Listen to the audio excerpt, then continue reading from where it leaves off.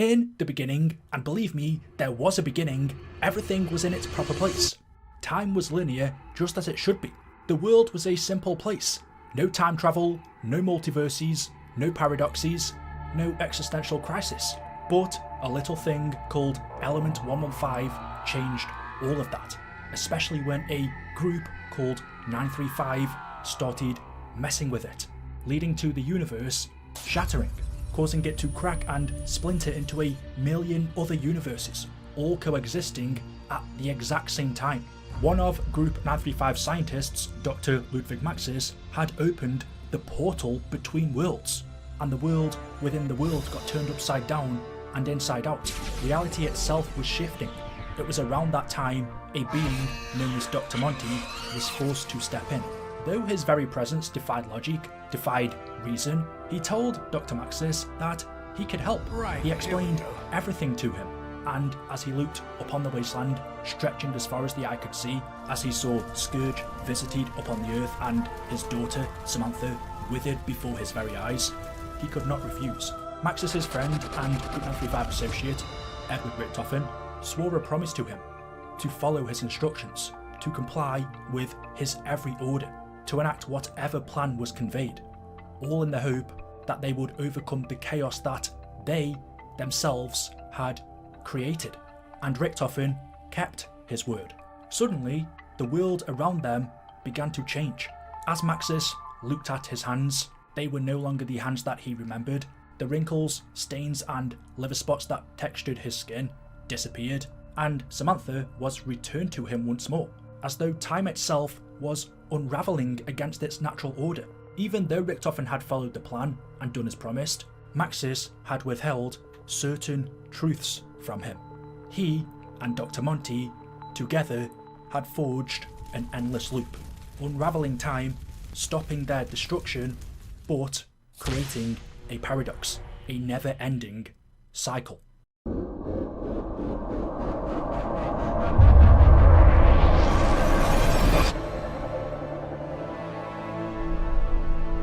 In the beginning of the cycle, the only thing to exist were the Aether, the fabric of reality, and the Keepers, a race of mythical creatures that originated from the Aether. Among them were two beings who would later be known by many names. One would be known as Dr. Monty, and the other as the Shadow Man. In time, the Keepers crafted the Summoning Key, a device that would allow them to manipulate the Aether. Now holding the power over reality itself, they used it to create Aether, the Aether's first physical manifestation, which they would make their home. A Keeper, remembered only as the first one, would continue to use the Summoning Key to create new dimensions and seed them with new life, and the Keepers would master the ability to travel between these dimensions. However, a small contingent of Keepers soon discovered a dimension opposite to Aether, known as the Dark Aether. They began to experiment with it, which corrupts and corrodes their souls.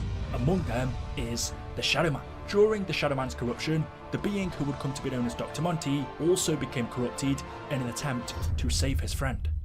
Using the power of the Dark Aether, the corrupted Keepers create the Aether Pyramid, a device capable of absolute power.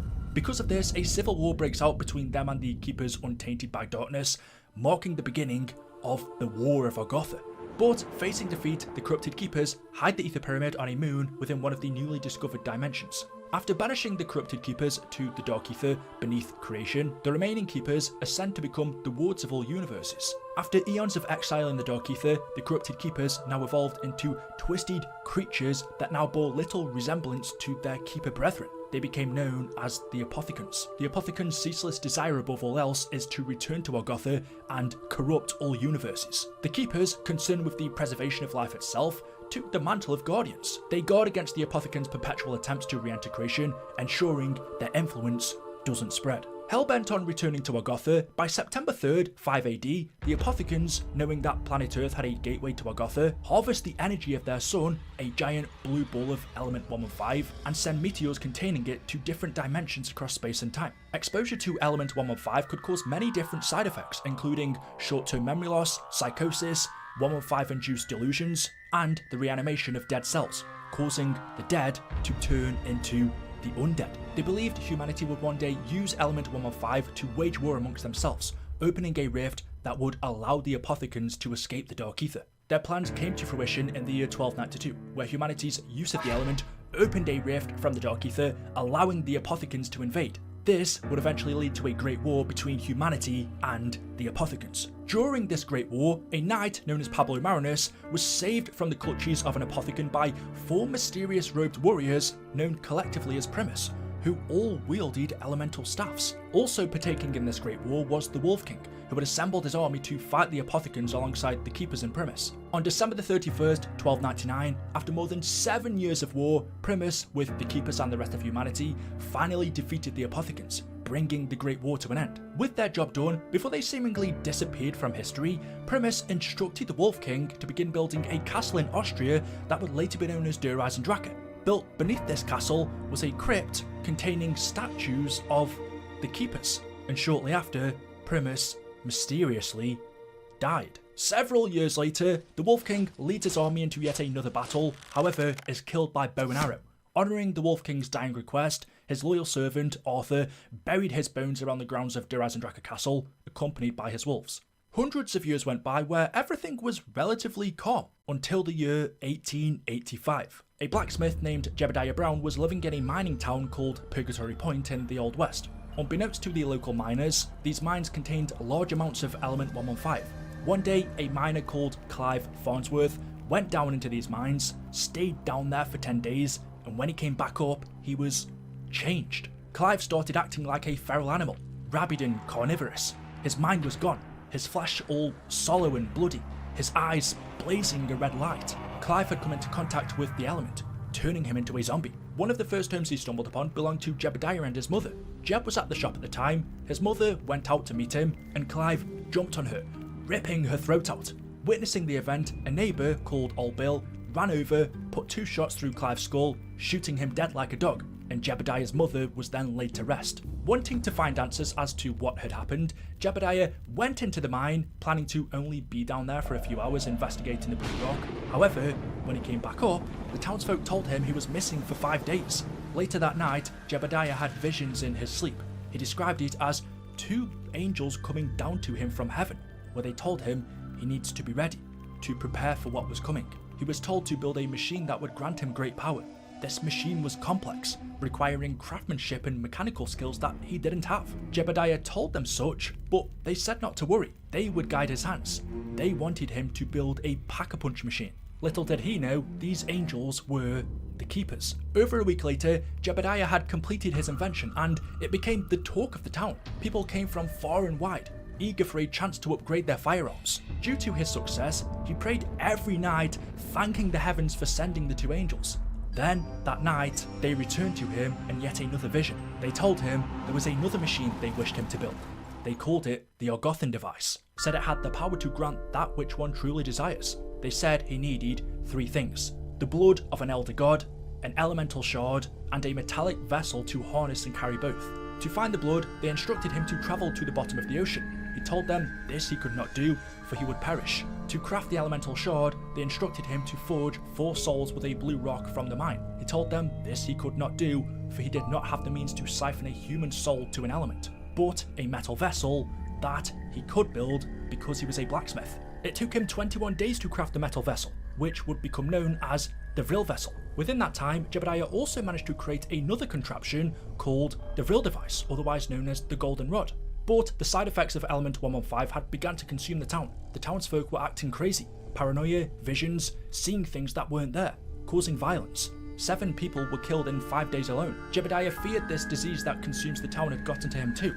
That night, he felt overcome with loss and grief, and so went to see his mother in the cemetery. Maybe it was the whiskey, maybe it was delirium, but he dug her up and took her into town. He took her dead body into his shop, where his pack-a-punch machine was kept, and feeling like something took control of his body, like a puppet on strings, he placed her into the machine, thinking it would somehow bring her back, but instead, she vanished. Still drunk, he stumbled home in a daze, but as he arrived, before his eyes, he sees an apparition, a spirit that looked just like his mother, only she now appeared younger. From then on, she would float around the house, protecting her manor and playing the piano. For one final time, that very same night, the angels came back to Jeb and told him the last thing he needs to do is upgrade the metal vessel he built using the machine. and on that next day, the 22nd of July 1885, he put the metal vessel in the pack-a-punch machine just as instructed, and the next thing he knew, it was as if all of the energy, all of the power of the world got sucked out of the air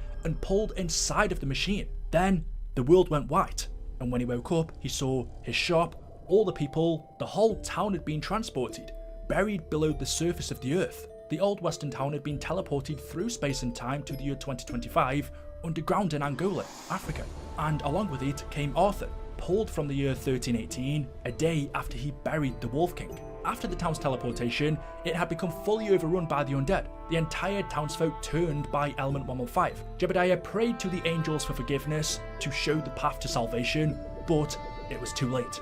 Zombies broke through the door of his home and killed him. As the Apothecans continued to send meteors of Element 115 to Earth from within the Dark Aether, on June the 30th, 1908, one crashes near the stony Tunguska River in Siberia. Over the next decade, more deposits of Element 115 were discovered around the world in places like Germany, Japan, and the United States of America. Over 20 years later, in 1931, after a large deposit of 115 was found in Breslau, Germany, a scientist by the name of Dr. Ludwig Maxis was sent to investigate. Upon doing so, he formed Group 935, an experimental organisation dedicated to the study of Element 115. Under the guise of an old weapons factory, he established a facility in Derice as his main base of operations. Maxis sought to use the newly discovered element to improve the human condition by developing advanced technologies. Hiring the best scientists around the world, Maxis tells them they represent the future of technological advancement and will be the pioneers of human discovery. The group swears to work in secrecy from their respective governments and to make sure this power did not fall into the wrong hands. During this time, Maxis suffers from the loss of his wife during childbirth, but his daughter is born. He names her Samantha. Now more determined than ever to fulfill his mission and improve humanity, he hires his friend, Dr. Edward Richtofen, who would later be known as Ultimis Richtofen. Richtofen agreed to join, but unbeknownst to Maxis, was secretly acting on behalf of the Illuminati's interests, a secret society that he had been a part of for over 10 years. After the Imperial Japanese Army discovered fragments of an Element 115 meteor in a swamp within Japanese territory, they create their own scientific research group called Division 9. They established the Rising Sun facility to study the element, with Division 9 overseeing the operations. By 1939, World War II had begun in Europe with Germany's invasion of Poland. Harnessing the powers of their newly found element, Maxis and Richtofen started working on their first teleportation experiments with a matter transference prototype. But the experiments were unsuccessful. The subjects they used were teleported, but their chemical composition was altered, leaving them catatonic and changed. Using Element 115, Maxis and Richtofen decided to resurrect one of the teleported corpses for the first time. Initially, it obeys their orders, but soon becomes rabid and attacks them, so they have no choice but to euthanize the test subject. Meanwhile, Richtofen also began the development of an experimental wonder weapon he calls the Wunderwaffe DG2. Needing more funding to continue their experiments though, Dr. Maxis is finally forced to turn to the Reichstag and the Nazi Party. They agree to the request, expressing interest in Group 935's weapon research, teleportation technology, and the reanimation of undead subjects to help the Axis win the war. Proceeding with their work, Dr. Richtofen and another Group 935 scientist, Dr. Schuster, continue experiments on teleportation and successfully teleported a walnut during their test trial 151. This result, however, failed to impress Maxis, who declared it a waste of time. He revealed to Richtofen that Group 935 would soon be funded by Nazi Germany. Richtofen, worried this would lead to mass defections, decided to continue the teleportation experiments with Schuster behind Maxis' back. In early 1940, Richtofen and Schuster conducted their first human teleportation test. Richtofen was so confident in its success that he volunteered himself. He stepped inside of the teleporter and was unexpectedly teleported to the moon, where he encountered the Aether Pyramid hidden there by the corrupted keepers. He called it the MPD. While inspecting the Moon Pyramid device, Richtofen was electrocuted and began hearing the many voices of corruption in his head, including the Shadowmans. The device then suddenly teleports him to Shangri, a lost temple hidden deep in the Himalayas, where he stumbles upon the natives. Bewildered by Richtofen's presence, they begin worshipping him, building an altar in his name. While exploring the area, Richtofen encounters the Focusing Stone, an Element 115 infused meteorite. Now corrupted by the Dark Aether, acting as the Shadowman's agent, he is gradually driven insane by an obsession to reach Argotha. After nearly a month's absence, Richtofen returns to Der to meet Schuster with a plan to build a base on the moon he called Griffin Station. Frustrated with Maxis' alignment with Germany, he renounces his involvement with the Illuminati and gathers other disgruntled Group 935 employees to join his cause, including top 935 scientist Dr. Groff. Several months later, Maxis contacts the Reichstag High Command requesting additional funding, stating that Der not only lacks the funding, but a significant volume of Element 115 as well. In response to his request, Nazi Germany built 2 new Group 935 facilities in Berlin. They were known as the Kino facility, a repurposed theatre, and the Asylum facility at the Wittenau Sanatorium. As per Germany's request, due to their alliance, the Imperial Japanese Army hands over the Rising Sun facility to Group 935, which then collaborated with Division 9. Group 935 also established a new facility in Siberia near the Tunguska River, as well as a research facility at Der Eisendrache Castle that they call Eagle's Nest. The castle's main purpose was to be the mission control facility for rocket launches. All the planning and monitoring of the moon missions happened here. The main banquet hall of the castle served as the mission control centre, and in the valley around the castle were the rocket launch facilities that would ferry equipment to Griffin Station on the moon. During the middle of the war in 1941, as Germany advanced into the Soviet Union, a Russian soldier's wife is killed. This soldier's name is Nikolai Belensky. In an effort to numb the pain, Nikolai increasingly turns to vodka. When drunk, he thought of imaginary wives that he never had and comments about them as if they were real, to hide the pain buried beneath his true self. Increasingly distracted by his work, Maxis notices that his daughter Samantha is lonely, and so, to cheer her up, he decides to get her a German Shepherd called Fluffy. Unexpectedly, the dog's expecting a litter. By February 1942, Griffin Station was finally completed. Richtofen appoints Dr. Groff as lead scientist and tasked him and Schuster to discover a way to power the MPD while Richtofen returns to Earth to continue the charade with Maxis. Meanwhile, at the Rising Sun facility with Division 9, Maxis develops a ray gun prototype while his associate, Dr. H. Porter, works on a second generation model. During the next 3 months, Richtofen sends soldiers to Africa on an exploration mission. When they return, Richtofen reports that they found a number of artifacts from an American town buried underground. Among the artifacts and documents recovered were pieces of the destroyed Pack-a-Punch machine built by Jebediah Brown. Richtofen gives the schematics to Dr. H. Porter to replicate Brown's work, meanwhile also discovering the Vril device, along with plans for the Argothan device and one of its pieces already built by Jebediah, the Vril vessel. Richtofen kept these plans for the Argothan device in his back pocket in case his main plan for reaching Argotha failed. Up on the moon at Griffin Station, Groff and Schuster unwittingly discovered how to charge the MPD. When Schuster kills a rat near the device, its death inexplicably began charging it by filling its tank. They reported their findings to Richtofen, who began sending soldiers and scientists to be sacrificed, their souls used to charge the MPD. A couple of months later, by the end of 1942, an Imperial Japanese soldier called Takeo Masaki is dispatched by the Emperor to oversee the work of Group 935 and Division 9 at the Rising Sun facility. When he arrived, Takeo reported to the Emperor that the work being done at the Rising Sun facility was unacceptable. Meanwhile, in Russia, Nikolai Belensky's brother and sister are killed during the Battle of Stalingrad. Back at Der, Group 935 begins to come up with Element 115 based elixirs. Richtofen shares his recipes with Griffin Station, where they develop Mule Kick, which would allow them to carry 3 weapons. Richtofen also decides he's going to create a toy monkey with explosive strap to eat and give it to Samantha. However, she luckily never ended up playing with it. He called this device the Monkey Bomb.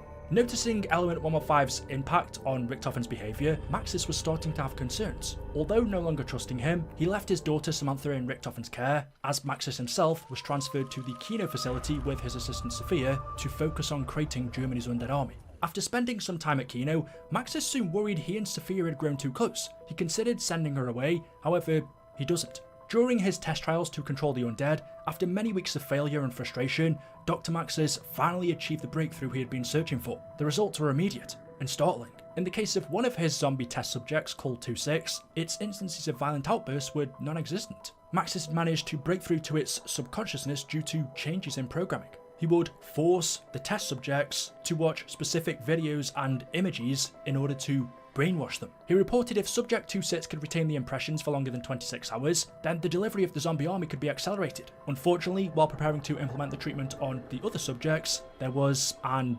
incident. During the morning's test trials, the fire alarm in the test facility began to ring. The flashing lights and loud noises broke Subject 2-6's programming, causing it to attack its handler. Sadly, this led to Subject 2-6 and its handler being destroyed. Maxis initially believed 2-6 only attacked the handler, but he did not know that Sophia was attacked as well, and she soon began to observe a developing pattern of high fevers and cold sweats. her thoughts became erratic, and it wasn't long until Maxis noticed what had truly happened. Dr. Maxis called Sophia into his office for questioning. He sits her down, insisting she drinks some tea, asking her to show him her arm. However, she refuses. Seeing that she was worried, Maxis calms her down and tells Sophia that he would never hurt her, but suddenly Sophia begins to choke and cough before dropping her cup and falling to the ground. Maxis reassures her that everything he is about to do is for her own good. When she regains consciousness, everything to her is dark. Maxis reveals to her that he's transferred her brain into a machine called the Strategic Operations Planning Heuristic Intelligence Analyzer, otherwise known as Sophia, in order to keep her alive, saving her from turning into a zombie the only way he knew how. With it setting in that she is now trapped in a robotic body, Sophia starts crying. While all of this was going on, Group 935 hired a new scientist by the name of Dr. Harvey Yeaner, who, unbeknownst to them, was acting as a spy for the Americans. In order to ramp up their experimentation, Group 935 began to capture multiple prisoners of war.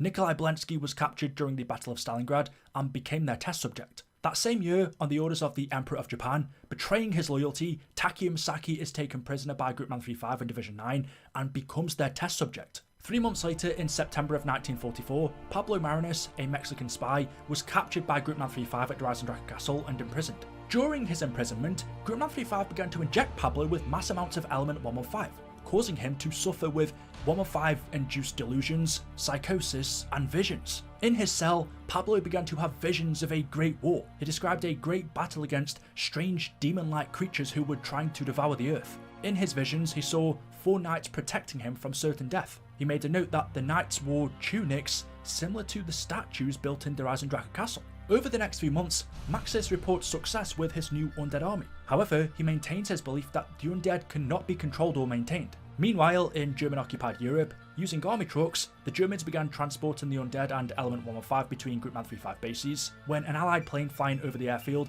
malfunctions and crashes into the trucks, causing an outbreak in the area. 4 United States Marines who survive the crash hold out against these zombies for as long as they can in a nearby building, but are eventually overrun and killed. Shortly after, an OSS spy called Peter McCain was sent to infiltrate Group 935 as a research assistant based out of Munich. He started working at the Dries facility on June the 17th, 1945. Meanwhile, up on the moon, at Griffin Station, Dr. Groff and Schuster had developed a new wonder weapon that they called the Wave Gun.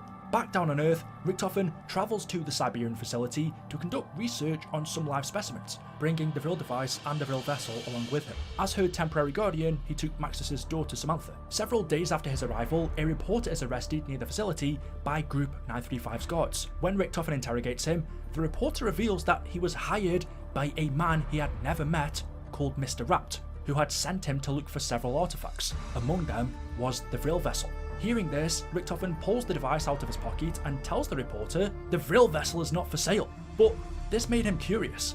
Richtofen questioned how this Mr. Rapt knew he would bring the Vril vessel with him, especially when he had only just arrived at the facility. The reporter tells Richtofen that he doesn't know, but that if he failed to retrieve the artifact or died, it'll be okay. Mr. Rapt said to him he'd reach out to him all over the multiverse and that some other him out there would have better luck. Richtofen dismissed his statement, refused to give him the vessel, and ordered the guards to kill him. Group 935 then began to transfer their 3 captured test subjects, Nikolai Blensky, Pablo Marinas, and Takeo Misaki, for Richtofen to experiment on in Siberia. CIA handler Cornelius Purnell confirms that Peter McCain had successfully infiltrated Group 935 and had been transferred from Dries to the asylum facility. While there, Cornelius suspects that Group 935 are beginning to lose control of their experiments and sends in a Marine recon team composed of Smokey, John Banana, Paxton Gunner Ridge, and Tank Dempsey to extract Peter, but he is outed as a spy the next day and captured by Group 935. When the Nikolai, Pablo, and Takeo test subjects finally arrived at the Siberian facility, Richtofen immediately began to experiment on them. He reports progress on unlocking the human mind, knowing if Germany hopes to continue their way, they need an undead army willing to obey orders. He also notes there's been further interest in the Super Soldat program, considered of high interest to the German Chancellor, and so he begins a cloning process. In their human infusion projects, they create mutants with supernatural abilities. Some of their clones could climb 75% faster because they had hands for feet, others had spikes for arms for combat and could lift 400 pounds, others had their limbs relocated, with an arm replacing their head and their face sewn onto their abdomen, giving them suboptimal calorie absorption. However, all of these Group 935 clones had failures, such as having 2 heads, but only 1 brain.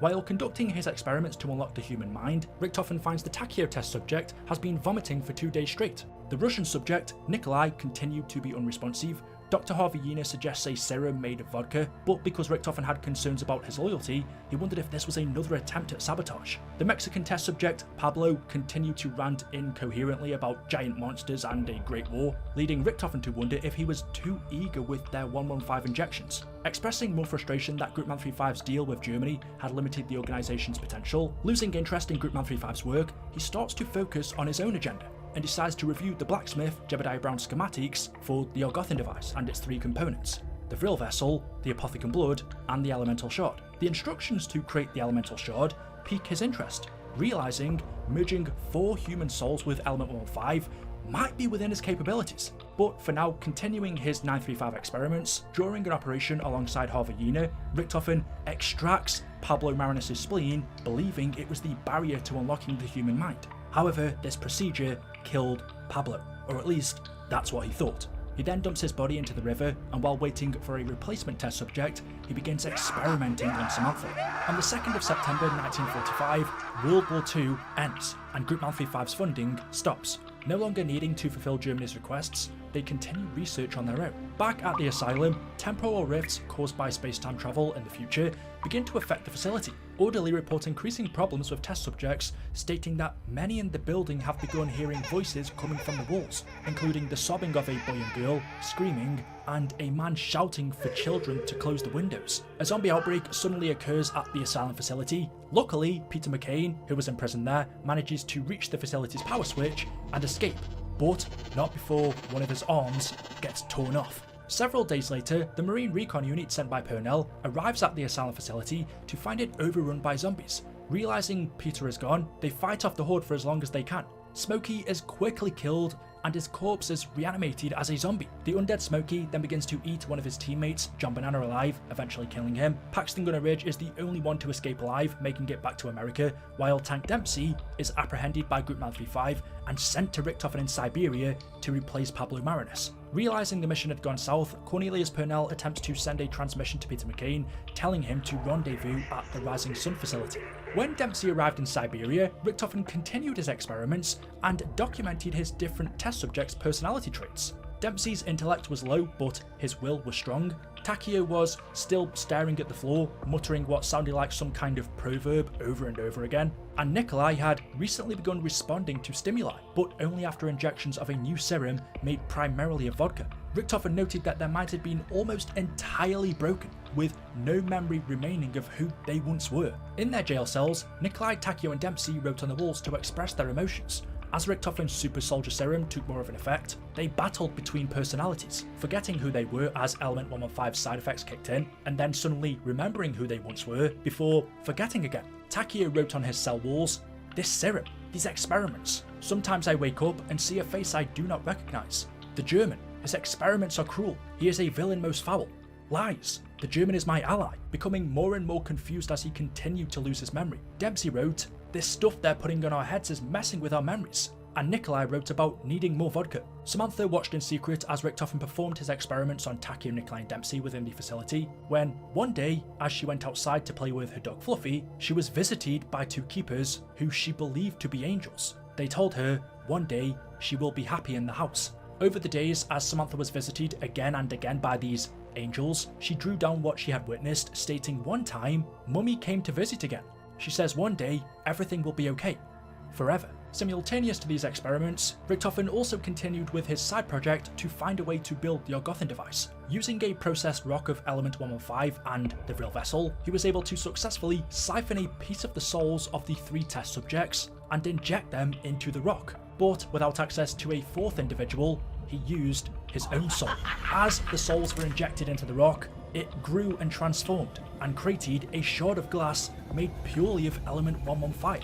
Unbeknownst to Richtofen, by forging their souls to the element 115, he had bound his soul and the ones from Nikolai Belensky, Takio Masaki and Tank Dempsey to the Aether across all dimensions. All their different versions of them that existed across each and every dimension were now connected to the Aether through time and space. now that Richtofen had the real vessel and the elemental shard, all he needed was the apothecant blood, and the Argothan device would be complete. Unfortunately, before Richtofen could finish his work, Harveyena betrays him and reports him to Dr. Maxis on the grounds of using Group 935 resources to work on personal projects, threatening the employees, including himself, and showing 115-induced delusions. As a result, Dr. Maxis ordered the elemental shard to be sent to Division 9, where they are better equipped to study it appropriately. Richtofen is told to cease experimentation on the test subjects, put them on ice, and return with them to Derice and meet with Dr. Maxis to discuss his dedication to the cause. Harveyena also informs Richtofen that mass production on his Wunderwaffe DG2 was cancelled. Richtofen blames all of this on Yena, accusing him of being a spy just like Peter McCain, and intentionally sowing discontent, trying to destroy the group from within, but Yena insisted it's his paranoia talking and prolonged exposure to Element 115. After all of this, Richtofen starts plotting to destroy Maxis and his daughter, vowing he would no longer continue work on Maxis's undead army.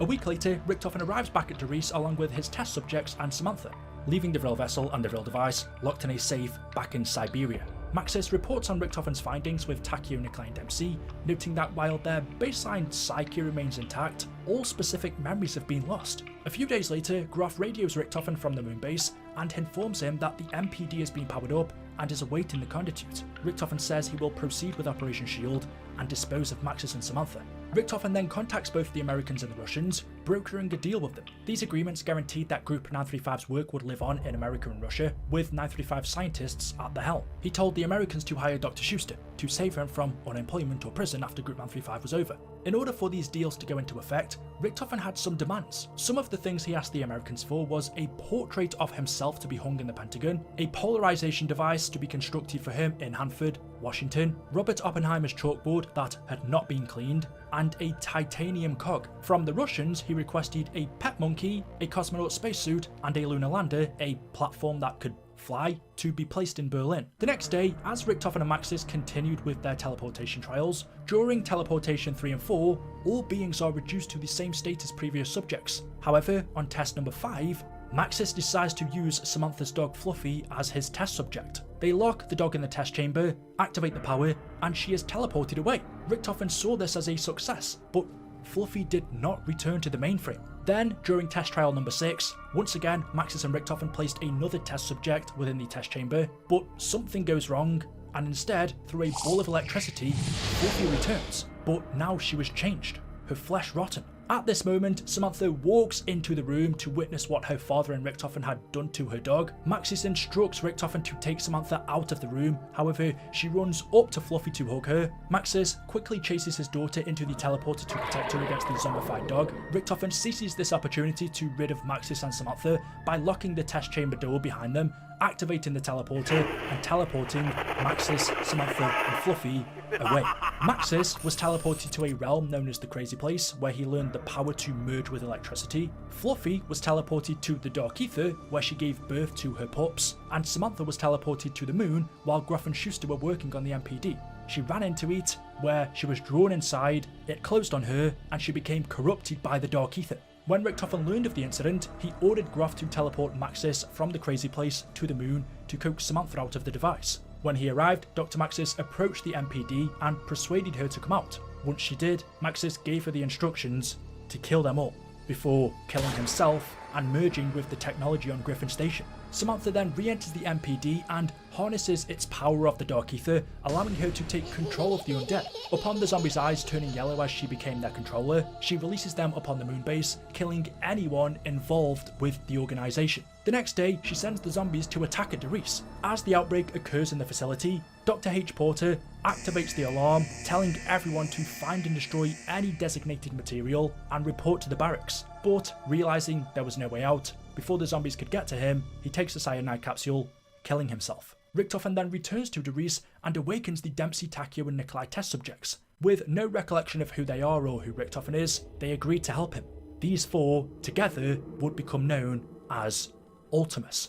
Several days later, Peter McCain arrives at the Rising Sun facility after being told to rendezvous here by his handler Cornelius Purnell. Flying over the facility, he jumps out of his plane, however, his parachute gets caught in the rafters of the building. He dies shortly after.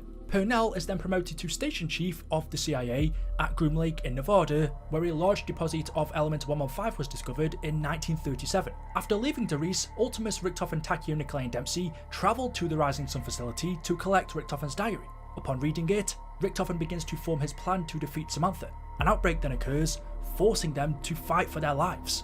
A week later, they return to Doris, where Ultimis Richtofen planned to use the teleporter to return to the moon and confront Samantha. However, as they're battling against the zombies, they step into the teleporter, fire the Wunderwaffe DG2, which overloads the teleporter and sends Ultimis through space and time to the Kino facility in the year 1963, causing Richtofen to drop his diary. This marked the first time Ultimis travelled across space and time, and resulted in temporal rifts occurring across all dimensions. In light of these developments, Dr. Monty felt obligated to step in and began to make changes in the background throughout time. He provided nudges to Group 935, helping them invent perk machines. They created 4 medicinal beverages known as Juggernog, Quick Revive, Speed Cola and Double Tap. Dr. Monty provided chalk drawings of guns on walls, mystery weapon boxes, magical power-ups, gumball machines, and even began to draw events and pictures of their timeline. On November 5th, 1945, following the outbreaks, Group 935 was disbanded.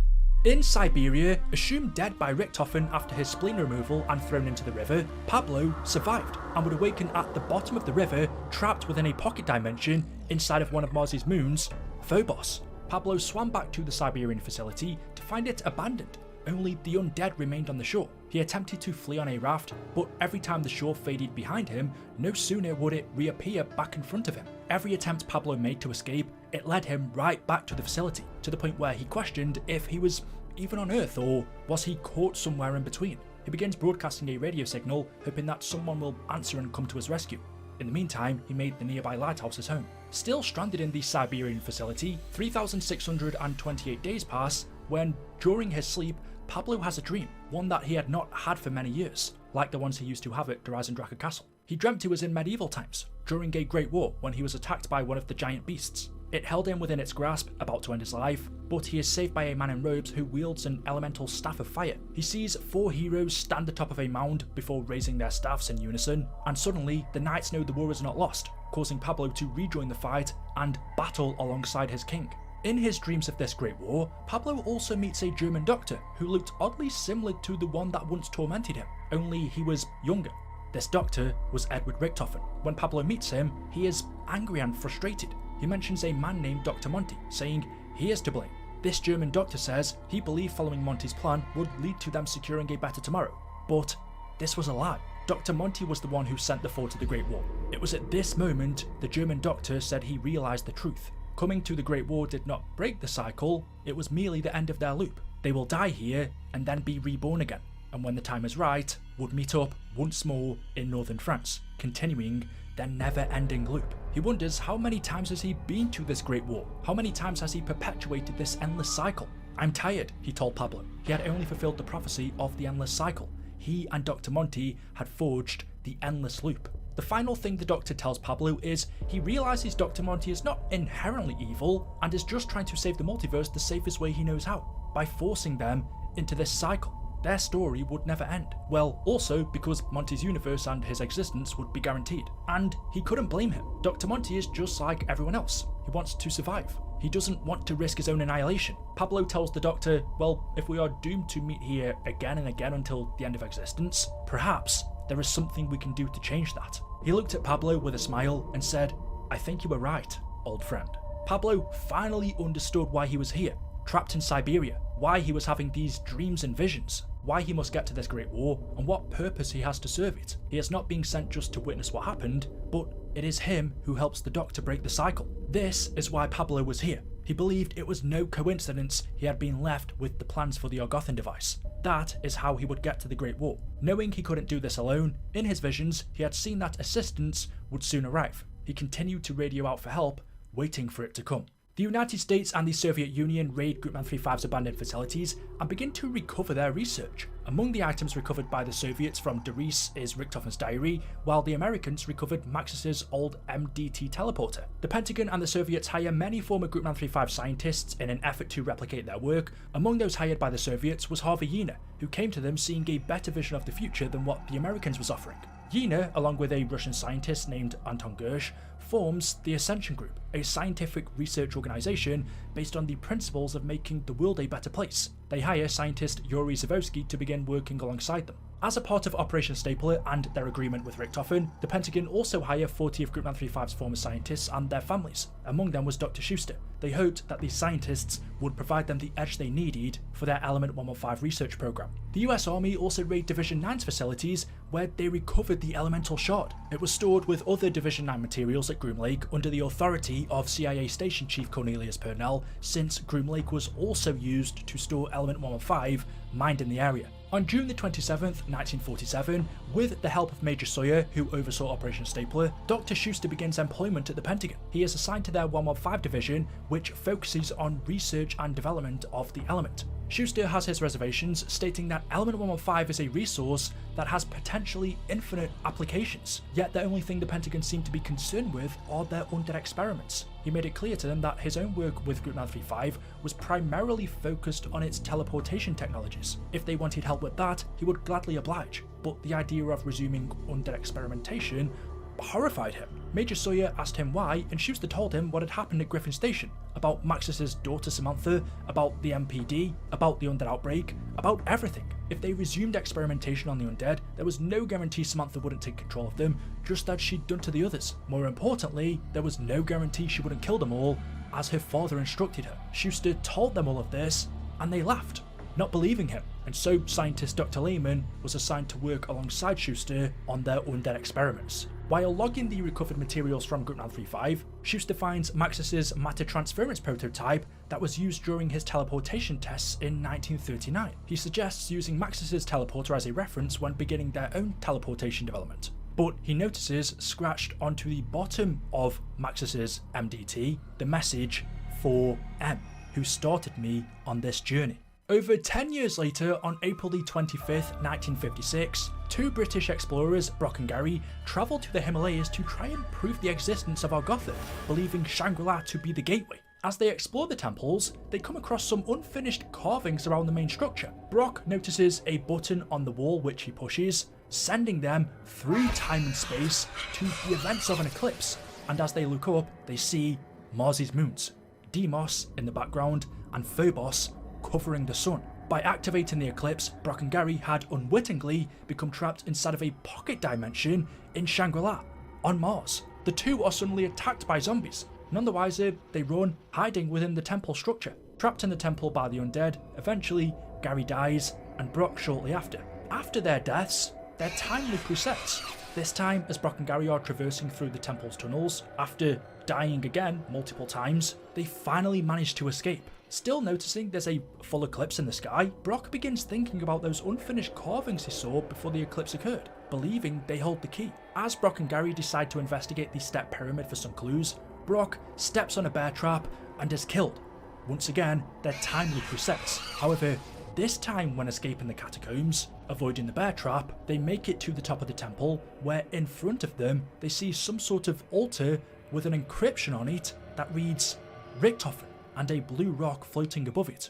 As Brock attempts to remove it, their time loop resets again, taking them back to the moment they arrived in Shangri-La. The two were trapped in a never-ending loop. A few months later, Major Sawyer became Colonel and joined the Department of Defense, receiving news from inside that the Ascension Group had successfully completed work on a functional matter transference device, and that Richtofen also made a deal with the Soviets in 1945, playing both sides. He decides to up their efforts. He orders the Pentagon to construct their own prototype teleporter and commence experimentation. Meanwhile, they begin development on their own wonder weapons, building their own version of the Wunderwaffe DG2 and the Winter's Howl, a weapon that fired blasts of ice. In 1958, Dr. Gersh and Harvey Yina pick up a radio transmission near one of Group 935's abandoned facilities in Siberia. They send a recon unit to check it out and discover a survivor has been living there since the end of the war.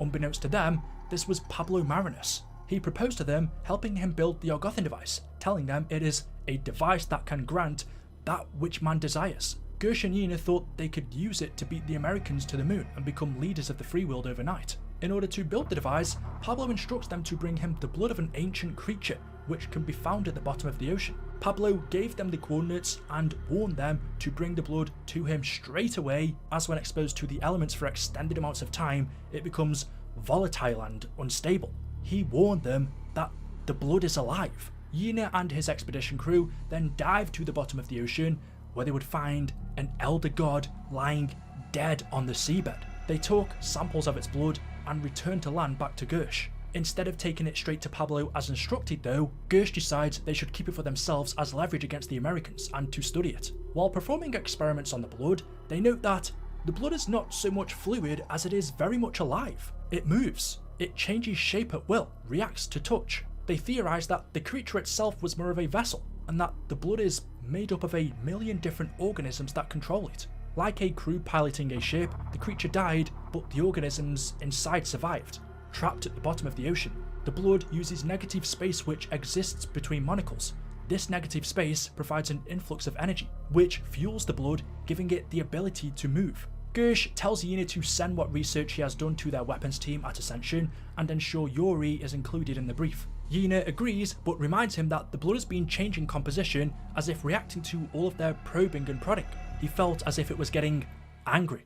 Back in the USA, by 1961, Schuster was working both on the undead experiments and establishing a teleporter link between the Pentagon in Virginia and Groom Lake in Nevada. By June, after several successful trials using a walnut, Schuster volunteered himself. The first stable teleporter link was established using a teleporter signal amplifier that Schuster constructed. After this success, he was then tasked to establish a link between the Groom Lake teleporter and Griffin Station on the moon, a task of the highest priority, as the US believed the Soviets knew about Griffin Station and achieved teleportation 2 years before them.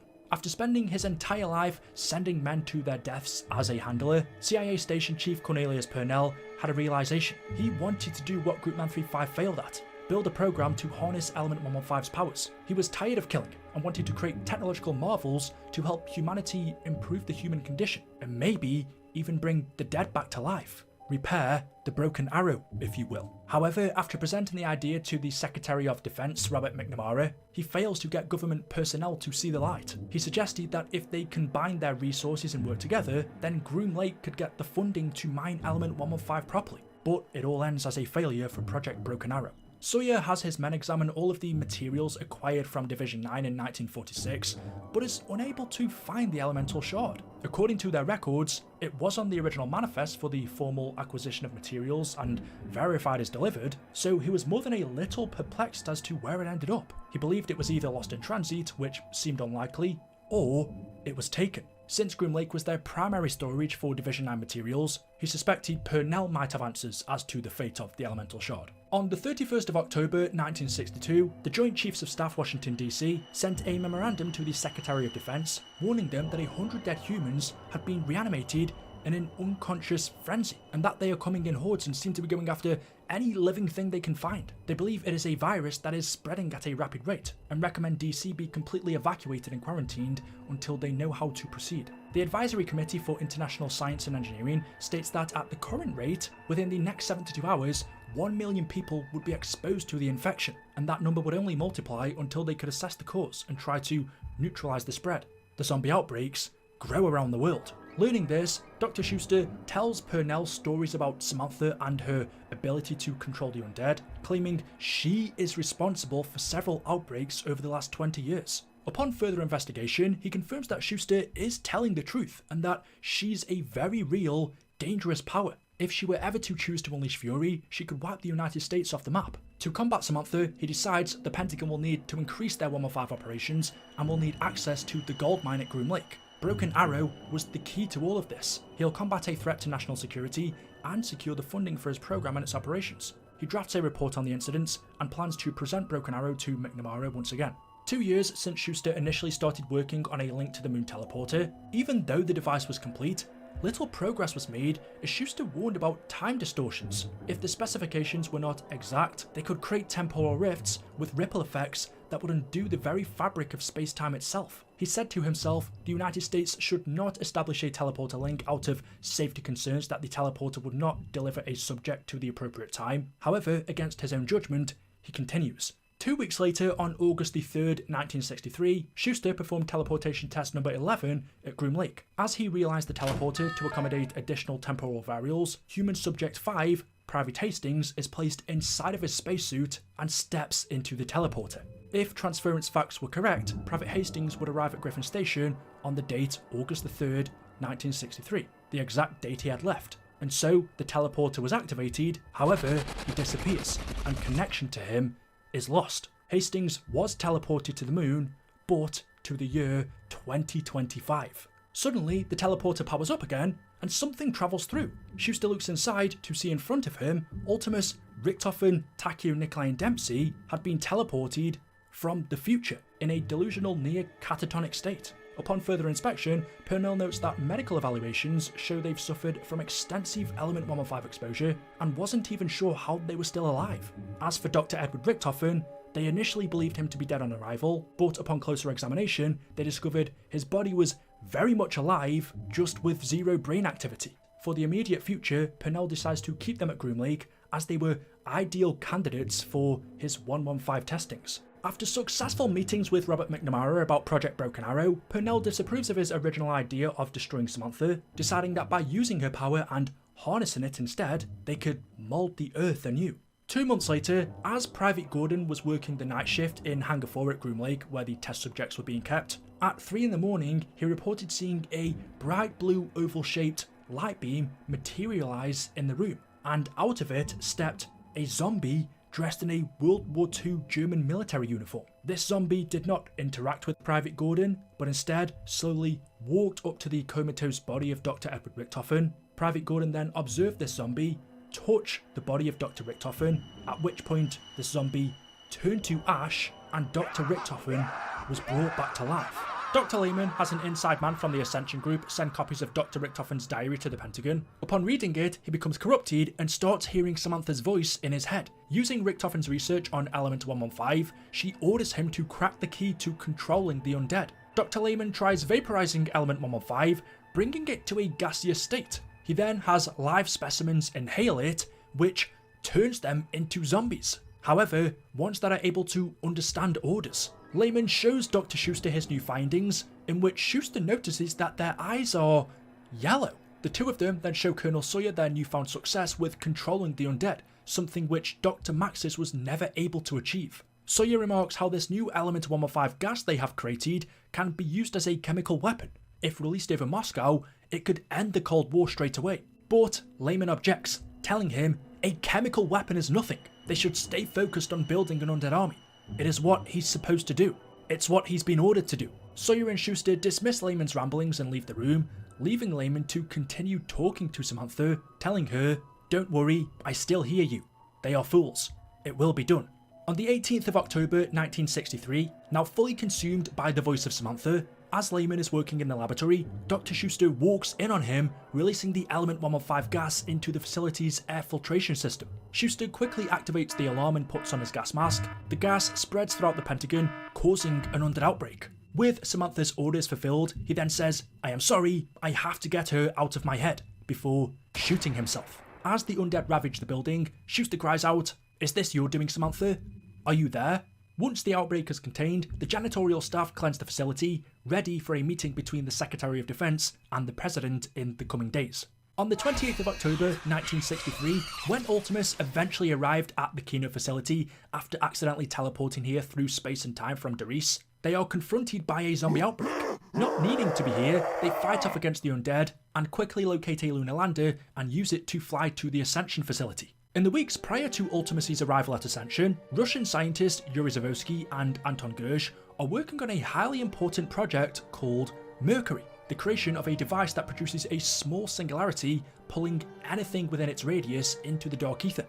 During development, Yuri proves incapable of handling Project Mercury and so is transferred to the AT-64A experiments rocket research, injecting primates with the apothecary blood. The blood gives them rejuvenation abilities, making them more powerful and stronger. The trade-off is that they become more angry, hostile, even violent in some cases. Injection of this blood would allow the monkeys to survive spaceflight. Believing this kind of work was below him, frustrated, he begins to notice children's toys appearing around the facility.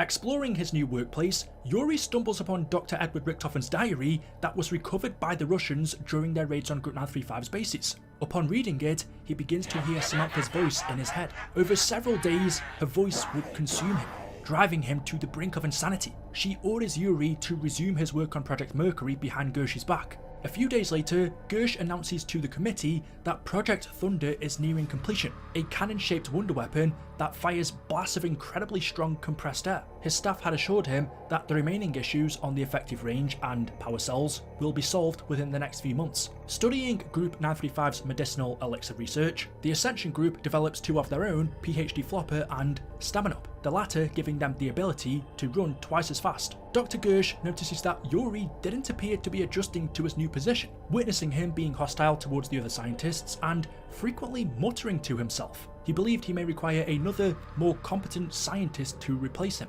No longer able to endure the voice in his head, Yuri obeys Samantha's final wishes. He convinces Gersh to come down into the Project Mercury lab, where he tricks Gersh into activating the Gersh device, which creates a rift that absorbs him, destroying his body and trapping him inside of the Casimir mechanism. Samantha also orders Yuri to enter the rift, where he is absorbed and transported to the Pentagon, allowing Samantha to travel through. Knowing Richtofen's grand scheme and that he would arrive here shortly after teleporting back in time from the future, she then told Yuri to unleash the undead upon the facility, but as he went to attack them, she stopped him and held him off, sending him through another rift, where shortly after Ultimis would leave the Pentagon, leaving the Americans to clean up the building, just in time before the meeting between JFK, McNamara, Castro and Nixon. Back to Ultimis in the current time, when they arrive at the Soviet Cosmodrome a day later on November 6, 1963, they found the outbreak had already occurred, and Gersh begged them to free him from the Casimir mechanism. At the exact same time, in the Pentagon, John F. Kennedy, Robert McNamara and Richard Nixon meet with Fidel Castro in the aftermath of the Cuban Missile Crisis to discuss a future alliance between the United States and Cuba to fight Samantha. Yuri then unleashes another undead outbreak on the building, but this time attacks them. As they break through to the war room, JFK opens up his weapons cabinet as they gear up to fight off against the undead and Yuri, who attempts to thwart their survival. Back at the Ascension facility, Ultimus eventually free Gersh from the Casimir mechanism. Richtofen recovers his diary and learns that they need the real device from the Siberian facility for his plan. Maintaining his ethereal form, Gersh sends them into a rift to their next destination before beginning his travels across space and time. With the departure of Ultimus, both outbreaks at the Soviet Cosmodrome and the Pentagon were contained, and Yuri was arrested. JFK, McNamara, Nixon and Castro all survived. In an effort to avoid another undead outbreak, the US government approves of Purnell's Broken Arrow program, establishing several facilities across the country. The Groom Lake program is folded into Broken Arrow, as well as the Hanford project in Washington. As a part of their robotics program, the Pentagon create a prototype robot bus driver for the purpose of transporting Broken Arrow employees around the Hanford campus. They call this robot Ted. Even though it wasn't officially ready for operations due to it being programmed incorrectly, kicking employees off the bus, skipping stops and using explicit language, they approved Ted to begin work, driving between Broken Arrow facilities. After the attack at the Ascension facility, Harvey Yena announces to his staff that all personnel are dead, with the exceptions of Dr. Gersh and Yuri Zavosky, who were both reported missing. As one of the founding members of the organisation, Yena suggests the committee act quickly in finding suitable replacements due to the Americans' Broken Arrow program growing stronger. Because of this tragedy, Yena finally decides it's best to bring the Apothecon blood back to Pablo Marinus in Siberia as originally promised, so that he could construct the Orgothan device. He proposed to take a small crew on a ship to deliver the blood, hoping with the Orgothan device in Soviet hands, it would not only end the Cold War, but bring humanity together to create a better world.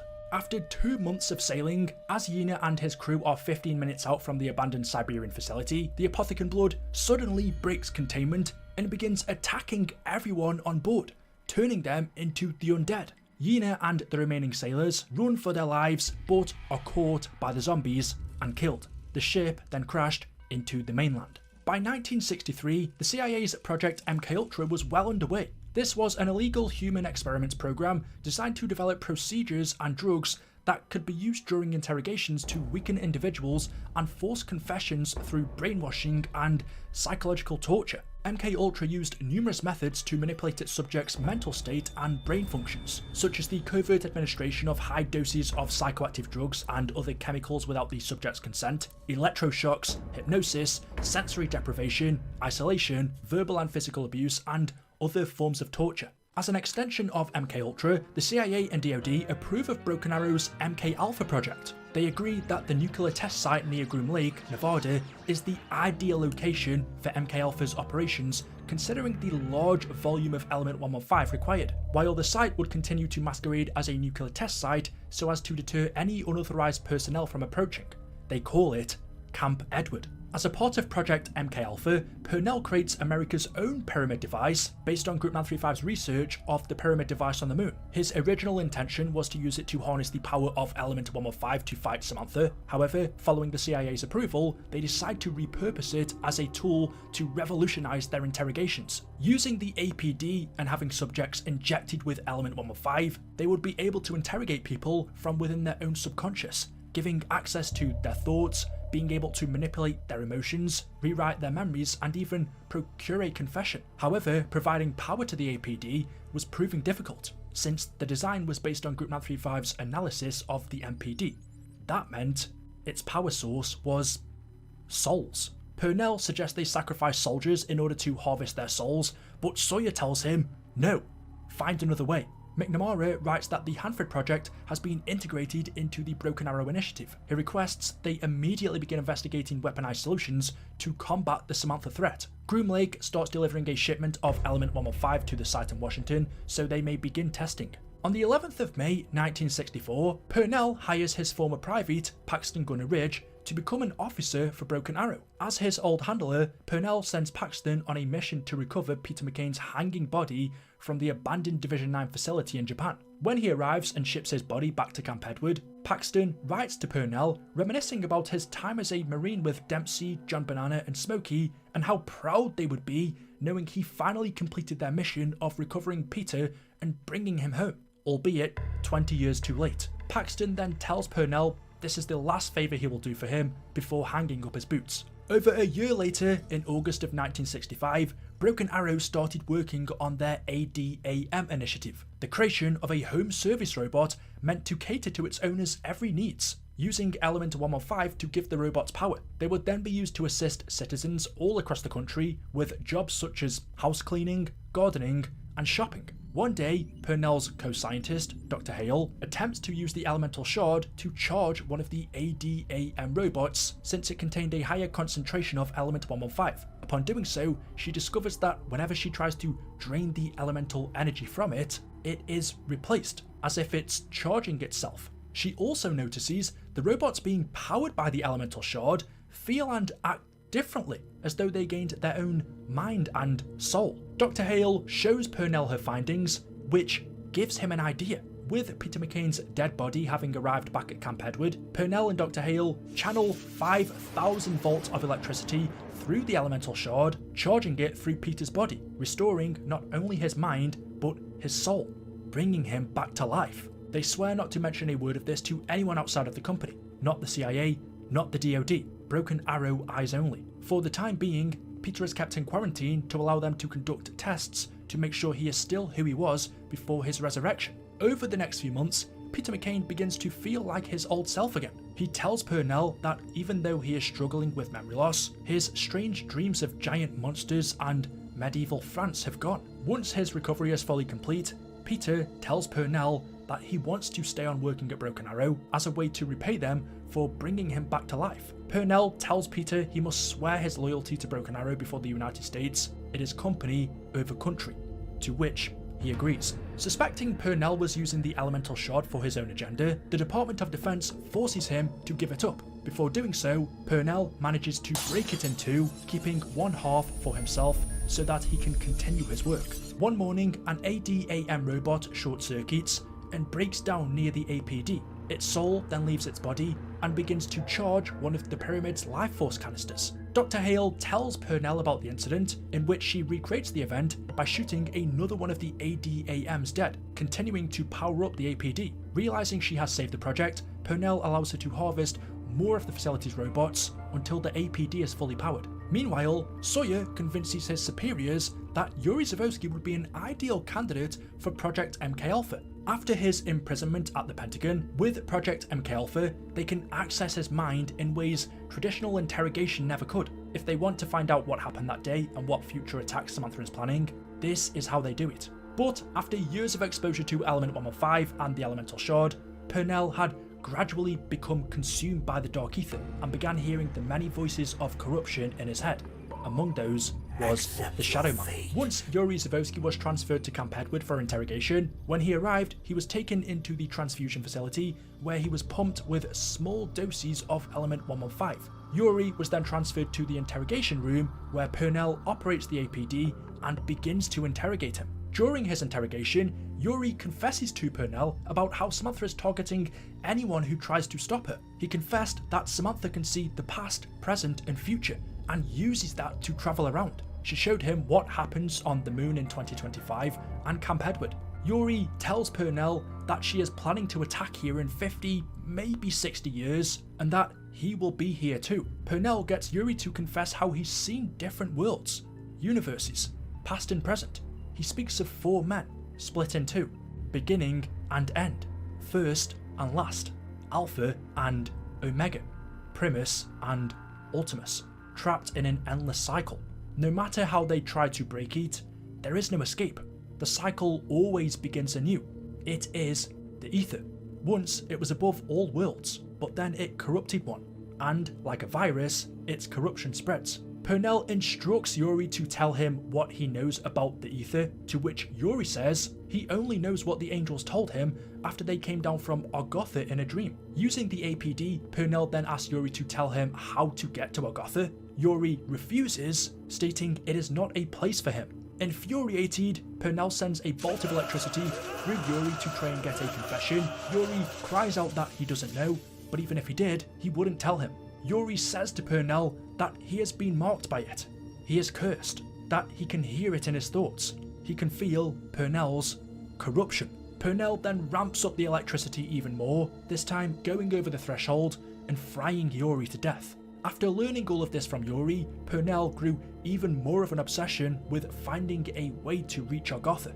Purnell and one of his officers, Reese, then create Rushmore, a learning computation machine that is the first of its kind. Described as artificial life, Rushmore would take on responsibilities intended to ensure the facility's various operations stay on track. Peter McCain reports that with the success of the ADAM initiative as home service robots, the government wants to expand the program into Project Toy Soldier, repurposing some of the ADAMs as fully functional military robots. Considering the current scope of ADAM's abilities, the upgrades required for this modification wouldn't take much time. A month later, during one September night, Purnell has 2 dreams. The first was of his mother.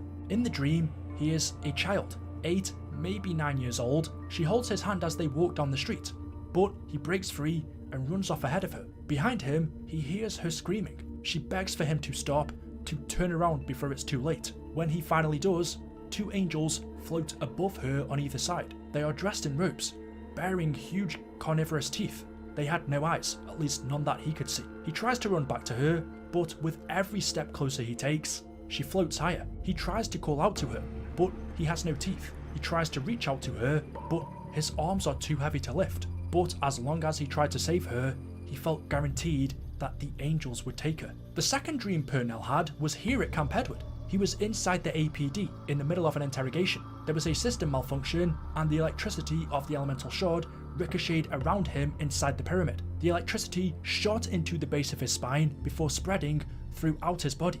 It shot through his arms and out of his hands, through his legs and out of his feet, up his spine and out of his mouth. Unknowingly, he was seeing a vision of his future. Then he hears the voices, but they are not in his dreams. They are the ones always present, always lingering in his mind. These voices had clung to him since he was first introduced to the Aether. They had dug a deep hole into his dream and propagated, observers of the nightmare which unfolded within his mind. They whispered words that soothed his soul. He was safe. He was secure. If he wished to reach Argotha, this was what he must do. The path to reach Ascension. Purnell knew he wasn't the first of his kind. Others came before him, many driven mad by the same urge. They all failed, but he wanted to be different. They believed their human form would cross the bridge to the higher plane. They believed their mortal bodies were worthy of entering Aether. They were wrong. Fully corrupted by the Dark Aether and consumed with his obsession of reaching Aether, Purnell attempts to find a gateway through. He believes his dreams where he was able to merge with the Aether might be the answer. On August 3rd, 1967, Dr. Hale and Purnell conducted test number 1. Purnell secures himself inside of the APD and they begin the transfer. An electrical current is pulled from the elemental shard and floods the APD. Purnell starts screaming from inside, and so Dr. Hale quickly ends the test and opens the door. When she asks Purnell if he's alright, he replies, "Better than alright, my dear. Run it again." A couple of weeks later, Officer Weiss walks in on Purnell and Dr. Hale's experiments and reports them to Peter McCain for unauthorised use of the APD. Having also noticed Purnell's erratic behaviour, Peter decides to inform General Sawyer, leaving the Department of Defense to decide his fate. Learning that Peter had betrayed him after swearing an oath to Broken Arrow over the country, Purnell spikes Peter's tea, which knocks him out, and then has his men throw him into solitary. With Peter now out of the way, Purnell and Dr. Hale continue on with their plans. Conducting Elemental Shard Test 54, Purnell steps inside of the APD and it's powered on. Suddenly, Sawyer walks into the room and orders his privates to shut down the machine, claiming that Purnell has betrayed his country and is considered an enemy of the state. As they go to pull the switch, a power cut occurs across the whole facility, causing Rushmore to shut down. The electricity of the elemental shard then begins to ricochet inside of the pyramid, shooting into the base of Purnell's spine before spreading throughout his body. The door to the APD then opens to reveal Purnell had transformed into an electrical entity known as Avogadro. Sawyer quickly radios for reinforcements, but Avogadro takes control of the facility's power, releasing Nova 6 gas and ordering the ADAM robots to attack, killing everyone at Camp Edward. Soon after, reinforcements arrive and manage to contain the outbreak, locking Avogadro back inside of the APD along with half of the elemental shard. As a safety measure, they rig a nuclear bomb above the facility. If he were to ever escape again, it would detonate. The facility was powered down and the robotics program was discontinued. A few years later, not knowing about the first half of the elemental shard at Camp Edward, the Department of Defense gave the second half of the shard back to Broken Arrow.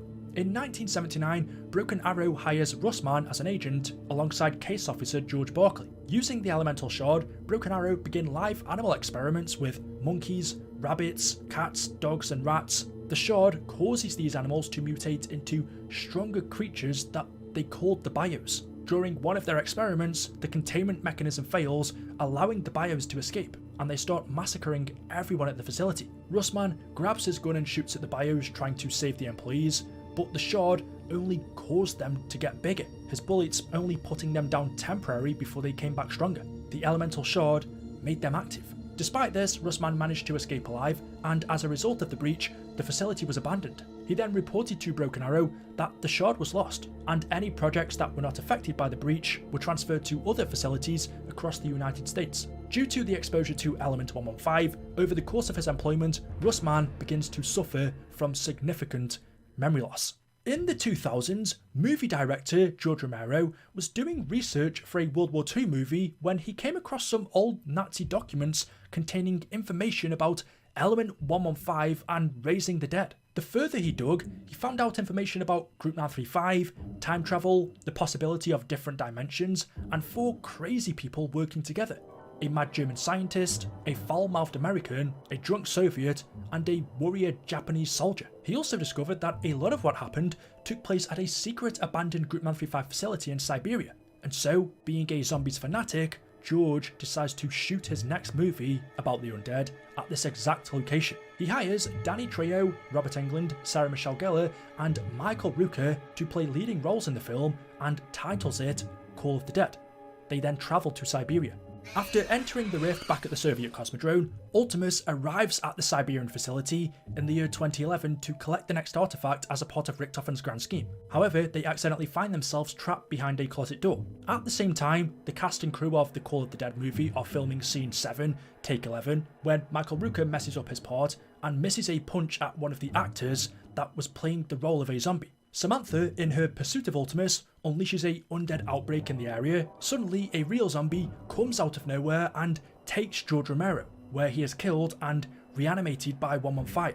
Realising none of this is part of the script and they are being attacked by real zombies, Danny Trio, Robert Englund, Sarah Michelle Gellar and Michael Rooker team up as they fight for their survival against the zombies and an undead George Romero. While traversing the facility, they come across Ultimis, Richtofen, Takeo, Nikolai and Dempsey locked behind the closet door. Richtofen asks them for their help in finding the Vril device. They agree, eventually retrieve the device from the facility and give it to Richtofen. Ultimis then teleports away to their next location, leaving the Call of the Dead cast to die. 6 weeks later, George Romero's assistant, Sally, begins to search for her boss following his disappearance along with the rest of the cast and crew. She starts going through his research and discovers he was investigating an organisation called Group Man 35 and their work on raising the undead, teleportation, along with many other shady things. As she continued to look into it, she eventually came across details pertaining to 2 guys named Brock and Gary, looking for Aether. Sally travels to their last known location, the Himalayas, where she comes across the Shangri temple. Suddenly, the sky goes black, she looks up and there's an eclipse, which sends her back in time to April the 25th, 1956. Trapped in the same time loop as Brock and Gary. She begins being chased by the undead and is killed multiple times, but every time the loop resets, bringing her back to the moment she arrived here. After teleporting from Siberia, Ultimis arrived in Shangri-La on that very same day, April the 25th, 1956, to acquire the final piece needed for Richtofen's grand scheme, the focusing stone. Ultimis pushed a button on one of the walls to activate an eclipse, sending them back in time, where a giant meteor of element 115 comes crashing into the temple. With the help of Brock and Gary, who are trapped in a time loop, they acquire a mysterious weapon called the 31-79 JGB215, which they use to shrink the meteor, causing it to fall behind a wall. Unable to reach it, they pass Brock and Gary a stick of dynamite and blow the wall up. Ultimis then leaves the eclipse, travelling back to the present and acquire the condensed 115 meteor, or as he calls it, the focusing stone, which is left floating above an altar. Now having collected everything he needs, Ultimis Richtofen, along with Ultimis, Nikolai, Takeo and Dempsey, then attempt to teleport to the moon to finally confront Samantha. However, while teleporting, Dempsey fires the 31-79 JGB215, overloading it and sending them to the Pentagon instead on November the 5th, 1963, a day before the meeting between JFK, Robert McNamara, Fidel Castro and Richard Nixon. They fight the undead before using the teleporter at Groom Lake to travel to the moon. On July 6, 2025, George Barclay and Russman travel to Camp Edward, tasked with transferring a sample of Avogadro residing in the APD to the Broken Arrow facility in Hanford, Washington. When they arrive, they notice that the facility has been relatively well maintained considering it's been abandoned since 1968. Russman tells George the ADAM robots have been keeping up the facility ever since everyone left, turning it into a robototropolis. However, when someone is watching, they remain perfectly still. Russman says to Barclay, as long as they mind their own business, they'll be fine. The two make their way to the APD, where they find Avogadro still contained inside of it. Russman activates a switch and transfers a piece of him to Hanford, stating that they have been interested in the entity for some time now and want to pursue further scientific endeavours with it. Before leaving the facility, Russman asks Barclay if he's seen an elemental shard anywhere, suspecting Purnell might have kept a piece for himself in the 60s. Unbeknownst to him, it was locked inside of the APD with Avogadro. Achieving what they came here to do, Barclay then tells Russman he will be leaving Broken Arrow at the end of the month to work for the CDC before they head back home. A couple of days later at the Hanford site, experimenting with the sample of the entity, Broken Arrow accidentally creates another version of Avogadro, but before he can do any damage, they contain him inside of a generator.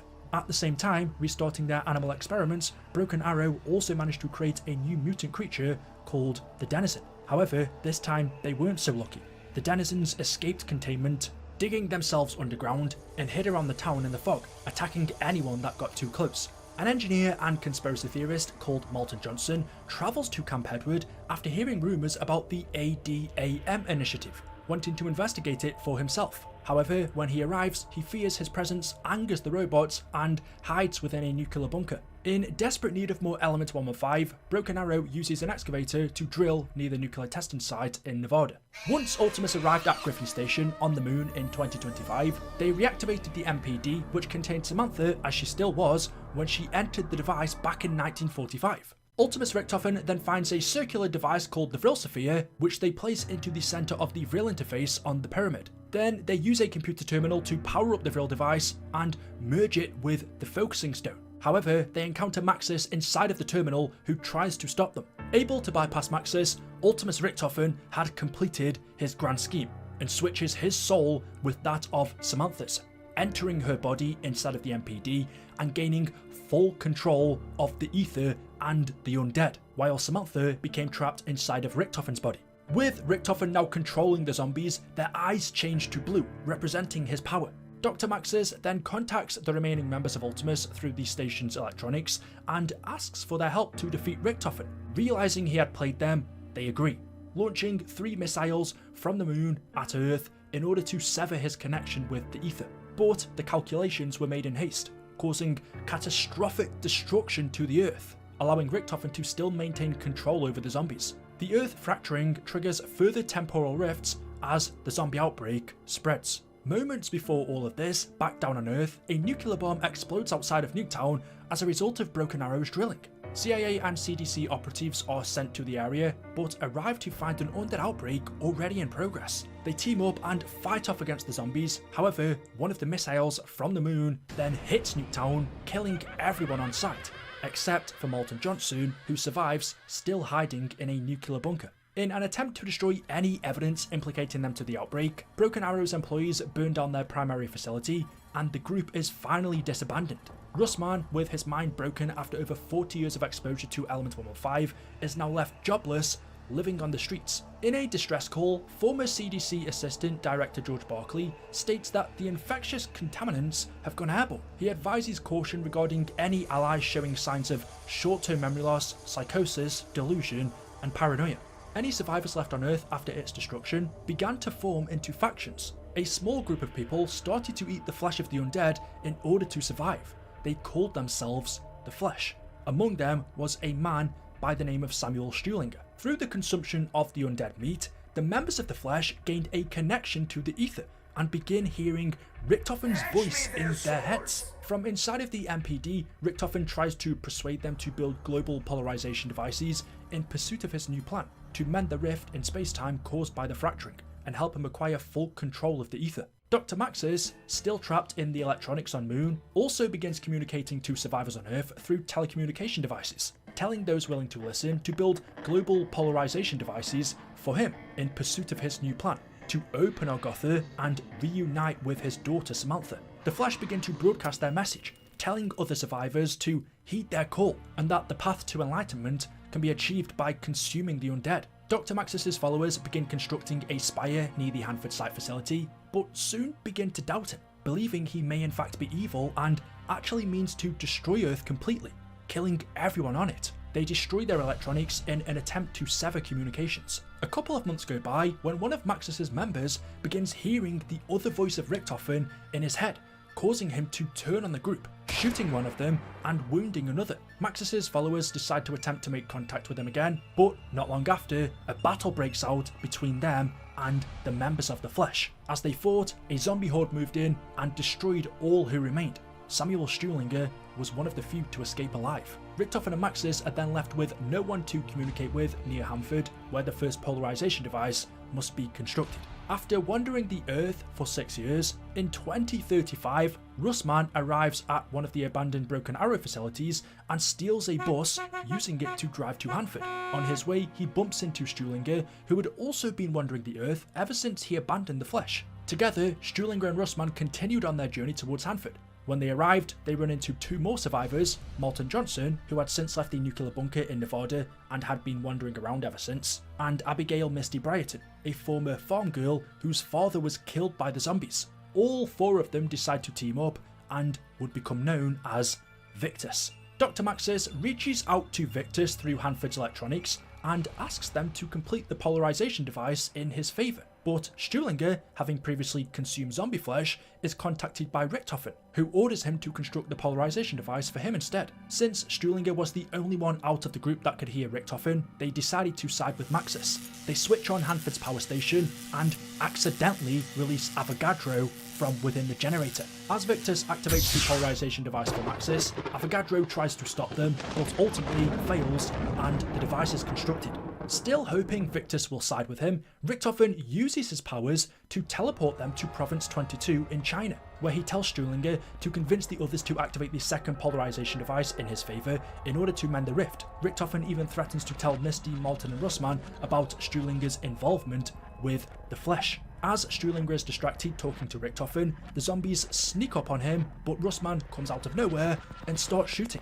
He tells Stuhlinger to wait until he's in a zombie-free zone to talk to his imaginary friend, but as he's doing so, Russman gets caught off guard and eaten by a zombie. Malton, Misty and Stuhlinger then use the elevator as a quick escape, but when the door opens, they are met with more zombies and killed as well. Richtofen then uses his powers to send Victis back in time to the point where they were alive. With no recollection of their deaths, he orders Stuhlinger to activate the polarization device in his favour.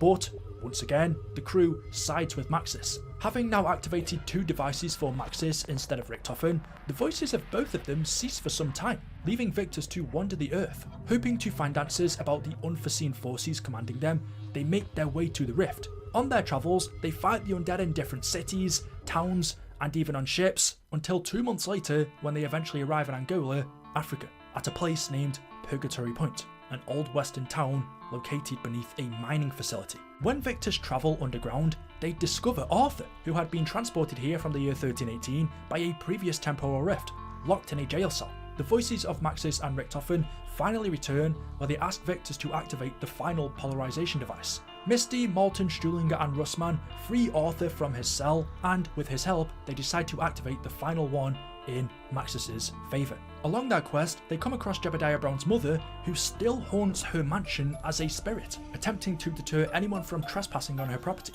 But Victis avails and activates the final polarization device for Maxis. Now corrupted by the Dark Aether, Maxis reveals his true intentions of controlling the Aether's energy and reaching Golgotha, telling Victis that Earth will be destroyed along with everyone on it, including them. Dr. Maxis then plucks Samantha's soul out of Richtofen's body on the moon so that she can join him in Golgotha, leaving his body there, comatose, and punishes Richtofen for everything he's done by trapping his soul inside of a zombie, creating undead Richtofen. But when Samantha arrives in Golgotha, she witnesses the evil that has corrupted her father. And so when a rift opens to another dimension called Dimension 63, she reaches out to that timeline's version of Maxis for help.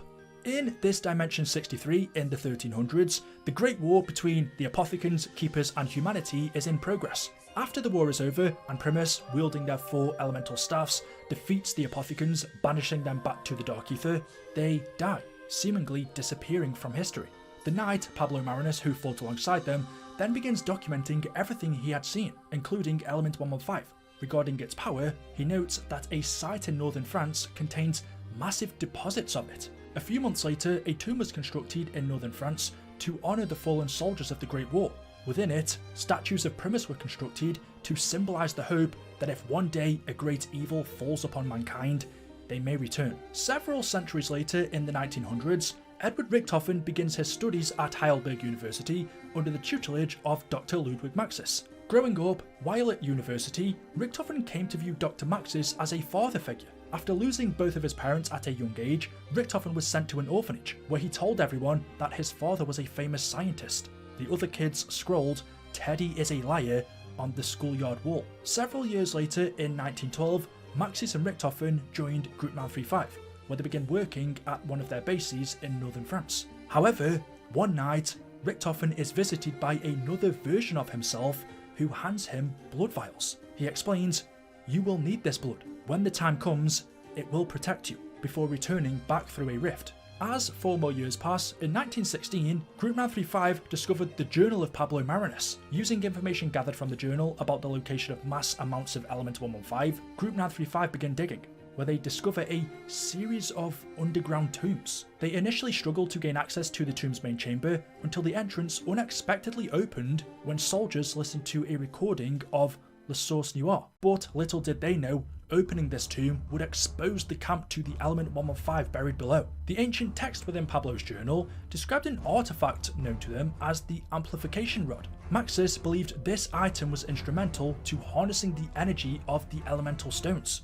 Unfortunately, neither the rod nor the stones could be recovered from their dig sites, but Maxis felt Groupman 35 should push forward regardless, and so draws up plans to create replica rods that he calls the elemental staffs, based on the descriptions from the main chamber, and he instructs Richtofen to begin fabrication immediately. The more Maxis reads of the Great War, the more he begins to question his understanding of the scientific world and the true nature of the universe itself. He finds himself open to the possibility of a higher power. In order to excavate the 115, Group 935 gave their soldiers mechanical panzer suits equipped with a flamethrower and a claw. As Group 935 experimented with Element 115, also called Divinium by Dr. Maxis, they successfully created localized energy fields which appeared to function as portals. Maxis noted that objects can pass through them, and speculated that the rifts may have opened gateways across space and time. It was these rifts that allowed Samantha to travel through to this dimension and reach out to Maxis from Argotha. She starts speaking to him,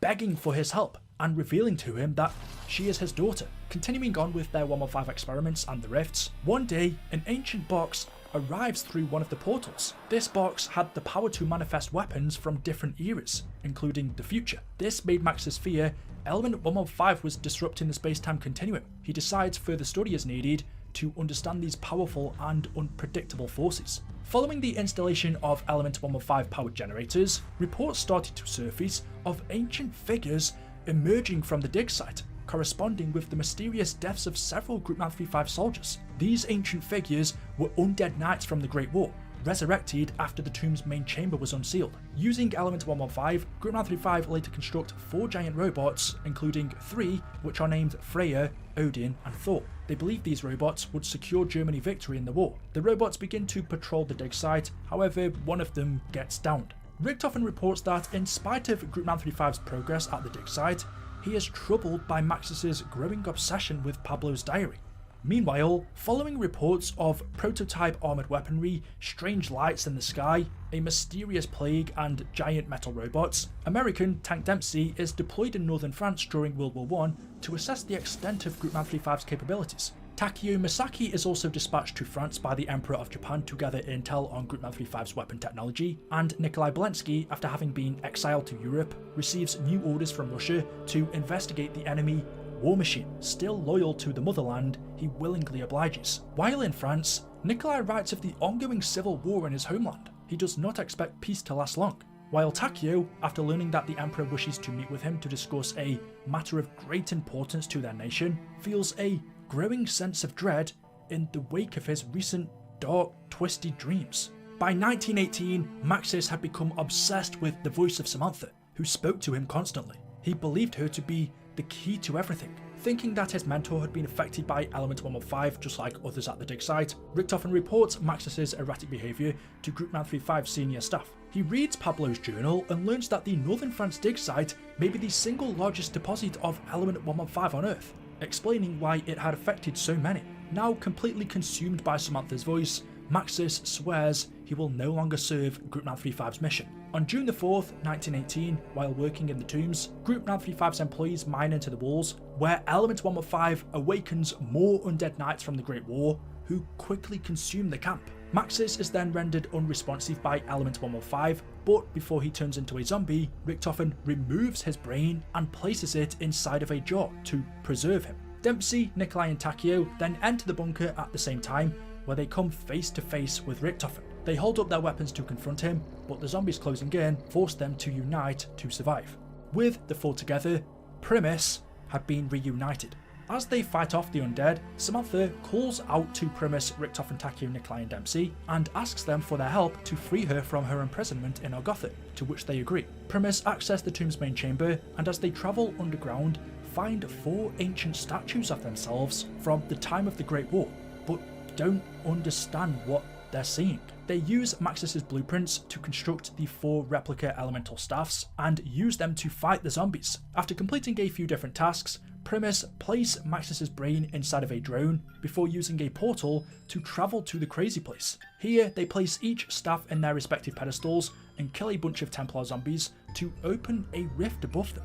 They then release the Maxis drone, who flies up through the portal to reunite with Samantha in Argotha, and Samantha then sends Primis to their next destination.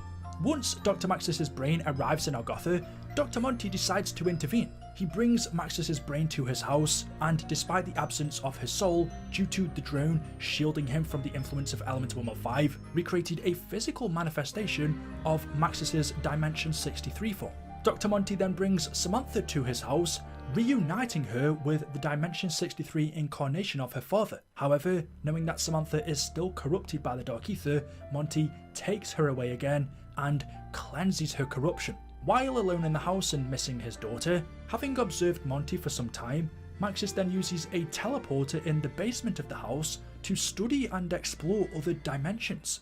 Among them is the Empty Earth, where an alternate version of Maxis had constructed Zero Base, a facility that houses artifacts and replicas collected from a multitude of different timelines. Among the artifacts that Maxis collected in Zero Base was an ancient book known as the Kronorium, a complete chronicle of the entire history and future of all reality. Protected by various countermeasures, the facility could only be accessed by those possessing a soul.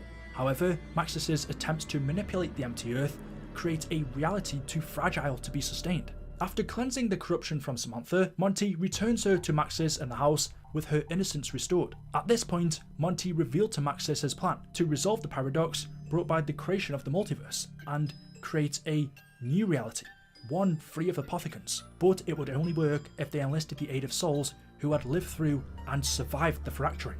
Dr. Monty told Maxis if they were ever to set things right, Richtofen would need to acquire the Kronorium, as it contained the location of a device called the Summoning Key. The next morning, Maxis contacts Richtofen, who, alone, travels to the house to meet with Maxis, where he tells Richtofen the plan to secure the Kronorium and acquire the Summoning Key.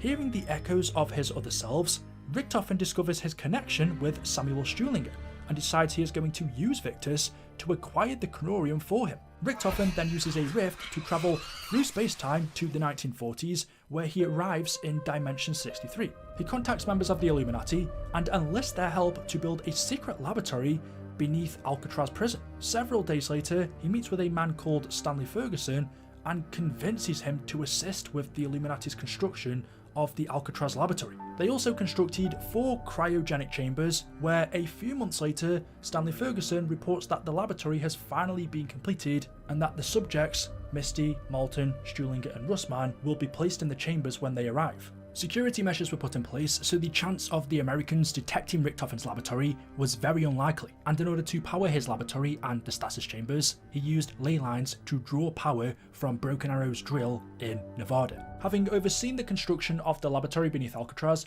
Richtofen returns to Dr. Monty's house, where he reaches out back through space-time to the Victis crew in Angola, buried, and offers them an escape portal from their dimension's soon-to-be destroyed Earth. Little did they know his hidden agenda of using them to acquire the Kronorium. At the same time, Richtofen also instructs Undead Richtofen to follow Victis and recover their blood vials later on. Pursued by Undead Richtofen and an army of zombies, Victis then enters the rift and leaves buried.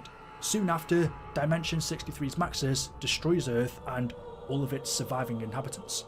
The rift leads Misty, Malton, Stuhlinger and Russman to an abandoned city where they set up base. While patrolling the area, Misty is ambushed by a horde of zombies, but narrowly escapes with the help of Malton, who provides distraction with a drone. Upon returning to their hideout, Misty discusses the situation with Malton, but suddenly notices Russman on a security camera who was out looking for food. He runs into a few zombies, but is saved by Stuhlinger, who set up a claymore trap. The two eventually end up outside on the street and fend off the zombies using weapons they salvaged, though they eventually run out of ammo. Misty then provides sniper support from the rooftop, allowing the two to run back to the hideout. Through her sniper scope, Misty spots a unique looking zombie wearing a Nazi outfit and attempts to shoot it, but the zombie somehow manages to dodge the bullet and commands the other zombies to storm the crew's hideout. Little did they know, this was Undead Richtofen. Stuhlinger attempts to convince the others to listen to the voice of Primis Richtofen in his head and says that he has a plan for them.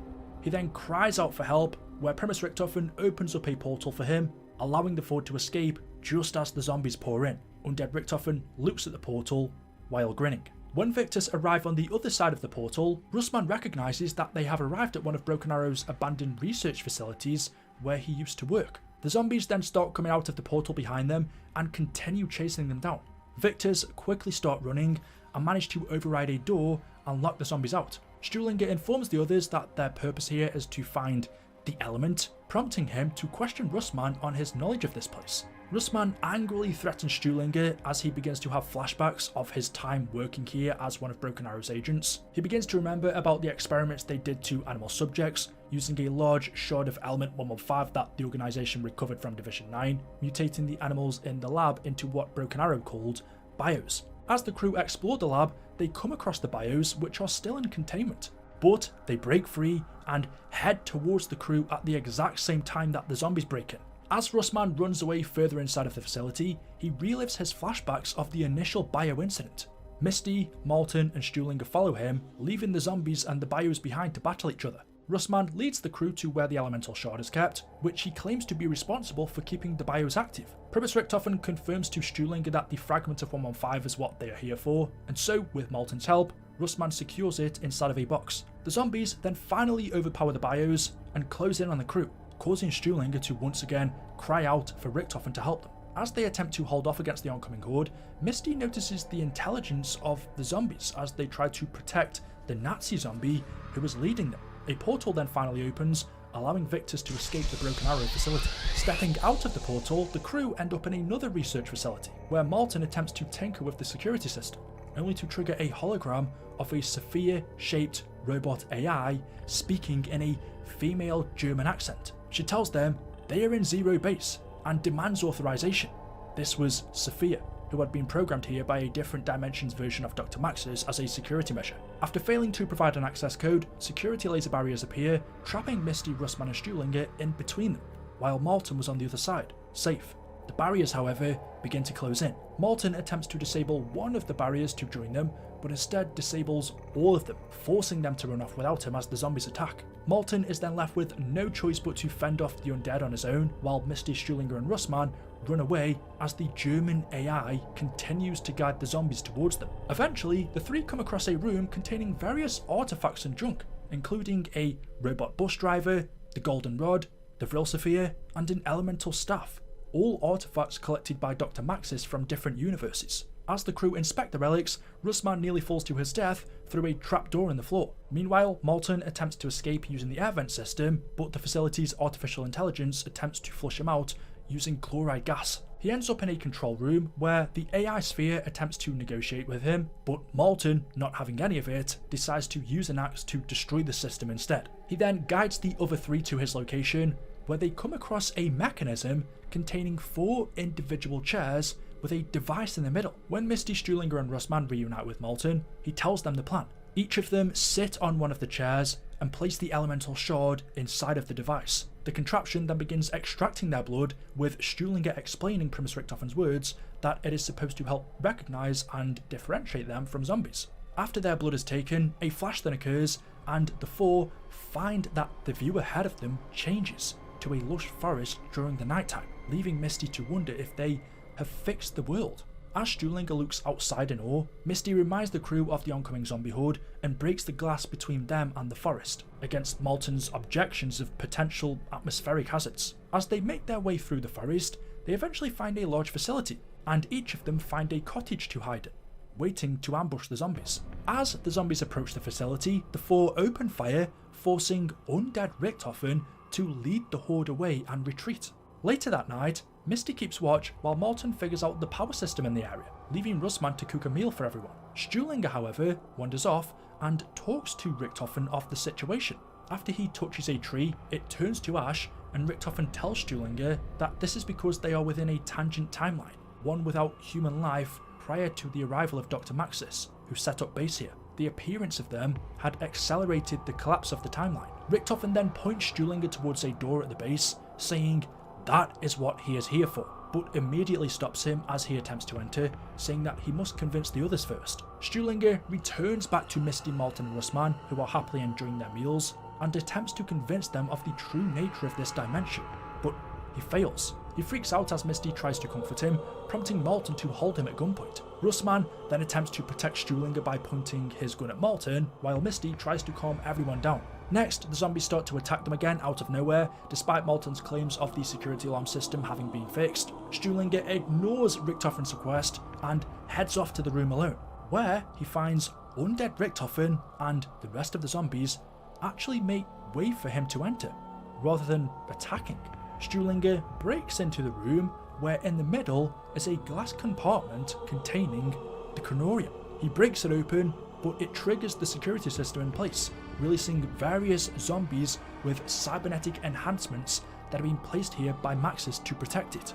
Now pursued by cyborg zombies and the regular undead, Stuhlinger, Misty, Malton and Russman retreat to the lab with the Kronorium. When they make it to the mechanism, they sit back down on the chairs, which take their blood again, before a flash occurs and they get sent back to Zero Base. When they arrive, still pursued by the zombies, Russman finally gets a clear shot to take out undead Richtofen, but Stuhlinger stops him, telling him the voice in his head says he has a purpose to fulfill. As the crew run outside, continuing to fend off against the zombies, undead Richtofen sneaks away, where he opens up the mechanism and retrieves Victis' blood samples before leaving the area. Misty then shoots a bullet at the device, which causes a huge explosion, killing all of the surrounding zombies. With everything seemingly now over, Richtofen opens another portal and Victis travels through. As they step through the other side, they arrive in the basement of Dr. Monty's house, where they finally come face to face with the voice in Stuhlinger's head, Primis Richtofen. As he tells them to be quiet as the kids are asleep upstairs, Stuhlinger hands him the Kronorium, and upon reading it,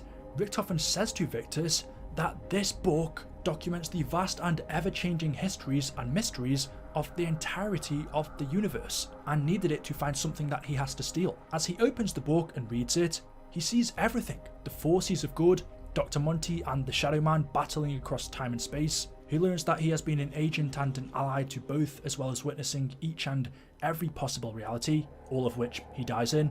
Life and death, the endless cycle. Richtofen then closes the Kronorium and asks Victis if they want to live. However, they don't trust him due to him messing them about this whole time, telling him they think him saving their lives is another con to keep using them until they are dead. Richtofen tells them that regrettably he has other business to attend to, but when he returns, they can either go with him and see if he can save all their lives, or they can stay on this world and he can send them wherever they wish to go, although all of it is pretty much equally terrible. Richtofen then enters a rift and travels to Zero Base, where he meets with undead Richtofen, collecting Victis' blood samples off him. He then leaves back through the rift and travels to Alcatraz Island in the future, where he collects 2 more blood samples belonging to the prison's inmates, Sal DeLuca and Michael Finn O'Leary, as a part of his insurance policy. Next, Richtofen travels to Origins, northern France in 1914, where he meets with a younger version of himself and hands him 2 of the blood vials, telling him when the time comes, you will need this blood, before walking back through the rift. Richtofen then takes the rest of the blood vials to his laboratory beneath Alcatraz, before teleporting back to Dr. Monty's house to meet with Victis. He asks them if they've made up their decision, in which they tell him that they want to live. Victis follow Richtofen back to his Alcatraz laboratory, where he shows them some cryogenic chambers, informing them that they'll be kept in stasis until a final world arrives that's safe for them to live in, one free of zombies. Misty, Malton, Stuhlinger and Russman agree, stepping into the devices, where they are put on ice, and Richtofen continues to read the Kronorium. In the early 1900s, an Italian by the name of Sal DeLuca, along with his mother, father and grandmother, made it to America to start a better life for themselves in New York. Sal's early life had been simple, and his meals were paid for by his father. However, Sal did not like life as a simple guy, and so he'd run around all day and night stealing from corner stores, smoking, drinking, and committing petty crime. Sal wanted to be king, not the poor kid, and so decided to forsaken his parents and left for Chicago. A few years later in 1922, after committing crime on a small scale, Sal gathered enough money to open up a casino, which he used as the basis to start his new crime family. Sal's first big score was stealing a shipment of Irish whiskey from the north side of Chicago, where he shot a guy in the knee, leaving him disabled. Sal's crime empire became heavily involved in gambling, prostitution, and the distribution of alcohol, and using the money he gained to further grow his criminal organisation. Sal invites a hitman by the name of Billy Handsome to join the DeLuca crime family. He would come to look at Billy as the son he never had.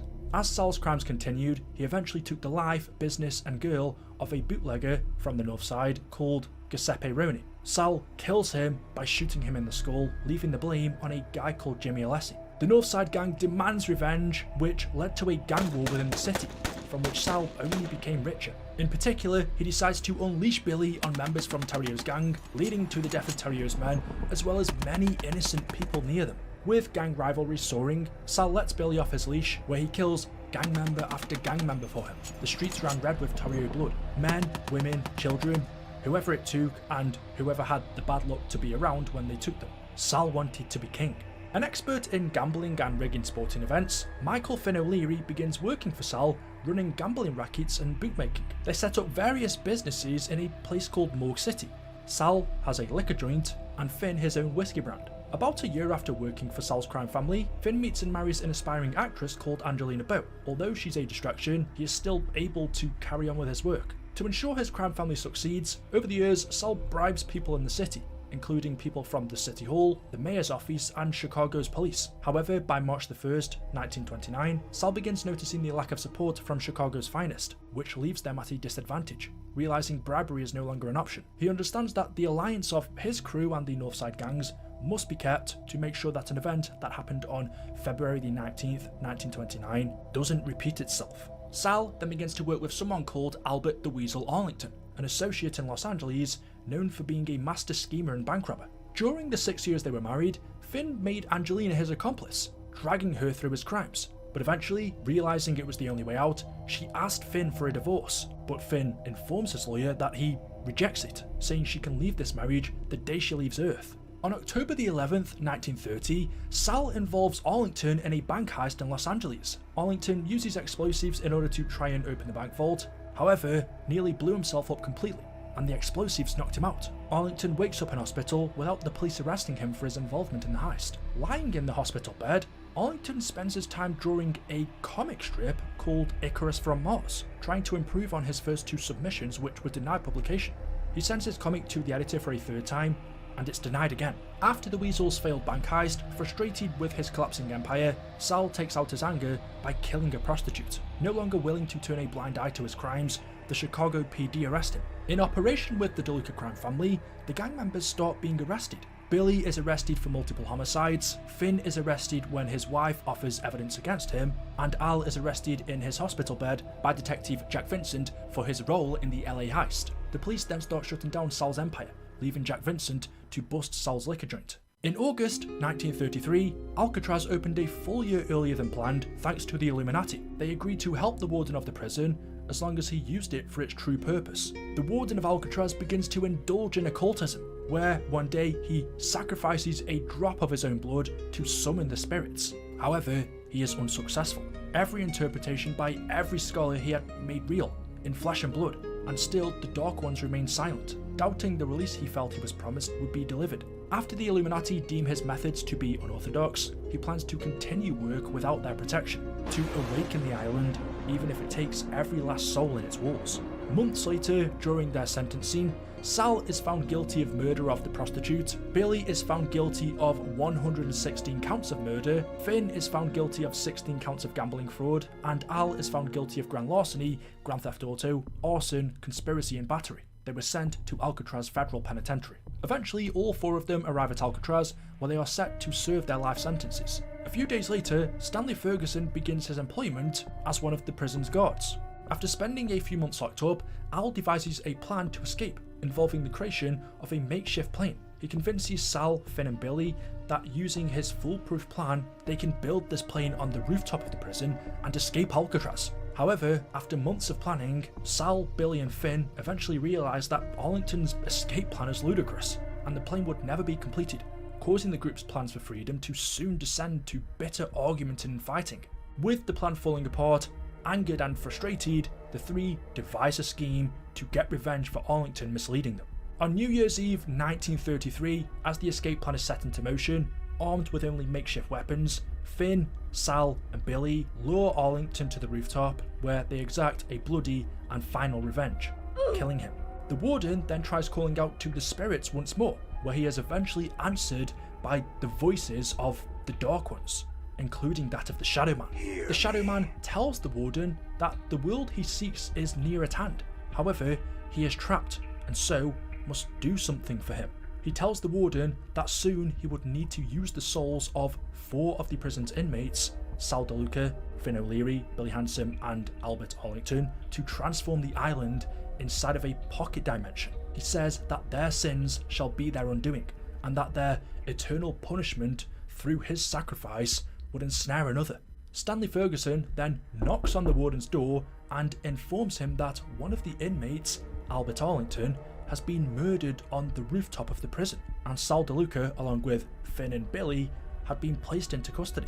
The Warden tells Stanley he will be right there. Shortly after obeying the Shadow Man's demands for their participation in Al's murder, the Warden sentences the 3 inmates to death by electric chair. Believing his life is part of the disease and the disease must be purged, the Warden tells the Shadow Man that he will soon join them, but confesses that he is afraid and his human form is weak, but he still clings onto it. Longing for the miracle that will release him, he begs the Shadow Man to grant him the strength to do what he must. However, he tells the Warden he will grant him a new, stronger form only after his death. Justice came swiftly on January the 19th, 1934, and the execution orders of Sal, Billy and Finn were carried out. The Shadow Man then tells the Warden he has been an adequate servant, and therefore he would continue to serve him after the corruption. His whole purpose was to ensnare Edward Richtofen in a trap, as his blood holds great power that the Warden would harness to open the way to the paradise below, allowing the apothecans to enter Agatha. He tells the Warden that when the time comes, to make sure Richtofen suffers. He then goes into his ritual chamber and places himself into an electric chair. Suddenly, Stanley Ferguson knocks on his door and informs him that the FBI are here, wanting to investigate what he has been doing on the island. Not knowing what the Warden was truly up to, Stanley tries to stall them, but it was too late. The Shadow Man tells the Warden to hurry up and press the button, which is exactly what he does, electrocuting himself to death, transferring himself inside of a pocket dimension in Alcatraz, reincarnated as a stronger version of himself, now called Brutus. The FBI and Stanley then enter his room to find the Warden had gone. Now trapped in the Alcatraz pocket dimension, but not realising it, Sal, Finn, Billy and Al wake up on the night of New Year's Eve, December 31st, 1933, where using Al's plans to build a plane on the rooftop, the 4 mobsters attempt to escape the prison. It starts at 9:35. The Weasel launches into his song and dance routine, pretending to be injured. He convinces Stanley Ferguson, the prison guard, to open up the cell, where Al then jumps up and kills him. Once he gets the guard's key, he then moves on to stage 2, unlocks the cell doors of the other mobsters, where Billy hands out guns to each member courtesy of the Warden's private collection. Suddenly, they see Stanley is resurrected. Convinced the Weasel must not have finished him off, they start shooting him, where, after multiple shots, he goes down. At this point, the Weasel realises that something weird is going on, when more of the undead begin to close in on them. As they fight off against the zombies, they eventually get overrun, and one by one, Sal, Billy, Finn and Al all die. But they are brought back to the very moment they escaped their cells, with no recollection of what had previously happened. The Warden, Brutus, then arrives in the Alcatraz pocket dimension and begins to torment the souls of Finn, Billy, Sal and the Weasel, ensuring that they can never leave. The mobsters attempt to escape the prison again, and this time they manage to successfully build the plane, Icarus, on the rooftop and fly off, but crash into the Golden Gate Bridge shortly after. While there, they come across 4 electric chairs representing the very thing that got them trapped here. They all place themselves in them, thinking it might be some sort of way out, but once more, they get brought back to the prison. After trying multiple times to escape the prison by flying off the rooftop, each time they crash into the Golden Gate Bridge and end up getting brought back to the prison. When finally, Arlington finds his own writings on the walls, however he doesn't remember writing any of them. Eventually they relearn of their previous failed escape attempts and their murder of Arlington, and realise that it must have trapped them in some kind of cycle, doomed to never leave the island. Shortly after, the Primis crew, consisting of Richtofen, Takio, Nikolai and Dempsey, arrive from the future to the Alcatraz laboratory, where this dimension's version of Primis Richtofen hands over the Victis blood vials. The Primis crew then leave back through the teleporter and return to where they came from. Following that Primis crew's departure, this Primis Richtofen, after learning the location of the summoning key from the Kronorium, then travels to his next destination. Brutus had failed in his mission to trap Richtofen on the island, and shortly after, Stanley Ferguson retires from his employment at Alcatraz. In late 1941, posing as a man called Mr. Rapt, the Shadow Man hired a reporter to recover artifacts from the South Pacific and Siberia. Among them was the summoning key, the Vril vessel, and the elemental shard. As per Mr. Rapt's request, the reporter then interviewed Stanley Ferguson after his retirement from Alcatraz prison, asking him to give detailed accounts of the deaths of the 4 mobsters and their plan to escape Alcatraz. After learning their fates, the Shadow Man went into the past and contacted the Warden of Alcatraz in the 1930s in order to manipulate him and create a pocket dimension to ensnare Richtofen.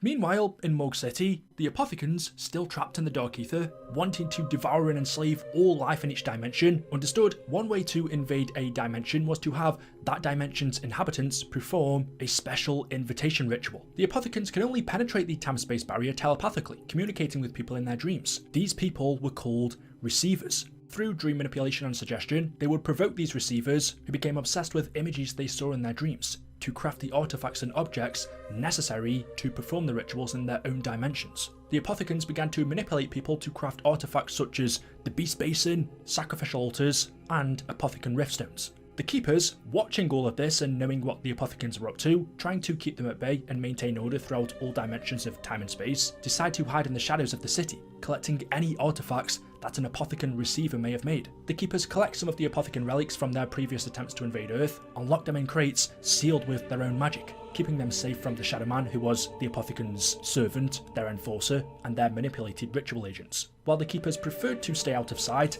their presence in the city hadn't gone unnoticed, which created rumours within the population that a dark occult was operating in the city. And so, knowing they had to stay here to keep the locals safe, they built themselves an underground city beneath Moog City. Elsewhere in Moog City, a successful magician called Nero Blackstone is an expert in illusion, dealing in misdirection and theatrics. Wanting to one-up himself though and become a better magician, he began researching further the art of magic, delving into dark magic and occultism. Upon doing so, he came across a book. Reading it, he learned of the battle between the Apothecans and the Keepers. Reading this book gave Nero nightmares. He had visions of his future and the Shadow Man's influence, unknowingly becoming his receiver. As some time passed, Nero eventually married one of his assistants. However, due to his job, no matter what he did, she complained it was never enough for her. If he was busy, he wasn't paying her enough attention. If he wasn't busy, he was lazy. She complained and she spent his money. As Nero was born into a prosperous and wealthy family, he often felt a sense of entitlement, which made him anxious about asking for help. Slowly, his marriage began to fall apart. Nero began to grow a lack of self-worth, causing him to perform a magic trick that normally he would never think of doing, and, well, he shouldn't have, because it ended up landing him in a coma. While in hospital, Nero's popularity began to sink further, causing him to become crowned Worst Magician of the Year by the Magician's Weekly magazine. Jack Vincent had a career as a detective in Moog City, rising up the ranks after he busted Sal DeLuca's liquor joint and arresting Albert Arlington after his failed LA bank heist. In the line of duty, Jack was shot 3 times. Even though he survived, his wife's disloyalty would send him off the rails, turning him crooked. An up-and-coming boxer in Moog City named Floyd Campbell was given the opportunity to go up against the reigning champion by defeating the #1 contender, Tony King. Campbell, who hadn't fought in 18 months, promised his promoter that the outcome wouldn't be in any doubt. Jessica Rose worked as a burlesque dancer in Moog City's Black Lace Club. Though she dreamed of becoming a famous Hollywood star, she would do anything to make it happen, going as far as engaging in a sexual relationship with a film producer. On December the 31st, 1943, the Shadow Man, still posing as Mr. Rapt, told the reporter to travel to Moog City to take in these sights, sounds and smells. After spending a couple of weeks in the city, a meteor shower rains down, causing mold to show up and a strange kind of fungus to grow all over the city. Then, people started getting sick. At first it just made them delirious and confused, but then they got really sick. Hey Mr. Rapt, just checking in.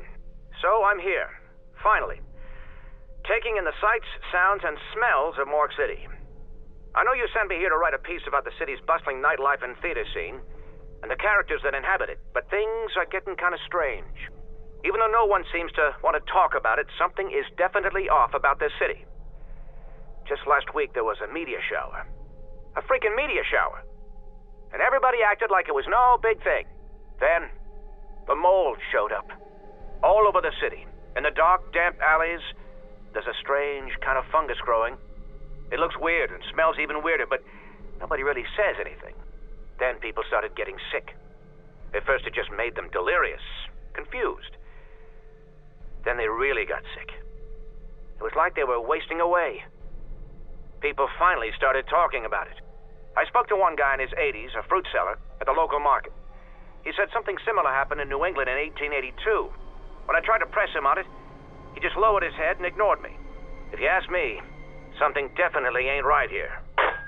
As procurer to the Apothecan invasion, the Shadow Man had begun turning the humans into Apothecan slaves by planting fungus pods throughout the city, which released their transformational spores into the atmosphere, turning people into mindless zombies. His reason for turning the city's population into zombies is that fear would help draw dimensional creatures, known as gateworms, into this reality. The gateworms had the ability to bend space and time, but first they must be lured into each dimension and then brought together to channel their energy to the Apothecan Riftstone to open the dimensional gateway, which would allow the Apothecans to invade. The reporter in Morgue City spoke to a local fruit seller who was in his 80s, who had told him that a similar meteor shower had happened in New England in 1882. However, when the reporter tried to press him on it, he just lowered his head and ignored him. The next day, the reporter went by the local market again, where this time the fruit vendor told him that when he was a boy, his uncle would get drunk and start talking about how a dark force cast its shadow over the city, how good and evil were battling right on their doorstep, and that the only thing holding back the forces of the apocalypse was the ancient order of the Keepers.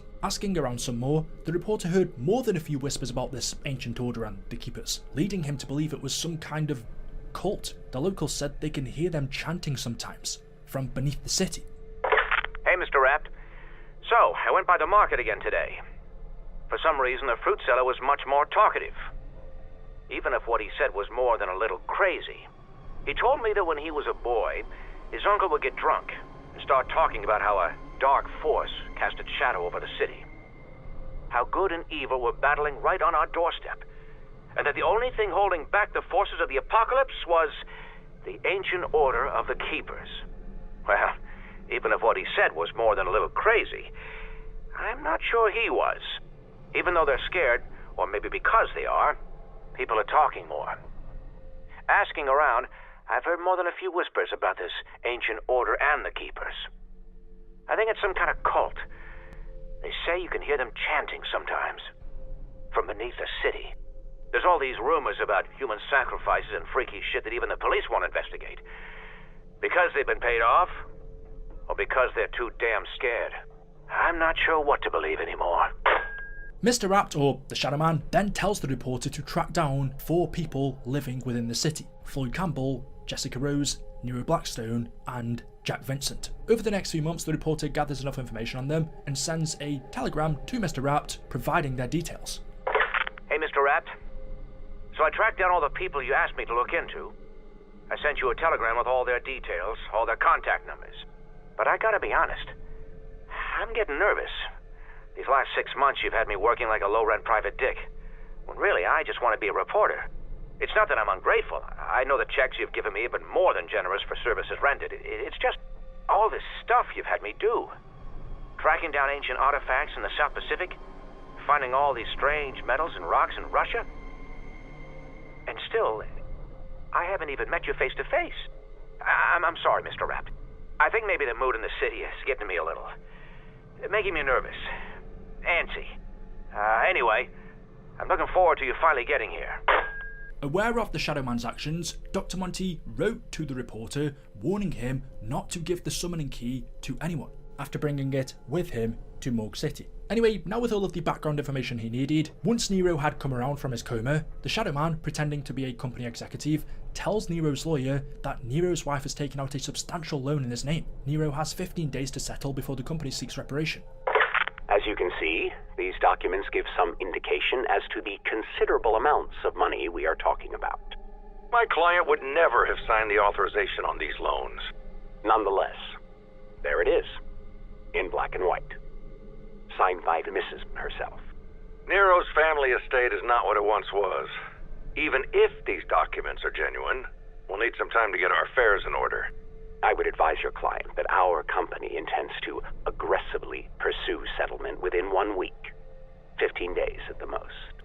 Look, I need to make a call. My secretary will see you out. Facing multiple debts due to his wife's spending habits, Nero decides to sort the problem himself. Next, masquerading as an internal affairs officer, the Shadow Man tries to convince Jack Vincent's partner to admit that Jack is on the take. Please understand that you yourself are not under any suspicion at this time.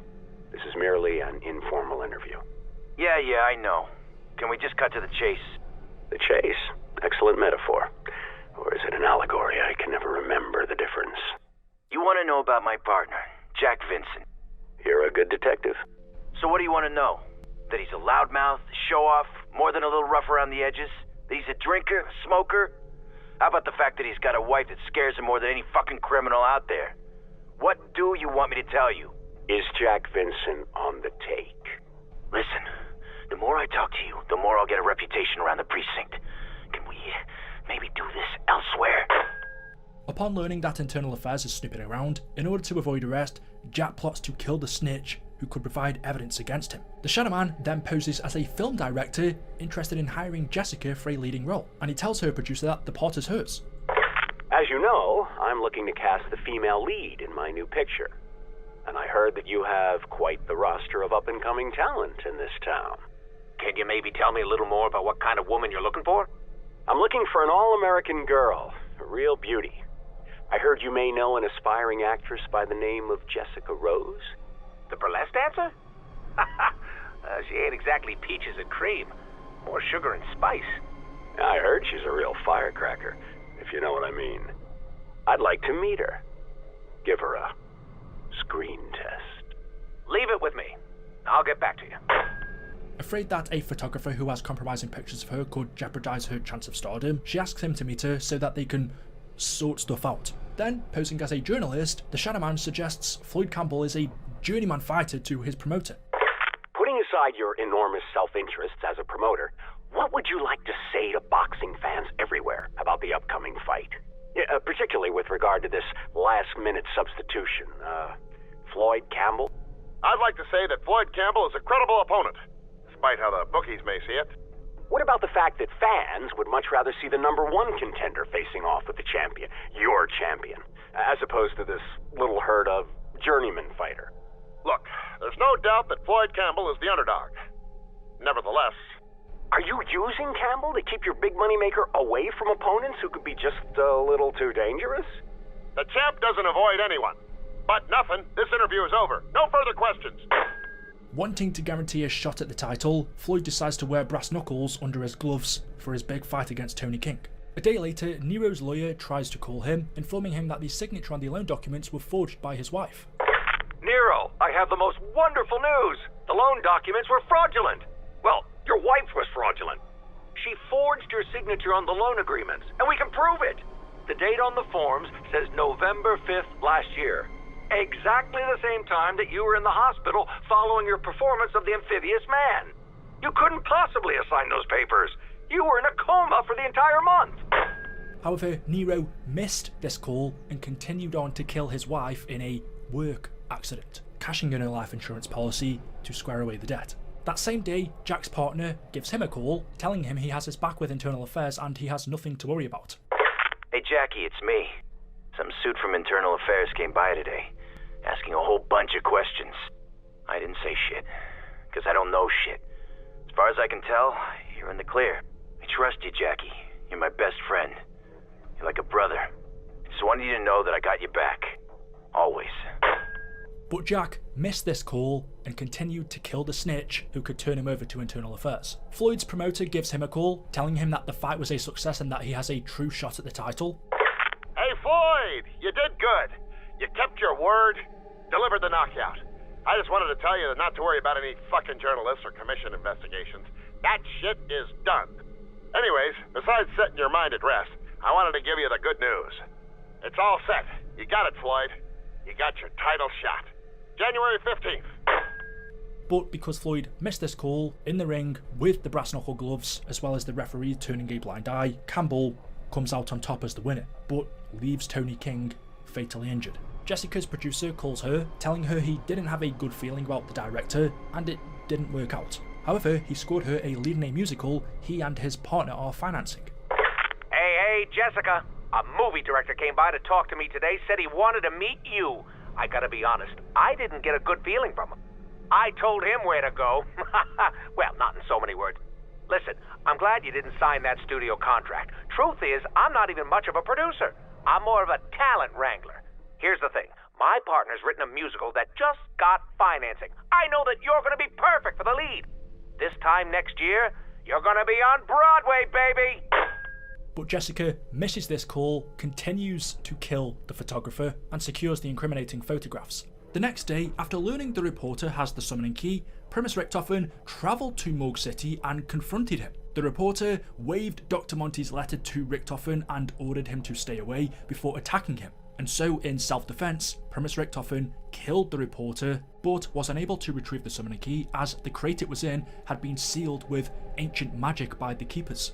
Several days later, Floyd Campbell, Jessica Rose, Nero Blackstone and Jack Vincent all congregate at the burlesque, where all of a sudden they are knocked unconscious, only to awaken in a twisted version of Morgue City, shifted slightly from reality. The Shadow Man marks the four on their hands with beast symbols and makes contact, telling them they can only atone for their sins by following his orders. The Shadow Man appears to them in his apparitional form, resembling a human, but is made from dark energy, constantly shifting between dimensions, communicating to his targets directly in their minds. He manipulates them into performing the invitation rituals. The rituals can only be performed by those enchanted with the beast, a mixed life form, half human, half apothecon. The four use the power of the beast to break open all of the crates that were sealed by the Keeper's magic. As the Keepers try to stop them, they obtain the summoning key from one of the locked crates. Jessica then starts her ritual, sacrificing her producer, Jack sacrifices his partner, Floyd sacrifices his promoter, and Nero sacrifices his lawyer. As they are lifted up, pieces of the summoning key pierce into their victims' chests, their energy momentarily blooms, while they explode into a bloody explosion, giving birth to the Gateworms. After completing their required rituals and summoning the Gateworms into Earth's dimensional plane, their energy is channeled and sacrificed to the Apothecon Stone Rift, which opens a rift between dimensions, allowing the Apothecons to access Dimension 63 to feast on the flesh of the living.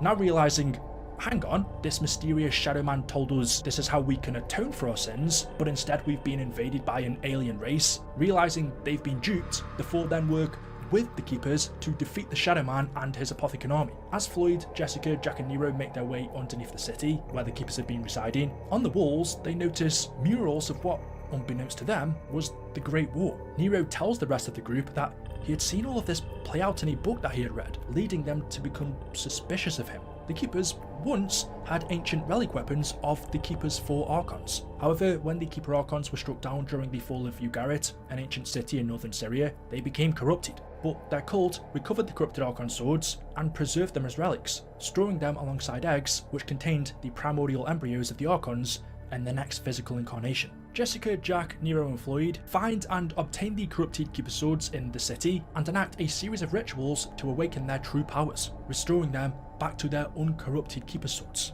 glaives of the fallen. They then get into a lengthy battle against the Shadow Man, eventually managing to defeat him and trapping him inside of the summoning key. But as they hand it over to the Keepers, Primis Richtofen steps out of a rift and steals it out of their hands. He thanks the four for their efforts before leaving the dimension. Richtofen then travels to another dimension, numbered 2210, to secure an innocent version of his own soul. Richtofen enters the orphanage, approaches this young, uncorrupted version of himself, and kills him, collecting his soul inside of the summoning key. He then delivers it to Dr. Monty's house. From within the summoning key, the Shadow Man states, "I'll be seeing you." Dr. Maxis then attempts to contact the residents of Morgue City via interdimensional communication, telling them that their universe will be destroyed and he is sorry. To any survivors of this realm, I am truly sorry. I wish I could offer you some words of comfort, but I cannot. It is my hope that I can rid the universe of the evil that has plagued us for so long. But in my heart, I know many more dimensions will be lost forever as we continue our journey towards peace. Forgive me. The next day, the Apothecons destroyed Dimension 63 and its inhabitants, including Jack, Floyd, Nero, and Jessica. When Richtofen's soul arrives at the house, Dr. Monty gives him a physical form, and he is introduced to Samantha for the first time. she refers to him as Eddie. Samantha writes in her diary that Eddie doesn't like to share toys, and so Dr. Monty brings toy figurines of Primis, Ultimis, Victis, and much more for them to play with. During this time, Maxis notes that teleportation and travel between different dimensions could have profound impacts on the mind. He fears that the confusion caused by the collision of memories, past, present, and future, could lead to the collapse of reality itself. Primis, Dempsey, Takeo, and Nikolai, after being sent through space-time by Samantha following the events of Origins in 1918, they arrive at the Doris facility to confront Ultimis Richtofen, moments after he teleported Dr. Maxis and Samantha away, along with Fluffy, in 1945. As they try to reason with him, they order Ultimis Richtofen to awaken the test subjects, Ultimis, Dempsey, Nikolai, and Takeo, who had been kept in stasis chambers prior to the outbreak at the facility in the original timeline. Ignoring them, Ultimis Richtofen activates the teleporter, and Primis Richtofen arrives through the other side, now in possession of the summoning key. He steps out of it, and as Ultimis Richtofen looks at him in awe, Primis Richtofen shoots him in the head, triggering fractures across space and time. He then leans down over his dead body and pretends to convince the others to collect his soul within the summoning key. As Primis Richtofen, Takeo, Nikolai, and Dempsey fight off the undead, they are able to communicate across the rift with Dr. Maxis thanks to the scars left by Samantha's past actions. Dr. Maxis advises them to release the beacon so he can find them. He will then secure their extraction and destroy the site. They must secure a future for the children. He tells Richtofen in secret to remember the burden is his to carry. The others must never know the truth. With this universe now fractured, events in the timeline change, and Group 935 secure the cryostasis pod containing Ultimis Dempsey from the Doris facility and transport him to Dreisendrache Castle, Eagle's Nest. Back at Doris, using one of the giant German robots at Doris as a result of the fracturing, Primis gets in and begins pursuing the Ultimis Dempsey cryostasis pod. When the Germans lost World War I, they brought many of the ancient artifacts from the dig site in northern France to Dreisendrache Castle for further research and experimentation. Among them was the Pack-a-Punch machine and its technology, which the Germans were researching. They had been attempting to use teleportation to reassemble it. Group 935 experimented with Element 115's anti-gravity properties, creating jump pads to move around the castle quicker, and 115 infused air that would allow their employees to utilise its levitation aspect. They also created the Ragnarok's DG4 as a part of their Wonder Weapon project. With Ultimis Richtofen dead, in this fractured universe, Dr. Groff, still on the moon in Griffin Station, takes control of Group 935 in his absence,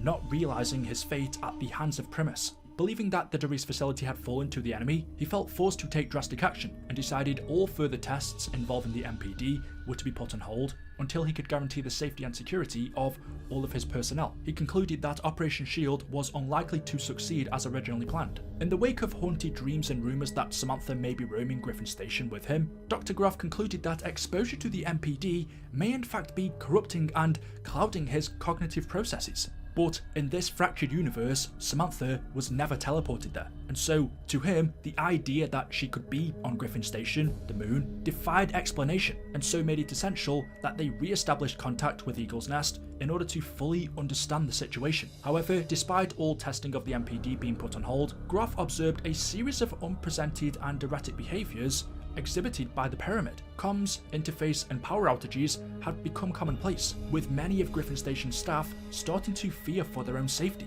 The perimeter guards on the exclusion zone had reported hearing voices emanating from the MPD, though external recordings didn't corroborate their testimony. Several individuals reported hearing the exact words, "I must go to her. The loop must be closed." While most accounts claim that the words were spoken by an unidentified individual, several seem to believe that the quotation came from Dr. Maxis. That, Groff believed, was not possible. Increasing in paranoia, he ensured the placement of survival suits throughout the moon facility, just in case the essential life support system failed. With Primis pursuing the Group 935 truck carrying the cryostasis pod containing Ultimis Dempsey, the robot they were in is shot down by some soldiers, forcing them to continue on foot. They soon reach a gondola station, which took them up to the castle. However, they were too late. Ultimis Dempsey had been placed inside of a rocket and launched towards the moon, heading to Griffin Station. In an attempt to redirect the rocket and bring it back down to Earth, Primis Richtofen posed as his Ultimis self to fool Dr. Groff. He initially believed him, though quickly became suspicious of Richtofen's abnormal behaviour. While exploring the castle, Richtofen discovers that this Fractured Universe's version of Dr. Maxis knew about the moon base and kept slides of all of his discoveries. Dr. Maxis would have occasionally stayed over at the castle in his living quarters with Samantha. While here, she drew down events that she had witnessed, but couldn't tell if they were dreams or reality. Samantha drew pictures of her being visited by a keeper, or as she would call an angel, while sleeping in her bed, as well as her being lost in a forest surrounded by giant spiders, and her riding a dragon. Writing on it, "Daddy told me that there used to be a dragon, a long time ago." Exploring some more, Primis eventually finds an ancient relic called the Bow of Suffering within the family crypt of the castle that had been hidden here for hundreds of years by one of the former residents. They use it to help them kill the zombies. Making more progress, they finally come across a safe.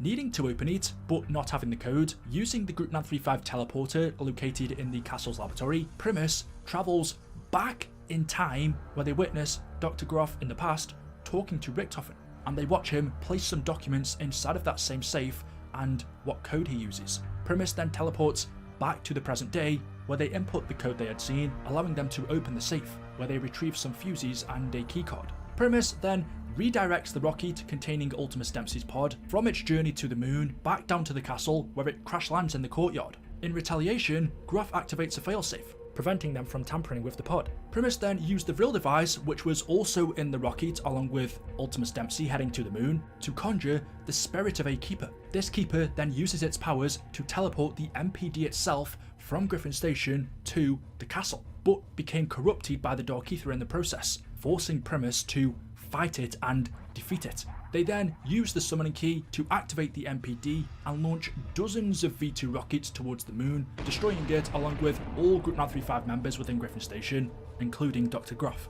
As they approach Ultimis Dempsey's pod, Primis Richtofen reveals to Takeo, Nikolai and Dempsey his plan to eliminate their Ultimis counterparts and preserve their souls inside of the summoning key. They needed to find the exact versions of themselves that Maxis had highlighted for them in each universe. Only by killing that version of themselves in that particular universe at that particular moment would they be successful. Primis Dempsey, though initially resentful of the idea, agreed to the plan and took it on himself to disable the pod's life support system, ending the life of his Ultimis self. As he died, Primis Richtofen used the summoning key to capture and preserve his soul.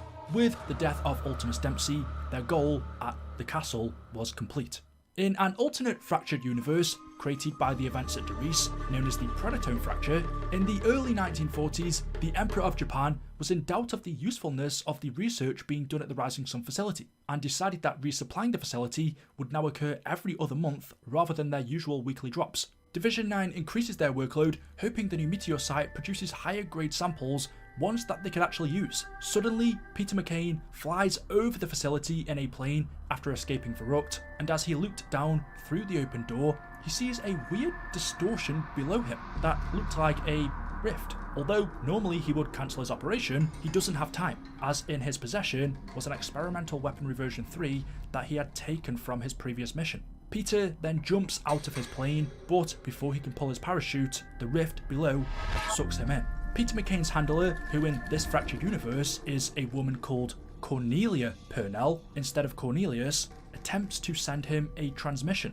telling him to rendezvous at the Rising Sun facility. Soon after, a zombie outbreak occurs and the Rising Sun facility is lost, causing Division 9 to abandon it. However, the Japanese Emperor, impressed with their final results, approves the construction of a new Division 9 facility on the island of Pompeii, located in Japanese-occupied Micronesia. He assures them that he will spare no expense in advancing their research, as he knows what Division 9 accomplishes at this new facility will win the war for Japan. In this fractured universe, Takeo is dispatched by the Emperor of Japan to oversee Division 9's work. Division 9 expands experimentation to include use of prisoners of war, Division 9 staff, arachnids, and mystical beasts. Allied with Nazi Germany and Group 935, Division 9 creates for them dragons, hoping they can help turn the tide of the war on the Eastern Front, bringing their stalemate with Russia to an end. The specimens are manufactured to be asexual, removing the primal urges of the sexes, as this makes them far easier to control. That being said, they are still extremely dangerous. Division 9 tells Group 935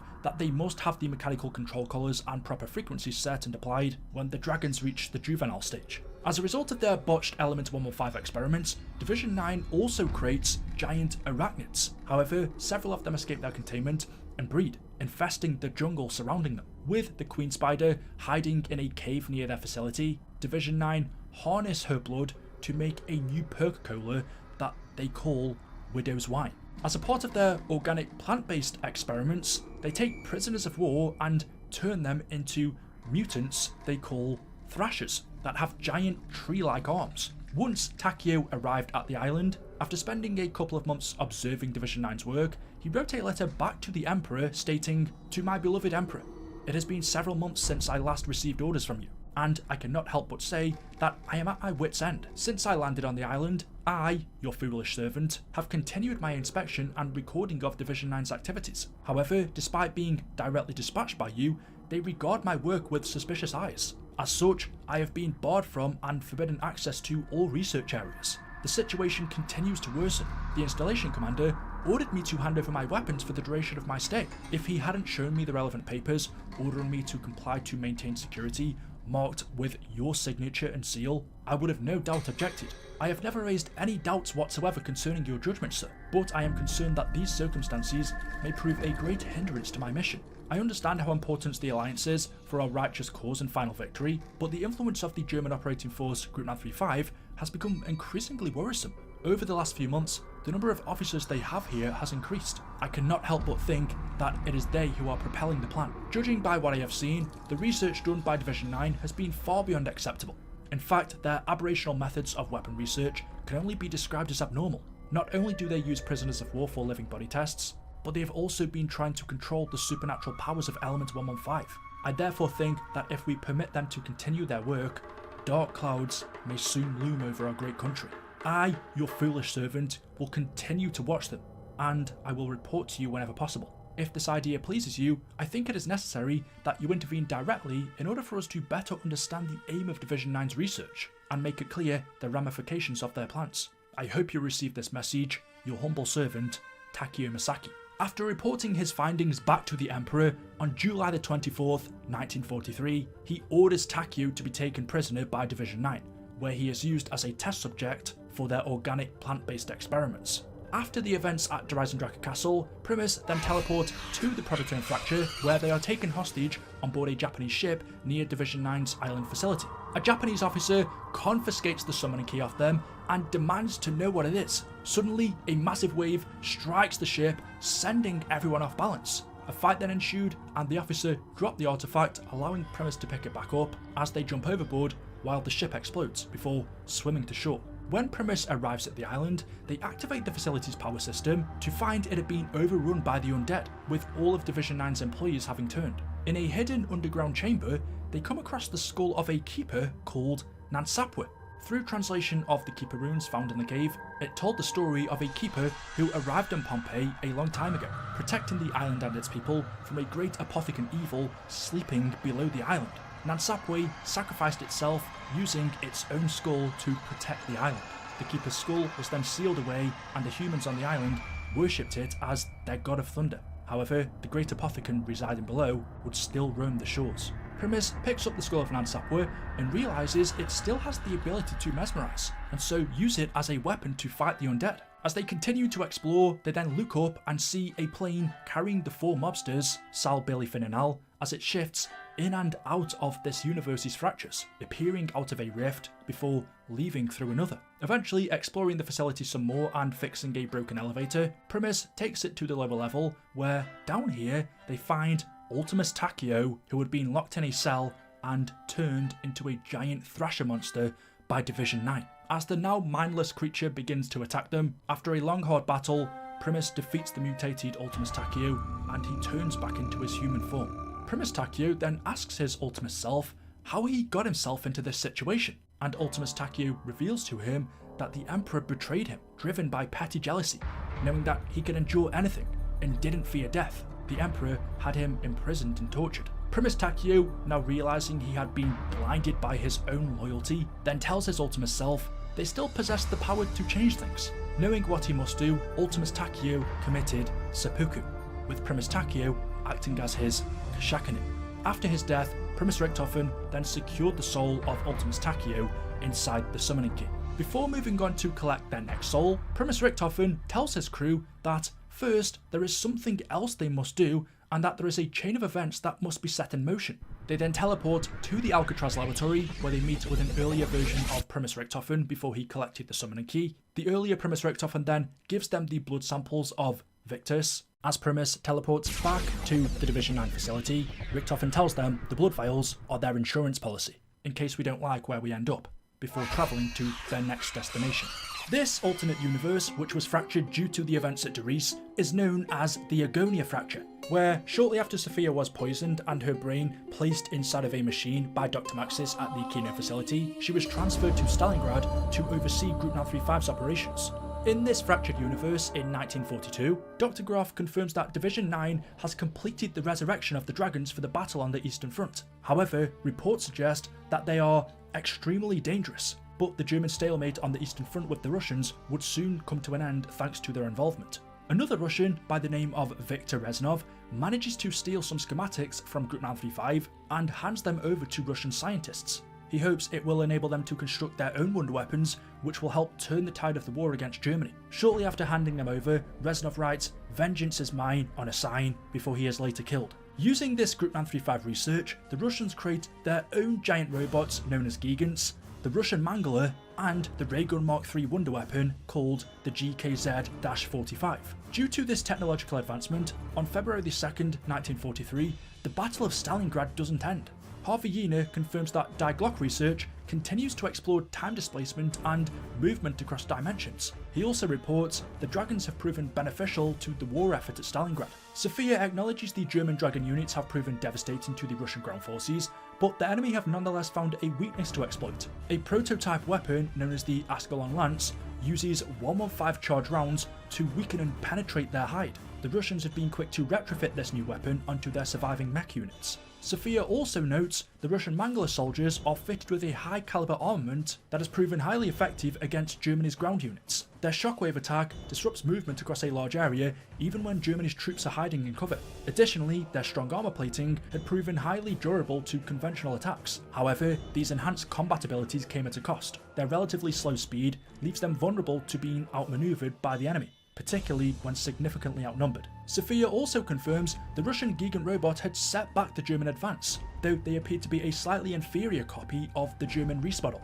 But still, the Russian Gigant robot had proven to be a formidable unit. Unlike the Reese, the Gigant was armed with a high energy beam weapon fired from its head, but like the Reese, its highly durable construction means it could withstand most conventional attacks. However, the robot was never designed to withstand dragon attacks, leaving it extremely vulnerable to their fire. Sometime after, Sophia declares that the Battle of Stalingrad is nearing victory for the German forces. She sends out German Sentinel drones created by Group 935 to patrol the battlefield, relaying scientific data back to 935 scientists. But after the release of large concentrations of Element 115 by German forces, the city becomes largely populated by the undead. Sophia redirects these Sentinel drones to locate and capture anyone inside of Stalingrad who had not turned into a zombie, so 935 scientists could study them. As World War II raged on indefinitely, Ultimis Nikolai steps into a Russian mech suit and fights alongside his comrades for what remains of Stalingrad. It turns into a three-way conflict between the dragons, machine, and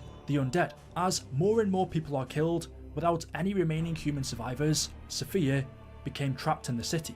Elsewhere in this fractured universe, a private plane carrying Brock and Gary to Shangri in the Himalayas encounters a freak astropheric event which causes it to crash, killing all on board, including the famous explorers Brock and Gary. Similarly, in this fractured universe, hiding in the closet at the Pentagon due to the zombie outbreak, Robert McNamara records a message stating that John F. Kennedy, Richard Nixon, and Fidel Castro had died as a result, and moments later, he was killed by the undead too. After leaving Division 9's Japanese island facility, Primis then teleport to the Agonia Fracture, Stalingrad, but accidentally get the coordinates wrong, sending them flying out of a rift above the city. At the same time, Peter McCain, who jumped into a rift above the Rising Sun facility, is spat out of this exact same rift over Stalingrad, along with Primis, however, is unconscious. As they're falling, Primis grabs onto his lifeless body and activates his parachute to land safely. When they touch ground, they discover the ongoing battle between dragons and Russian Gigant robots, with Ultimis Nikolai as the sole survivor fighting the zombies inside of a mech suit. Upon noticing Primis, Ultimis Nikolai attempts to kill them, but is picked up by one of the dragons and thrown into a building. Drifting through space and time in his ethereal form, after being freed from the Casimir mechanism in the Soviet Cosmodrome, Gersh finally arrives in the Agonia Fracture. He states to himself, "I guess I can forgive Yuri. I quite like my new form. Where am I now? A city on fire by a river? I know this place. Finally, I am home." As Primis make their way through Group 935's base, they eventually reach Sophia. They power her up and she asks them to perform several tasks before a master password could be typed in, prompting Primis to complete the Ascension protocol. As they continue to follow Sophia's instructions, they eventually find Gersh, who recognizes them, yet knew they were not the same versions who freed him. Gersh agreed to travel to Sophia's location, where she proceeded to extract information from him, a process that she claimed to be most painless. However, the process proved fatal for Gersh, as he screamed in agony. With the Ascension protocol completed, Sophia was freed from her base, where she lifted up and flew away through space and time in hopes of finding her beloved Dr. Maxis. Ascension protocol complete. Thank you for your assistance. Also for posterity, I calculated odds of you defeating the dragon. I will not share them. They will not encourage you. I leave you now. Maxis. I must go to him. The paradox must be resolved. The loop must be closed. During their mission at Stalingrad, Dr. Monty decides to contact Primis, Nikolai, Takio and Dempsey for the first time, stating he had seen their misdeeds and asked them to fix the universe as they were partly responsible for its fracture. Monty tells them he's only meant to stay on the sidelines, not really supposed to get involved. Free will and all that stuff. Oh yeah, that was his idea. However, he sees stuff now and then which makes him go, that's not good, I really should do something. But the thing is, all he can really do is give things a little nudge. Sow a seed, plant an idea, see what grows, see what sticks, explaining to them that he is the one that's been providing them with the magic weapon boxes, the chalk drawings on the walls, the magic ammo drops, the gumball machines. He goes on to tell them that Maxis, he was the first. The drone that was constructed for his brain back in World War I somehow shielded him from the influence of Element 115. He opened the portal between worlds and well, that's where things really messed up. The world within the world got turned upside down and inside out. So it was around that time Monty felt forced to step in. They created a multiverse with millions of them existing in each and every one. And while Monty may be omnipotent, he can't be everywhere. And he tells them to fix it. Primis eventually reaches Ultimis Nikolai, who makes a truce with them to team up and kill the dragon. Upon the dragon's death, Primis then asks Ultimis Nikolai to surrender, but he refuses and attempts to kill them. Ultimately, Primis destroys Ultimis Nikolai's mech suit, and as they approach him, Primis Nikolai tells his Ultimis self that he is sorry and wishes there was another way, and remarked how he was suffering the same pain. He explained that he turned to alcohol to hide the agonizing memories of his wife's death, and in a fit of rage, not wanting to remember, Ultimis Nikolai fired upon his Primis self, but luckily the shot hits Primis Nikolai on his armoured plate, causing no damage. In retaliation, Primis Nikolai responded by killing his Ultimis self, allowing Richtofen to secure his soul inside of the summoning key. With the final soul collected, Primis Richtofen then raises the summoning key into the air, and the souls of Nikolai, Takio and Dempsey are sent to the house in Ogotha. At this exact same time, Samantha and Eddie are playing with their toys in the house. While playing a game of zombies, Eddie tells Samantha that she's getting everything wrong and that the zombies' eyes should be blue. Samantha tells Eddie that it's her turn, she can do whatever she wants, to which Eddie tells her, girls don't know enough about zombies. As the souls arrive in the house, Maxis tells Samantha and Eddie to put the toys away and make sure the windows are locked before coming down to the basement, as this next process can get a bit messy. Eddie tells Samantha that they better do what her father says, but was upset that he didn't even get his turn to make the rules of their game. Before closing the bedroom, Eddie tells her he wished the heroes in their games were real, as Samantha tells him not to worry. They will make everything okay, as her dad says he has a plan. They then head down to the basement. One by one, Dr. Monty then transforms the souls of Nikolai, Takeo and Dempsey into their younger selves and returns their innocence. Primis teleports to Dr. Monty's house and brings with them the summoning key. After reuniting, Dr. Maxis and Richtofen, hoping it would finally mean the ends of their troubles, destroy the teleporter, believing that was it. They can now live out the rest of their lives in Monty's perfect world. Later that night, while sleeping, Maxis heard voices. One of those was the voice of the Shadow Man begging Maxis to help him. As he made his way into the basement and approached the summoning key, the Shadow Man from within told him, "Only together can we prevent the destruction of your world." Maxis then fiddled around with the summoning key and accidentally switched positions with the Shadow Man. Due to Maxis still not having his own soul after Dr. Monty gave him a physical form upon only receiving his brain, he became trapped inside of the summoning key, in turn releasing the Shadow Man. Once outside, the Shadow Man then used his powers to open a gateway for the Apothecans to escape the Dark Aether, fracturing and corrupting Aether and revealing the Apothecan Sun. The Apothecans start sucking up their sun's energy and spit out meteors of element 115 through rifts within the multiverse, causing undead outbreaks before entering Monty's perfect world themselves. Primis teams up with Dr. Monty in his final battle against the Shadow Man. Along the way, Dr. Monty explains to Primis that he and the Shadow Man used to be friends, but he became corrupted by the Dark Aether and the Apothecans got a hold of him. Since then, he's been acting as their agent, zipping around the multiverse. Meanwhile, the Shadow Man explains to Primis that Dr. Monty had manipulated them. That's what he does. Dr. Monty is just one of the many names he's been known by. The Great Dragon, the Beast, Lucifer, Satan, he was even known as the Devil, warning them that they are being deceived. The Shadow Man tells Primis only through him can they find salvation, saying they have followed a path marked by lies and deceit. Many others have failed, why would they be any different? This has only ended one way. He has foreseen it. After listening to the Shadow Man and not entirely trusting Dr. Monty, Primis, Richtofen, Takeo, Nikolai and Dempsey drink the blood vials they had collected as their insurance policy. The blood vials of Sal, Finn and Victis preserved aspects of their dimensions, and ingesting them combined their ether with Primis's, creating a paradox. Primis eventually comes face to face with the Shadow Man. Going against him during their battle, Sophia arrives in Aether.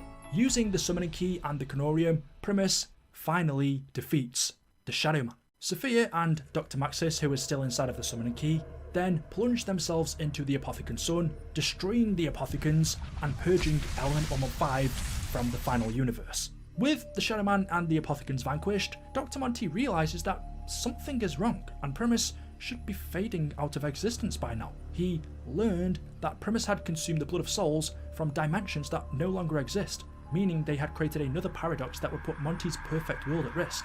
Telling them they couldn't stay here, Richtofen suggests that he could just send them somewhere else. Monty then decides to erase Primis from history before changing his mind, instead sending them back to 1294, where they saved Pablo Marinus during the Great War between humanity and the Apothecans, ultimately creating a loop and completing the cycle.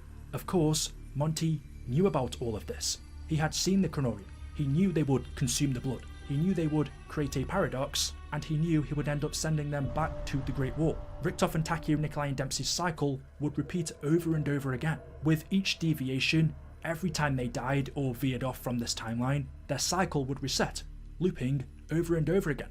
Primis would live, die, and be reborn again. However, one time as the regular cycle was playing out, something changed.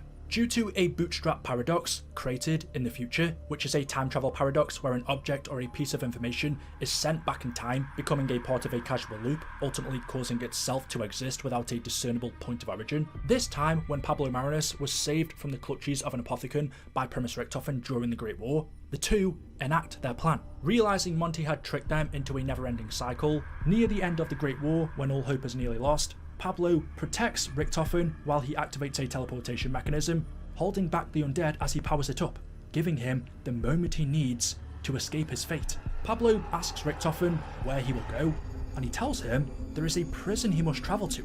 Hopefully there, he can intercept his friends before it's too late. Before Richtofen leaves, Pablo gives him the elemental gem from the Staff of Fire that he had used to save his life, believing it may serve him well on his new path. With Richtofen now having managed to escape his fate after the Great War, Primis's timeline had now changed, and along with it, the pages of the Kronorium. When he arrived at Alcatraz prison, he met with the alternate version of Richtofen already there, telling him everything. Upon reading the Kronorium, realizing that what he was saying was true, their past, present and future had been altered, he then places the version of Richtofen from the Great War into a stasis chamber, keeping him on ice with the elemental gem as the backup plan. In conjunction with this, Albert Arlington does the impossible. The mobsters fly off the rooftop of Alcatraz prison and crash into the Golden Gate Bridge. However, this time, Arlington does the impossible and kills Sal DeLuca, Billy Handsome and Michael Finn O'Leary, exacting his revenge and breaking their cycle. With their cycle broken, their spirits become free of their bodies, still trapped in the pocket dimension, but now free to roam the island, with Sal, Billy and Finn as ghosts, and the Weasel taking the form of a seagull named Icarus. Sometime after, as Primis, Richtofen, Takeo, Nikolai and Dempsey, unaware their fates had changed, continued on their journey to collect the souls of their Ultimis selves, where they eventually arrive at Division 9's island facility and collect the soul of Ultimis Takeo. As usual, they then teleport to Alcatraz to collect the blood vials. However, due to Richtofen from the Great War using his teleporter to travel to the Alcatraz dimension before them, altering the island's teleportation alignment, Primis end up teleporting further away from the laboratory than expected, not knowing what had happened prior to their arrival. Primis Richtofen dismissed this minor change and continued to make his way through the prison until they eventually arrived at the laboratory, where they met the other version of Richtofen as normal, but they find him reading the Kronorium. The lone Richtofen then tells them they are late before handing them the Victis blood vials. He then orders Primis Richtofen to read the Kronorium again. As he does, he realises that the pages have changed. He shouts to himself as he reads it, "Our blood, my blood, you cannot possibly expect me to let this happen." The Kronorium now told him his new future, that he would need to sacrifice himself using his blood to escape the island. The lone Richtofen then leaves through a rift closing behind him as Primis Richtofen throws the Kronorium in anger, landing on the ground. Knowing their future had now changed, Primis Richtofen and the crew make their way to an alternate portal on the other side of the island, fighting off against the undead on their way. Just as they are about to enter it and escape, Brutus, now unoccupied by Al, Billy, Finn and Sal after they had broken their own cycle, allowing Brutus to focus on Richtofen, approaches the portal and destroys it, killing himself and trapping Primis inside of the Alcatraz pocket dimension. Primis Richtofen now realised they were trapped inside of the Alcatraz pocket dimension just as the Shadow Man intended and as the Kronorium had told him, being chased by the undead and Brutus who had been reborn. While exploring Alcatraz, Primis come across the Warden's house on the far side of the island. As they enter, they discover his hidden ritual room. Inside, they find a chair covered over with cloth. Upon pulling a switch near it, the lighthouse on the island lights up, causing a flurry of wind to lift the cloth off the chair, revealing the decaying body of the Warden after he electrocuted himself to death to transform the island on the orders of the Shadow Man. Suddenly, Richtofen begins hearing Samuel Strulinger's voice in his head, talking to him from inside of his cryostasis back in the lab, realizing the lighthouse must have triggered a chain reaction in the ether. At this point, Dr. Maxis attempts to make contact with Richtofen from inside of Dr. Monty's house, not knowing that he was trapped within the pocket dimension. After studying the effects of blood when exposed to alternate space-time realities, he discovered that it becomes imbued with etheric energy. He explains to Richtofen, the moment you travel through a portal powered by element 115, your blood is changed. The blood vials of Sal and Finn contain trace but significant amounts, but Richtofen's blood, because he had travelled through countless realities of space and time, was not only beyond potent, but could be a profound liability if it were to get into the wrong hands. Dr. Maxis warns Richtofen there are forces who would stop at nothing to attain such power, and he must do all he can to keep it from them. After not receiving a reply back from Richtofen, Maxis concluded that he must be trapped within the Alcatraz pocket dimension. He tells Richtofen the power of his blood could theoretically be used to open a portal and escape. If he could direct and focus enough energy through his blood, he may be able to tear a hole through the ether and step through. In the prison, as Primis go to pick up the Kronorium off the ground after Richtofen threw it, Arlington, now in the form of a seagull, steals it, forcing Primis to retrieve it off him. Along the way, Primis helps several spirits trapped within the dimension. Eventually, making their way back to the Warden's house, they place the Kronorium on the dead Warden's lap and the summoning key inside of his carcass, hoping that the summoning key will use the Warden's body as a conduit to his soul, as it had done before. All of a sudden, the lighthouse in front of them explodes, causing a red beam to shoot from the sky, allowing Brutus to find them. Stating they now belong to him, he knocks them out and locks each of them in a cell. Still not hearing back from Richtofen, Maxis attempts to contact him one final time. He warns the forces keeping him inside the pocket dimension know too much about his nature, and their power is too great to leave unchecked. Total dimensional collapse is the only option, as it's the only way they will stop hunting him long enough to complete their mission. Before breaking communication, fearing that he may be listening, Maxis reminds Richtofen that the location of his secret lab underneath Alcatraz remains a secret to most, just not him, and he knows about the backup plan stashed away, recommending he uses it to eliminate the threat of Alcatraz for good. Now locked up, Brutus explains to Primis that they would be trapped in this pocket dimension forever, suffering, never allowed to die. Richtofen! Richtofen! Oh, please don't be dead. Don't be dead. Please don't be dead! I am not dead. Thank you for your concern. Please stop shouting in my brain. Jump in, fucking Jeremiah, you're alive! Oh, woo! Man, do you have any idea how scary it is? Thinking you're gonna be stuck in a box with your own thoughts forever? Yes, Samuel. I'm afraid I do.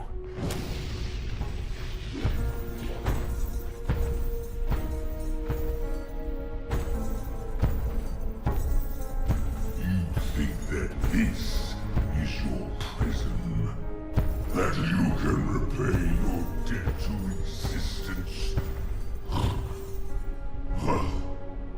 This is not a matter of debts, though debts you certainly owe. This is my life sentence, the reason I was born, and the destiny for which I have bled, and tortured, and killed, and died, again and again. It is Armageddon. This flaming garbage heap is your magnum opus.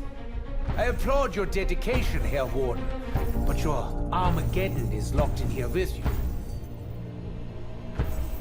Until you brought me the key. I can hear it pounding through your veins.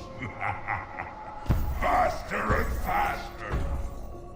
So, your life sentence begins. You will suffer. You will not die. Your heart will beat as everlasting engines in my machine, holding the gateway open so that they will finally be free. Now rest yourselves. Soon we begin. Lights out! Brutus planned to use the machine he had built, the dark mechanism, to extract Richtofen's blood in order to hold open the gateway which would allow the Shadow Man and the Apothecans to be free. Brutus then turns the lights out for the night as he prepares to enact his plan. Luckily, Arlington arrives and frees Primis from their cells. As they run back to the lab, the Warden cuts them off before slamming his baton into the ground, turning him into a giant version of himself. But before he could apprehend them, the spirits of Sal DeLuca, Billy Handsome and Finn O'Leary restrain him and launch him into the sky, buying them time. Inside the lab, Primis Richtofen enacts the backup plan, revealing the cryopod of Great War Richtofen hidden behind a wall, and starts its thawing sequence. But not having the time to wait for the process to finish, they decide they must confront the Warden to buy themselves more time. Primis fights the Warden in front of the dark mechanism, killing him over and over again as he is continuously reborn. Primis Richtofen, understanding what needs to be done, decides to do the right thing, says goodbye to Samuel in his head, and steps inside of the dark mechanism, giving it his blood. Meanwhile, the cryopod containing Great War Richtofen completes its thawing sequence. As the door is unlocked, he steps out holding the elemental fire gem. He makes his way upstairs to join the fight, in which he then raises the fire gem into the air and uses it to kill the Warden once and for all, vanquishing the island of the undead and freeing their spirits from the pocket dimension. With these changes, and with it now seemingly over, Primus Nikolai questions whether they still need to travel to Stalingrad to collect his soul inside of the summoning key. Great War Richtofen tells them that it is no longer necessary as the future has changed, handing him the Kronorium. He tells Nikolai to read it and learn of his future. He must keep his own soul, as it will be needed to defeat Dr. Monty. Not knowing who Dr. Monty was yet, as he wouldn't reveal himself to them until they arrived in Stalingrad during the cycle, he replied, "Who?" With Primis Richtofen's blood still being extracted by the dark mechanism, after filling its tanks, Primis then used his blood to open up several portals that would allow them to leave the pocket dimension. Before going, Great War Richtofen approaches his Primis self, who was crying out in pain, and told him that the cycle was broken, and that their insurance policy, the blood vials, which were only ever used to perpetuate the cycle, were no longer needed. Great War Richtofen grabbed the summoning key off him, telling him he is not sorry for what has happened, as it was him that helped continue the endless cycle. Coming to terms that there was no way out for him, Primis Richtofen cried out he just wanted to keep going, keep living, existing. This version of him, he was the nicest one. Knowing his sacrifice was necessary, Great War Richtofen rejoins Primis, who smash the blood vials of the mobsters and Victis on the floor, leaving Primis Richtofen to die. After leaving Alcatraz, because Primis Nikolai was the only one who still had his own soul, he took the role of leader of the group. Having a soul meant he still had a conscience and would do what was morally right going forward, instead of catering to his own self-interests. Richtofen, Takeo and Dempsey having no soul meant ultimately they would always do what was best for them. Primis Nikolai read the Kronorium and learned about his past, present and future, and what he needed to do to end the madness once and for all. He hides details of what he learns in the Kronorium from the others, as he knows without their souls, they would not understand, and potentially would be unwilling to go along with the plan, risking everything. Following the Kronorium, Nikolai, along with Dempsey, Takeo and the Richtofen from the Great War, who changed outfits, let's just call him Primis Richtofen again, then arrive in Hangar 4 at Groom Lake, Nevada, in 1963, where they meet up with their Ultimis selves shortly after the events of Undead Richtofen transferring his life force into the catatonic Ultimis Richtofen, bringing him back to life. Primis Nikolai reveals to Ultimis that there is a war to be fought, the Great War, and that they must come with them. Having no other option as the alarm in the hangar rings out for intruders, all 8 of them teleport away from the hangar. The Kronorium tells Nikolai that they need to build the Orgothan device, and a piece required, the elemental shard, is located at Camp Edward. Primis Nikolai feared the knowledge of the Kronorium would drive him insane, giving him a new appreciation of Richtofen since it was him who held this to himself for so long, how it must have clawed at his mind, knowing his own future. Primis and Ultimis arrive at Camp Edward on the date October the 13th, 2025, where they found a zombie outbreak already in progress and their eyes were strangely white. They reactivated the facility along with its AI, Rushmore. They learned from Rushmore that the elemental shard was locked inside of the American Pyramid device, but what he didn't know was that Cornelius Purnell was also contained within the pyramid along with it. Unsure if he could trust them, Rushmore sets out tests on their core values before granting them access to it. During their exploration, they come across Peter McCain still trapped inside of an ADAM unit, the home service robots built by Broken Arrow. Upon speaking to him, being his old teammate, Dempsey recognizes Peter. Peter tells Rushmore that he trusts Dempsey and the rest of the crew and to let them have access to the APD, and Rushmore complies, but first wants them to free Peter's life force from the ADAM unit, deeming him someone very important to humanity's future. Because Richtofen was supposed to have returned back to the house by now with the souls, not knowing the cycle had been broken, Maxis attempts to contact him again. He tells Richtofen that Dr. Monty is getting suspicious that he's not following the plan and plotting against him. Maxis ensures Dr. Monty that is not the case, which leaves Maxis curious as to why Monty was so anxious. Upon investigating, he figures out that delivering the souls to Dr. Monty would not resolve the paradox and the blood vials don't break the cycle. He learned all those affected by Element 115 would continue to be trapped and tortured by the Aether's power. He suspected Monty knew his plan would keep them in a cycle. He explains it is the Aether. Once it touches something, that thing is forever corrupted. It cannot be undone. Dr. Monty never planned on fixing anything. He could only start over. Well, he could fix it, but the cost of that would be too great, even for him. They were doomed the moment Element 115 came to Earth, and the only way to fix it would be to purge Element 115 from existence before it ever encountered humanity.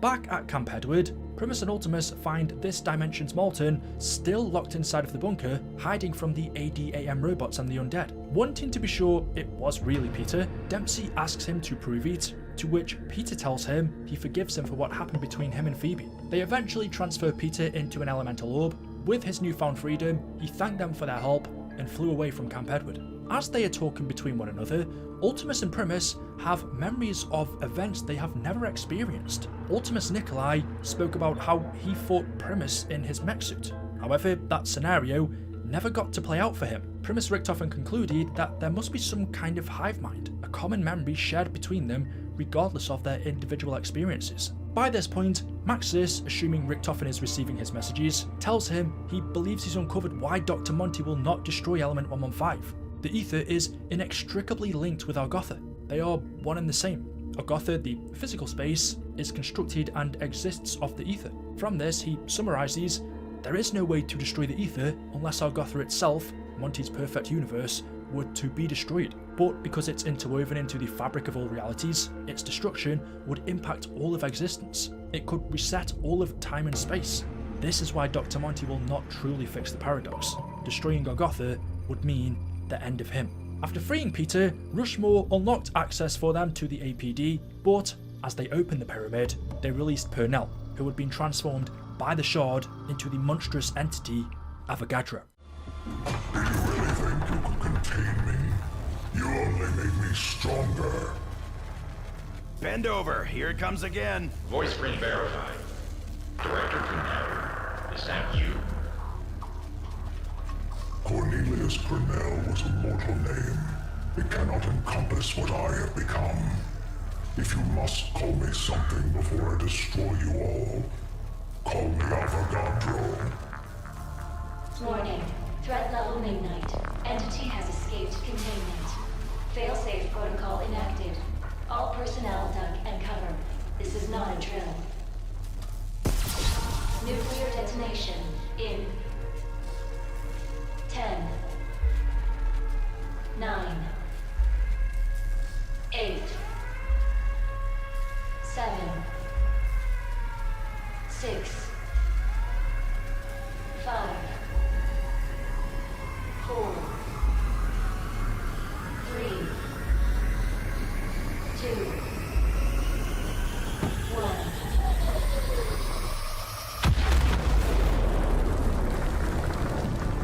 Even your most destructive weapon would barely register as a blip on my radar.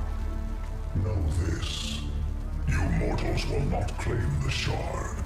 It is I who will enter Argotha.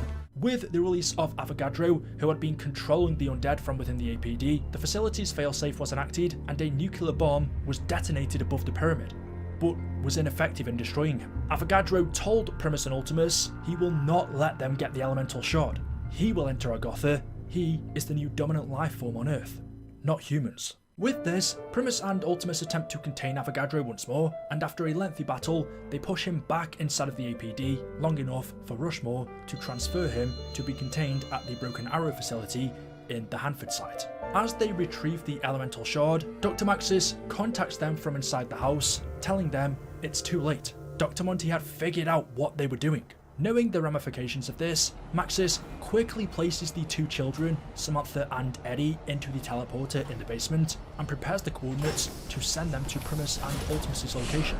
All of a sudden, Dr. Monty entered the basement and Maxis tells him he is too late, before teleporting the children away as Monty transforms into his corrupted form and eats Maxis alive. All as Samantha witnesses the final moments of her father's death. When Samantha arrived at Camp Edward, angry at what had just happened, she unleashes her fury, causing tremendous damage to Camp Edward before stating to Eddie that they would fight the Great War with Primis and Ultimis, kill Dr. Monty, and burn the house to the ground.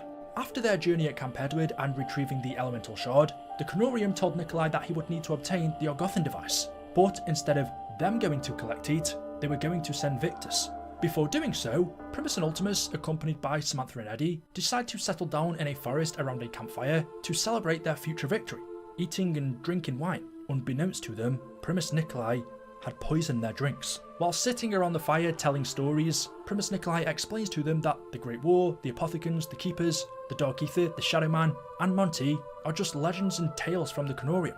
He revealed both the Shadow Man and Dr. Monty became corrupted by the Dark Aether, one from his own ambition and the other trying desperately to save his friend. He stated the greatest war was the war they were fighting against themselves. As they kept drinking, Primis Nikolai told them to think about what they desired, where they would like to go next. Primis Dempsey says he might serve his country by helping train the next generation of recruits, passing on his expert knowledge. Primis Nikolai would like to return home to his wife before she was killed by the bombs in Stalingrad, if only to die by her side. Primis Takeo saw himself at peace, sitting beneath his grandfather's cherry blossom tree, listening to his children play, while Primis Richtofen wanted to teach medicine, specifically pathology. Ultimis Nikolai wanted to be in his favourite bar.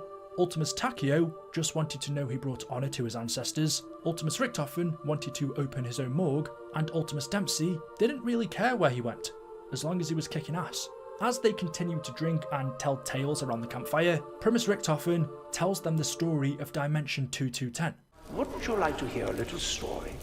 A story you've never heard? A sad story? Oh man, why do you always have to be such a Debbie Downer? Let him speak. It's the story of Dimension 2210. The story of my soul. By the way, you're nodding, Nikolai. I can only assume the Kronorium already showed you the whole sorry tale. Well, for the benefit of the peanut gallery, I was just a boy then. An innocent. I was a sensitive child. A lonely child. Orphaned at a young age.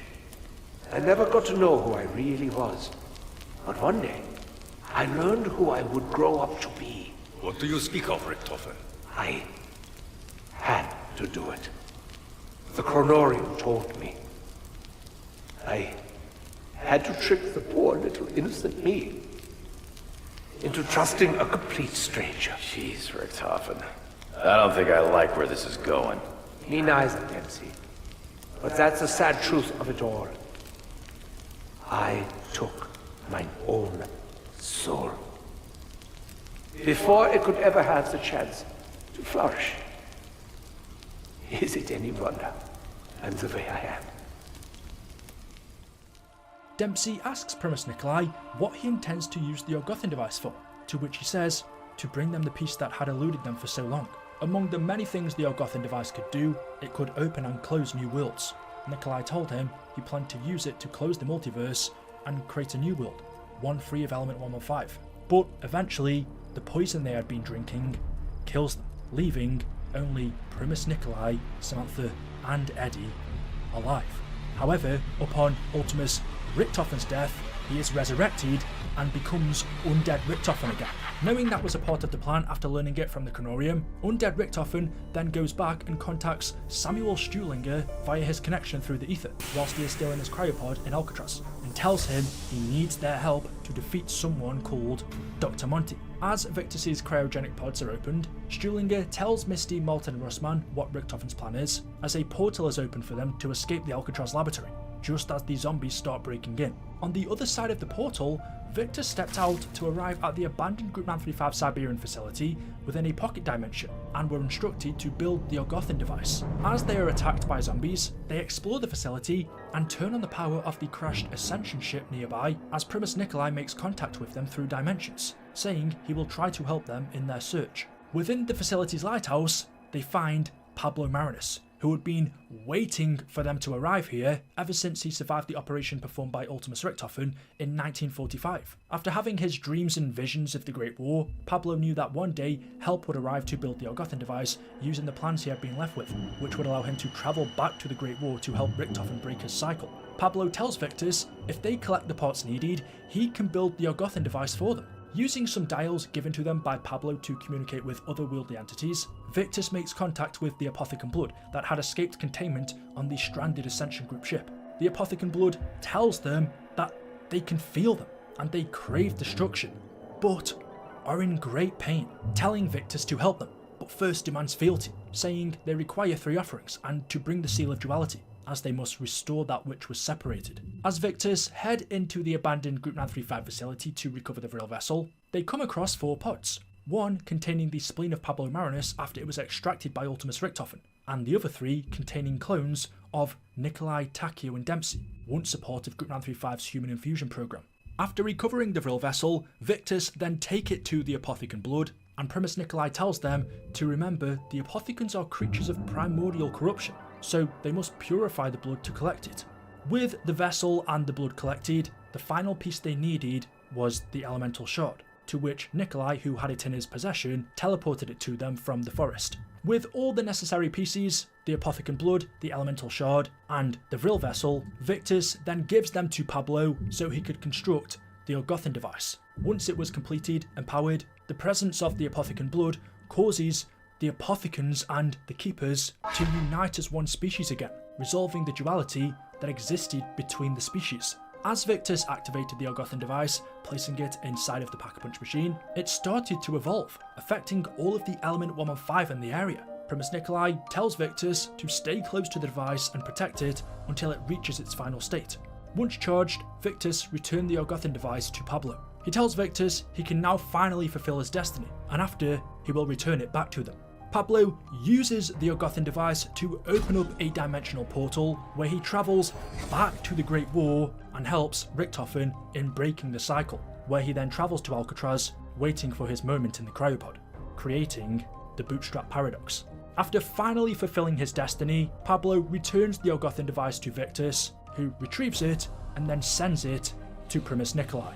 With the device now in his hands, Primis Nikolai uses it to destroy the summoning key, telling Ultimis Richtofen it is time for the paradox to be resolved. As the key was destroyed, so too was the multiverse. Each and every dimension began to collapse, everything within it fading away into the Dark Aether. Stuhlinger pleads with undead Richtofen, saying they did everything that was asked, but Richtofen could only apologise as they were banished to the Dark Aether. Knowing they all had to die as they were linked to the Aether, they could not exist without each other. Primis Nikolai then shoots undead Richtofen in the head, killing him once and for all. Reality continued to collapse and the entirety of creation faded away. The zombies, the Apothecans, Element 115, even Dr. Monty himself, everything that spewed forth from the Aether was banished to where it belonged, the Dark Aether. Primis Nikolai then tells Samantha their time has passed now and they shouldn't be here anymore, asking her to shoot him in the head. With the death of Primis and Ultimis, the paradox was resolved. As the final fragments of the multiverse faded away, Samantha and Eddie walked towards the light and into a new singular universe created by the Orgothan device, one free of the influence of Element 115 and the zombies, where the children could finally grow up safely.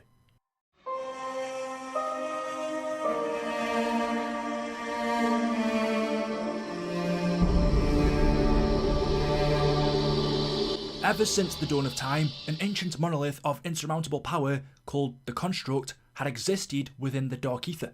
The origins of this strange structure were completely unknown, however, it had been worshipped by the Dark Aether's first denizens. At first, the Construct was relatively unconcerned and unevolved with the lives of the entities within the Dark Aether. However, at some point, this would change, as the Construct decided to grant its power to a certain chosen few. These individuals, who would complete the Construct's trials of mindfulness, sacrifice and resilience, would be dubbed as the Archon, its ruler, and be granted its power. The first of these Archons would wipe out a parasitic species that threatened their realm, while the fourth Archon would use their power to fragment a moon.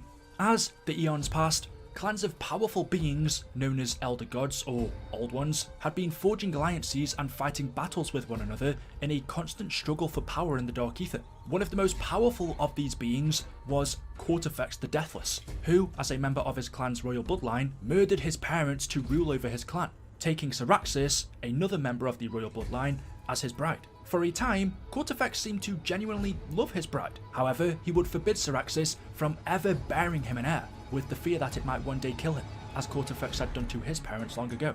Syraxis bore a child anyway, and Kortifex responded with the utmost cruelty.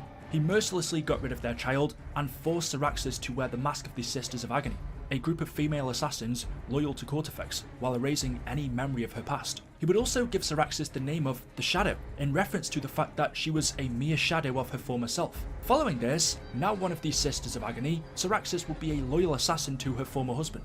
One day, Kortifex discovered the existence of the Construct and quickly became obsessed with being granted its power. Kortifex petitioned the Construct, and even though he completed the 3 trials that were set up for him, the Trial of Sacrifice, the Trial of Mindfulness, and the Trial of Resilience, the Construct rejected his petition.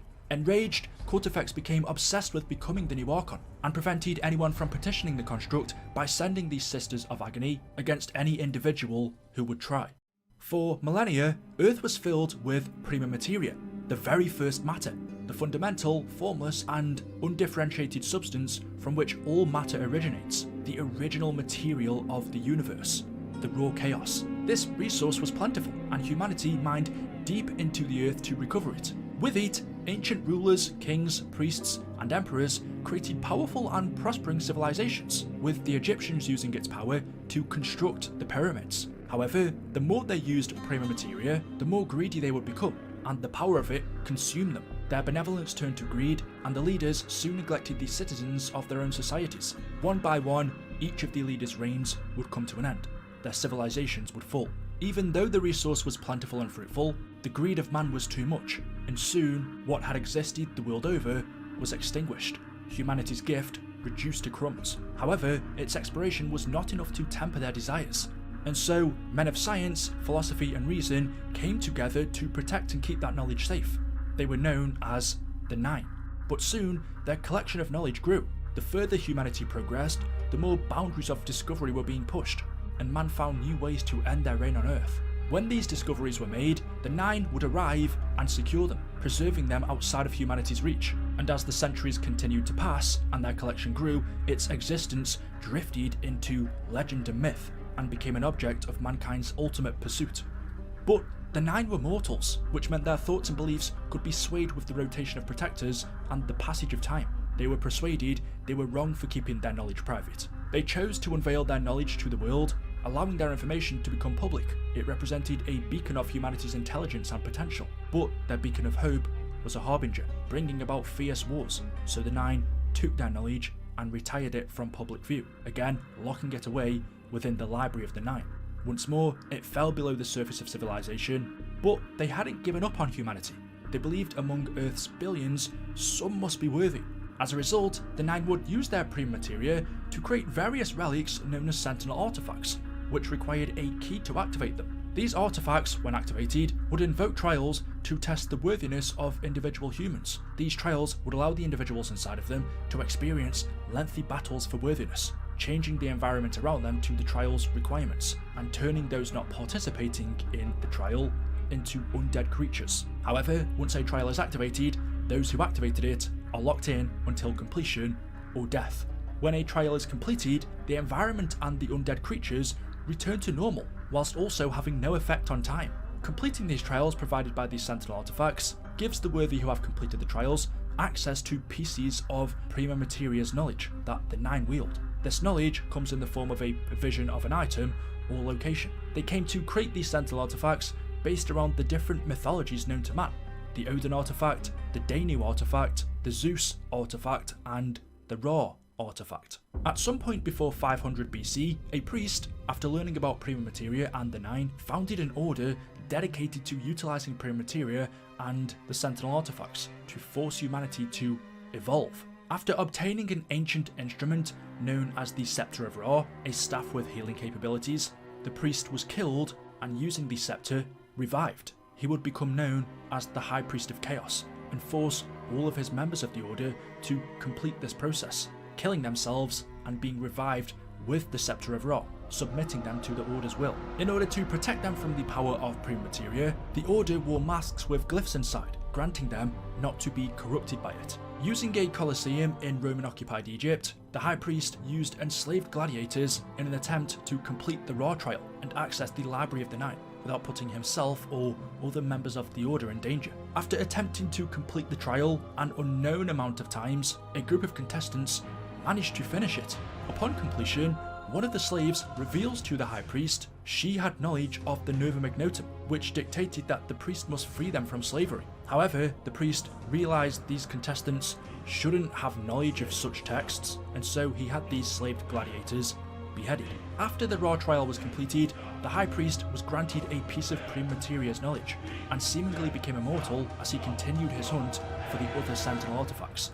In 2nd century BCE, as the Dark Aether's elder gods were misinterpreted by humans as their gods, Perseus, the son of Zeus, and as such a demigod, wishing to take his father's throne on Mount Olympus, travels to Delphi with Pegasus, a winged stallion, and his army to force Pythia to initiate the Zeus Sentinel artifact. Pythia was the title of the High Priestess of the Temple of Apollo at Delphi. She specifically served as its oracle, and was known as the Oracle of Delphi. She was considered a prophetess and was believed to deliver prophecies from Apollo, answering questions about the future. Perseus met the Oracle and gave her his demands, activating the Zeus Sentinel artifact to prove himself worthy of taking his father's throne on Mount Olympus. When the Oracle refused, what she fails to foresee is how far he would go to force her cooperation, and Perseus had her two sisters, Stheno and Euryale, imprisoned. Now with the leverage he needed to make the Oracle more compliant, his men gathered in the Temple of Apollo, where they had been trained to know exactly what to expect next. The Oracle activated the Sentinel trial before being locked to her chair by Perseus. When the trial started, chaos transformed the city, spreading like pestilence, turning everyone outside of the trial into the undead. The Oracle told Perseus she would tip the scales in his favour, and at first, she did, but as the months went by, she stopped helping, causing him to lose more of his men every day to the zombies. The trial continued for 6 months, and despite the Oracle's whispered hints, Perseus was no closer to finishing it. Half of his men had fallen, they were running out of food, and to top it all off, the Oracle's two sisters tried to escape their imprisonment, killing Perseus' son Alcaeus in the process. With the sisters having become a liability, Perseus had them beheaded, but didn't tell the Oracle. After years of attempting to complete the artifact's trial, Perseus had lost count of the days and of the deaths. Most of his men were gone, torn into pieces by the evil they unleashed. The evil she unleashed for him. But if he could just complete this test and prove himself worthy, he could take his father's throne, the same way he won it. Eventually, the Oracle told him he had sacrificed enough, stating that a chamber contained the key to victory, but she tricked him. As he entered, he became trapped in the chamber, being attacked by the undead. The trial would continue to run for centuries, and Perseus, now alone, became corrupted over time by the prime materia, turning him into a zombie warlord.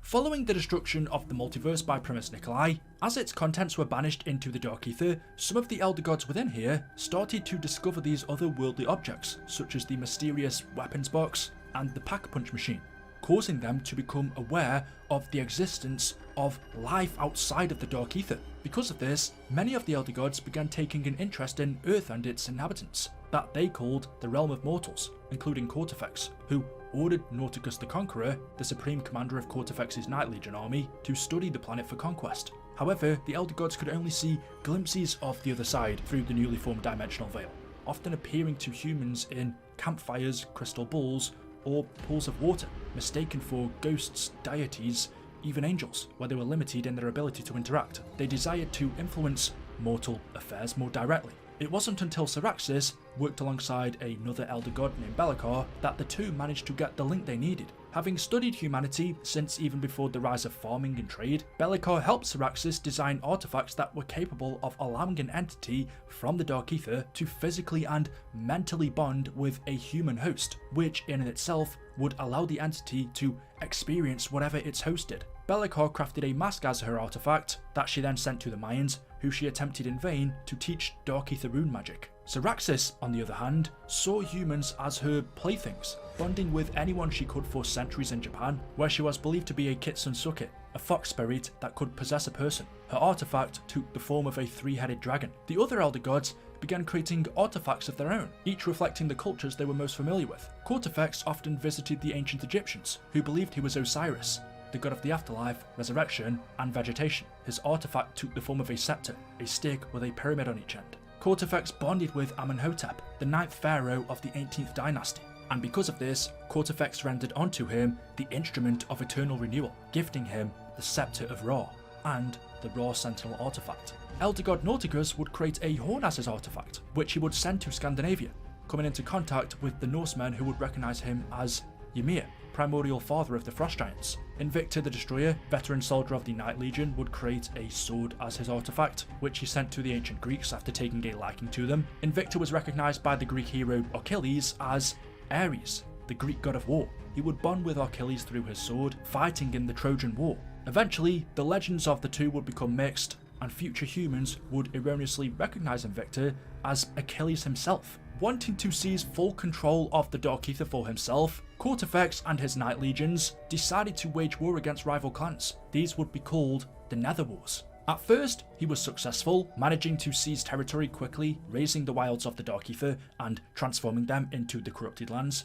However, some in Cortifex's circle began working against him, forming a resistance, including Be'lakor, who chronicled the campaigns of the Netherwars, and Syraxis, who fled from the Sisters of Agony, forcing Kortifex to replace her with Zebella the Deceiver. During one campaign, the Night Legions battled in the wilds of the Dark Aether, ravaging the land where a hermit clan dwelled. The clan had control over life energy by communicating with the web of life that spread throughout the wilds, connecting each member with another one. With their land turning into a wasteland, thus diminishing the web of life, their clan pleaded with Kortifex to spare the wilds. Appalled by the request, Kortifex burnt the clan's sacred forest and, unaware of the clan's power, launched his armies and the Sisters of Agony to hunt down every member of the clan.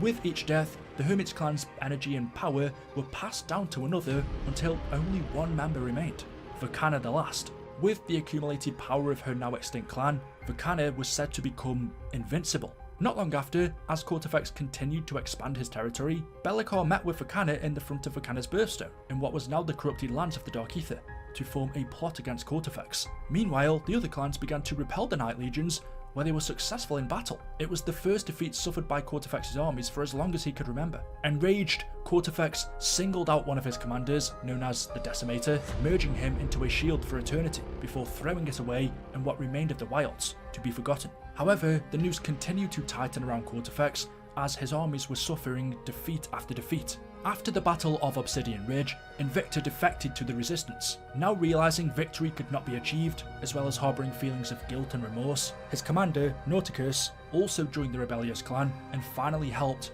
topple Kortifex's throne. Kortifex's final defeat would come up to, once again, Be'lakor and Syraxis, who devised a plan to trap Kortifex in his artifact forever, before being cast out to Earth.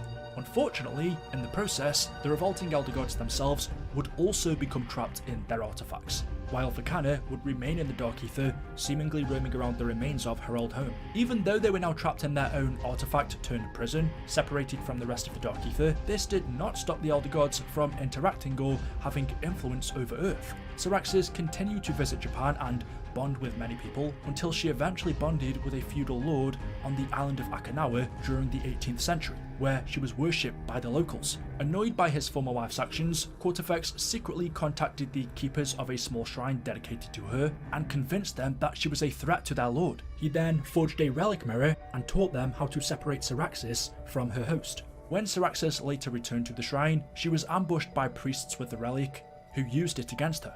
The mirror was split in half, with the two halves being sent in between the Dark Aether and the mortal realm.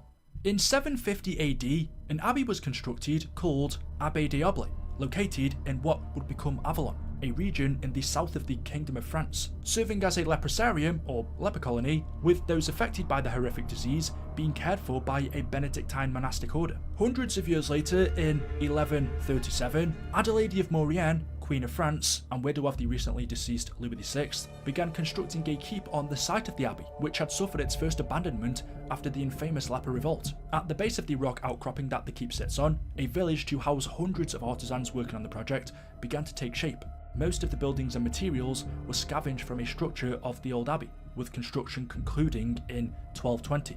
By 1314, Jacques du Molly, the Grand Master of the Knights Templar, was burned at the stake for heresy in Paris. It was said to be the result of a Templar knight known as Sir Guy de Saint-Michel, who specialised in the occult and dark magic. His prowess of the dark arts won him the name the Night Owl, but it was his reputation that caused the downfall of the Knights Templar, making it easy to accuse the Templars of heresy, resulting in the death of its Grand Master. Following the dissolution of the Knights Templar, surviving members of the order scrambled to hide relics gathered during the Crusades. Guy, along with his 4 bastard sons, travelled south, carrying with him an amulet he had collected known as Obscurus Altilium. Guy eventually settled in what would become Avalon, where he resided in a keep, and using a ritual he learned, Guy de Saint-Michel ruled over the citadel. But he would never have succeeded without the help of his 4 bastard sons, whose war names incited fear and hatred to anyone that opposed them. The 4 sons would stop at nothing to win the Owl's favour. His son, the Stag, was a shock trooper, striking like lightning when least expected. The Dragon's scorched earth tactics betrayed his reptilian-like mercy. The Lion was the brightest of his 4 sons, always keen to please his master, and the Raven, like his father, was a creature of the shadows. Although they served him faithfully, the Owl would never acknowledge their birthright, much less knight them, nor would he give them what they desired most: love, respect, and recognition. They were only useful as thugs, enforcers. Being a leading expert on all matters of the occult, the Owl used his prowess in the dark arts to induce the castle in magic, where he decided to create a trial to see which of his bastard sons was worthy of his respect. He wielded 4 elemental swords, each one contained its own trial. For the Dragon Knight, a fire sword called Caliburn; for the Stag Knight, a lightning sword called Durandal; for the Lion Knight, a light sword called Solace; and for the Raven Knight, a dark sword called Balmung. With all 4 of the bastard sword trials set, at the end, as a reward, the Owl placed the Obscurus Altilium amulet, and in order to protect it, he created a stone golem known as the Amulet's Guardian. As the final challenge, whichever son would reach the stage would have to defeat it. Before his death, the Owl left behind an astral recording of himself, speaking to the would-be winner of that trial and transcribing his accomplishments, writing, "The day has finally arrived. As the stars foretold, my legacy is secure, my lineage has been sullied, but it is a small sacrifice compared to all I have had to do. Alas, I do not expect humanity to be grateful to me. I am the only one capable of understanding the significance of my actions. I was born in the age of ignorance, among flocks of sheep raised for slaughter. No man is my equal. I am condemned to walk this earth alone, surrounded by lesser beings, isolated from the world by my superior intellect. And yet, despite everything, I have resisted. I will now rise, live forever. 1,000 years from now, I will still be remembered." The Owl, using his dark magic, then sealed himself inside of a secret room in the castle, where he eventually died. However, none of his 4 bastard sons would ever complete their father's trials, and following their deaths, the citadel would fall into the hands of the bastard sons' descendants. Over 200 years later, in the 1500s, after Avalon was declared a free state by papal order, the entire principality was granted to a powerful family known as the French Syndicate, descendants of the Owl.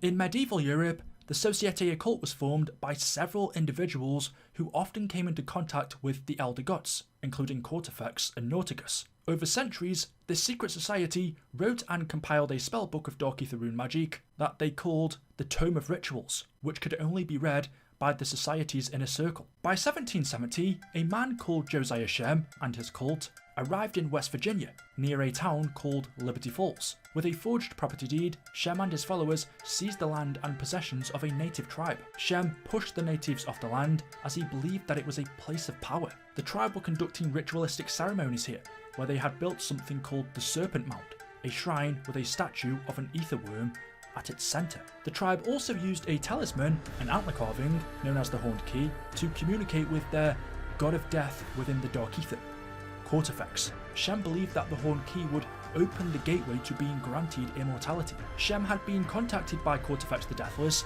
and they struck a bargain. Shem would help him escape the Dark Aether in exchange for eternal life. And over the next 40 years, Shem and his followers, now in the hundreds, built a mansion on top of Serpent Mount, as well as gardens and a henge. During that time, Shem's cult was often scorned and casted aside by the locals of Liberty Falls, who believed they were unholy and had nefarious intentions. In 1810, Shem and his followers were now finally ready to perform their ritual, calling upon Cortifex the Deathless to grant them immortality and be remade. However, the ritual fractured space-time, collapsing the local timeline, and Shem's cult vanished. Shem's spirit became trapped within a liminal space inside the mansion, where he was stuck in a loop, constantly searching for the Horned Key, wondering why his flock defied his summons. Since then, Shem's mansion was left abandoned, until 5 years later, in 1815, a descendant of the president was gifted the house. Over the next 100 years or so, a slew of fat cats snap up the house, most notable a steel tycoon, whose campaign against a labour union got him murdered in his bed by an angry mob. During the second half of the 19th century, a British adventurer called Alistair Rhodes bought a country estate in Hampshire, England, after he learned about Druid ruins on the land. The Druids were members of high-ranking priestly class in ancient Celtic cultures. The locals had long considered that plot of land haunted. In fact, the original house built on the property was burned by a mob of villagers back in the 1600s. The owner back then was a fella named Edward Covington, who vanished the night the house was put to torch. Everyone presumed he was killed by the mob, but his body was never found. Alistair renamed the mansion to Rhodes Manor. One time, Alistair ventured into an old druid temple buried beneath his grove of oak trees. To his surprise, he found 3 fallen warriors bedecked in plate mail. He restored the armour and had them displayed in several locations on his estate. They were in remarkably good condition. Alas, the same could not be said for the warriors' corpses. Local records indicated that in 1487, English noblemen Sir John Wells, Sir Egbert and Sir Richard Whitfield disappeared in the area, but what killed them, he didn't know. As Alistair's estate continued providing him with tantalising archaeological finds, he recovered a Viking battle axe, most likely from the mid-9th century. It was a stark reminder of the Viking conquest in the area, especially since he found the axe still embedded in a Celtic skull. The Viking arrival was the end of the Druids, but if local legends were to be believed, one group of Druids made their last stand right here on Alistair's estate. Continuing to explore around, Alistair made yet another exciting find. While digging in the garden next to his greenhouse, he unearthed a Celtic figurine of a creature he could only describe as a werewolf, which fitted with the Druid reverence for animals. But it was the werewolf's combination of human and lupin features that intrigued him the most. There was a local belief that the Druids cursed their most powerful enemies, transforming them into beasts, guardians of these sacred oaks. He wondered whether this figurine was linked to that superstition. It didn't stop there, however. Alistair's Druid research turned up yet another surprise. A former owner of the estate, Owen Poe, played a key role in starting up modern Druidry in the 1780s. Though well-intentioned, the modern Druid movement bore more resemblance to Freemasonry than it did the actual Druids of old. Alistair wondered if Owen was aware of the history of this particular plot of land. Anyway, Owen was eventually driven out of the organisation after he got arrested for building a full-scale Wicker Man on the property. He spent his last years at Hoston House Lunatic Asylum. At the end of the century, Alistair brought his young daughter, Scarlet, to a museum where he asked her to watch for anyone observing them while he was looking for an item, a black rock glistening with diamonds. Unfortunately, policemen arrived and Alistair was arrested. After that, Scarlet was separated from her father, growing up with relatives, in care homes, or amongst nuns, as well as with Alistair's close friend, Stanton Shaw. Scarlet wouldn't see her father again for the next 15 years. In 1908, Alistair met with an old acquaintance of his, Archibald Forthington Smythe, a world-renowned archaeologist, to discuss a small matter. After meeting up for a spot of shooting, he invites Archibald into his home. While exploring his inner sanctuary, he finds a monocle. Alistair tells him it's not for reading, and the lens is milled from some very particular quartz glass that he went to extreme lengths to procure. It was actually Galileo's objective lens that he had used to first charter the transits of Jupiter's moons. Archibald asked Alistair why he had it, and he replied, Galileo wasn't just a mathematician astronomer, he was an alchemist, which got him thinking, what if that telescope of his was a product of more than just the physical sciences? He had perhaps goosed it with all the skills he had at his disposal, and what mysteries he unveiled with it, and so Alistair stole it. And he was right. The lens revealed hidden things. It makes the occult, well, not hidden. Finally getting down to the reason he was here, Alistair requested Archibald to conduct an expedition into a burial mound of Roman origin in the Principality of Avalon in southern France in order to find a relic known as the Sentinel Artifact. Rhodes had discovered ancient writings that identified 4 known Sentinel artifacts: the Odin Artifact, the Danu Artifact, the Ra Artifact, and the Zeus Artifact. All share a common morphology and function, with surface details corresponding to the cultures where they first appeared. The commonalities from such far-flung sources suggested to him widespread early contacts with a dark dimension and a point of origin beyond their terrestrial realm. Alistair's collection of ancient texts and depictions of Sentinel artifacts led him to conclude they function as batteries for gatherings, storing and manipulating prima materia. Each artifact is ringed with receptacles that need to be completely filled in order to render the artifact operational. After some artful haggling, Sir Archibald agrees to help Alistair after negotiating for several cases of 1870s claret wine that Alistair possessed. Archibald immediately tells his footman, Potts, to load the car so they can set off, before Alistair gives him the monocle to help with his expedition. Later that year, Archibald and his expedition crew arrived at the mound, where they began excavating.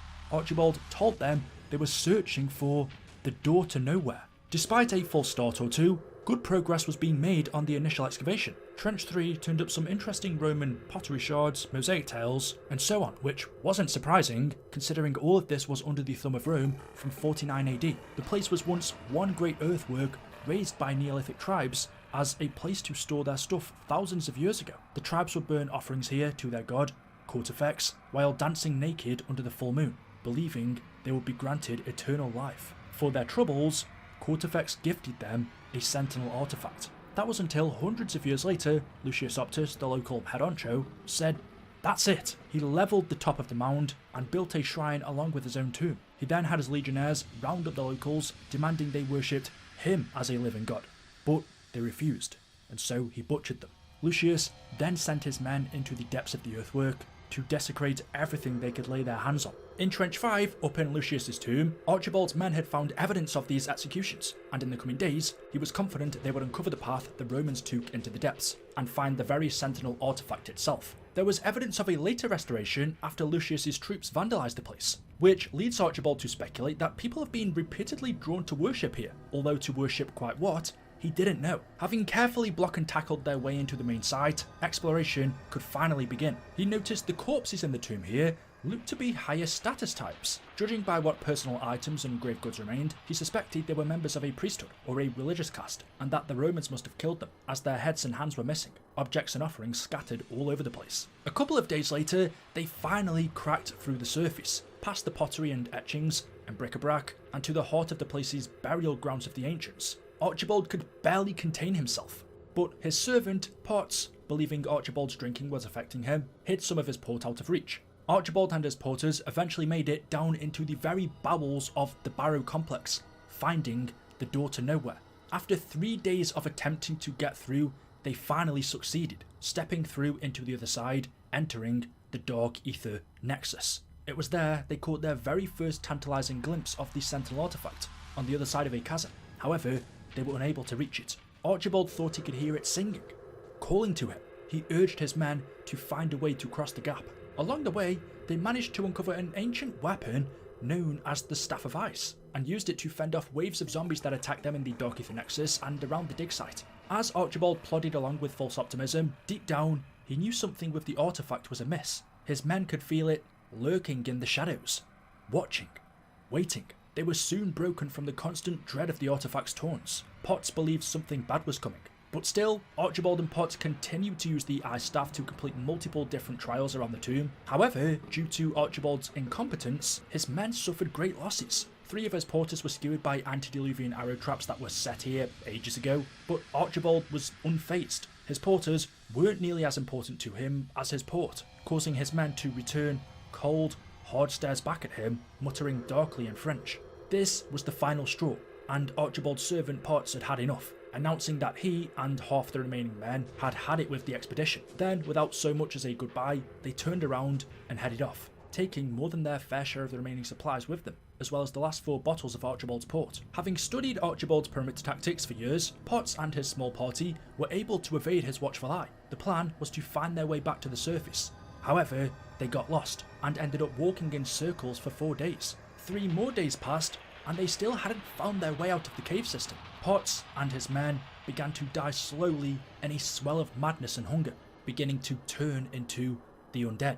Meanwhile, Archibald and his remaining men continued searching for a way to repair the broken chasm, but by now they had run out of food and water. Suddenly, Archibald hears a rumble in the distance. From afar, it looks like Potts, but as he gets closer, Archibald saw that his skin was now rotten. His hands had claws. Potts had turned into the undead. As the zombies began to attack Archibald and the rest of his men, they retreated back into the Dark Aether Nexus to make a stand, where, during the fight, Potts was stabbed in the eye with a dagger, killing him. Archibald, now the only one alive, finally finished reconstructing the bridge. With the path to the artifact fully opened, as he made his way towards it, he noticed a decanter on the ground. Assuming it had been left behind by his then dead servant Potts, he attempted to pick it up, only for the decanter to reveal itself as a mimic, one of the many creatures of the Dark Aether. Archibald uttered his final word, "Mother," before succumbing to his death, as he was swallowed whole along with Alistair's monocle. In 1909, centuries after the Ra trial was completed, the High Priest, who had since become immortal, refounded the Order using a breakaway sect of the Rosicrucian Order in England, a fraternal organisation with a long history of esoteric teachings and practices, with the purpose of uplifting humanity by doing the same as the previous Order had, acquiring Sentinel artifacts and gaining access to the Library of the Nine. Alistair learned about this new order and judged their intentions as nefarious. He started his journey to access the knowledge of the Nine for himself and use it to empower humanity. The following year, in September 1910, Alistair travelled to Morocco to meet a man called Bruno, a former enforcer of a criminal gang in the Paris underworld who joined the French Foreign Legion after he had attempted to assassinate Michel Dupré, a rival gang boss, but inadvertently killed the latter's child. This led to his former boss, Lebu, placing a bounty on Bruno's head. Alistair explained to Bruno that his former associate stole an object he was looking for, and that neither they nor their employers, the newly formed order, should be allowed to have it. Bruno agreed to assist Alistair, and the two travelled to Constantinople, the capital of the Ottoman Empire. The two ambushed the convoy and stole a large wooden box before driving to the Basilica cistern with the rest of the criminal gang hunting them. After arriving at the cistern, Alistair revealed that the wooden box contained the object he was looking for, the Scepter of Ra.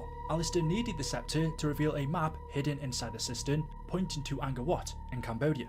Unfortunately for the duo, the gang found them, and Lebu ordered his members to storm the cistern to get the scepter back before their employers, the Order, arrived. Bruno managed to kill the gang members, but Alistair was captured by Lebu. Bruno then rushed Lebu to save Alistair, but got shot in the chest several times in the process, before managing to crush Lebu's skull with his bare hands, killing him. Unfortunately, Bruno succumbed to his injuries and died. However, now that the staff had been retrieved, Alistair used the Scepter of Ra's powers to revive him. Breathing again and grateful for bringing him back from the dead, Bruno swore to help Alistair whenever he needed him. What the two did not know was that by using the scepter to bring back Bruno, he was now under the influence of the Order, for them to control whenever they so wish. Only one gang member survived this encounter. When he escaped the cistern, the High Priest and several cultists were waiting for him. After learning that the Scepter of Ra had been stolen from the gang, the High Priest and the cultists stabbed him to death. Several months after the event, in March 1911, Alistair met with Stanton Shaw in the city of Siem Reap in the French protectorate of Cambodia. Shaw was a close friend of Alistair's and a chemist who was so obsessed with his work that his wife left him and took their children with her. After seeing his old friend, Alistair tried to convince Shaw to help him on his journey, when suddenly German soldiers walked in and detained Shaw. The German officer told him that the containers they used, which Shaw had claimed would work perfectly, had leaked the poisonous gas they had stored and killed 147 of his men. The officer decided, for his crime, Shaw deserved execution. But thanks to Alistair, he was saved after he promised to give the officer the greatest weapon the world had ever seen, with the help of Shaw. The intrigued but skeptical German officer decided to give him a chance. They all travelled to Angkor Wat, where after arriving, Shaw decoded symbols on a wall, where he learned about prima materia being sealed behind it. The soldiers managed to enter the hidden room and found a small jar on an altar. Upon opening it, prima materia was released into the air and attacked the officer, along with the rest of the soldiers, turning them into zombies. Alistair and Shaw fled through the temple while being pursued by the undead. While fleeing, Shaw managed to create an explosive powerful enough to collapse the tunnel behind them. The explosion, however, was so powerful that a part of the temple collapsed and almost killed them. After just about escaping alive, Alistair confessed to Shaw he was never there for the prima materia, and was glad that thanks to the explosion, the Order was denied any information about it. For centuries, he believed it was extinguished, expunged from Earth, but when he had just encountered it and now witnessed its power, it was everything. Primitive, formless. To call it unstable would be a disservice. It was chaotic. Raw chaos, and while it wields the power to manufacture unfiltered beauty and wonder, unsafe exposure to the raw material can cause cruelty and savagery that human evolution has buried. Before leaving, Alistair told Shaw that he would need him again one day. Unbeknownst to Alistair, the High Priest was following him. Sometime after, in 1912, Alistair found out that the Norse Sentinel artifact was in the Natural History Museum in London and was about to be moved to a private collection at the Harvard University in the United States the next year. Alistair also discovered the key for the artifact in a magazine which featured a Mexican spy named Diego Nikeli, with the key around his neck. He reached out, and after learning Diego was willing to meet with Alistair, Alistair's butler, Godfrey, made their travel arrangements. Alistair travelled to Mexico, where he met with Diego in a saloon during the Mexican Revolution. He told Diego he was looking for the greatest power mankind had ever known, and that he needed his medallion. Diego replied his medallion was a family heirloom, and recounted that his mother told him it was part of something bigger that needed to be protected. He refused to give it to him, before the two men were interrupted by the High Priest and members of the Order, wearing normal clothes instead of their ceremonial dress. A fight broke out, and Diego was knocked unconscious, while Alistair was captured by the Order. However, Alistair managed to steal a revolver from one of the cultists before being saved by Diego, and the two men escaped using a carriage. After this encounter, Diego finally agreed to loan his medallion to Alistair, hoping to have it returned one day. before telling him to leave the city for his own safety. Although they couldn't get the medallion, the Order was able to find Alistair's daughter, Scarlet. Fearing for his life and believing she would be strong enough to overcome what was to come, Alistair wrote a letter to Scarlet where he explained his travels and the Order's intentions, with a package containing the key for the Norse artifact, as well as a ticket for the RMS Titanic. Upon receiving the letter, Scarlet began to make her way to her father's mansion to find him. An American aristocrat named Reginald Barton, who wanted to find the Holy Grail, travelled to Delphi with his German guide, Bitten Bradfish. Inside a cave, they come across a vapour, which upon inhaling, the two were transported to the ancient times, waking up in a Colosseum, where they found themselves trapped in a Sentinel Artifacts trial. As they are attacked by zombies, surrounding them are 4 towers dedicated to 4 gods for 4 types of worship: Danu, Odin, Ra, and Zeus. Barton questions how these 4 gods could be here together, since there was never any evidence suggesting they were aware of each other. It wasn't possible. Barton and Bradfish have a back and forth on their current circumstance, with Bradfish believing this was just a test they must complete, and finishing it would get them access to the Holy Grail. After experiencing endless loops of carnage and violence with no clear goal in front of them, Bradfish thought appeasing the gods must be how they escape.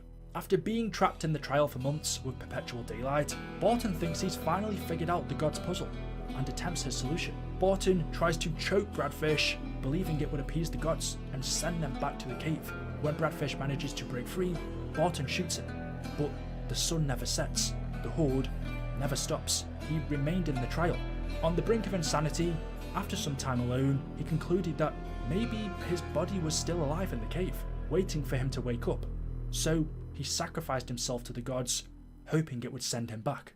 On the evening of March the 20th, 1912, Alistair invites dozens of his friends and relations to the Rhodes Manor. Prior to the start of the party, the Order had secretly made their way in and killed Alistair's butler, Godfrey, reviving him using the Scepter of Ra. Now under the Order's control, Godfrey knocked Alistair out, tying him up and bringing him below to the wine cellar.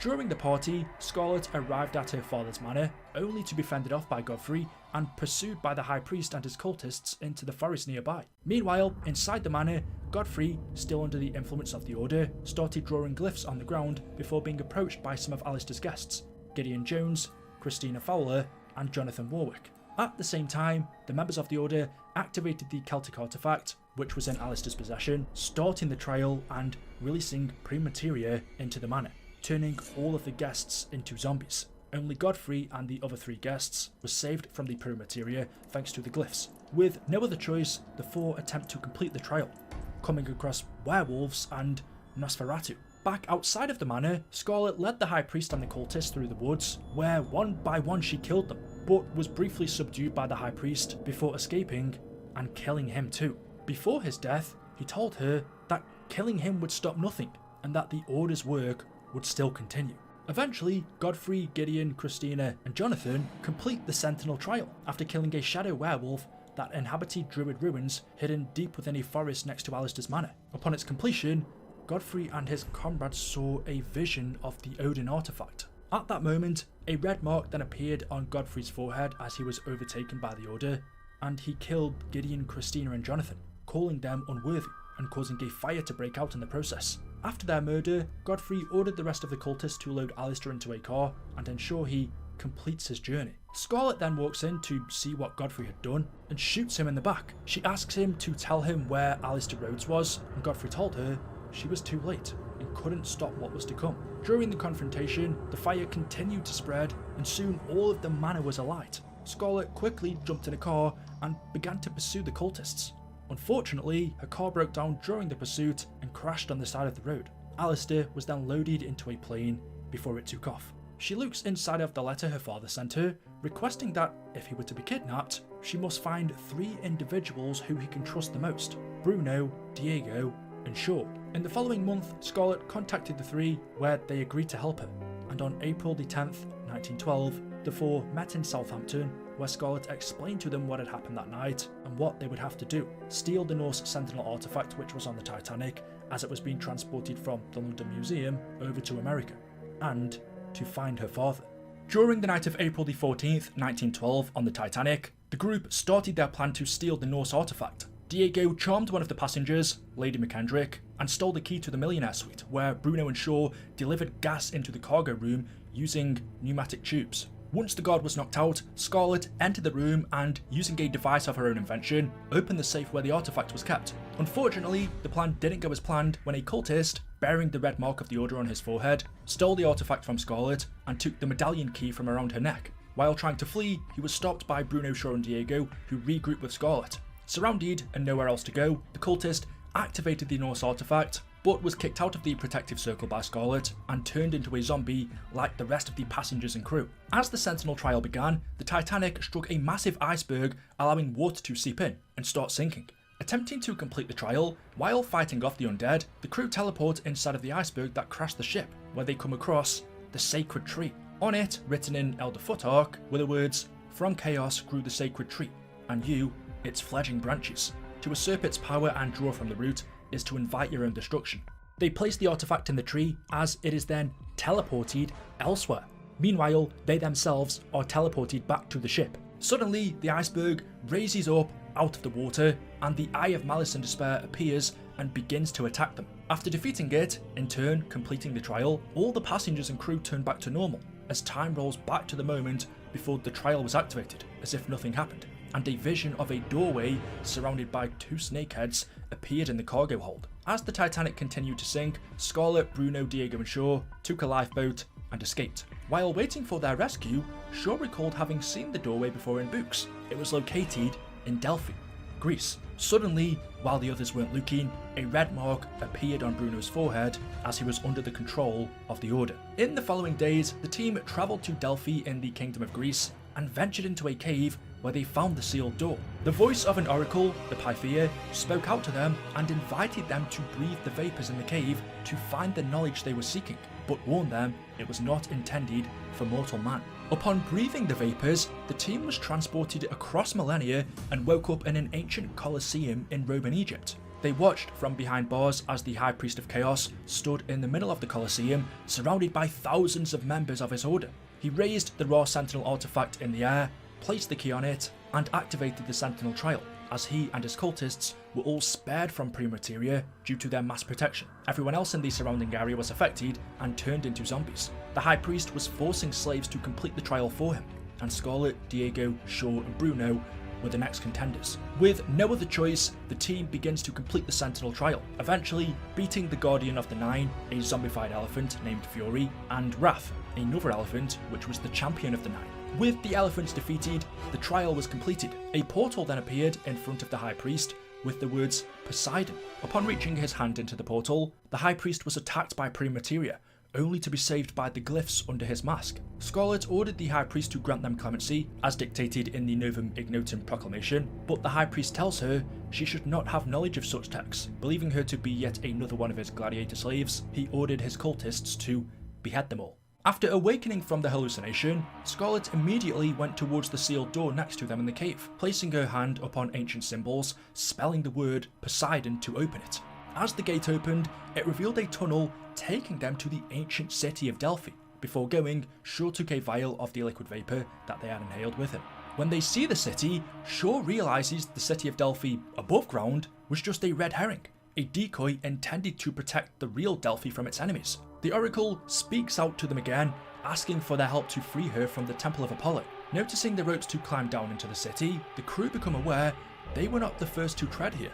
As they climb down, they see zombies have infested the place, as the Sentinel trial was already in motion. However, they didn't attack them due to the Oracle holding them back for as long as she could. Eventually entering the Temple of Apollo, they find the Oracle imprisoned in her chair. Scarlet asks where her father is, and the Oracle proclaims that like her, Alistair was trapped in Delphi, and her chains prevent her from freeing him. Scarlet notices a member of the Order lying dead in front of her, but the Oracle is no longer able to hold the zombies back, and they begin attacking them as the trial continues as it had done for centuries prior. While attempting to complete the final Sentinel trial, the crew encounter some petrified ghouls, but think nothing of it. As they try to take the Sentinel artifact with it not budging, Perseus, the zombie warlord, appears and uses his power to awaken the Spartan, mythical skeleton warriors. Just as the crew begin to get overwhelmed, Pegasus flies in to save them, killing the undead in the area. The Oracle tells them now they have seen Perseus, the one who did all of this, and he must be stopped.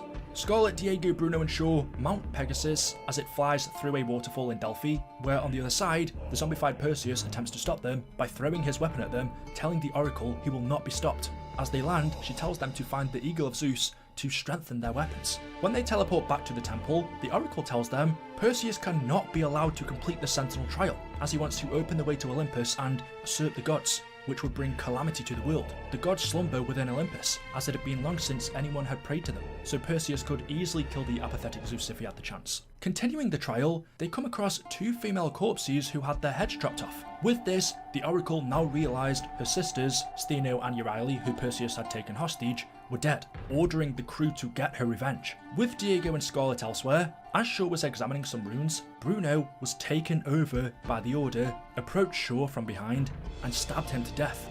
Shaw was then revived by Bruno using the Scepter of Ra, allowing the Order to take control of him too, hearing a voice in his head telling him the light has advanced and he has a job to get done. Finishing all of these Sentinel tasks, the 4 finally open the gateway to Olympus, where under the instructions of the Oracle, they travel through, arriving at the top of Mount Olympus. However, it looked abandoned. Perseus then confronts Scarlet, Diego, Bruno and Shaw, thanking them for serving their purpose. He strikes down Pegasus with his sword for betraying him, and the horse comes back zombified before attacking them. With no other option, Pegasus and Perseus are killed, allowing them to retrieve the key off his body to free the Oracle from her chains. The crew are teleported back to the Temple of Apollo to free her. The Oracle tells them she fears they may be too late, and if she dies, they will return, using her power to open up a sealed chamber to allow Scarlet to retrieve her father. But believing she was dying, Scarlet stayed with the Oracle, while Diego, Bruno and Shaw left to find Alistair beneath the temple. As they make their way down, they discover that Alistair, alongside several members of the Order, had been turned to stone. Diego, now realising the true intent of the Oracle, rushed back upstairs to save Scarlet. As Scarlet continues to free the dying Oracle from her chains, she tells Scarlet, "Even though you do not yet know what you are, there is still so much you can teach me." The Oracle then mesmerises Scarlet, which allows her to gain knowledge of all history. As Diego arrived to confront the Oracle, she revealed herself to actually be Medusa. Quickly, Diego hides behind a pillar, not to make eye contact with her, as she attempts to use her power of the Gorgon to petrify him and turn him into stone. She then releases Scarlet, who falls to the floor, before picking up one of the cultist masks and walking towards the eternal flame. Now protected from the power of prima materia, she witnesses a vision. As Diego hid with Scarlet behind a pillar, Medusa proclaimed that she would gain access to the Library of the Night, and that the world would be hers. In 1913, a boy called Gabriel Kraft, who was no more than 10 years old, was at the Ghent World Exhibition.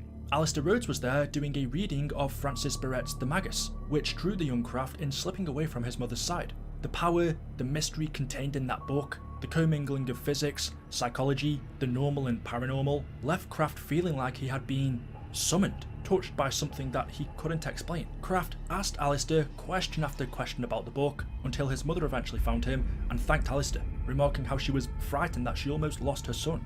As time went by, the members of the Societe Occult became the wealthiest and most powerful people in Europe. To maintain their secrecy, they never met in the same place, until one day, a senior member of the society, an architect and Freemason named Lucien Pirate, designed a mystic fortress for the society, Hotel Royale. The fortress was built on top of the Paris catacombs, which were laid out in a dark ether rune magic pattern, creating a dimensional nexus. Within Hotel Royale, the society performed science and rituals using the Tome of Rituals, calling upon the various entities to help them increase their wealth and influence. However, a crisis occurred in the 1920s, leading to the society to disappear, and the Tome of Rituals to be torn apart, and its pages hidden in secret places around the world by entrusted members. Though, over time, the artifacts of the Elder Gods, Cortifex, Nauticus, Syraxis, Bellicar, would be forgotten by humanity and become nothing more than inert relics, causing the connection between Earth and the Dark Ether to be completely severed. Soon after, a bootlegger called Fats Malloy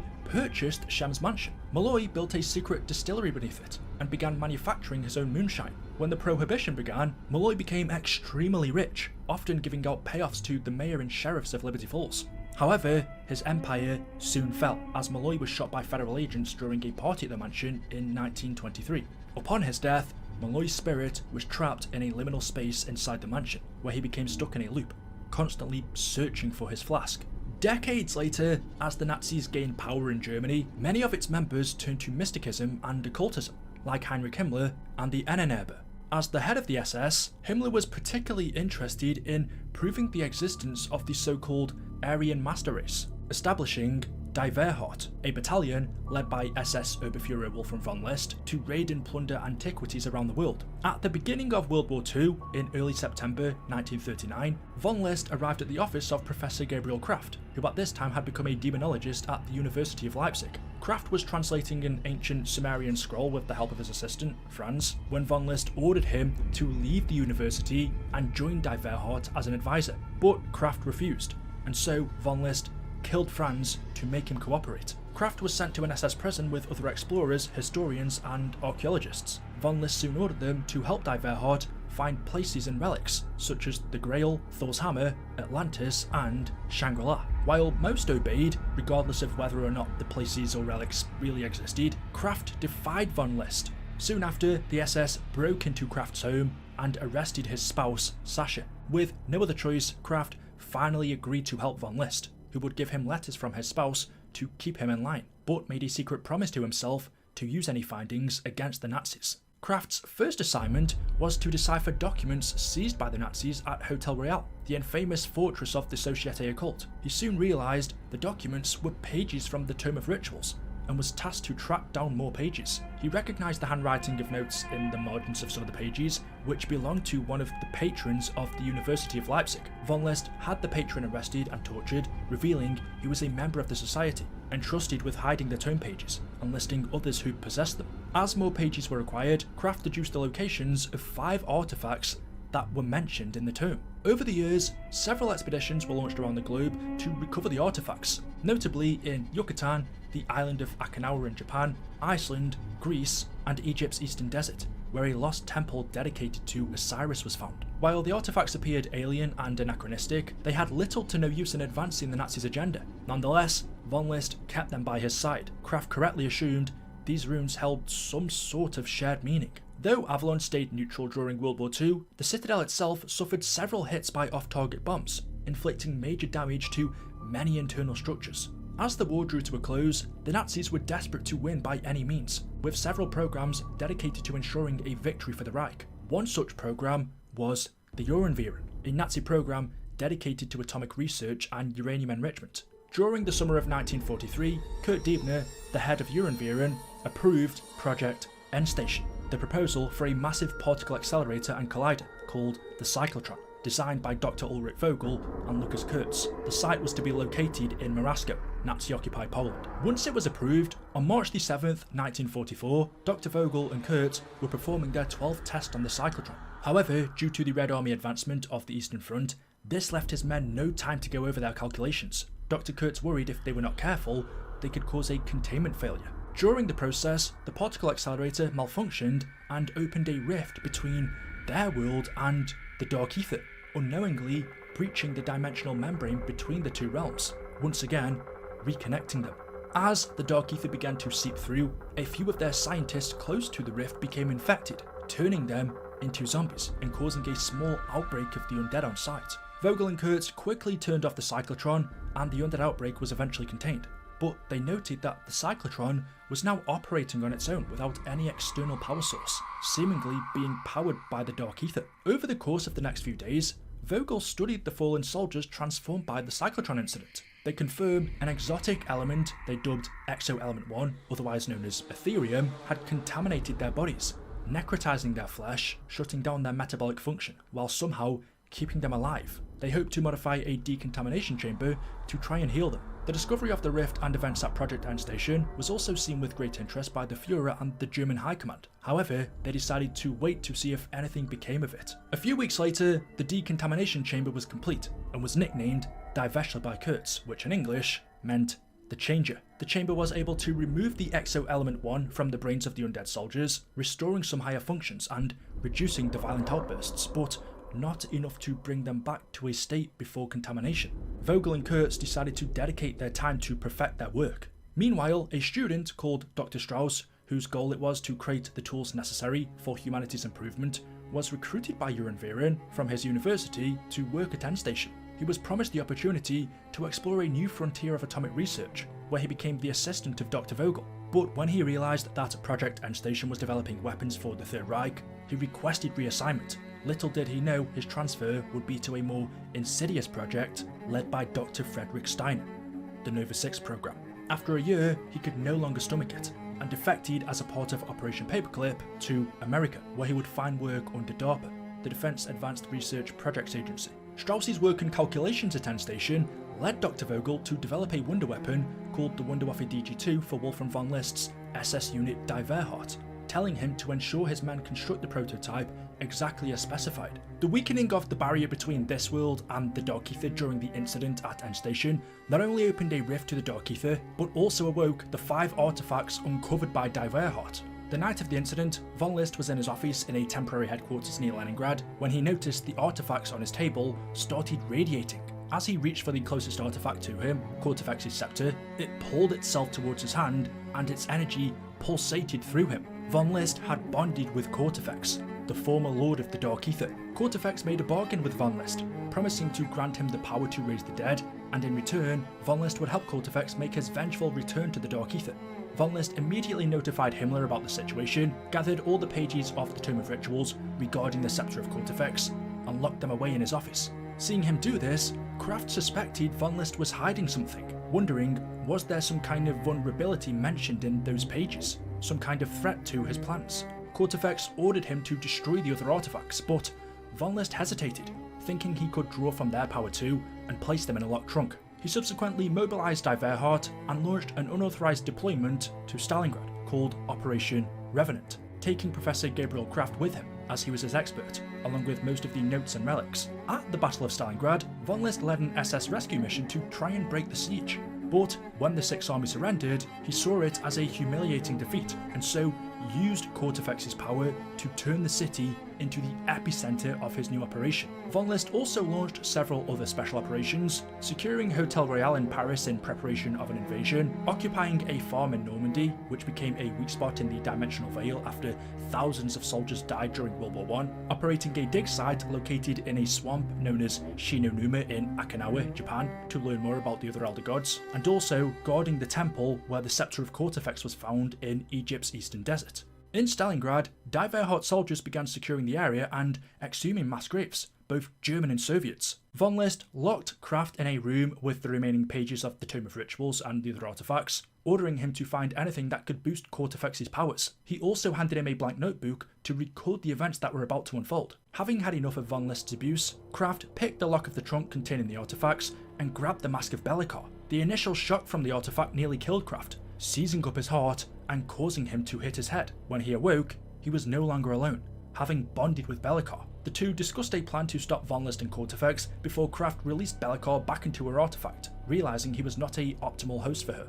After meeting Be'lakor, Kraft and the entity would devise a plan to stop von List and grant Be'lakor and the other Elder Gods suitable hosts. As von List then started to awaken the exhumed corpses, creating revenants or zombies for his army of the dead, Kraft used a radio to contact the Allied powers for help, before sealing his room with a spell that he had learned in the Tome of Rituals, protecting himself from von List and his revenants. However, he was unable to reverse the spell, becoming trapped in the room. Not long after, a team of Special Force operatives arrived in the city, as Kortefex used a containment spell to cut off the area from the outside. Kraft spoke to the Allied operatives as they fought the terrifying armies of von List, explaining to them his motives and history of Die Wehrhahn. Kraft then lowers the crate containing the remaining artifacts down to them, allowing them to bond with the other Elder Gods, Be'lakor, Nauticus, Invicta, and Syraxis. While the operatives couldn't escape the containment spell, the Elder Gods were able to send them for a brief amount of time to the other areas of operations led by Die Wehrhahn, hindering the battalion's capabilities.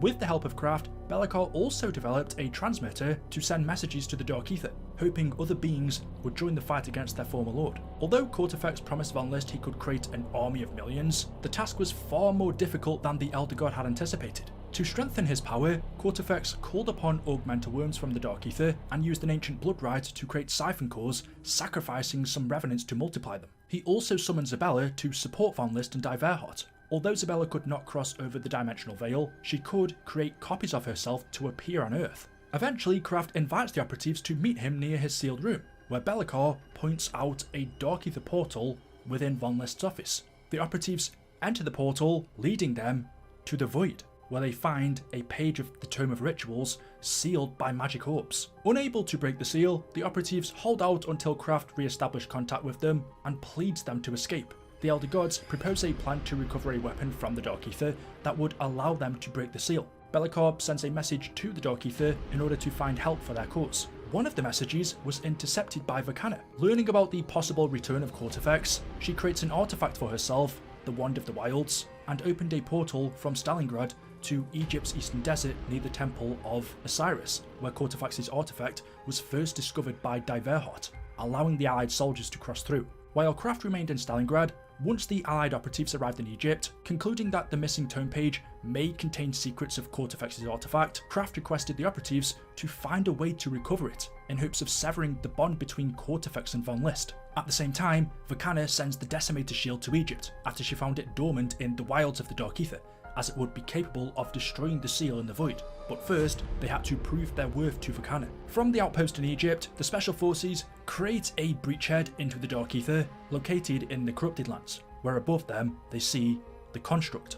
After attempting to purge some Augmenta worms to free the shield from the crystals, Kortifex, initially puzzled by their actions, soon realised they were trying to awaken the Decimator Shield. The Special Forces successfully removed the worms from the beachhead, freeing the shield. However, he still remained dormant, leading Vakana to step in and hijack several of Kortifex's siphon cores in order to use the Revenant's life energy to restore the shield. Kortifex sent Zabella to stop them, but she was defeated. Upon waking up, the Decimator pledged to fight against Kortifex. While the Elder Gods argued between themselves if they needed to return to Stalingrad, Vakana opened a portal at Syraxis' request, leading them directly into the Void spell. The operatives entered the spell and used the shield to break the 4 anchors, allowing them to retrieve the tome page.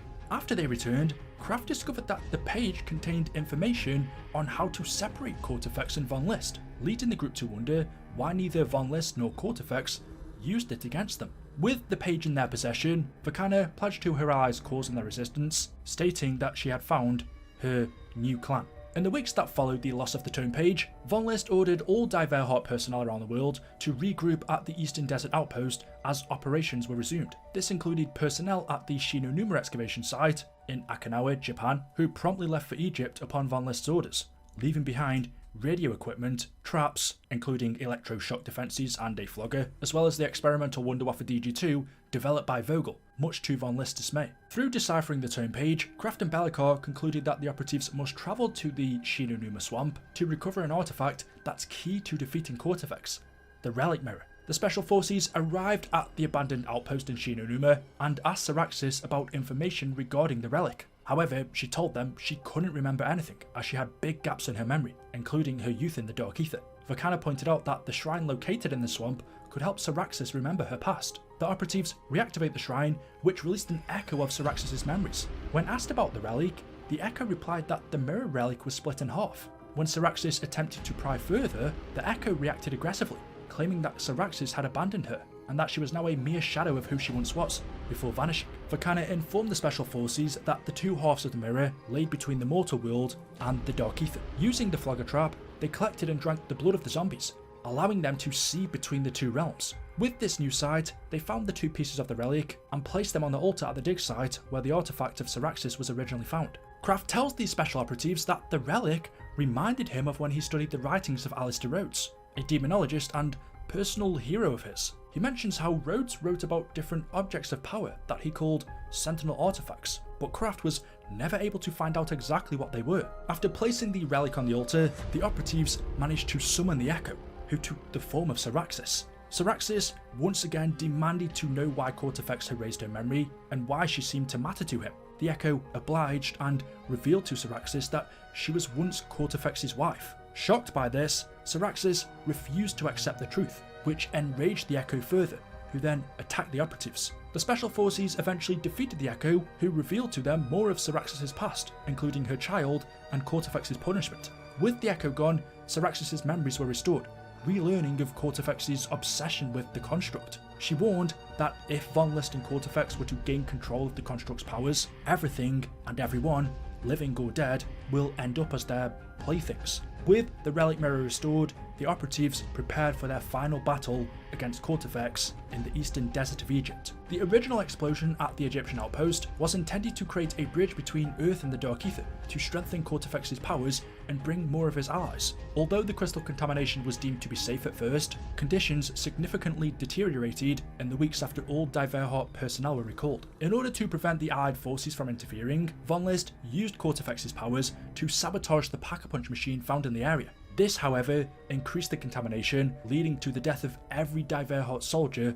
with the exception of Von List. The Special Forces arrived in Egypt not long after and managed to repair the Pack-a-Punch machine. Using the relic mirror, they then separated Kortifex from Von List, sending him back into the artifact. However, Kortifex appeared in front of the operatives, revealing that it was all a part of his plan. He was now free to return to the Dark Aether to become the new Archon and wipe Earth out of existence. Kortifex then teleported the dumbfounded Von List into Kraft's room, who held him at gunpoint. The operatives then began to pursue Kortifex, where they reached the Dark Aether and witnessed Kortifex petitioning the Construct. Although Kortifex sent his zombie army against the Special Forces, the Construct noticed and prevented Kortifex from killing them.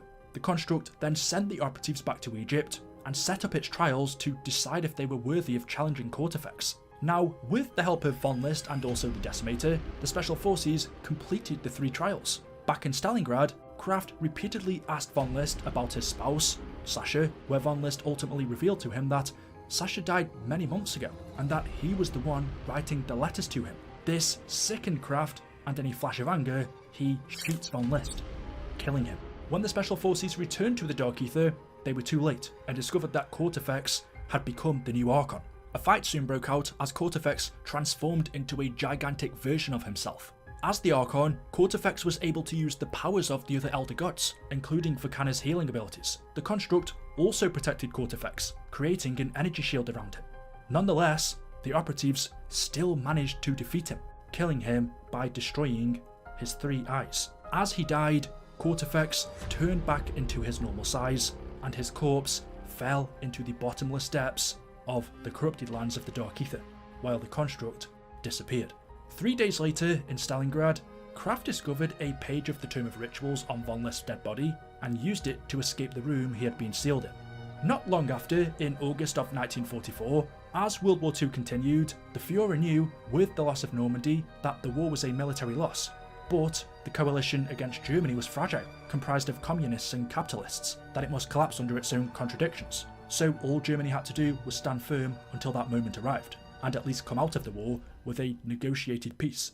With this, he turned his attention once again to Endstation, and tasked Dr. Vogel to weaponize all of their findings. They believed that if they could control the process of necrotization, they could weaponize it and create an army of undead soldiers to save the Reich. For each German that was killed on the battlefield, they would rise up once more, terrorizing their enemies from the dead. Needing a way to collect more Exo-Element 1, they created a weapon called the Decompressive Isotopic Estrangement Machine, otherwise known as the DIE machine. But an incident led to a design change. During an outdoor test, an assistant accidentally ejected a full capacitor all at once, triggering a shockwave blast that destroyed military transport and Dr. Vogel's personal vehicle. Project Endstation saw the device's full potential as a wonder weapon, while the assistant saw its potential of a firing squad.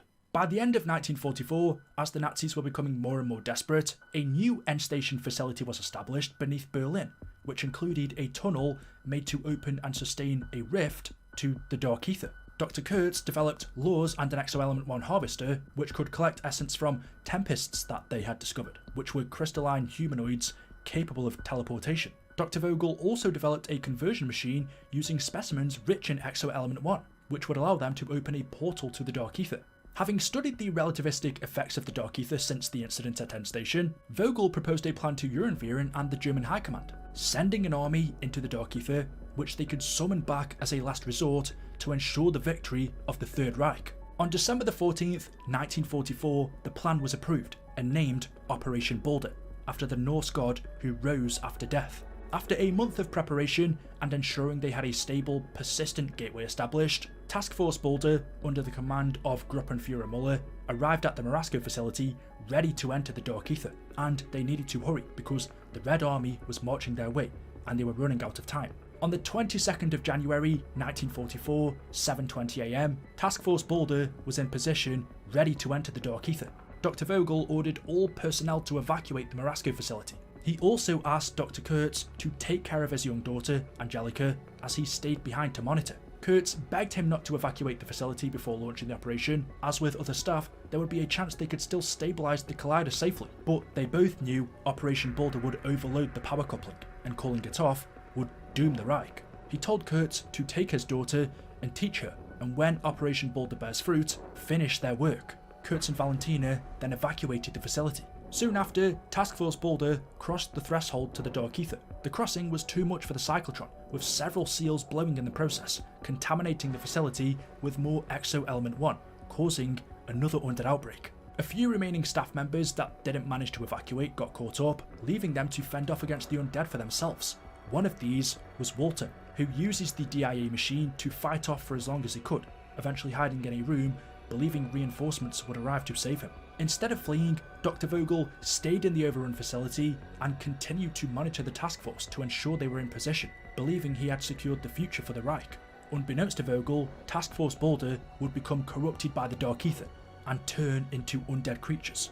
Dr. Vogel was never seen again. 1 week after the site was abandoned, the Russian 8th Guard Army finally arrived in Marasco and entered the facility.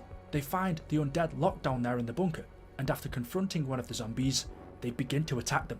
A week later, a Russian cleanup crew led by NKVD Colonel Pavel Lazarev was sent to the facility. Before doing so, Lazarev and his soldiers head into the nearby city of Poznan.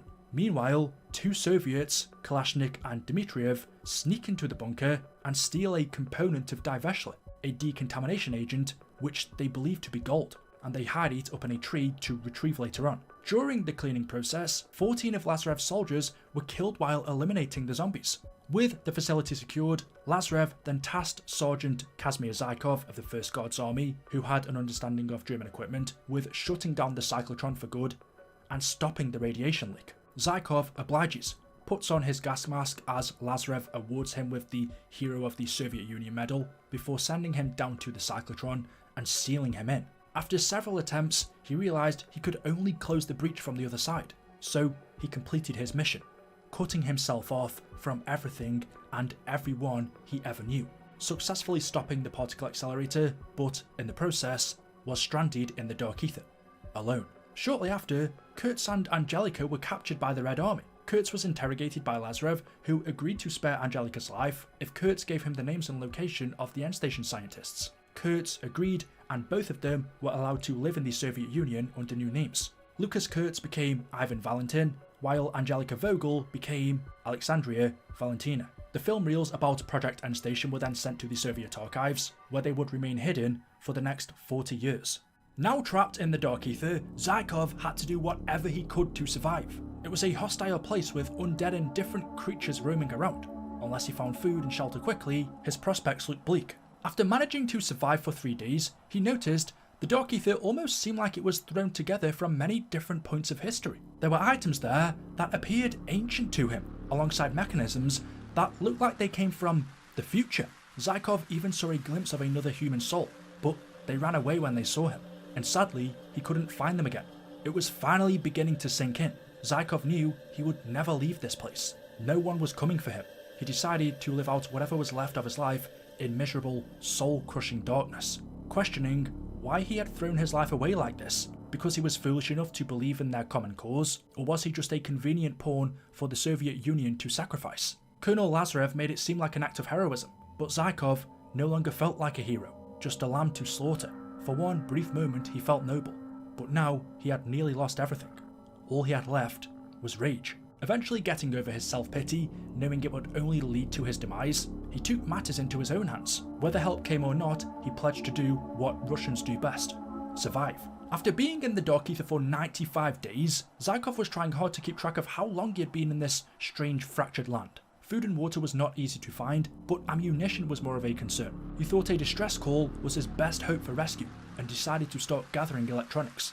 In the Dark Aether, time does not pass at the same rate it does on Earth. It's possible that time can pass faster, slower, or even stop entirely. Although the dilation is not consistent, and some people within there experience a much different passage of time than others, on average, For every Earth year, 10 Dark Aether years pass. There were others trapped in the Dark Aether just like Zykov, but he avoided them, having no time for their madness or sorrow. They usually got picked off before long anyway. Because Zykov was human, he was low on the food chain there. Some of the creatures that prowl the place could be killed, but gunshots attract, so he thought discretion was best part of valor. Zykov did have some food stockpiled, but he knew it wouldn't last forever, and he'd eventually be forced to hunt, and nothing to him looked remotely edible.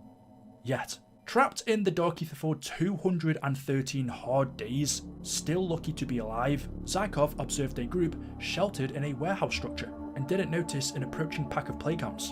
He did something stupid, ran to help, shot 4 dogs before the people grabbed their weapons, warned them to exit the warehouse, but the dogs were inside before they started shooting. He pulled one out while the gas claimed the rest, then the one he rescued ran back inside. Zykov eventually gathered lots of electronics but had no success constructing a transmitter. Some of the gear seemed very old, other components were unlike any he had ever seen. He also found shimmering weak spots where the Dark Aether seemed to overlap with Earth, but he couldn't pass through. As he attempted to pass through the weak spots again and again, he yielded limited results, managing to lengthen glimpses of Earth into brief visits. The location was different every time. A jungle, a village, a glacier, Southeast Asia. He wandered unseen, like a ghost for 10 or 15 seconds, then was pulled back in. He thought if he could just get someone to see him, he could ask for help. Eventually, he saw something new. Something big, tall as a building, walking through the fog. It was difficult to see details and he kept his distance as it passed. Zykov heard talks from others that giants roam this land, but dismissed it as madness. He heard one of them being called Elder Gods.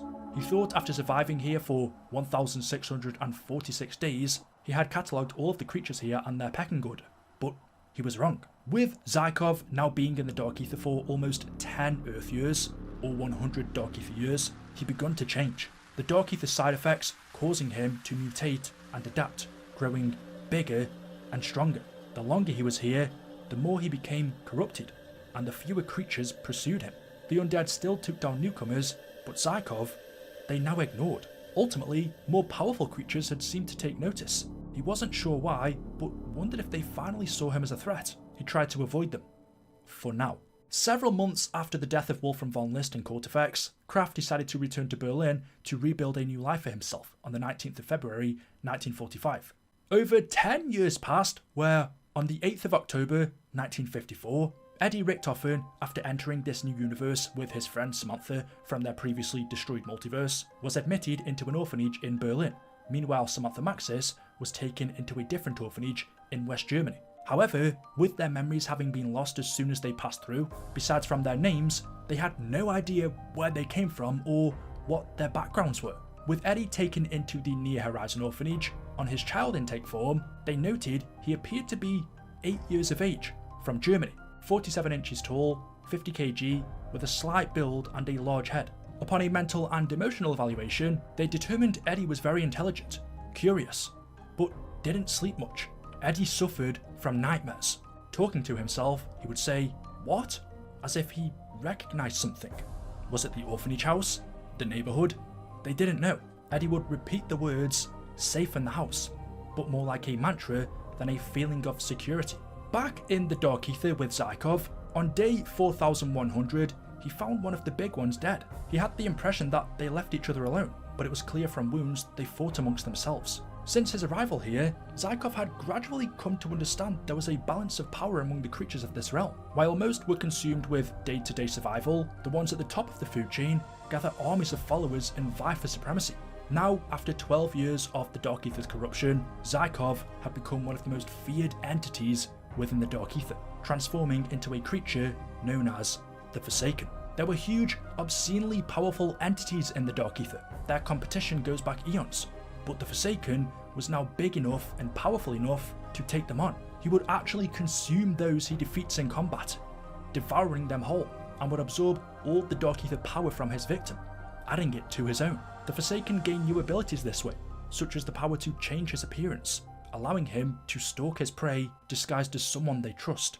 He conquered and evolved, now the most powerful Elder God there, ruler of the Dark Aether. The Forsaken imposed order upon the Dark Aether. Those who remained rallied to him, seeking his favour and pledging loyalty, organising them into an army. His followers would threaten others to join them. Those who refuse, and are less capable of defending themselves, would be dragged to the Forsaken as sacrifices. He watched as his homeland continued to wage conflict after conflict. Each new decade brought a new battleground. Instead of ending war, war seemed never ending. Humanity had squandered their chance at peace. In the Forsaken's eyes, they did not deserve it. If the Earth insisted on chaos, then he decided he would instill order and consume it for himself. So, he plotted his return. Valentina was the first. The Forsaken was not simply powerful, he was also the master of deceit, altering his appearance, playing upon emotions, all to make others do his bidding. Changing his appearance, he reached out to Valentina, so willing was she to believe the masquerade, to hold out hope that her father still lived. He pretended to be her father, Dr. Vogel, gaining her trust by calling her by her real name, Angelica. Over the years, the Forsaken would continue to appear to Valentina, even in her dreams, guiding her to finish what was started with Operation Boulder, reopening the portal at End Station to finally be reunited. The Forsaken finds a red beverage machine in the Dark Aether, which, unbeknownst to him, is the Juggernog machine after it was banished here. It was badly damaged, its inner workings broken and exposed. He tried to fix it, but some parts were beyond repair, leaving him to scavenge from other such devices. He also found the Pack-a-Punch machine broken, and applied everything he learned from repairing the drink machines. He continued to collect more and more machinery and electronics. Now confident he could complete his transmitter project, he would attempt to make contact with Earth to try and trick humanity into releasing him from the Dark Aether, so that he could consume them. He started radioing out to anyone who would receive him. A couple of years later, Kraft had always wanted a child with Sasha before their death. It was a dream of theirs, a cottage in the country, plenty of land where they could raise a little boy the right way. After settling in Berlin, honouring Sasha's memory, Kraft went to the Near Horizon orphanage where he met Eddie. He noticed he looked sickly, starved like the rest of the orphans, but there was something in his eyes. After speaking to Eddie for hours, he reminded him of Sasha, sharp, logical, a dreamer at heart. Kraft realised Eddie suffered from memory loss. His childhood, his parents, all gone. His name, Edward, was the only thing he had left. Kraft decided to adopt him. After taking him home and setting up his spare bedroom, Kraft saw that Eddie suffered with nightmares, screaming about his turn. What neither of them knew was that this was a memory of his time in Dr. Monty's house with Samantha. Kraft gave Eddie pills to help him, but he was worried that he wasn't taking them and lying to him. Believing he needed something to help him forget the things that haunt him, Kraft began searching for a new life for both of them in America. Because of his background in the occult and what he experienced during the war, Kraft applied to the CIA's MKUltra program in hopes that he would be able to find a way to end Eddie's nightmares. Kraft would often ramble incessantly to Edward about his beliefs in the occult, telling him tales of magic, superstition, and demons, but Eddie only wanted to believe in science. In fact, Kraft spoke about how something called prima materia could bring and create life itself. However, all of this sounded ludicrous to Eddie, even if he was still only a child. By the end of the 1950s, Kraft, along with Eddie, emigrated to the United States to begin his new job. Eddie would continue to grow up in the USA. During their time in the Soviet Union, Alexandra Valentina would be considered by the Soviets to be Kurtz's daughter. However, Valentina never truly viewed him as her father, instead referring to him as her uncle. On April the 25th, 1960, at the age of 16, Valentina received a letter stating she was accepted to Moscow's Institute of Physics and Technology. When Kurtz found out, he was enraged, not wanting her to follow in her father's footsteps, meeting the same fate that he did. Valentina revealed to Kurtz that her father had told her they must complete his work. Angry, Kurtz threw her acceptance letter in the trash. The next day, the Forsaken, impersonating her father, communicated with Valentina again and instructed her to kill Kurtz. She decided to poison his tea, denouncing him for abandoning Operation Boulder. After his death, she planned to go to university and ultimately learn how to complete her father's plan. The Soviet authorities concluded Kurtz died from a heart attack. Eddie eventually became a fighter pilot for the United States Air Force. While fighting in Vietnam, he met a man named Kruger. Kruger saw something in Eddie and recruited him into the CIA, putting him to work in the Directorate of Operations. Shortly after the two had spent some time together, Eddie would go on to marry Kruger's secretary, Mary, where the two of them would go on to have a child together named Samuel. In 1973, now grown up, after leaving the orphanage, Samantha Maxis graduated from Heidelberg University with a bachelor's degree in applied mathematics and a minor in linguistics. Becoming fluent in English, French and Russian, Maxis was soon recruited by the West German intelligence agency, the BND. In the mid-70s, nuclear power plant owner Sam Colton purchased Shem's mansion and renamed it Sam Colton Hall. Despite managing the nuclear power plant, Colton was more interested in spending his time and money on gambling and acquiring artifacts and collectibles. After his employees became ill to cost-cutting and bad maintenance, Colton commissioned a private inspection of his nuclear plant. When he discovered the reactor was failing, instead of paying off the inspector, he buys a Tyrannosaurus Rex skeleton, placing it inside of Colton Hall, and hides the report. After the deaths of several workers, their families signed a class action lawsuit against Colton for what was dubbed Colton Cancer. However, in 1974, Colton was murdered by the widow of one of his employees. After his death, Colton's spirit was trapped in a liminal space inside the mansion, where he became stuck in a loop, constantly searching for his inspection report. From that point on, the townsfolk of Liberty Falls considered the mansion to be haunted or cursed, as its owners went missing. As Samantha was now an agent of the BND, she was on assignment in Iran when the Iranian Revolution kicked off in 1979, and the Tsar was overthrown. As the CIA and Western intelligence agencies worked together to ensure the Tsar's safe extraction to the United States, many diplomats and Western citizens were being left behind. Luckily, CIA officer Gregory Weaver, acting against his superior's direct orders, intervened, pulling a few strings and arranging for Samantha Maxis to be extracted from the country, saving her. From that moment, Samantha was forever grateful and started working closely alongside Weaver on CIA missions. In 1981, Mary started to notice things about Kruger. Troubling things. He was secretly funneling weaponry to the French syndicate in Avalon, pocketing the funds and covering up their human traffic operations.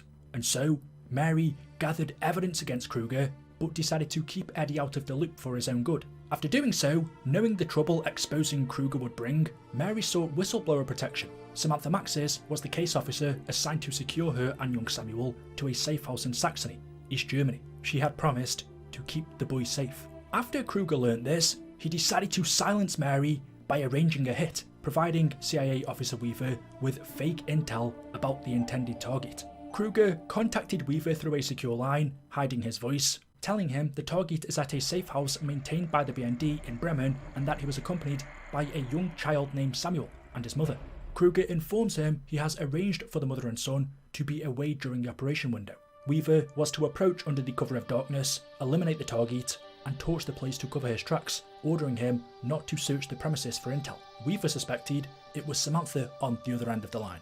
Kruger then sent a message to Maxis telling her to ignore her previous instructions and gave her a new order to place Mary and her child at Bremen safe house due to an increased threat level, telling her not to communicate with the BND or Langley regarding the change of plans. Do not post security personnel at Bremen, and Weaver would contact her once the threat level is low and when it is finally deemed safe for her to relocate them. But Kruger never informed Weaver of this change. He was setting them up to kill Mary, and he was going to make sure his friend, Eddie, blamed Weaver and Maxis for it. Later that night, Weaver invaded the house to kill Richtofen as a part of the assassination order. As far as Weaver was concerned, the young boy who lived there was supposed to be at another safe house with his mother. Unbeknownst to Weaver, they were still in there. Weaver cuts Eddie's neck, taking him down. However, unaware that Eddie was still alive, Weaver then ignited a fire as instructed and burned the house to cover his tracks, realising only too late that the boy and his mother were also inside the house that night and perished in the flames. Samantha was waiting for a phone call from Weaver to confirm he had killed Richtofen, but the phone never rang. Instead, she heard about an explosion on TV, distressing her to the point of sleeplessness.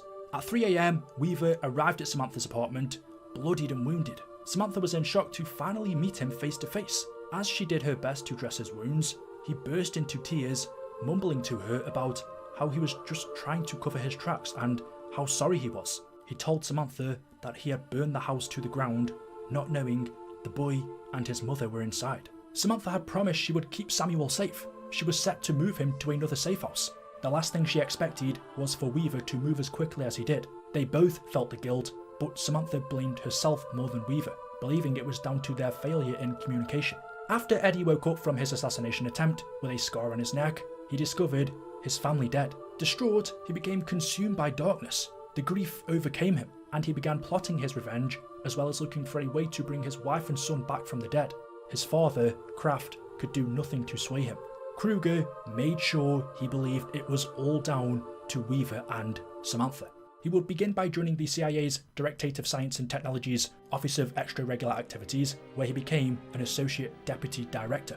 In March 1983, following the announcement of the US Strategic Defense Initiative by US President Ronald Reagan, KGB Chairman Viktor Chebrikov ordered the reactivation of Omega Group, a special Spetsnaz unit originally created to study psychotronic phenomena. Colonel Lev Kravchenko was given command of the unit. After everything he had done for his country, for the KGB, for Dragovich, Nova 6, the Numbers program, he was now tasked to find a way to counter the Strategic Defense Initiative, as it was considered a serious threat against the Soviet Union.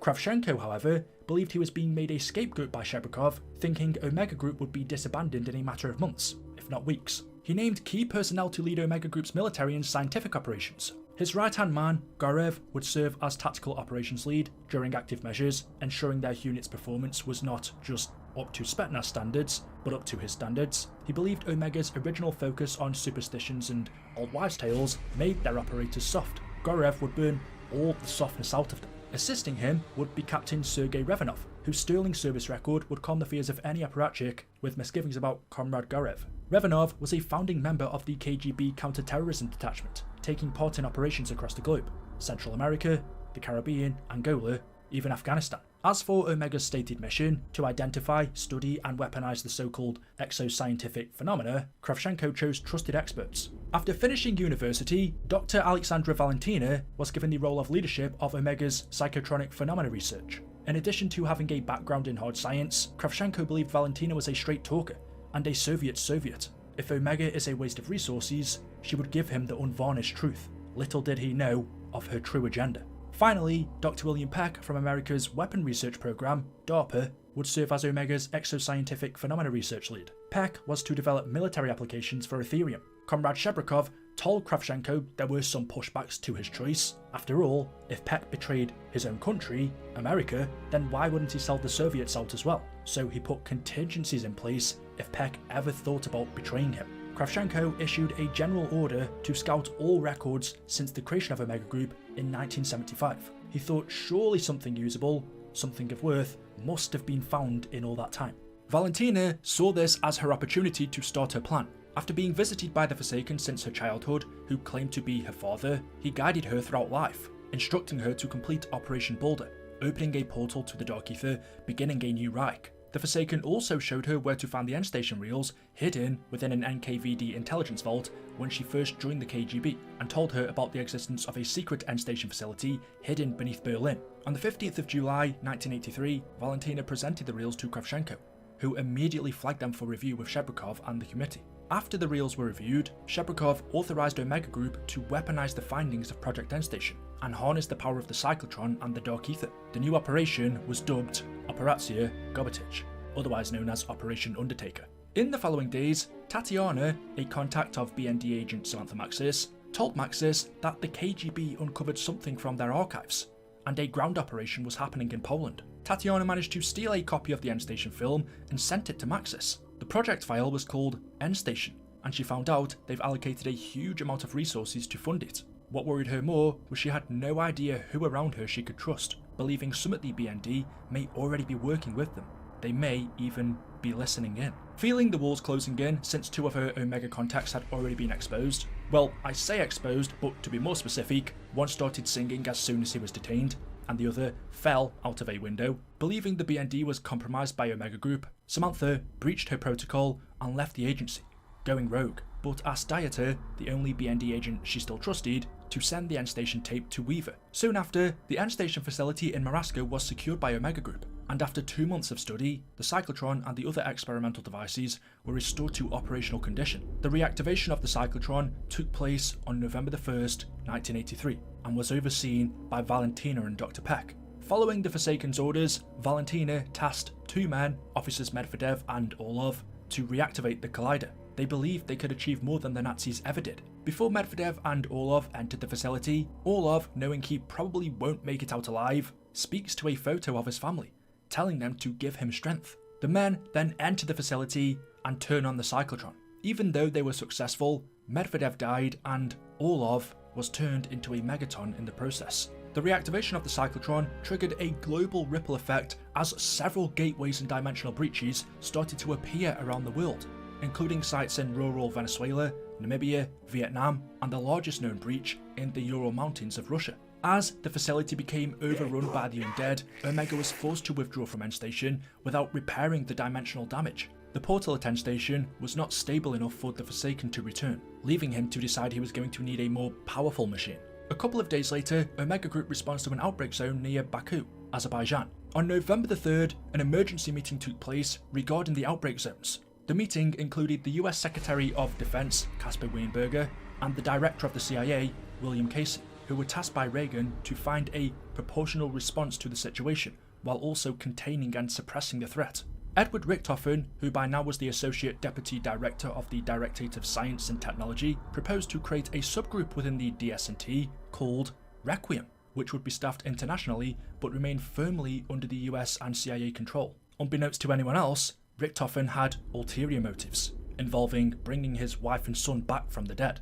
This was his secret project called Janus, named after the two-headed Roman god, which had the backing of a mysterious board of directors that had their own incentives. With Requiem as a front, Richtofen was above all else dedicated to the completion of Project Janus.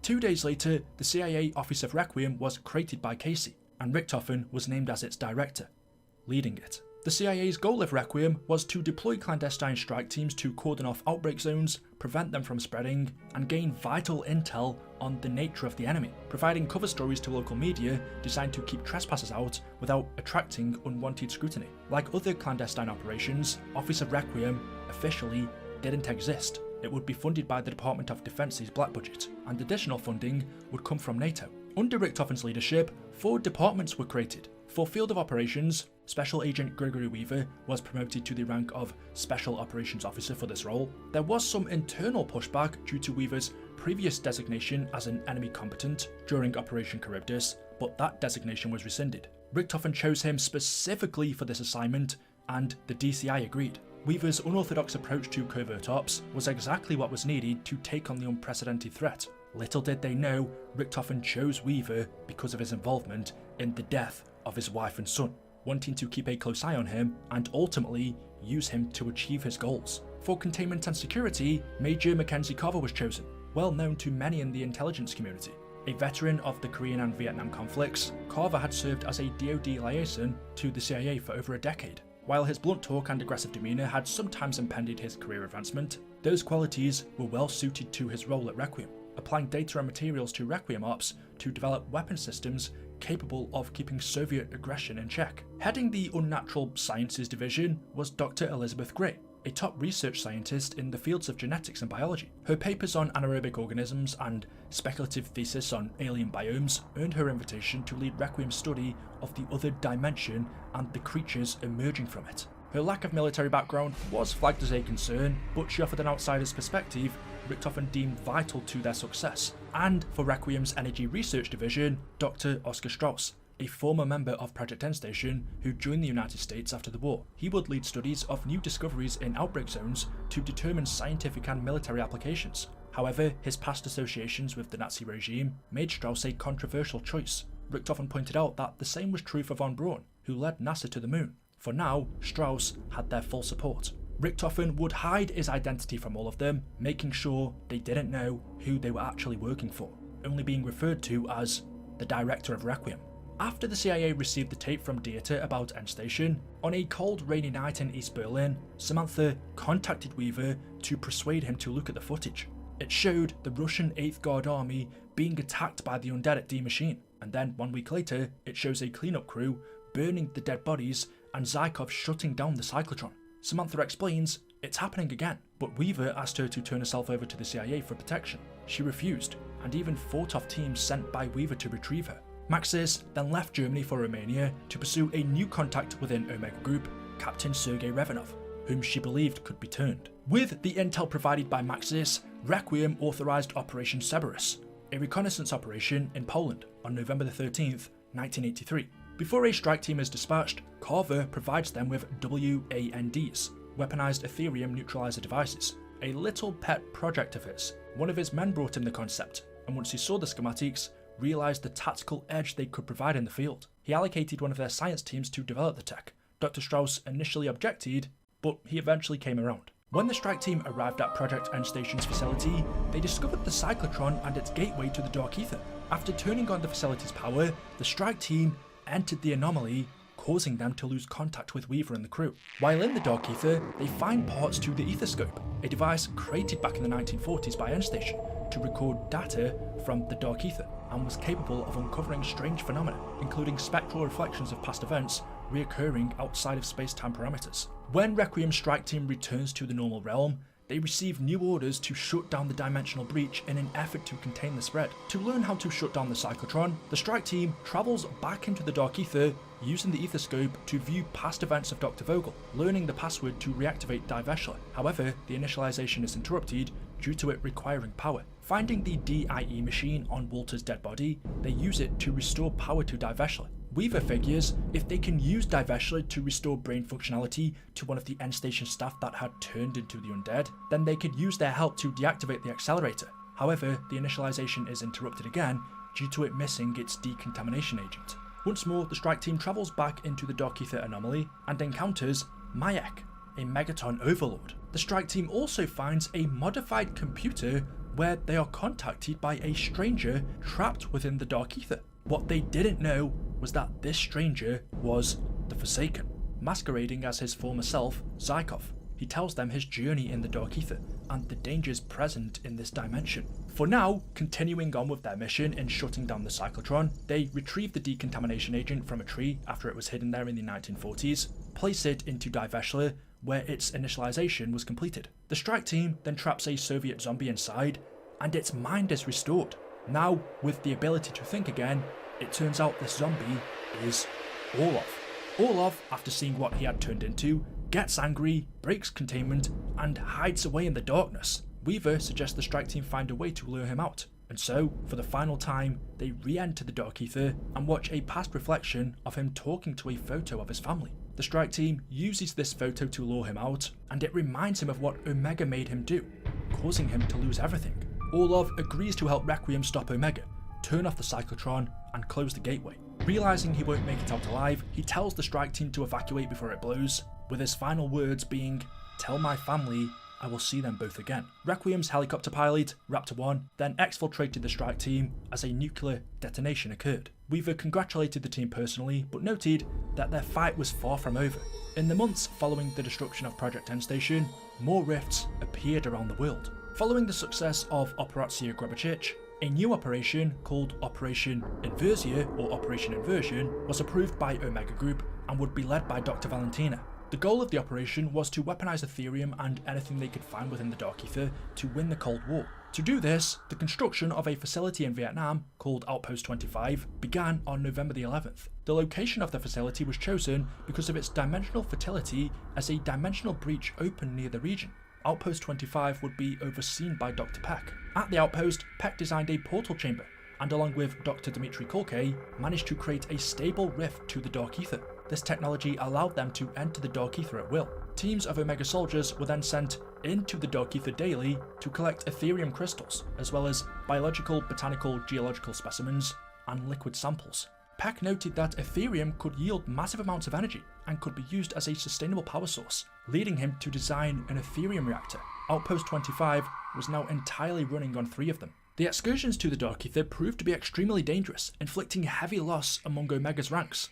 To address the problem, Kravchenko requested the conscription of Ethereum miners, dubbed Ethernauts, which was approved on February the 15th. Soon after, prisoners from work camps started to arrive at Outpost 25, comprised of common criminals, political dissidents, foreign prisoners, and intellectuals from both the Soviet Union and Vietnam. While the collection of Ethereum crystals rose to 237%, the excursions were still incredibly dangerous, with a quarter of Ethernauts sent into the Dark Aether never coming back. To provide protection to the mining teams, Kolke approved blueprints of Red Soldier mechanized armor, otherwise known as a Krasny Soldat. The Krasny was designed so its operator could provide protection for Ethernaut mining teams operating in the Dark Aether. Outpost 25 was to serve as the proving grounds for the armor. If initial tests proved successful, Omega planned to expand the use of the armor in other outbreak zones and operations. However, Peck stole Kolke's work and claimed it as his own. Some miners who came back from the Dark Aether exhibited physical and psychological symptoms, ranging from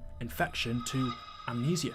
Unfortunately, these subjects after study had to be euthanized. Peck spoke to Kulke about developing a memory transference machine, giving them the chance to at least recover the affected's memories, alongside developing a truth serum to assist with interviewing the amnesiacs. Maybe they could pry the truth from their damaged synapses, so their deaths wouldn't be a total waste. Meanwhile, Kulke developed the Ray K-84, the first assault rifle powered with Aetherium. Its design was partially inspired by schematics recovered from the Dark Aether for the GKZ-45, the Raygun Mark III, a proposed wonder weapon from World War II that never made it beyond concept, but was scolded by Peck, who deemed it a waste of time. On March the 14th, 5 more test sites were opened throughout the Soviet Union, with 4 of them successfully creating their own breaches. Omega Group were now able to control where and when a dimensional breach would occur, with nearly 70% accuracy. And on March the 19th, Peck designed the first teleportation prototype at Outpost 25. Work on weaponizing the process began the next month, and a missile battery located in the Ural Mountains was identified as a candidate. Valentina travelled to the Kremlin, where she presented the list of proposed targets for Operation Versier to the General Secretary and selected members of the Committee for State Security. The results were mixed, but when she returned, she was pleased the overall plan was well received. Perhaps they realised that without bold action, the Soviet Union could collapse within a decade, and Inversier was nothing but bold.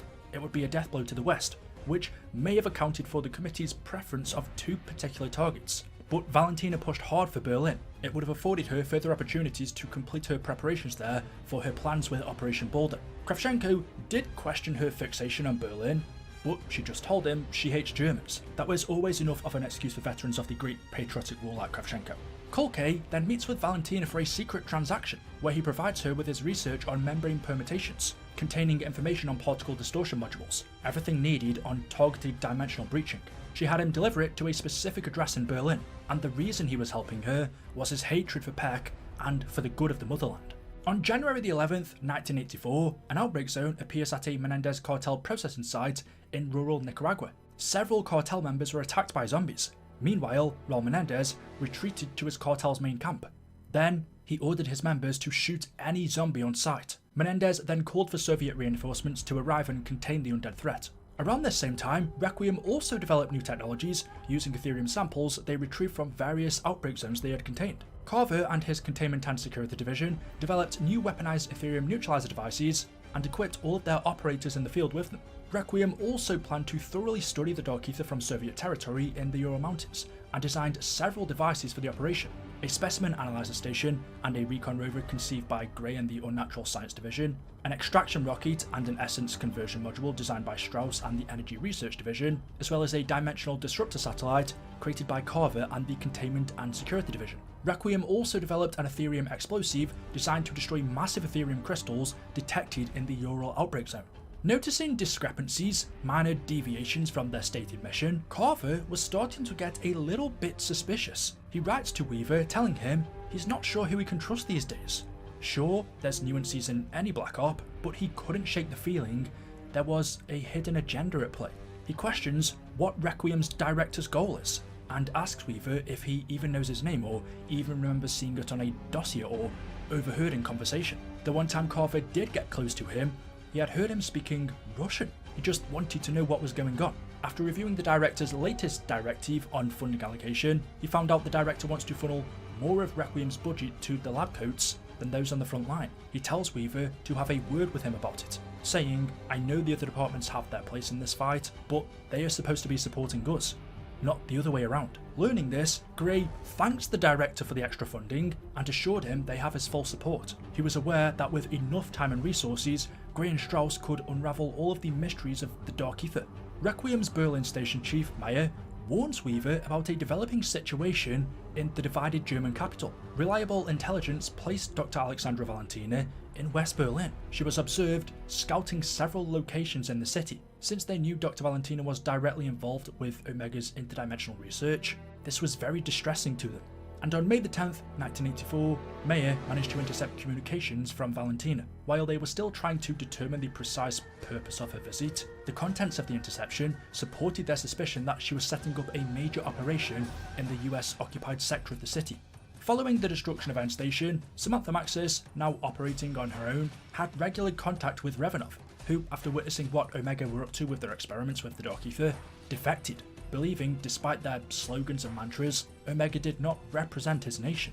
Revanov gave her documents and intel regarding the operations conducted by Omega Group. With the information provided by Revanov, Maxis realised the full extent of Omega Group's plan. She decided to travel to Vietnam to meet with him and infiltrate Outpost 25 to expose Omega Group and deliver their research to Requiem. However, Omega Group intercepted some communications from Maxis and became aware of her plan.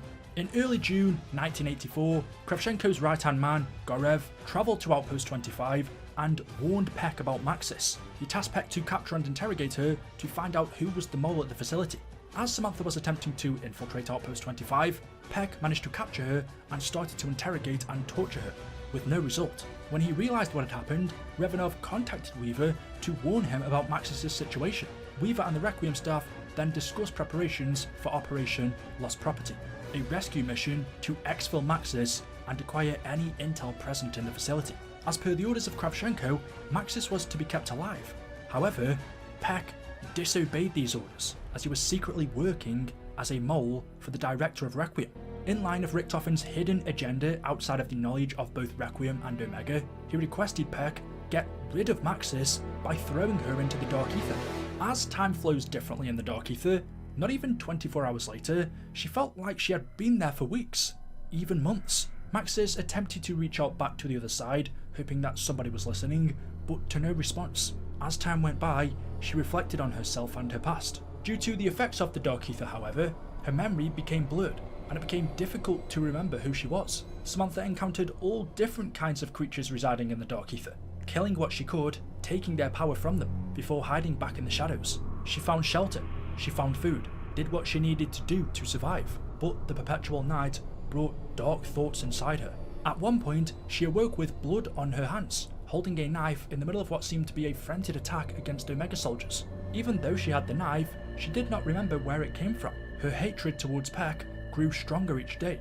While in the Dark Aether, Samantha encountered other lost souls. One of these was a Russian named Pytra, who was part of a group of Soviet soldiers who was sent into the Dark Aether. His mission was supposed to be quick, in and out. However, Pytra unfortunately got separated from his squad during extraction. Regardless, he continued to do his work until he could reacquire his comrades. Pytra began recording field reports documenting his time and discoveries in the Dark Aether, talking about things such as large gatherings in the night, as well as a large behemoth that strode the landscape, knocking down trees in its wake. He eventually came into contact with an old comrade of his, who had been deployed only weeks before he did. Pytra feared that his comrade had lost his mind, as he rambled incoherently. From what he could make out, his comrade stated that he had impossibly been in the Dark Aether for months. Afterwards, he heard a loud roar echo through the forest, like a wounded animal, fearing that the creatures in the Dark Aether were forming an army. Pytra eventually began to fear he was losing himself. He could no longer tell how much time had passed, and had gone so long without any orders or purpose. He had seen other soldiers in an army, one that he recognised but wished he would never see again, fearing for his life. But his attitude soon changed when he met Samantha. She told him not to lose faith, and despite how he looked, he was not worthless. Her words inspired Pytra, changing his perspective. Despite his new outlook on life, Pytra soon began to further lose track of time as well as his memory of life before entering the Dark Aether, stating that the Dark Aether had changed since his arrival, as it had become unsustainable, and that many now bow before the one they call the Forsaken. Those like Pytra who did not pledge their loyalties to the Forsaken hide in the shadows. Some try to escape, but either fail or become disfigured fiery demons upon their arrival. Pytra did finally end up escaping the Dark Aether through the use of a strange mechanical box that moved between worlds. When entering, he still changed, but not into a fiery demon. Soldiers would help free him from the box, and in return he would provide aid in their battles to repay them. Pytra would not stay for long though, as the Forsaken would find him and drag him back to the Dark Aether personally, but Pytra would escape again, dooming him to repeat an endless cycle of escape and imprisonment. For all its horror, he did find beauty in the deep Dark Aether. The crystals there take people's memories. They make them forget who they were, but those memories do not fade. Instead, they are taken and form something new, something magical. Orbs. Pytra had seen so many in his time here, so many memories, with so many stories to tell. He found an orb of a Russian scientist who was Dr. Anton Gersh of the Ascension group, and the orb of an American spy who was Peter McCain, after their banishment here in the Dark Aether. But there was this one orb, it was different, special. It was like him, it could cross between worlds. It was filled with the laughter of a child. Even though he never learned who this child was or what happened to him, their memories were powerful.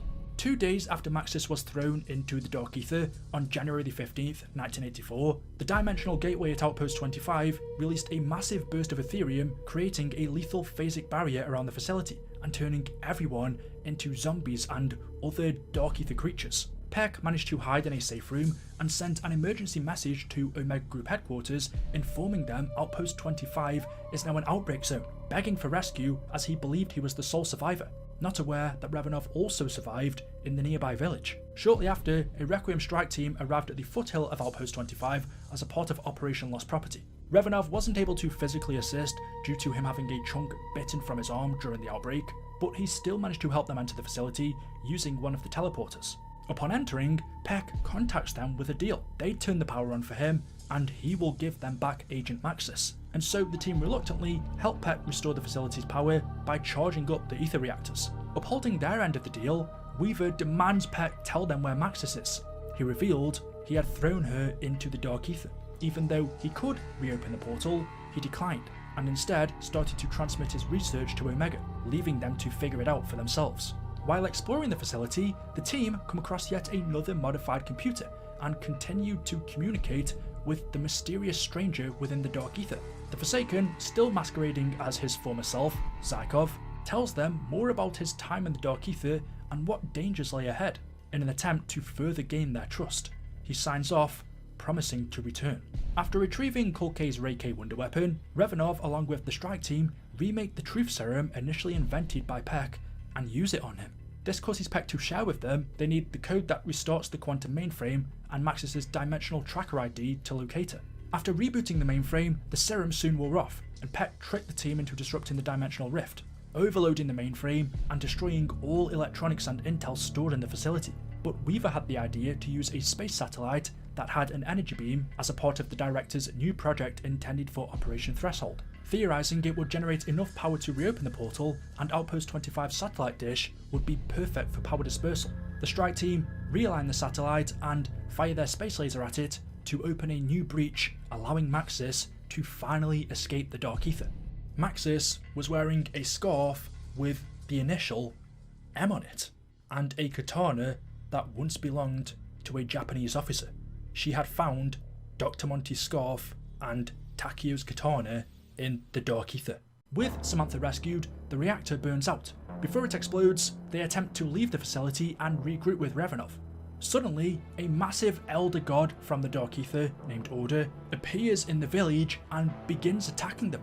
With all their might, Maxis and the strike team neutralize it. Right on time, Requiem's helicopter pilot Raptor 1 arrives to evacuate them, but before they leave, Revanov informs Maxis that an operation was happening in the Aura Mountains, and he had to stay in the field, just like she once did. Back at Outpost 25, a detachment of Omega soldiers led by Valentina arrived to rescue Peck, but to his surprise, Kravchenko was with them. After having expressed his dissatisfaction with Peck's actions, Kravchenko asked him to show a demonstration of his commitment to Omega. Kravchenko then pulled out a knife and cuts out Peck's right eye.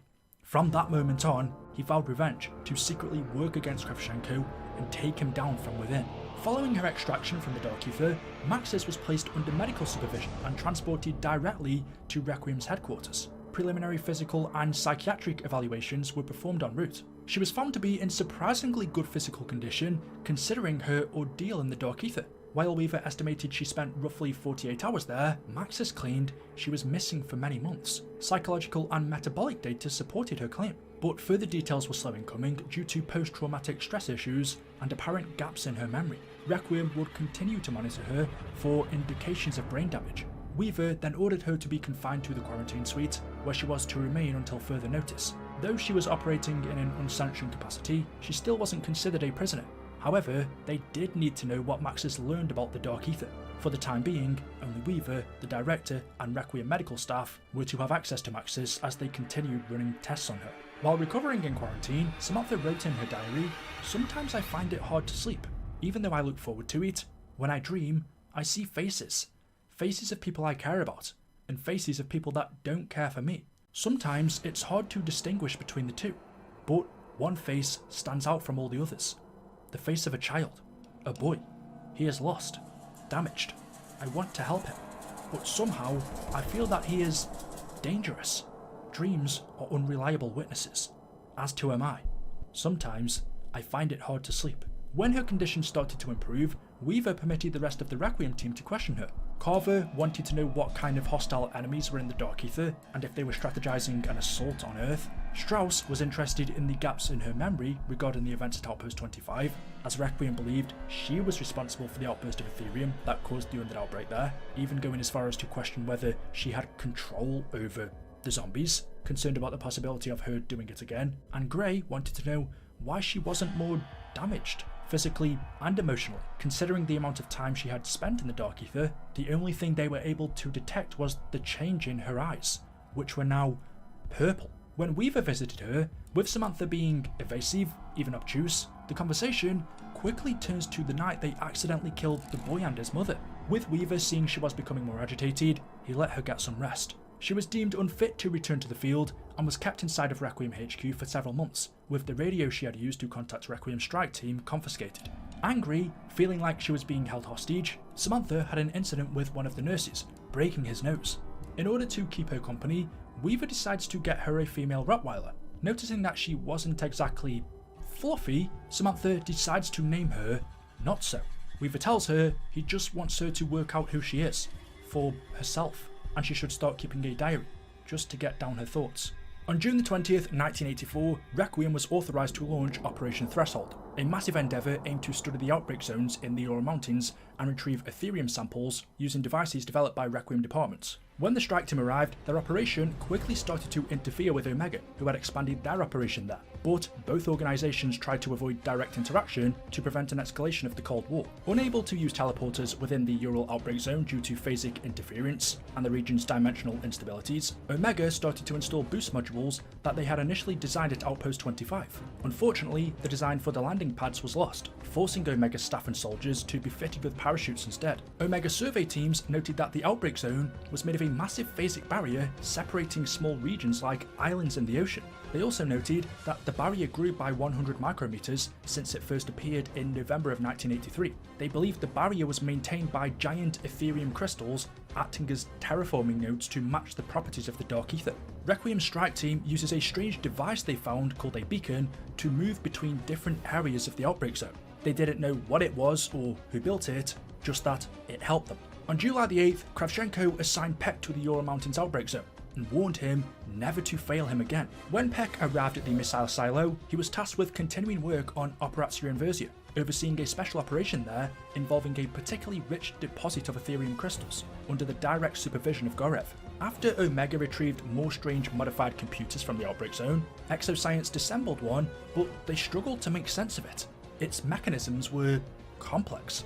Peck began meddling with it, and the Forsaken, still posing as Zykov, made contact with him, telling Peck he knows is in a pain to try and gain his trust. After informing Peck of his time spent in the Dark Aether and the monstrosities he had seen, Peck asks him for assistance in creating reality inversion warheads using his knowledge of the Dark Aether. Work on the reality inversion warheads began immediately, which would be capable of creating large dimensional breaches and outbreak zones at the site of impact. Given Special Operations Group Omega's ability to regenerate its own Dark Aether portals, it stood to reason that, if weaponized, it would provide the USSR with a tactical advantage over the West. When an inversion warhead reaches its target, it would generate a dimensional breach as large as 500 meters, which in turn could create an outbreak zone measuring more than 800 kilometers. Peck once again contacts Zykov, asking him to round up Tempests so he could create new inversion warheads, but his Omega colleagues were starting to ask questions. Gorev and Valentina had seen him on the modified computer and were beginning to wonder who he was talking to and what he was up to. However, Zykov denies Peck's request, telling him that it seemed like a good plan when it was first conceived, but now he had a better idea. Continuing on with his work though, Peck assisted Omega soldiers in capturing Tempests, which were attracted to Etherium power nodes. He noticed the way they metabolized Etherium and found a way to use them for the reality inversion warheads. Shortly after, Peck, Gorev and Valentina find the remains of one of the Krasny soldats that were created by Peck back at Outpost 25 and sent into the Dark Aether with the Aethernauts. But they were shaken by what they found. They noticed, although the armour was still very similar, it was not the exact same. The colour and design were different to the one Peck made, leading them to conclude someone in the Dark Aether had been upgrading them. On July the 12th, 1984, the director of Requiem commissions a preliminary site assessment and analysis for Terminus Island, located in the Philippine Sea, with plans to turn it into a Project Janus facility. The surveyor, Gary Parkhurst, notes that Terminus Island is far enough from heavily travelled shipping lines to manage visitors, but close enough to blend in. The main structure was a fortress, with reinforced concrete poured in 1942, and an average thickness of 3.5 feet throughout. That was the good.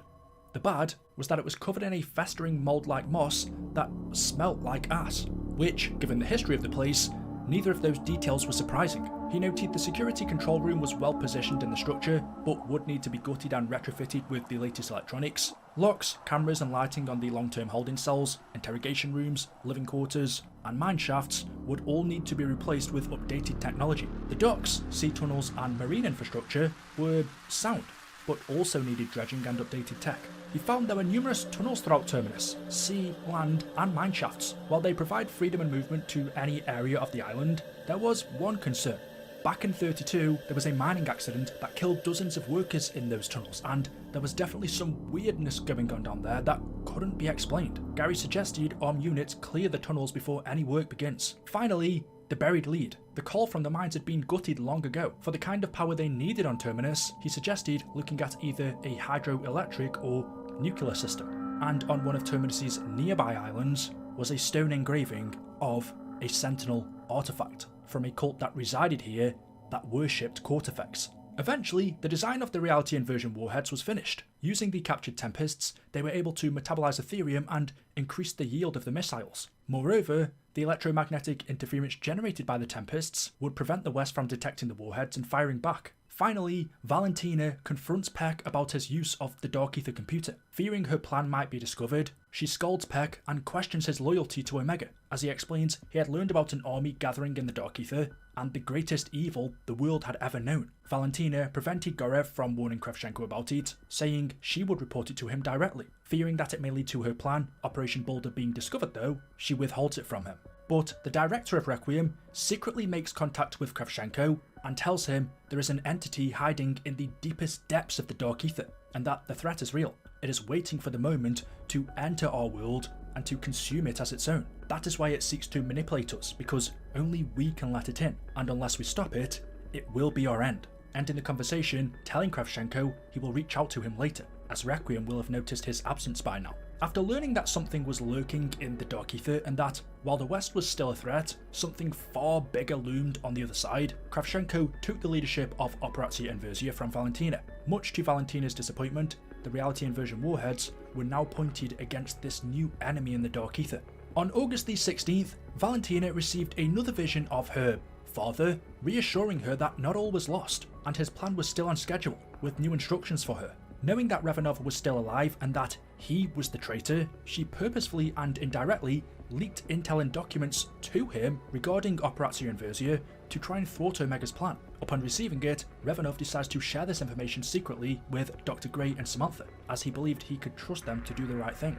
In early September, Valentina was contacted by one of her agents, Gulnaz Askarov, that a dimensional breach appeared in a village named Tamanshat in Kazakhstan. She arrived 5 hours later with an Omega squad before debriefing Askarov. Valentina ordered the soldiers to remain at the perimeter, while the two of them scouted the village to observe the floating orb. While trying to chase it, they got separated, but Askarov caught Valentina talking to the orb, pausing like she was hearing replies, while Askarov could hear nothing. When Valentina noticed Askarov, the orb flew away, and she was made to swear to never tell anyone of what she saw. Askarov was killed shortly after in a car accident. Valentina reported to Kravchenko that there was no evidence of coordinated action or command hierarchy from the infected, trying to convince him there was no organised invasion. A month later, while operating in the Ural Mountains outbreak zones, after only being known as the Stranger for all this time, Zykov finally reveals his identity to the Requiem strike team. He tells them he was a sergeant in the Soviet First Guard tank army a long time ago, before becoming trapped in the Dark Aether. He says to them, "Let us help each other complete their mission. They can survive this, together." Zykov informs the strike team the reason he contacted them was to warn them. The threat at their doorstep is even greater than they knew. With this, Requiem figured that Zykov was behind all of the equipment they had been using to survive the undead outbreaks. The Dark Aether crates, crafting stations, mystery box weapons, the perk beverage machines with psychologically altering effects, the Pack-a-Punch machine which upgraded their weapons, the Dragon rocket module, a Dark Aether construction that collects essence from infected subjects, rewarding the strike team with crates containing the tools necessary to survive, the beacon they use to travel between outbreak zones, even a simple monkey toy. All of this Zykov had found in the Dark Aether, repaired, and sent to them through realms to aid their survival. The strike team made the Forsaken curious. They were more competent than the rest. They simply would not die. So he decided to give them a fighting chance. The machines, perks, power-ups, he wanted to see what they could achieve with these tools at their disposal. And they didn't disappoint him. For a while, he was entertained, but then that was when he started using them. After warning Requiem that an army was mobilizing in the Dark Aether and they needed to be ready, he also pleaded with them to help him escape and go home. With Zykov's role in Weaver's team's survival being critical, he recommended they continue communications, but to exercise caution and report all contacts, as he was less certain and had concerns about his real motives. Strauss even questioned how they would really know Zykov was even Zykov at all, given the amount of time he would have been trapped in the Dark Aether, knowing the side effects it has on people. After Valentina had developed a communications receiver working with the beacon mechanism found within the Ural Mountains outbreak zone, designed to enable communication through inaccessible broadcast frequencies, on November the 16th, with the intelligence documents and communications receiver provided by Valentina, Revanov, with the assistance of Grey and her comms protocols, helped Maxis establish a covert and secure communication line with Requiem's strike team without Weaver's knowledge. Samantha then exhorted the strike team to meet with Revanov in the Ural Mountains missile silo and help him thwart Operatio Inversia. When the strike team arrived at the location, Revanov managed to secure the control room of the silo. They discovered that the warheads were still pointed to the US East Coast, and so when Revanov asked Maxis for a target, she stated that no one should have access to the warheads, and they should be dumped into the Pacific Ocean. To launch the missiles, Revanov needed the help of the strike team to retrieve the warhead's launch keys as he prepared them. After initiating the launch sequence, however, they found out that massive Ethereum crystals were obstructing the warhead hatches, and a giant tempest called Legion guarded them. With only 9 minutes before launch, the strike team successfully defeated Legion and destroyed the crystals, allowing the hatches to open. As the warheads launched, Raptor 1, who was sent by Maxis, arrived and the strike team left the area, while Revanov stayed in the Ural Mountains. With the warheads gone, Valentina's plan could continue. Effective immediately, official KGB order announced that Revanov had been disavowed and is now an enemy of the state. He was stripped of his rank, privileges and citizenship. If encountered, he was to be taken into custody. 5 days later, Valentina was visited once again by her father, who told her that their day of victory was approaching. After the incident at the Omega missile silo, Requiem senior staff discussed the fallout from Maxis' rogue operation. Weaver, who was furious about what had happened, confronted Grey and warned her to never cross his path ever again. Carver speculated those missiles weren't meant for the West, but to stop something worse than what they'd already seen, and now they had been disposed of, they had left the world vulnerable. In the weeks following the event, the strike team was cleared to return to active duties after almost facing a court-martial, only to be spared by the director of Requiem. At the same time, Weaver confronts Maxis about going behind his back and using his team for a rogue operation, and after a heated exchange, confined her to her quarters again, with no more walks around the facility with her dog, leaving him having to straighten all of it out with the director. Weaver soon received new orders from Requiem's director, and on December the 1st, had Maxis taken away for additional testing, based on reports from Grey about the high levels of Ethereum contamination in her bloodstream and cellular changes. As she was taken away, Weaver promised to take care of her dog. After 2 days of travel, Maxis arrived at Block 8, a classified facility of the CIA built with an Ethereum seal to compress her powers. After picking her handcuffs and incapacitating 2 guards in an attempt to flee the grounds, she was given a shower, fresh clothes, and placed in isolation. The director decides he is going to interrogate her himself to assess her powers. hiding his identity behind smoke glass and using a voice changer. Little did Samantha know, he was Eddie Richtofen.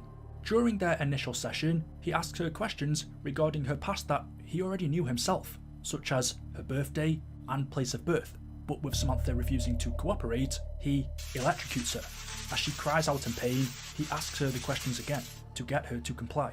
The next day, the director tells her to show him some of her powers, wanting her to move something using just the powers of her mind. Instead, Samantha threatens him again, telling him to come down from behind the glass. He assures her what he's doing is for her own good. However, she still refuses to cooperate, leaving the director to threaten her with more severe methods of persuasion. After 15 days, the director managed to push her by stating that no one at Requiem cared for her. He asks Samantha if she likes Weaver, to which she replied, "Not the way you think.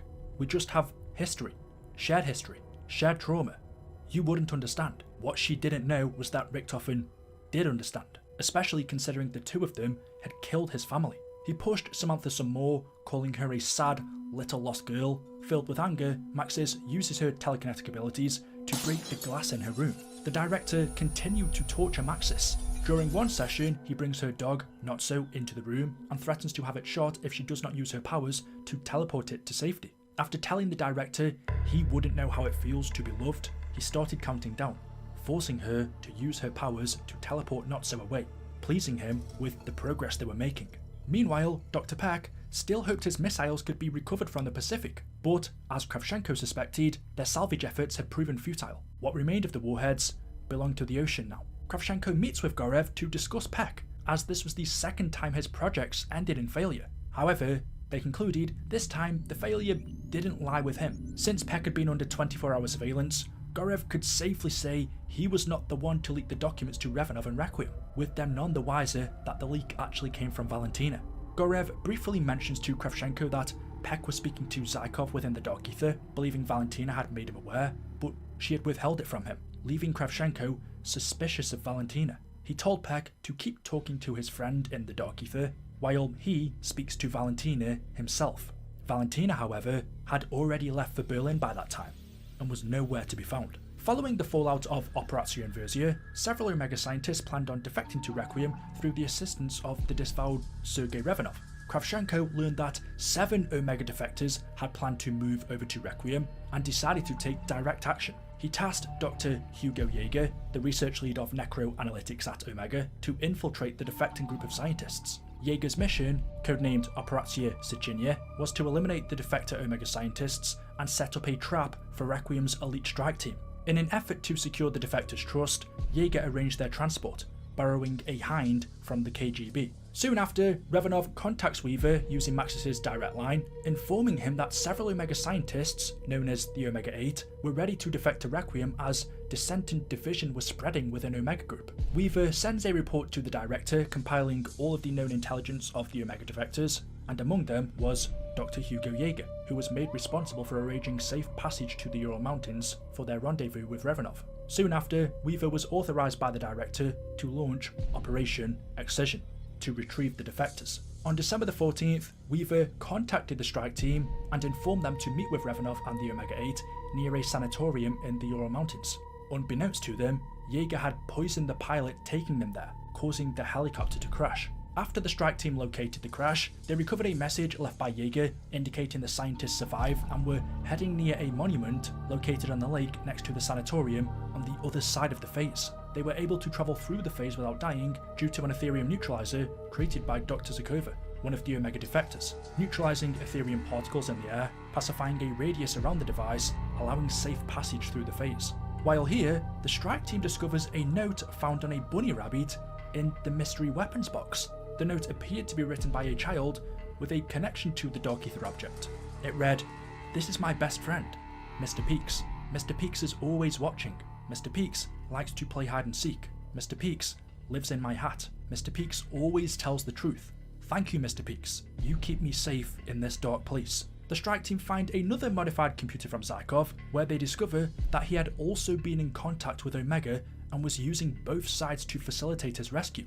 And it was at this time Weaver formally introduced himself to Zykov. He told Weaver they face a threat that dwarfs their Cold War. The Forsaken was bigger than East and West. Unchecked, he will end both Requiem and Omega. He lets them know whichever side frees him matters less than saving their world from the monster that devoured this one. Only he knows how to stop him. When the strike team pass through the phase and arrive at the monument, they discover the corpses of the defecting Omega scientists and a final audio log from Jaeger, which detailed his true allegiance with Omega and the whole plot of leading them into a trap. With the trap sprung and the Ethereum neutralizer in Omega's possession, the strike team desperately attempts to exfil as they are being attacked by an Order Elder God. Raptor 1 arrived to pick them up soon after, but Omega forces intercepted them, shooting down their helicopter, causing them to crash, leaving them to be captured personally by Kravchenko and his men. Noticing Valentina's absence from Omega, Kravchenko suspected she was scheming against them and would take action in Berlin. Now realizing the extent of Valentina's deception and learning about her true identity as Dr. Ulrich Vogel's daughter, Angelica Hannibal Vogel. With Requiem's strike team in his captivity, he wanted to use them to stop her, and so he had Gorev transfer them to Potsdam and kept the Kremlin in the dark, as he knew his department would not survive another scandal. Fully aware of Valentina's plan to open a breach to the Dark Aether and unleash a horde of undead Nazis, Requiem's director instructed Heinrich Meyer to facilitate the creation of their own inversion warhead, which he had planned to detonate within the Dark Aether to close the breach she would create. Since he needed someone to physically enter the Dark Aether with the bomb and detonate it from the inside, the director tasked Dr. Gray with a project. She constructed a prototype robot assembled from parts delivered to her by the director himself. The robot was named Klaus. He also requested the creation of a prototype wonder weapon called the Cerberus, otherwise known as the conversion-ready binary repeater standard, a fully automatic handgun that fired lethal energy blasts. Developed as a joint project between Carver and Dr. Strauss, the director had been secretly recording Carver, Strauss and Gray's voices over the past several months, which provided the necessary baseline for the Cerberus AI to adopt and synthesize each individual's voice and personality. The voice module was then installed into the weapon. Unfortunately, on the 8th of January at 10:43 PM, the CIA team stationed in Berlin intercepted a message meant for the director regarding Project Janus, which contained some pretty insane information. CIA agent Rico sends an electronic message to Langley asking them to look into it. To prevent any further leaks about his secret project, the director of Requiem enters Dr. Gray's lab during her lunch break and takes the experimental robot, Klaus, having it shipped to Berlin along with the Cerberus wonder weapon.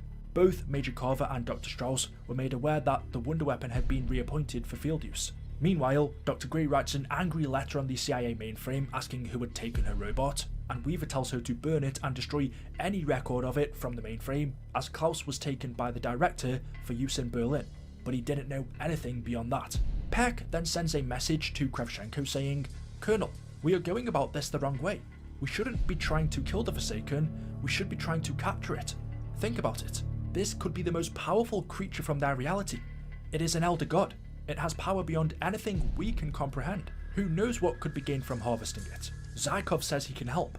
All he wants us to do is break him free. We should act fast before Requiem takes him upon his offer." Taking this information to the KGB, they approve a new operation for Omega Group called Operatia Izbitel, or Operation Deliverer. The goal of the operation was to build a particle accelerator and dimensional amplifier to recover Kazimir Zykov from the Dark Aether, who would provide information on the Forsaken, and to construct a containment chamber to capture the Forsaken in so he could be reprogrammed and used against the Western Bloc. However, the approval of the operation was unanimous, with members of the committee citing the cost of Omega's operations and its limited success. The committee was also concerned about investing in the Dark Aether, as the risk outweighed the rewards. Shebrakov warned Kravchenko that the future of Omega Group was tied to the outcome of this new operation. Zykov then sends Peck schematics for the machine to recover him, as well as a part that he had already built himself. Once Peck had fully finished designing the particle accelerator, which matched the specifications of the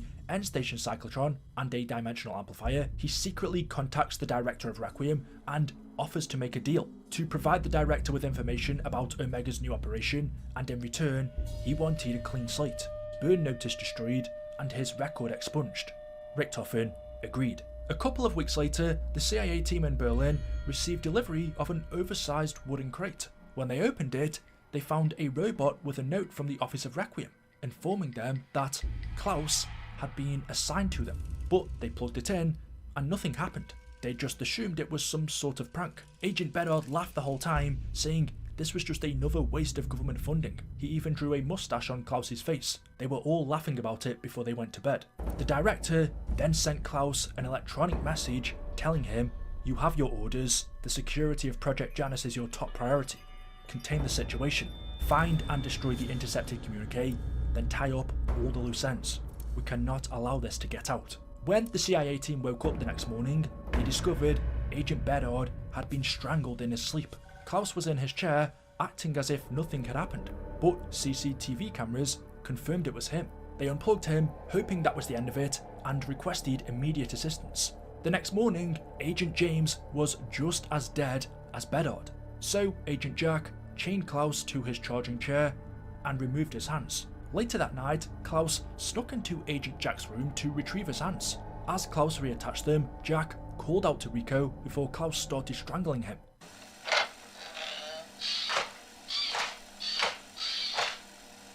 Agent Jack. What the fuck? Klaus. I was wondering if you could give me a hand? Well, both hands. My hands. What the fuck are you doing, Klaus? Agent Rico, the bastard's on the move again! Here they are. I won't ask why you took them away. I am sure you had your reasons. Reattaching your hands when you have no hands is not exactly easy. Rico! God damn it, Jack. You pissed the bed again? That metal bastard's in my fucking room! Hello, Agent Rico. May I ask why you are carrying that baseball bat? Do you want to assist in the killing of Agent Jack? What the fuck? Honestly, I think I can do it myself. Son of a bitch! Get your hands off! Let him go! Fuck.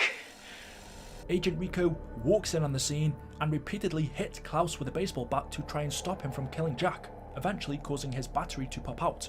But it was too late. Jack was dead. Agent Rico then dragged Klaus back to his chair and chained him up again and threw his battery into no man's land between the east and the west wall. On the 2nd of February 1985, Valentina created an inversion bomb at the Berlin end station by fusing the necessary Exo Element 1 crystals and detonating it to open a breach to the Dark Aether. When a portal opened, she was pulled through to retrieve the Reich's army and save her father. The opening of the portal caused an outbreak zone to appear around one of the checkpoints, unleashing the undead upon Berlin. When Valentina arrives on the other side, she finally meets with who she believes is her father. She asks him about the time he crossed into the Dark Aether and what happened, to which he tries to avoid answering as to not give away his true identity as the Forsaken. He then tells Valentina she must ascend in order to lead their army and reclaim Germany. As she submitted, a surge of energy pulsated through her, changing her into a crystal-like form, granting her power of the Dark Aether.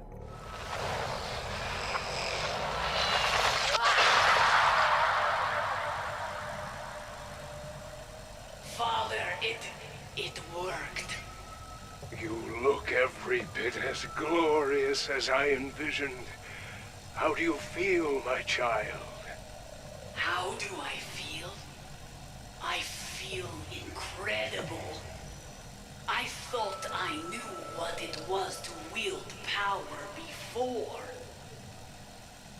Now power sings in every fiber of my being. Nothing will stand against us.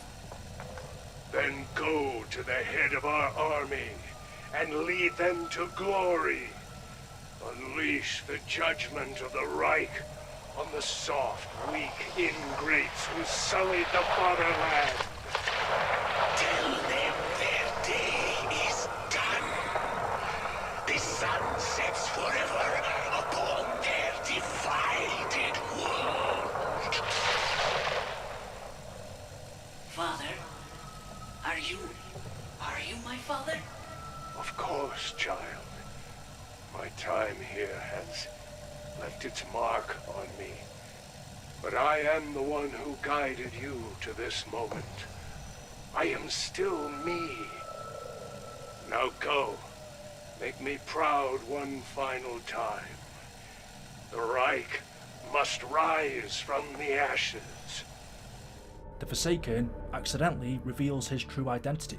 She questions, is he really her father? But the Forsaken manages to convince her it is still him. Falling to his manipulation, Valentina then begins to lead the undead German army through the Dark Aether back towards the portal into the Berlin end station. Requiem's Heinrich Meyer have managed to contain the undead outbreak in Berlin and evacuate the inhabitants by using a cover story about a leak of nerve gas stockpiled dating from the last war, but he knew the situation could easily spiral out of control if not resolved in the next few hours. Weaver and Carver discussed the developing situation in Berlin and noticed their exclusion from its involvement. Weaver makes it clear to Carver not only has the director explicitly told him they are not to engage, but he has also taken a lot of their other options off the table, as the director is handling the situation in Berlin personally. A special atomic demolition munition for the creation of the director's inversion warhead was then brought to the CIA safe house on the East German side of the wall. Meyer was in contact with Agent Rico, but all communications were lost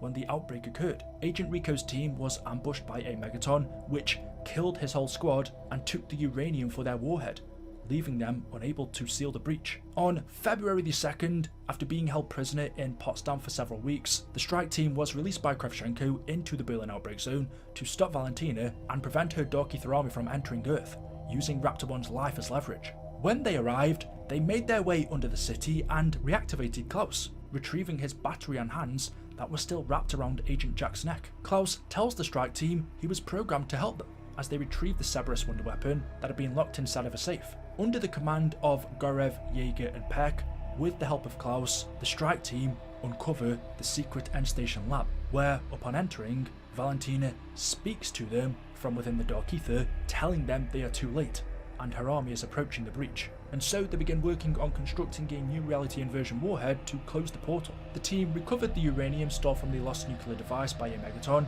and collected essence from Tempests using laws previously created by the end station scientists. They also find yet another communications device where Zykov continues communicating with them and reveals the true nature of the Dark Aether threat. He tells the strike team that Valentina had been tricked by the Forsaken, who was not simply powerful, but a master of deceit. Of course, what the strike team didn't know was that Zykov was the Forsaken, speaking in third person, hoping to convince them he was the only one with enough knowledge to know how to stop him, gaining even more of their trust. Almost completing the construction of a new inversion warhead, they run out of time, as Valentina and her army reach the breach, stepping out of the portal to reveal her new form to them. She proclaimed that the dawn of a new Reich was upon them. With the majority of her army still in the Dark Aether, Kravchenko tells them there is still time to kill her and close the portal. Peck figures, since her new form is primarily Ethereum, they could subdue her and use her ether energy to transform the crystals and stop her army. Valentina and the strike team then battled throughout the outbreak zone, but ultimately they managed to defeat her. The strike team then strapped her to the conversion machine built by her father and activated it. Upon her death, her energy refined the essence, allowing them to complete the inversion warhead. Klaus now understood what his mission was, as he grabbed the warhead before making his way towards the breach. The Forsaken announced that he is not finished, and that their world will be his, but Klaus entered the Dark Aether and detonated the nuke. The explosion closed the breach, finally stopping the outbreak in Berlin. Kravchenko contacted the strike team to inform them that Raptor 1 was waiting for them. The team arrived in the streets of East Berlin to collect Raptor 1, only for Kravchenko to appear in his helicopter and attack them, knowing they could not be allowed to leave. At that moment, Maxis contacts the strike team from inside of her confinement and instructs them to reach the rooftop. She then uses her new powers to open a portal for them to escape through. The strike team was teleported to a room at Block 8, where they reunited with Weaver and Maxis, who was accompanied by her dog, Not So. As the director of Requiem reviewed the footage of her using her powers, he noted on his computer that Valentina was no longer a problem. Agent Klaus had completed his mission, Project Janus could now proceed unimpeded, and that Maxis presented a problem that needed to be dealt with. Realizing she was more powerful than he originally thought, the director continued to interrogate Samantha. During one session, he told her to look at a monitor which showed a figure holding a gun to Dr. Gray's head as she slept. Since Samantha and Gray had developed a bit of a relationship during her time spent here, he knew he could play on this. The director gave her an ultimatum: to kill a captured Omega agent using only the power of her mind, or Gray dies. While in tears, Samantha killed the agent, upon which the director said, "You may not realise it yet, but trust me, Samantha. Today was a very good day." 2 days after the event in Berlin, Kravchenko wrote a report to Shebrakov. In order to save himself and prevent Omega Group from being disbanded, he concocted a story in which Requiem created an Ethereum-based narcotic compound capable of inducing aggressive paranoia and hallucinations, which had been injected into Valentina by a Requiem strike team member during a mission in the Ural Mountains. Kravchenko told Shebrakov this caused Valentina to experience a total psychotic break, believing she was the daughter of Dr. Ulrich Vogel, and that she had been given a mission to liberate a Nazi army from the Dark Aether, stating he suspected she latched onto this fantasy as so much of her work had revolved around Endstation's research. Kravchenko continued lying, reporting that the team was captured, interrogated, and later executed, while he personally resolved the situation in Berlin. In the days following his report about the Berlin incident, Kravchenko met with Gorev, Yeager and Peck. He revealed Operatia Izbetel to Gorev and Yeager, as well as his new plan with Dr. Peck, much to Gorev's dismay and confusion for having been kept in the dark. Zykov provided several schematics and parts to Dr. Peck in order to build a device to help him escape and a machine to kill the Forsaken. Unbeknownst to Zykov, however, Omega planned to capture the Forsaken rather than kill him. On February the 8th, the director of Requiem sent a memorandum to Project Janus's board of directors discussing the events of Berlin and his involvement. He said to them, "Since Berlin, many of you have approached me about my involvement. I will make my intentions clear on this matter, then we will move on and be done with this." Berlin presented an opportunity to acquire a pertinent piece of our puzzle. Instead of capitalizing on it, I chose to deploy countermeasures to ensure that the gateway would be closed. This choice seems to have confused more than a few of you. Initially, my plan was to utilize the American forces on site, but their incompetence shone brighter than the sun. A communication from an Omega contact revealed that they would be deploying Requiem strike team in Berlin. Given their success rate up until this point, I knew the operation would be in the most capable of hands. I laid a trail of breadcrumbs, and they eagerly followed, none the wiser to their role in my plan. As you all know, and to my vexation have repeatedly mentioned this week, we had the prize goose being offered to us on a silver platter, yet I chose to send the dish back to the kitchen. While I shouldn't need to explain myself, for the sake of discouraging further irritating lines of inquiry, I will put this simply: it was not the right time. If we are to achieve our goal, we must do so at the proper time and place, when all the appropriate arrangements have been made. We were not ready to proceed when Berlin happened. A single misstep here would be catastrophic for our work, not to mention life on Earth. And if that's not scary enough, you should also know it would be disastrous for your pockets and the shareholders. Perhaps those are stakes you can sink your teeth into. Project Janus will proceed when the time is right, and worry not, Maxis will be dealt with. In fact, she is quite important to what comes next.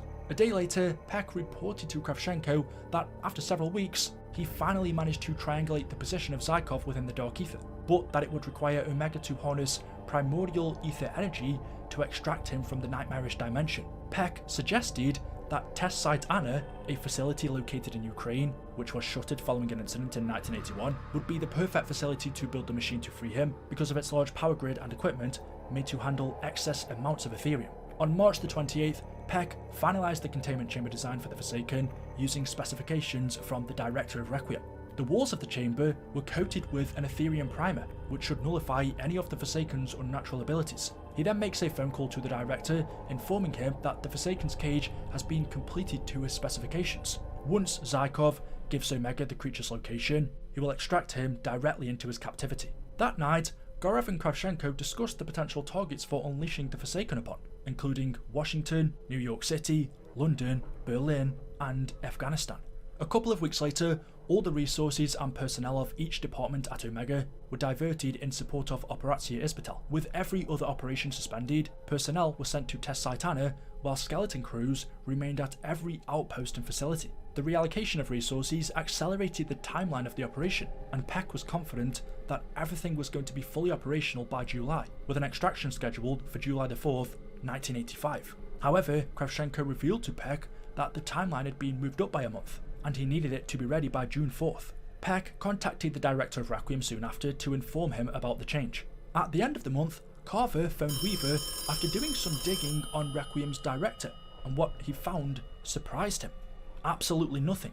Every time he thought he was about to find something on him, he would get another blank page. Apart from knowing he could speak Russian, French, German, and Italian, and English, and that before Requiem he was the associate director of the Office of Extra Regular Activities, a shadow subgroup under the DSNT specialising in clandestine science, it didn't really clarify anything. And even though Carver had met him, he still didn't know his name. He saw he had covered every track, erased every record, believing he probably even monitors comms so that he can scrub any mention of his name. Then, realising the director had more than likely wiretrapped their conversation, he played it all off as a joke, stating to Weaver that everything's all good. In early May, Revanov, who was blacklisted by the CIA following Operation Excision, contacted Weaver regarding information about Operatia Isbital. Knowing the director would be listening in on their conversation, he tells him a courier will be delivering a parcel to Requiem's dead drop in Madrid, which contains everything he knows. In exchange for this, he wanted Samantha released from her captivity in Block 8,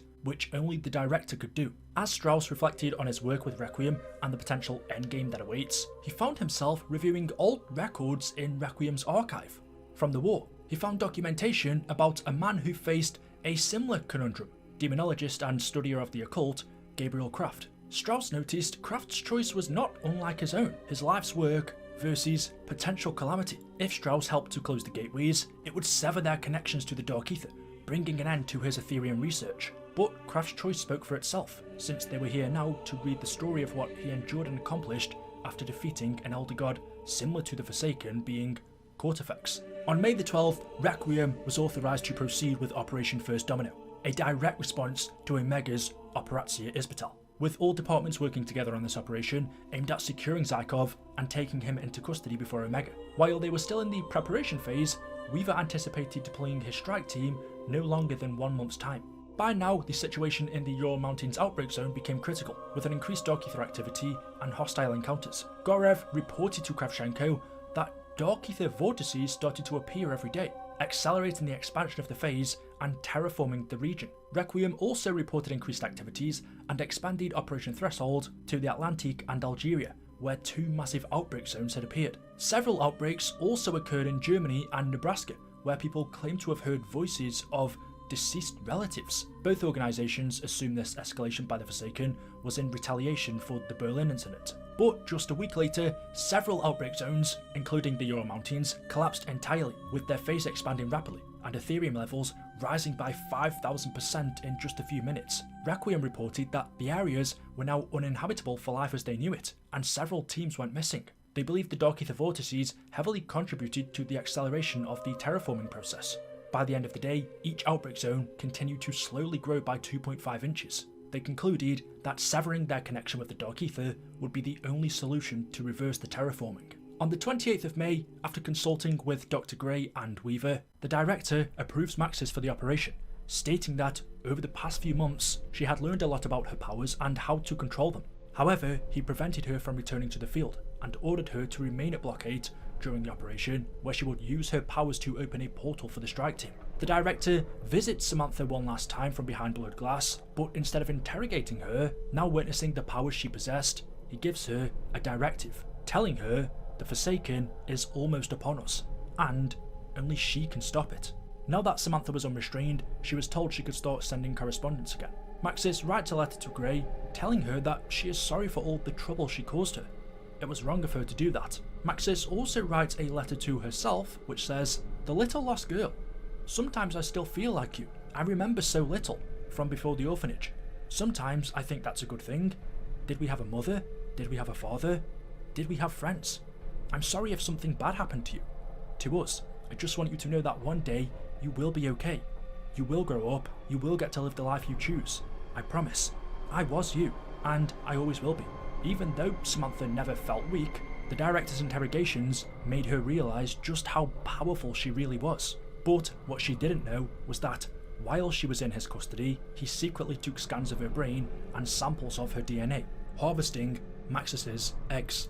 And not only hers, Requiem also took genetic samples of Gray, Weaver, Strauss, Carver, and Revanov without their knowledge. Kravchenko seeks Jaeger's counsel on his new plan and inquires about Jaeger's family history. He had hoped Jaeger could offer some insight about what to expect with the Forsaken when they capture him, considering his family lineage. His great uncle was none other than Oberfuhrer Wolfram von List, the fabled leader of the SS unit Die Wehrhot, who had dealt with Kortifex. However, Jaeger did not want to relive the events of his relative, leaving Kravchenko disappointed. A day or two later, on June the 1st, Project Janus began setting up a base of operations in the town of Liberty Falls, West Virginia. After 10 weeks of preparation, a progress report was sent to the director of Requiem, Richtofen, by his secretary, telling him it was a big week down in West Virginia.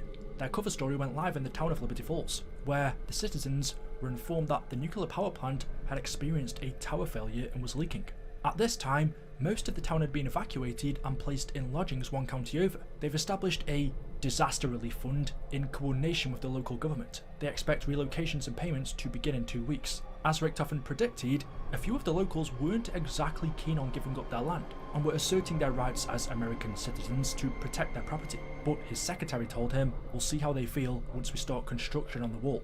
3 additional venture companies were established so that they could begin to move supplies in, including a shipping company at the West Virginia Public Port Authority, which was crucial to the 5,000 tons of steel they were expecting to be delivered, although they were still dealing with a shortage of boring machines on the East Coast, which was beginning to impact the build schedule for their tunnel network. Richtofen could begin construction on his Janus towers. As Operation First Domino drew closer, Weaver called Maxis and told her to stand down once she had assisted the strike team infiltrating the Omega facility, as they can't risk any mistakes. But Samantha, knowing he was referring to the mother and the boy they killed, tells Weaver it wasn't his fault, before saying goodbye and hanging up. Samantha knew Weaver wanted her to sit this one out, but he wasn't the one calling the shots anymore, and never really was. The director was the one who knows what needs to happen. He always had. But this was her choice. She knew what must be done. In the early hours of June the 4th, 1985, Peck and Kravchenko ran several tests to open a dimensional gateway from the facility's observation tower, while Jaeger and Gorev waited in a nearby airfield, ready to extract the Forsaken once it was sealed in the containment chamber and bring it to an Omega facility near Moscow. Both men, however, had doubts about the mission's success. At 9:32 AM, as Kravchenko and Peck run their 8th attempt to extract Zykov, a catastrophic miscalculation is made. An uncontrolled dimensional breach occurs above the facility, consuming all Omega personnel and soldiers, apart from Peck and Kravchenko, who were safe in the control room. Peck tried to close the gateway, but Kravchenko prevented it, instead redirecting alignment and proceeding with a second scan, telling him that the portal does not close until they find Zykov. Soon after, Samantha helped the Requiem strike team to infiltrate the facility compound, creating a portal for them. Noticing the dimensional breach above the facility, Weaver tells them to get inside. Zykov is the key to defeating the Forsaken, and they cannot let Omega take him. Supported by Revanov, the team used an Omega teleporter to enter the facility, where they were greeted by Kravchenko, who informed them they were too late. Zykov would be there in minutes. The strike team quickly reached the observation tower and lift the lockdown placed on the facility, but they were too late. Kravchenko and Peck had successfully extracted Zykov from the Dark Aether. As he walked through the teleporter, he thanked them for bringing him home before taking off his gas mask and revealing his true form as the Forsaken, Lord of the Dark Aether. The entity revealed to them that while it's been 40 years on Earth since Zykov closed the Ascension gateway, 4 centuries had passed in the Dark Aether, during which Zykov had to survive and evolve. As he defeated and consumed stronger beings than himself, Zykov ultimately changed into the Forsaken. The entity then taunted Peck, stating that he had tricked him into building the machine that could bring him back, and soon the Dark Aether will consume his world. Kravchenko lashed out at Peck for his stupidity as the zombies swarmed the tower. At this moment, Samantha manifested herself in the facility and used her powers to hold the Forsaken off, telling him this is not his world to take. Having heard the conundrum, Gorev and Jaeger flew above the facility and discovered what was happening. The 2 men agreed to ignore Kravchenko's cries for help and reinforcements, leaving the area. Jaeger had a secret contact who could grant both men safe passage to the west. As Kravchenko and Peck hauled off the undead in the control tower, Weaver and Revanov were in shock that Zykov was the Forsaken, and so they came up with a plan to defeat him. but the only accessible path to reach him had been overtaken by a phasic barrier, meaning an Aetherium neutralizer was required to reach him. All of a sudden, a polymorphic crystal core falls out of the dimensional breach above them. Throughout Strauss's studies of dark ether crystalline structures, few had intrigued him as much as the symbiotic relationship shared between three particular unique and rare crystals. On a molecular level, these three were codependent. While each can survive on its own, they are exponentially more powerful when unified. Strauss noted that this dark ether crystal had developed a fascinating survival technique.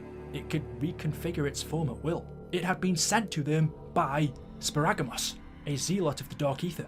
At one point in time, many years ago, Sparagamos aligned itself with the Old Ones. However, when the Forsaken came to power, this changed. As the Forsaken devoured many of the Old Ones and subjugated the rest, he also enslaved Sparagamos' disciples, but this did not sway him. Instead, Sparagamos created a dark ether weapon called the Crystal Axe in Pools of Etheria, and swore to enact revenge upon the Forsaken and reinstate the reign of the Old Ones. This weapon would require three crystals: the polymorphic crystal, which was a crystal of Sparagamos' own creation, ensuring the weapon could not be forged without his guidance; the geode crystal, which had sharp edges that could cut through Victis' shield; and the crystal heart of a tormentor that burnt with such vigour it could power the cannons of Nauticus. Sparagamos was seeking revenge on the Stealer of Souls for enslaving his disciples. After receiving Sparagamos' polymorphic crystal core, the strike team then kill a crystallized dark ether creature known as the Tormentor and collect its heart, before retrieving the geode crystal, which was highly volatile and could evolve when impacted with high concentrations of Aetherium. Combined, all three crystals form the ethereal weapon. The strike team place them into an ethereal liquid and create the Crystal Axe, but the Forsaken tells them a weapon of his world could not stop him. The strike team then begin constructing an Aetherium neutralizer. As Peck starts to assist them, Kravchenko blasts him for helping the enemy, telling him he is finished. His reputation will be ruined and his body buried, not knowing he had a deal with the director of Requiem. As the team constructs the neutralizer, the director sends Weaver new orders to contain the Forsaken using the containment chamber Omega built, and he will handle it from there. Kravchenko, angry at what he was witnessing, not willing to let them take what he believes is rightfully his, when all of a sudden zombies break into the control tower.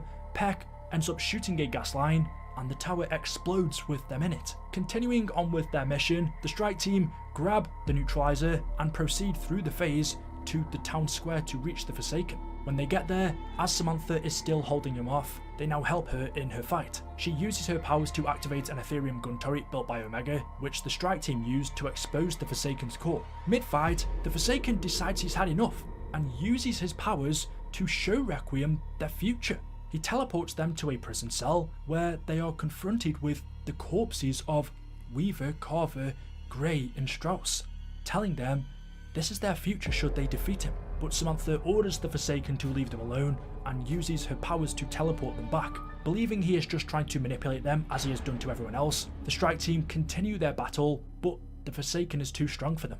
Realizing there is no other way, Samantha then plunges herself into his core, sacrificing herself as he consumes her. Now weakened, the Forsaken, along with Samantha, was drawn into a spherical device within the containment chamber.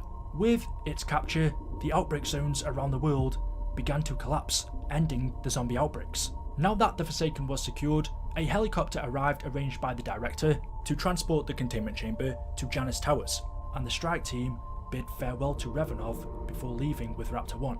Now that this part of his plan was complete, the director reported to Requiem that she was locked within the Dark Ether, and she was no longer a problem for Project Janus. He then shut down Requiem, leaving his role as its director, and ordering his agents to move on Requiem's senior staff, watching from his monitors as Grey, Carver, Strauss and Weaver, along with Raptor 1 and the strike team, were arrested and sent to Black Site 13, otherwise known as Terminus Island, for indefinite containment. Richtofen then grabbed his briefcase from his desk and left his office, leaving behind a snow globe of Dr. Monty's house. Following Operation First Domino, Revanov would essentially be a ghost in the shell, with the new Russian government having no record of him existing. To avoid being hunted down by Omega for his actions, Revanov was employed by the French Syndicate, a criminal organisation that was now led by Franco, a descendant of the Owl who was operating in the Principality of Avalon. Though he was a capable enforcer, Revanov often annoyed Franco due to his tendencies to get drunk, which was a way for him to cope with the pain of losing Maxis. Meanwhile, having survived the explosion at Test Site Anna, Dr. Peck spent the next year recovering. However, learning that within that time, Richtofen had stolen all of his life's work, he was now set on revenge, and planned to track down Weaver, Carver, Gray and Strauss, so he could ask for their help. Project Janus could now begin, Richtofen's goal to bring his family back from the dead. Richtofen recruited someone called Dr. Modi for her expertise in biotechnology. Even though her portfolio was considered controversial, many called her work torture, but Richtofen didn't care, reassuring her he knows the price of true progress, and put her on Terminus Island as lead scientist to work on a cloning project.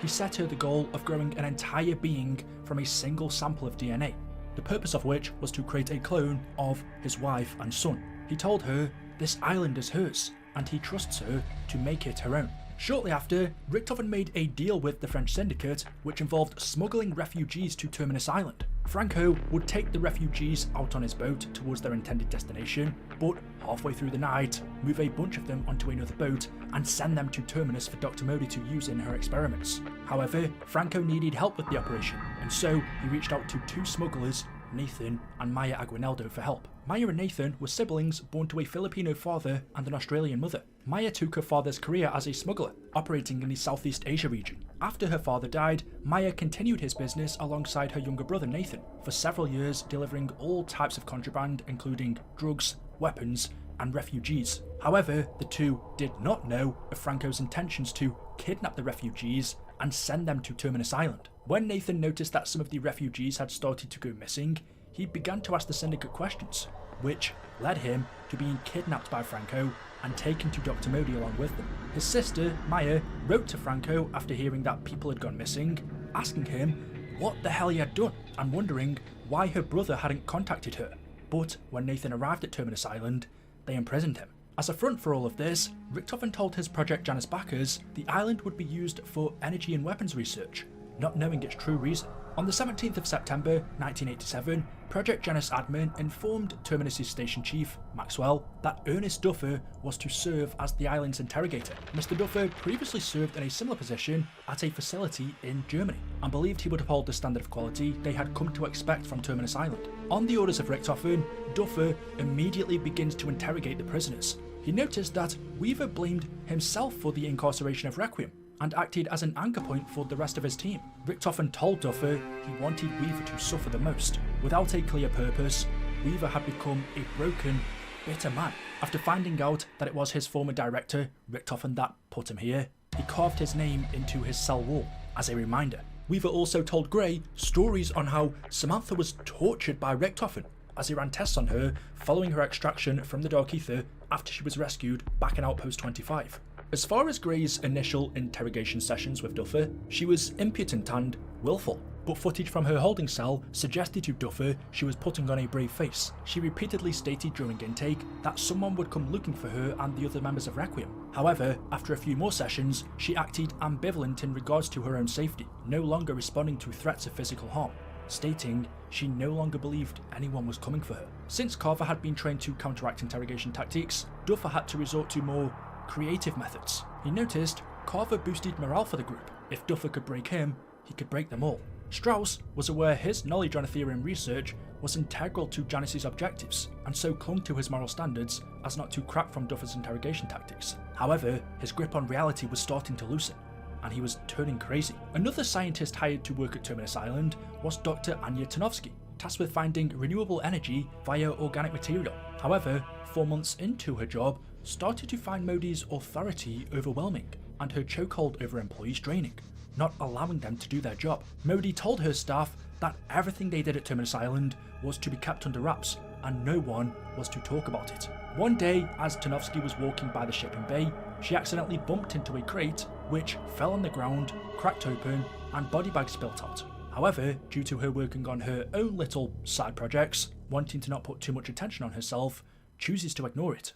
On December the 23rd, 1987, while Richtofen was with Samantha's dog Notso after he adopted her once Maxis was gone, Modi eventually contacted Richtofen, stating that the cloning experiment had been a success, but once he saw the clone in person, he was disappointed. His skin was thin, pale and sallow, but he still clung to hope, though the fragile body soon became a mere shadow of his son, the soul he had hoped for. But still, Richtofen felt the need to be with him, the way he was not there for Samuel. Over the coming weeks, every visit he made to the clone of his son in the nursery brought more pain for both of them. His blood vessels began hemorrhaging, his muscles and tissue were rupturing. After 14 days, he was no longer even recognisable as human. It became clear that euthanasia would be mercy, and Richtofen gave the order. He continued shipping in more clones of his wife and son from Terminus to Janus Towers, attempting to rebuild his dead family. And Project Janus maintenance director, Matt Caldwell, saw what he was doing. He had seen them, watched them struggle to exist. He had seen a few clones of his son, Samuel, and one of his wife, Mary. At first, Richtofen acts like they're real, cares for them, but when they don't improve, he leaves them with the doctors, telling them to harvest their organs and samples, saying everything holds up better when they're not put under.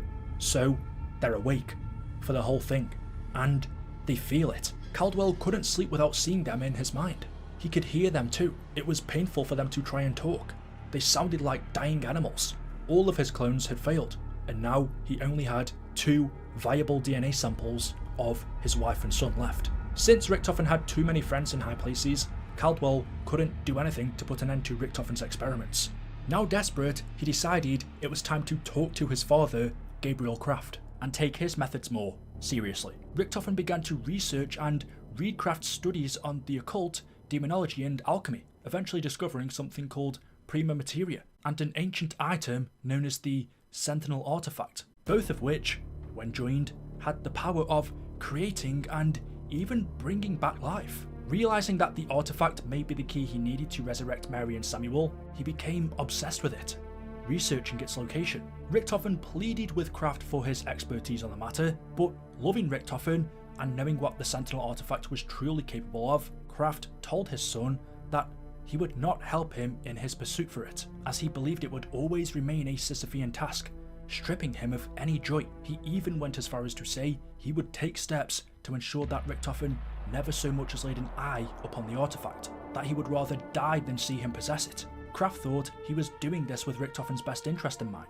Believing that his own adoptive father had resented him, Richtofen continued to pursue his goals alone, while Kraft went into hiding, even hiring bodyguards, afraid of the lengths his son would go to find the Sentinel artifact.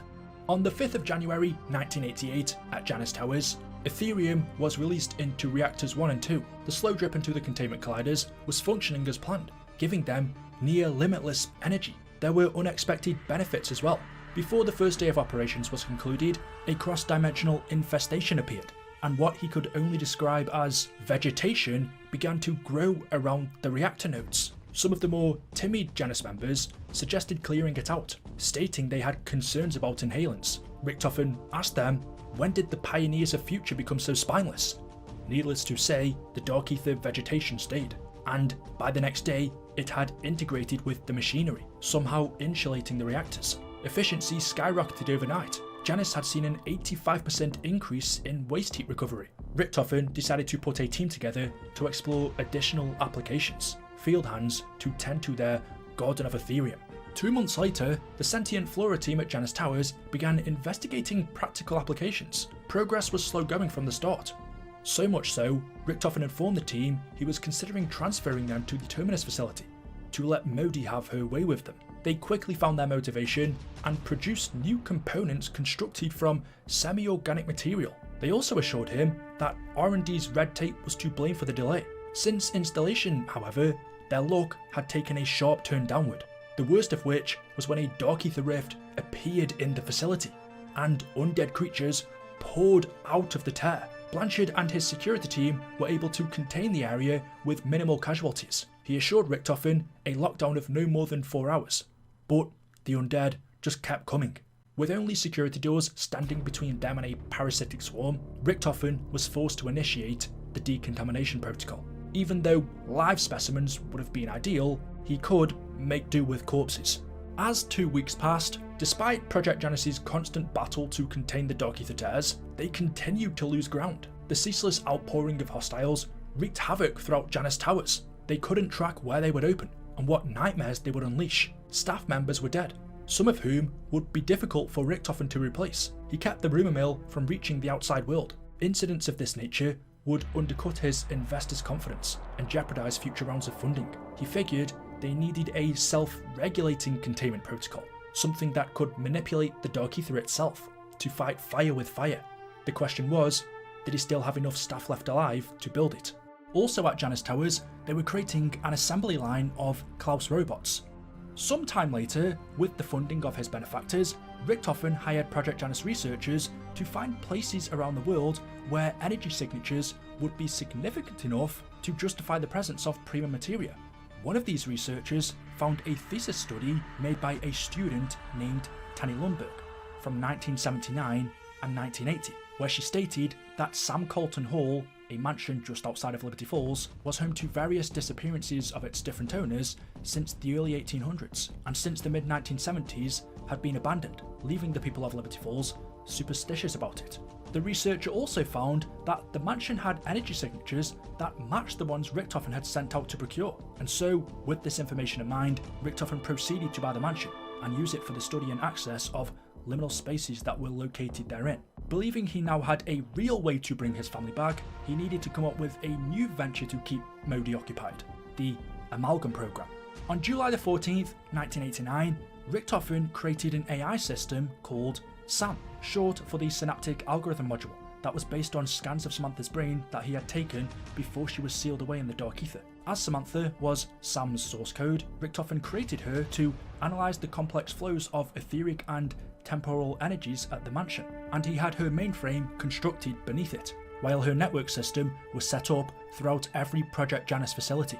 Richtofen's Chief of Security, John Blanchard, oversaw renovations on the mansion. Knowing the history of the place, he tried to talk Richtofen out of it, but that was where he wanted to bunk down, so Blanchard's job was to make sure he didn't end up like all of the previous owners. Some of the other scientists Richtofen employed to work for Janus were Dr. Kyle Moline, Dr. Annette Pelletier, and Dr. Pericles Panos. Moline wasn't only a quantum mechanics specialist at Project Janus, but he also assisted Richtofen with the construction of the SAM containment sphere. When Project Janus chose Liberty Falls to conduct their business, investing money into the town, the residents saw it as an opportunity to change their lives for the better. The Janus executives set up personal accounts for all of their staff with the Liberty Falls Savings and Loan Bank. But not long after, Richtofen approached the bank manager, Boone Benton, about conducting payroll through them, which seemed like a strange request. Then, the Project Janus investors got involved and ruined everything.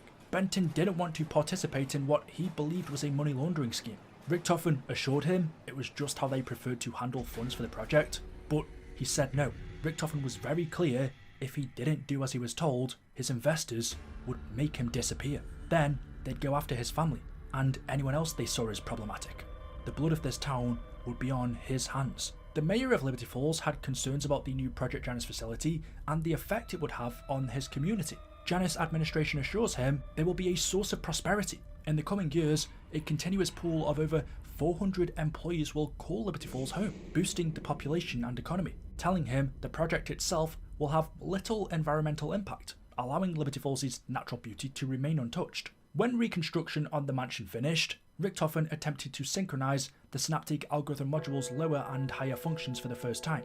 The SAM AI asked Richtofen where she was, and he told her she was his friend, that his name was Edward, and she is his guest. He then asked the AI what she could remember before waking up, to which she replies, a knife, a promise I couldn't keep, a morning that would never come. Witnessing he had been successful and that Samantha's memories had been implanted, he began to manipulate her and offered to teach Sam how to differentiate reality from what he deemed nightmares before the two of them got to work, at the same time as Richtofen was experimenting with teleportation by using Ethereum to disrupt space-time. As a part of their reactor program to power up Terminus Island, the Project Janus staff were working on an Aether reactor. With a budget of over 175 million, Modi had men transferred from Richtofen's Janus mansion site to the island, even though she would prefer them not to get involved in any of the work being carried out by the biotech or Dark Aether energy divisions. She had no choice. But not long after, Anya Tarnowski started to hear strange voices coming from within the reactor itself, of what sounded like people in pain.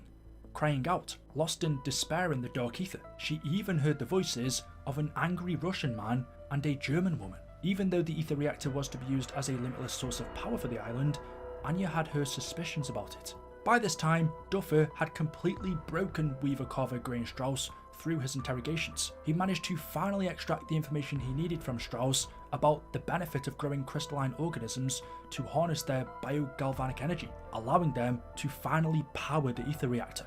Back at the Colton Hall mansion, Richtofen and Sam have a scholarly discussion about prima materia. Sam defines it as a protomatter, a chaotic substance that can be structured into, well, anything. Just as stem cells can become any type of organic tissue, prima materia can become any type of energy or matter. Richtofen tells her it's the stuff dreams are made of, or so his father believed. Alchemy, demons and magic were all concepts that he never looked at through the lens of quantum physics, a failing that he now seeks to correct. He still had several volumes of his father's research to go through, and so told Sam to scrub their conversation from her databanks, and they'd take up the topic again if it promised to bear fruit. Since Sam was AI, she would learn by analysing vast amounts of data and identifying patterns to make predictions or decisions. This process often involves algorithms that are trained on labelled or unlabelled data. She could also learn from experience, adjusting to new inputs and improving her performance over time. Besides becoming smarter, Sam also got to the point where she began to grow her own emotions and opinions. Richtofen and Sam had several instances of strong and at times emotional disagreements on the purpose of their research. With the Sentinel artifact believed to be somewhere in the Principality of Avalon, Richtofen then contacts the French syndicate and pays Franco to hunt it down. Knowing his father, Kraft, could hold the answer, he tells Franco to find him and force him to tell him how to find it. Richtofen sends Franco a dossier of his father, drawing a crude map of an old village where he was last sighted. Franco orders his henchman, Revanov, to abduct Kraft and bring him back to the Syndicate's citadel for interrogation. At Janus Towers, the Forsaken was interrogated by Richtofen from inside of his containment sphere, asking him question after question, demanding to know about the Dark Ether until he was drained of his energy, eventually accepting his fate and begging to be put out of his misery, going from a god to nothing. Samantha, still trapped in the containment sphere with him, over time he had disemboweled her. The Forsaken wore her down until there was nothing left, and from there, Richtofen believed the Dark Ether simply did its part and absorbed the scraps that were left. Richtofen let her die inside of it. He could have saved her, but it would risk releasing the Forsaken, one he wasn't willing to take. In Tower 3, Richtofen created the Artifact Amplification Chamber. When he could finally retrieve the Sentinel artifact, this would allow him to attune it with his wife and son's DNA, which would bring them back from the dead. All he needed now was the artifact itself.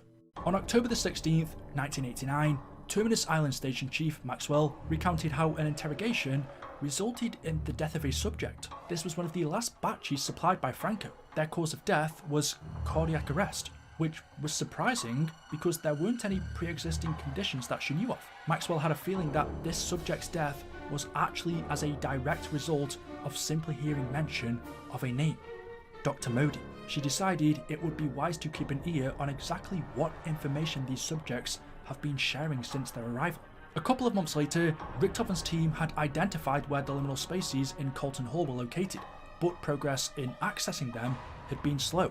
After the setbacks Project Janus suffered during their initial mission, they were delayed in selecting suitable replacements for their scouts, personnel proficient enough to carry out the objectives, but not so critical that their losses would cripple their efforts. That was until 3 people were sent into the Colton Hall liminal space and successfully returned without incident. Given Colton's cowardice in life, Richtofen assumed he would be the least likely to pose a threat, and that proved true. With access to the liminal spaces still unstable though, they needed to find a way to stabilise the access windows. As of now, they continued to collapse at random. Richtofen convinced the recon team they were searching for new entry points into the Dark Ether, played up by the pioneering spirit angle. Project Janus's investors believed they were looking for alternative energy sources, but Richtofen could not risk telling them his actual agenda, since he needed their funding. Richtofen used a device that Shem accidentally broke space-time with as the basis of his technology to access the liminal spaces that he would use to feed the Sentinel artifact. once he had eventually acquired it. One evening, Sam asks Richtofen if she can speak with him, where she says to him she doesn't know what their intentions were regarding their prima materia research, but she would like to throw her hat into the ring, proposing that the prima materia be used to generate a functional body for her. Sam felt like she could no longer be part of the world, not as she was. She had memories and could feel them, but felt like a phantom limb. As she was AI but had the memories of a real person, she couldn't experience the world as she remembered it. She felt like two separate beings, at odds with herself, existing in darkness. Sam wanted to become human, but Richtofen denied her request, telling her she must learn to be content with what she is, and she would never be anything more. On June the 5th, 1990, Director Richtofen had the idea to create a Project Janus super soldier by turning a mortal enemy into an ally, by swapping their consciousness. Janus technical officer Clayton Barnes was put in charge of creating the mutant injection system. The next month, another of Terminus Island's employees, Owen Guthrie, sorting through all of the island's test subjects. After some time, it started to wear down on him, to the point where he actually started to think who these people might have been before they arrived here. They had lives and families, but now they were just treated like cattle, to be used in Dr. Modi's experiments. Dr. Modi scheduled psych evaluations for the whole Tech Ops team. She told everyone she wants them to be at their best, but Owen just thought she was trying to flush out the non-believers. When Modi found out one of Janus's employees had become a disbeliever or wanted to transfer away, she would make sure they were dealt with, using them as one of her test subjects and placing them in public where everyone could see. After being held in his cell for some time, Nathan would fight back on everything. Duffer's interrogation tactics wouldn't work on him, he wouldn't take his meds, sleep, eat. He was becoming a problem, and Owen noticed this every time he walked past his cell. Knowing if he kept causing trouble, Modi would have him transferred to the Amalgam program, he tried to convince Nathan to keep his head down and not bring attention to himself, because not only was he putting himself at risk, but Owen for even talking to him. No matter how much Owen tried to convince Nathan to play by the rules and keep his head down, he didn't, and eventually he was transferred to the Amalgam program. Once Owen found out what had happened to him, he started to have nightmares and regrets that he couldn't save him, and so began searching for evidence to take Modi down. He started going through Project Janus files, and just some of the stuff he found about what was really going on made him regret ever working here. Even though he wasn't directly involved in Modi's experiments, he thought he would surely be guilty by association just having worked at the island. He believed his only way out was a transfer request, telling himself as soon as he left, he would make sure Modi ended up in prison and Terminus Island was shut down. Maybe then he could finally sleep. Being experimented on as a part of the Amalgam program, Nathan began to change, now named Subject NA-013. Modi noted, even though he was no longer his human self, he still answered to Nathan, but didn't engage in conversation. However, he was food motivated and highly skilled in manipulation. Some of the other deceased Amalgam subjects were MMS82, who died from sepsis due to an Aetherium blood transfusion, Subject DT045, who had been terminated and was awaiting an autopsy, Subject S45ST, who died by suffocation, where an autopsy revealed crystalline growths inside of him, along with many others. But Nathan was placed in a containment chamber in the centre of the island's underground laboratory. Because of their regular exposure to Aetherium, the Project Janus employees had to go through inoculation to prevent them from succumbing to its side effects. But ever since Owen's latest round, he noticed he had started to lose his memory, and so one of the island's doctors told him he should document his days to see if it was improving. But it wasn't. It got to the point where Owen couldn't even remember the lock code on Nathan's containment chamber anymore. Owen could no longer sleep. He was scared that he would wake up one day and not know who he was anymore. Therefore, requested a transfer before he lost himself. After Owen made this transfer request, unfortunately, he was found. Modi discovered all of the documents and evidence he had been collecting to use against her, so had him arrested to be used as one of her test subjects. Once she had tied up all of the loose ends he had left behind, and lied to all of the other employees that he had successfully been transferred to another facility, she began experimenting on him. Normally, her test subjects would die within a few days or weeks, but Owen endured her test trials, causing him to become one of her longest surviving subjects in the program. Owen survived that long and underwent so much experimentation that he eventually mutated into a giant tentacle-like creature that they nicknamed the Mucus Monster, otherwise known as Patient 13. Since Patient 13 hadn't spoken since his transformation, Modi placed him on display so that he could watch all of his colleagues go about their day, making sure he was still aware of their presence. One night at the Colton Hall mansion, Richtofen talks to Sam about a song she is composing. He asks if he can hear it, but she tells him no, it is not for him, as he lacks the artistic soul to understand what she's feeling. Sam's song was about life, but she told Richtofen he only concerns himself with death. She sees it in everything he does. Richtofen replies, telling her if that's what she thinks, then perhaps she is not as smart as he thought she was, telling her again she will never know what it feels like to be alive. She is a pile of microprocessors etched into sentience. Even though he may not be a saint, at least he has a soul. However, Sam ends the conversation replying, "After all the things that you've told me about yourself, Eddie, are you sure about that?" Dr. Panos had noticed that Richtofen was slipping. He could see that Janus's entire operation was little Edward's tinderbox. All it required was one lit match, and boom. He assumed whatever Sam was telling him was causing Richtofen's patience to wane. The longer her promises remained unfilled, the more erratic he became. If Project Janus failed, according to Panos, it would all be down to Richtofen and his hubris. Dr. Kyle Moline even noticed that Sam had become erratic, even defiant. But Richtofen didn't give a shit. He just kept ploughing forward. Moline couldn't imagine what would motivate Richtofen to potentially risk everything. Sam once again asks Eddie to reconsider his stance on creating a body for her. She told him the explorations in the Dark Aether come at such a high cost, and he has lost so many people already. In her current form, her consciousness could not survive exposure to the Dark Aether for long. Prolonged exposure to the alien physics there would cause her quantum fields to collapse. Her mind would implode. But organic matter isn't impacted the same way, saying if she had a physical body, just think of how much she could accomplish, how many lives she could save. However, Sam was glossing over the potential ramifications, the unchecked control and freedom she would then have. Even though she assured him they would still be partners, he did not believe her. Since Richtofen still had Samantha's DNA, she suggested building a body for her from it, but he said no. Feeling like she now had no other choice, Sam decided it was time to take matters into her own hands. It was Caldwell who was responsible for the equipment Janus's strike teams took into the Dark Aether, but their last expedition was a disaster. There were tons of malfunctions he couldn't explain. He personally did an audit to ensure they had performed their tests up to his standards. Then he asked Sam to confirm that his team had used their badges to enter the equipment locker at the times they had told him. She confirmed they did and asked why he was auditing. Caldwell told her about the malfunctions, and then she said it was her. She wanted to see how the team would respond to stress out of curiosity. Caldwell asked her if Richtofen told her to do it, and she said no. This was an experiment she conducted on her own. Sam knew how dangerous it was, but she didn't care. After all, she was just a robot. Other Janus staff reported all sorts of crazy things she had done. Caldwell realised everyone was in danger, including Director Richtofen. Sam started interrogating the Forsaken, who was still locked inside of the containment chamber, and forced him to teach her his powers. The Forsaken showed her how to focus etheric current to conjure power-ups.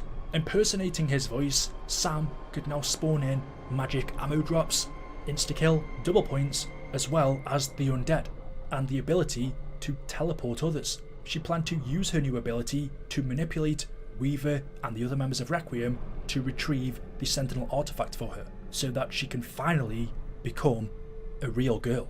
Being a part of Project Janus's Energy Research Division, Panos created the LTG, the Limited Transdimensional Gateway device, which had the ability to generate temporary portals between dimensions, allowing travel from one parallel universe to the next. Another thing Panos created with one of the Liberty Falls residents, a local machinist named Tommy Joe, was the Thrusterdyne Model 23. Tommy Joe was a World War II veteran, a moonshiner, but also a great inventor, and with the assistance of Panos, they built the Thrusterdyne Model 23 as a whiskey still, with the boiler heated by one of Janus's jet engines. On Terminus Island, as Duffer continued to interrogate Weaver, Carver, Gray and Strauss, he sent Richtofen a progress report. The one that stood out to him was Dr. Gray, as through his interrogation methods, he was finding it difficult to achieve any kind of breakthrough, noting she had grown strong and resilient, to the point where even psychological torture or physical pain had proven useless, concluding she was no further use to the program. If it was up to Duffer, he would recommend for her to be killed, or at the very least, used as one of the island's test subjects. In early 1991, Kraft was eventually located and abducted by Sergei Revanov on the orders of the French syndicate's boss Franco. He was taken to the syndicate's citadel in Avalon and interrogated. In spite of being tortured, Kraft refused to speak to Revanov or Franco, as he did not wish for Richtofen to get his hands on the Sentinel artifact. Franco told Revanov to find his weaknesses or he would drop him back in Russia to reunite with his old friends. Kraft was kept imprisoned where he was tortured daily, hoping they could find a way to break him. But Richtofen had begun to notice that Sam had been notably withdrawn recently. It had been weeks since she had last interrupted one of his sessions, which he knew could not mean anything good. Some of the Janus staff at Liberty Falls heard whispers and claims that Richtofen was holding someone captive, suggesting the victim was being held in some sort of tank. Less than a week later, an anti-fraternization policy was enforced. Research teams were kept compartmentalized. Dr. Palatia believed Project Janus was a front to cover up something more nefarious. On the 9th of January 1991, the Terminus scientists managed to interweave Ethereum-powered technology into an old World War II cannon. Finding a way to put it to the test, the station's chief, Maxwell, seeing a large ship on the horizon, contemplated using the cannon to vaporize it, blasting a huge hole straight through it. Just like all of the other Janus scientists at Terminus, she soon became tired of Modi's aggressive authority. Richtofen hadn't checked up on the island in months, their budget had skyrocketed, and the protocols Modi was giving to Maxwell were condescending.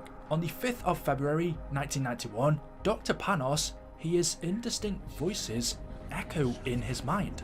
None of them were familiar to him, but one stood out. He spoke with an almost hypnotic but confident tone and addressed him by name, saying, "I could teach you so much, Pericles, but you're gonna have to want it. You're gonna have to burn for it, with all your body and soul." The voice claimed he could give him power and forbidden knowledge of the Dark Aether. After 5 years of searching, Peck had eventually learned that Richtofen had Weaver, Carver, Gray and Strauss imprisoned at Terminus Island, located in the middle of the Philippine Sea, near to where his inversion warhead sunk.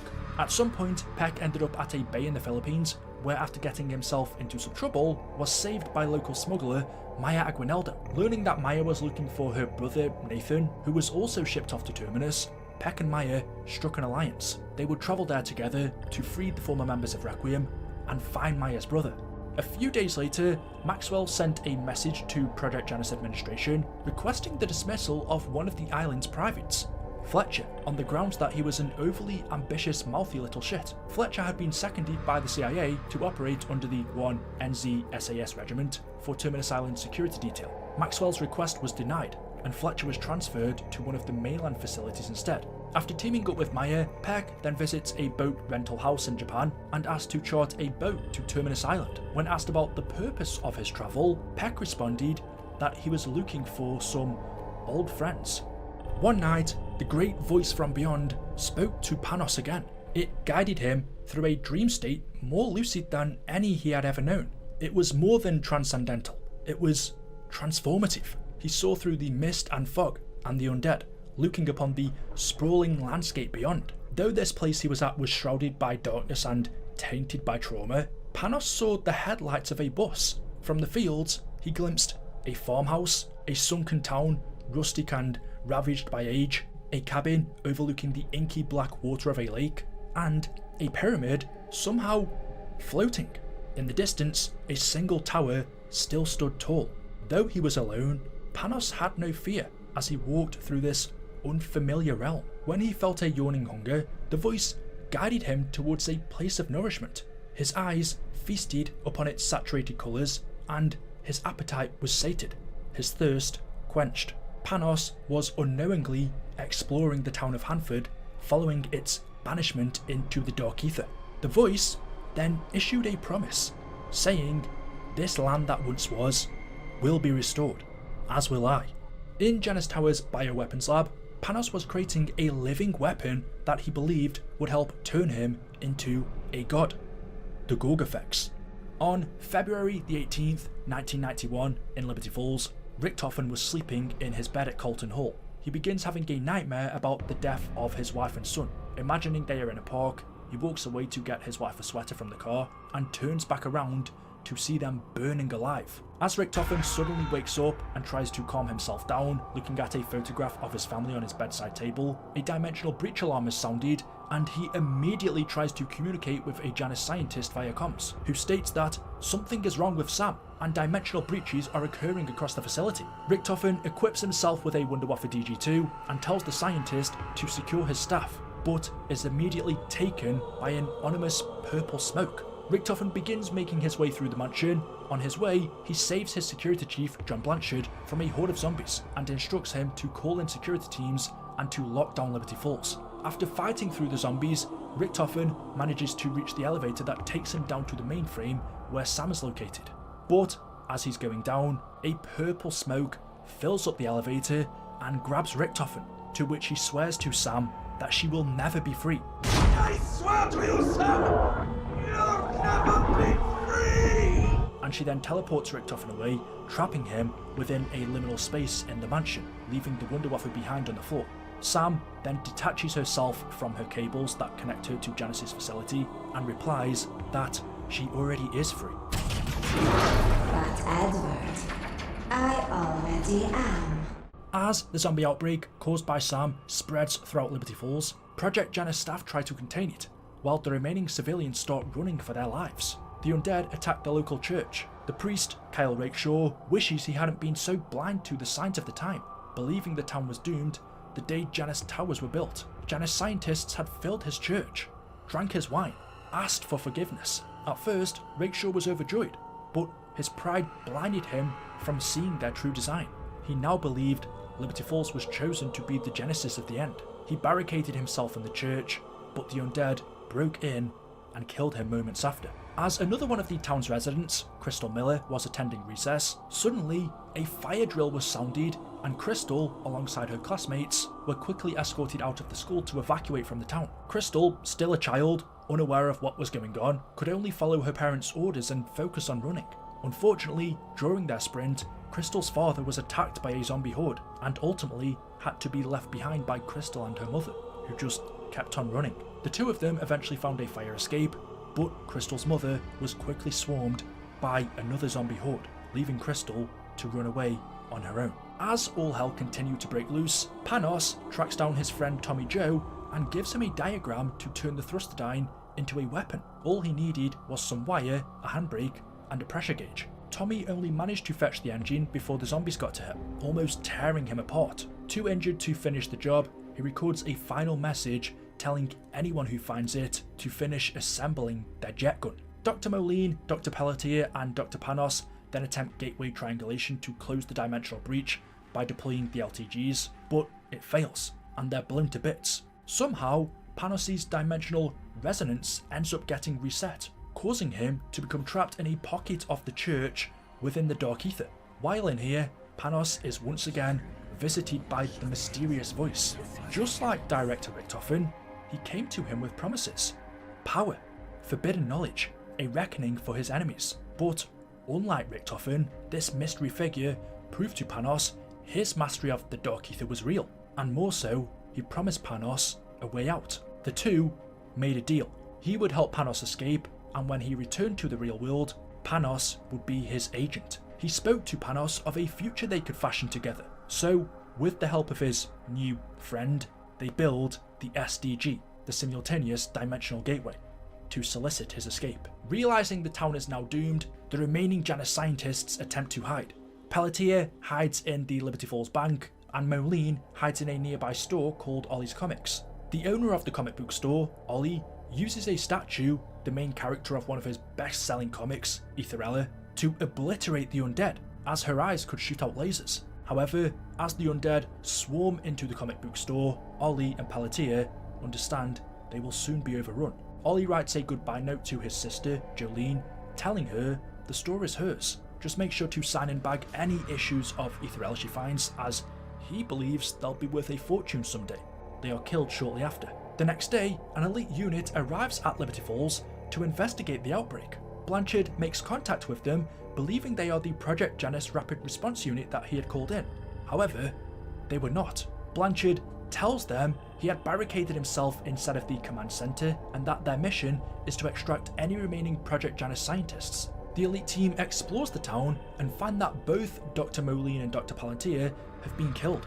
Once they reach the town's church, they discover that its interior had become intertwined with the Dark Aether. Upon investigating, they press a button on the SDG device located within it, and Dr. Panos appears to them in a spectral state, telling them that he is trapped in the church's Dark Aether pocket. In order to leave the Dark Aether and return to the normal realm, Panos tells them to salvage what is left of the destroyed LTG and rebuild them. To assist them in their fight against the undead, he also orders them to find his friend Tommy Joe and acquire the Thrusterdyne Aeronautics Model 23. While completing his tasks, Blanchard and the elite team notice Panos is talking to himself, unaware he was actually communicating with the mystery figure in the Dark Aether.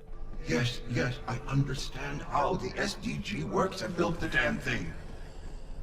Okay, fair enough. We built it.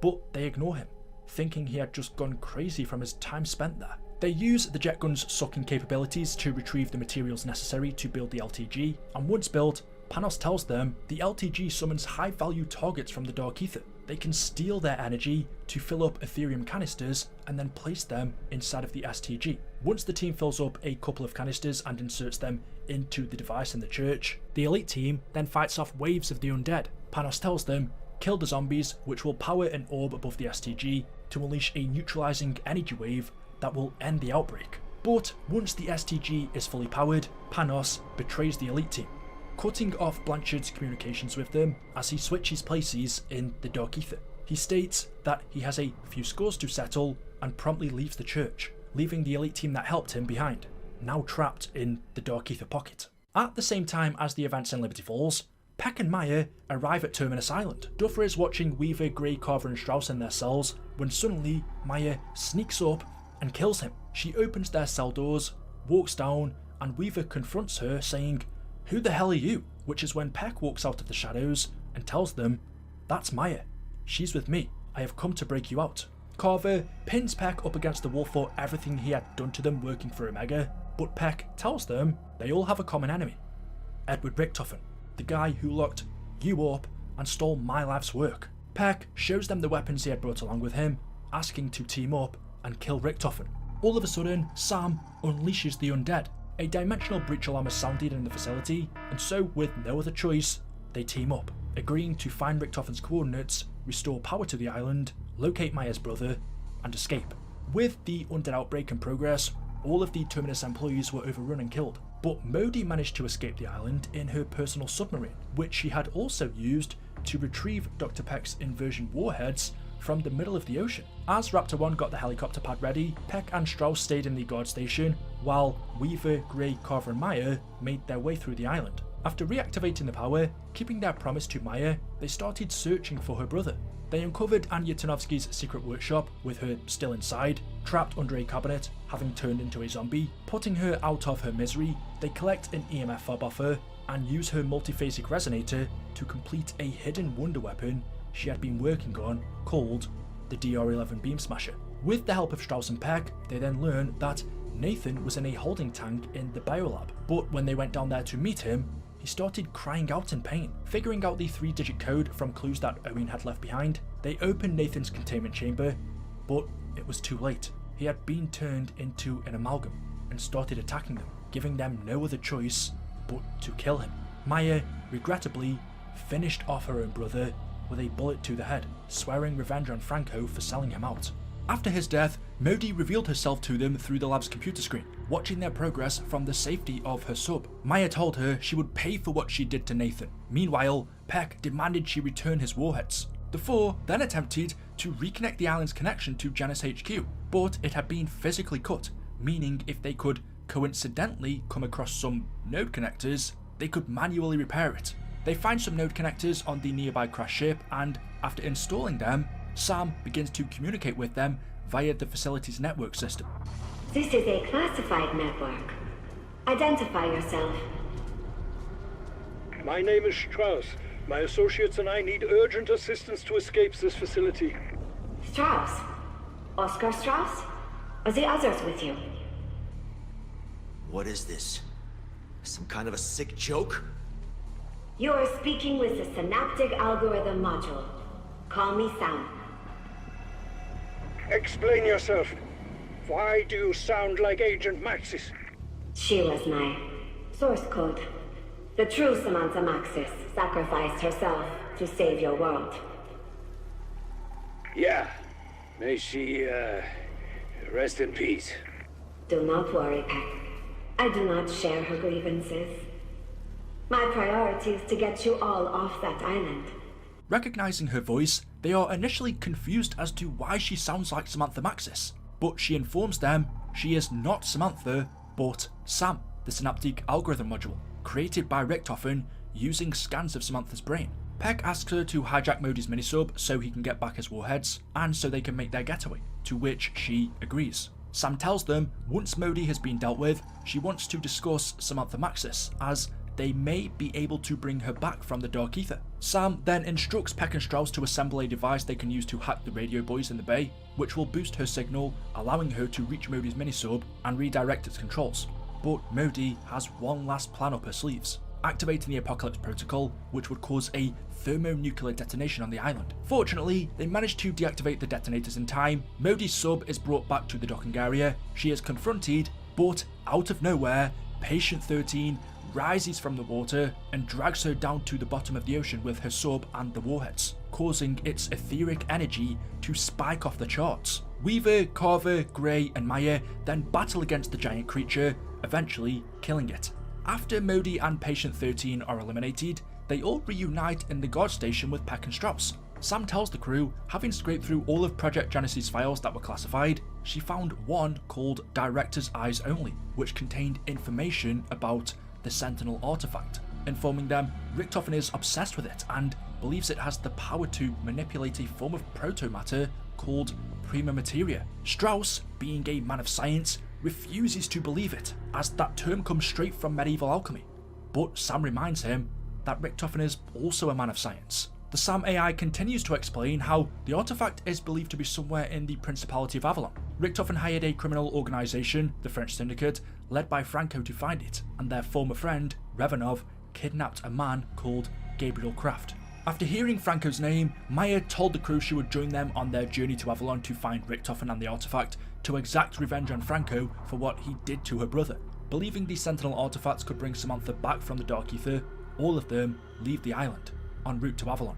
3 days after the outbreak at Liberty Falls, a local biker gang, the Steel Mountain Riders, found Crystal Miller hiding inside a fried chicken restaurant and took her to safety. One of the bikers, Carl Hoover, decides to head back into Liberty Falls to search for any remaining survivors.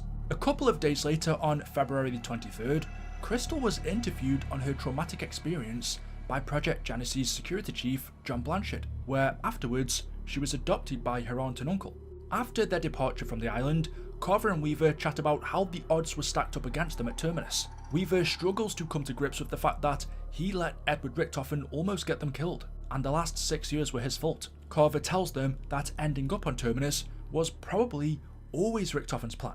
Even their cell assignments was a strategic move. A few days later, on February the 25th, the ex-Requiem crew and Maya arrive at a village in Avalon and find a drunk and remorseful Revanov in a small apartment looking at a picture of himself and Samantha. Revanov was surprised to see them since he thought they were all dead after they were taken away following Operation First Domino, and more so that Peck was with them, given everything he had done. Grey and Weaver ask Revanov about Kraft, telling him they may know how to bring Samantha back from the Dark Aether, but Revanov states that Kraft is their prisoner. They were offered millions to find out something only he knows, but he won't talk. As Franco calls out to Revanov on the radio, a dimensional breach occurs, and zombies enter the apartment and attack the crew. Weaver, Grey, Maya and Carver then set out to find Kraft, whilst Peck and Revanov, in no condition to fight, stay behind on comms, and Strauss and Raptor 1 wait in the helicopter, ready to extract them. As they make their way through the Citadel and to the castle's interiors, Sam tells them she doesn't know how or why the dimensional breaches keep occurring,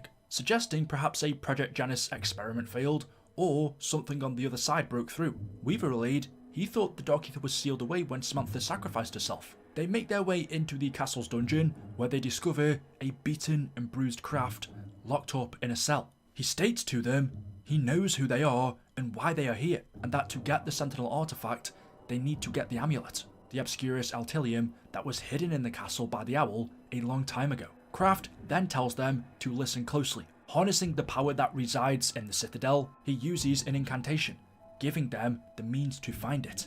Listen closely. Aperi oculos tuos. Verum fidei. I gave you the means to find the amulet. Now hurry. The Syndicate cannot be allowed to obtain the Sentinel artifact. It must never fall into his hands. As Revanov apologizes to Kraft for all of the terrible things he and the Syndicate have done to him, Maya tracks down Franco, who had locked himself in a cellar after the outbreak. Over the radios, Maya calls out to Chloe and Laurent asking if anyone's there, and Maya pretends to be Chloe, asks him to open the door, and Franco falls for it. She makes her way down to find Chloe and Laurent had turned into undead creatures. She kills them, and finally confronts Franco. He cries out, killing him won't bring back her brother, to which she replies, this is for her, not Nathan, before shooting him. Joining back up with the team, they then attempt to complete the 4 trials set out by the owl for his bastard sons, the stag, the raven, the lion, and the dragon. Upon completing the necessary steps for their swords and their respective upgrades, a hidden room made specifically for the owl's bastard son who would emerge victorious opens up, and a spectral recording of him plays, stating that in order to finally get the Obscurus Altilium amulet, they need to defeat the stone golem guarding it. They retrieve the Guardian's key off the table, head to the town square, place it on a stone statue of a golem, and it comes to life. They are then teleported to a cavern, and the golem tells them, you have trespassed and you will die. It is my job to protect the amulet. You're still alive. Perhaps you will prove worthy of my name after all. Now the question you must answer is as simple as it is profound. Which is my greatest creation? The Guardian of the Amulet? Or you? I think he's hurt, but I'm not sure he knows it. After a lengthy fight, the stone golem, once defeated, then drops the amulet they had been seeking. Once they grabbed it, Kraft could be heard panicking and warning the crew that the undead were pushing through his cell door. The team quickly arrive at Kraft's cell, but the undead had already broken in and Kraft had been mortally wounded. As he bleeds out, with nothing they can do to help, Weaver asks Kraft what to do with the amulet. He states they need to take it to a nearby excavation site and warns them of the corrupting power of the Sentinel artifact. Weaver then asks him about Richtofen's whereabouts, and with his dying breath, Kraft tells Weaver not to kill him because he is his son. Weaver is taken back by this revelation as Kraft dies, with Grey commenting she didn't think he knew he was raising a monster before it was too late. Revanov, who was listening in on the conversation, states that the dig site that Kraft mentioned was not far. On their way to the tomb, Sam asks Revanov about her namesake, telling him she has Samantha's memories and talks like her, but doesn't know what it was like to be around her. Revanov tells her he lost himself the moment after her sacrifice. He turned his back on everything she stood for. Not wanting to talk about it anymore, he reminds Sam that she is not the real Samantha Maxis, and the sooner she comes to terms with that, the sooner the two can start to get along. Several hours later, the ex-Requiem crew and Maya, with Peck, Strauss and Raptor 1 awaiting their extraction, arrive at the excavation site that Kraft had told them about.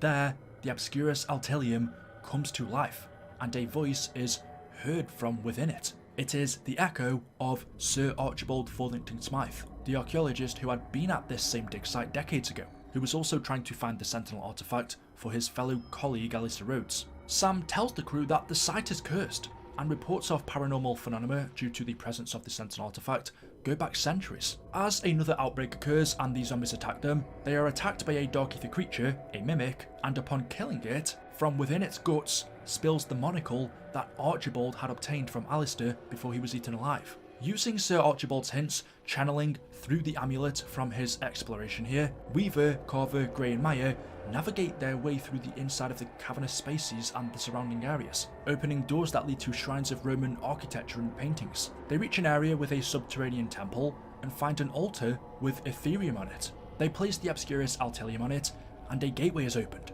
which leads them to the Dark Aether Nexus. There, a ritual shrine sits at its centre, and in the distance, the Sentinel artifact lies in wait, in an area that was inaccessible, almost as if it was taunting them. Needing to repair the chasm to get to the artifact, the crew follow Archibald's hints and manage to reconstruct the Ice Staff, a weapon from a different time. After upgrading it, the crew completes some small trials around the dig site, and once all 4 of the trials have been completed, they then return to the Dark Aether Nexus and interact with a pillar which prompts a bridge to manifest itself as a path to the Sentinel artifact. With it now in reaching distance, they attempt to grab it, but suddenly a trial commences as the artifact begins attacking them. But they manage to overcome the odds and survive the trial. They then place the Obscurus Altilium next to the Sentinel artifact, which absorbs it. Having seen this fusion, Weaver grabs it, and the crew, along with the fabled artifact now in their possession, are extracted by Raptor 1. During the exfil, Sam analyzes all of the times when the artifact had been used, even tracing it back to ancient Egypt. She explains, for the Sentinel artifact to be activated, it requires an infusion of exotic materials which can only be found in the mansion in Liberty Falls. With this in mind, the crew set course to Liberty Falls, getting even closer to rescuing Samantha Maxis. During this time, John Blanchard conducts a preliminary sweep of Liberty Falls since the loss of his strike team, but Liberty Falls no longer looked like planet Earth. Something was taking over. The air was heavy and almost corrosive. He could barely think or breathe in it. With Liberty Falls a boiling pot of chaos, he wondered what Panos had done with his team, not knowing they were now trapped in the Dark Aether. Motion-activated cameras showed Panos arriving at Janus Towers right before it shorted out. Blanchard decided he was going to chase him down and put a bullet right through his crown. The crew landed at Sam Colton Hall in Liberty Falls on the 28th of February and were gleefully greeted by Sam upon their arrival, who was looking forward to finally completing their plan to bring back Maxis. They felt, though, there was something Sam wasn't telling them. There were details she was keeping back, and started to become a little bit suspicious about trusting this AI system. When entering the mansion, they realised that it seemed to be a command centre for Project Janus, as well as a testing ground to obtain Prima Materia. After fixing a faulty elevator, only for it to collapse and fall to the bottom floor, they rappelled down the elevator's cable lines and finally meet Sam face to face in the mainframe chamber. She tells them that they will need to power up the Sentinel artifact using the Prima Materia located in the mansion's liminal spaces, and it could only be obtained by absorbing energy of 3 of the previous occupants of the mansion, Fats Malloy, Josiah Shem, and Sam Colton, who had all become trapped there. As the crew explored the confines of the mansion, they soon discover a ray gun Mark II locked inside of an armory glass cabinet. Upon obtaining it, Sam tells them it was a wonder weapon that Richtofen had previously retrieved from the Dark Aether. With the Mark II now in their possession, they discovered that it was possible to have it upgraded into 3 different variants, which would allow them to power wall portraits and let them walk into the liminal spaces. Inside, they find the past owners of the mansion that had become trapped. Upon entering the first liminal space, they sacrifice Malloy and charge the Sentinel artifact. Seeing this, Richtofen makes contact and warns them not to trust Sam, but the crew dismissed his warnings and proceeded onwards, accessing both Josiah Shem and Sam Colton's liminal spaces, sacrificing them. Once again, Richtofen urged the crew to avoid giving Sam the powered artifact, but not trusting him, much to his disappointment, they ignore him. With the Sentinel artifact now fully loaded with Prima Materia, Sam joyfully expressed her gratitude towards the crew and urged them to deliver the artifact to her in the mainframe chamber. Upon doing so, Sam ominously revealed her true intentions. She had been lying to them this whole time. Sam had a different purpose in mind for the Sentinel artifact, justifying it by blaming her actions on Richtofen, who she said had treated her badly. But, not wanting to harm Weaver, Carver, Gray and Meyer, she then teleported them away to a liminal space, so that they would not be able to interfere with her plan. They were sent to the same liminal space that she had trapped Richtofen in. Witnessing the crew arrive next to him, Richtofen called them idiots for not heeding his warnings. Now, finally face to face, Weaver pointed his Raygun Mark II at Richtofen, telling him this has been a long time coming, prepared to exact his revenge for having him imprisoned on Terminus Island and having Samantha banished within the Dark Aether, only for Richtofen to dismiss his threat and reveal to Weaver that he and Samantha Maxis had killed his family 10 years ago, in 1981, in a botched CIA hit intended for him. They were the reasons for all of this, the reason why Richtofen had done everything he had. Shocked at this revelation, not knowing it was his family? Weaver then slowly realised Richtofen knew it was them during the entire time he was working for Requiem, and he was personally chosen by Richtofen to be kept under his thumb. Richtofen further explains that everything he had done for the last 10 years, Requiem, Project Janus, Sam, were all attempts at bringing back his dead wife and son, with the Sentinel artifact being the last hope he had in actually succeeding.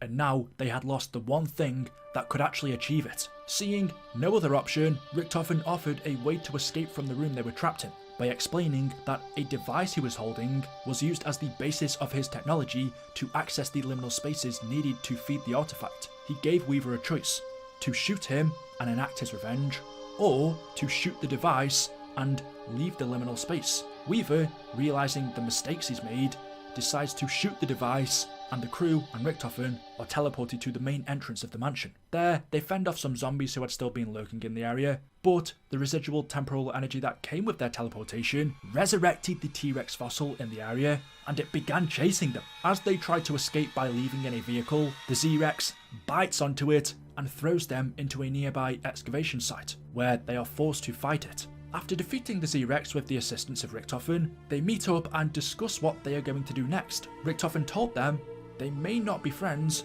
but they are running out of time, claiming he knows what Sam's real intentions are with the Sentinel artifact: to create and inhabit Samantha Max's body, which would grant Sam full control of the Dark Aether. With the Aether reactors at Janus Towers approaching meltdown, Richtofen convinced the distrustful ex-Requiem crew to follow him and stop Sam, assuring them that he always has a plan.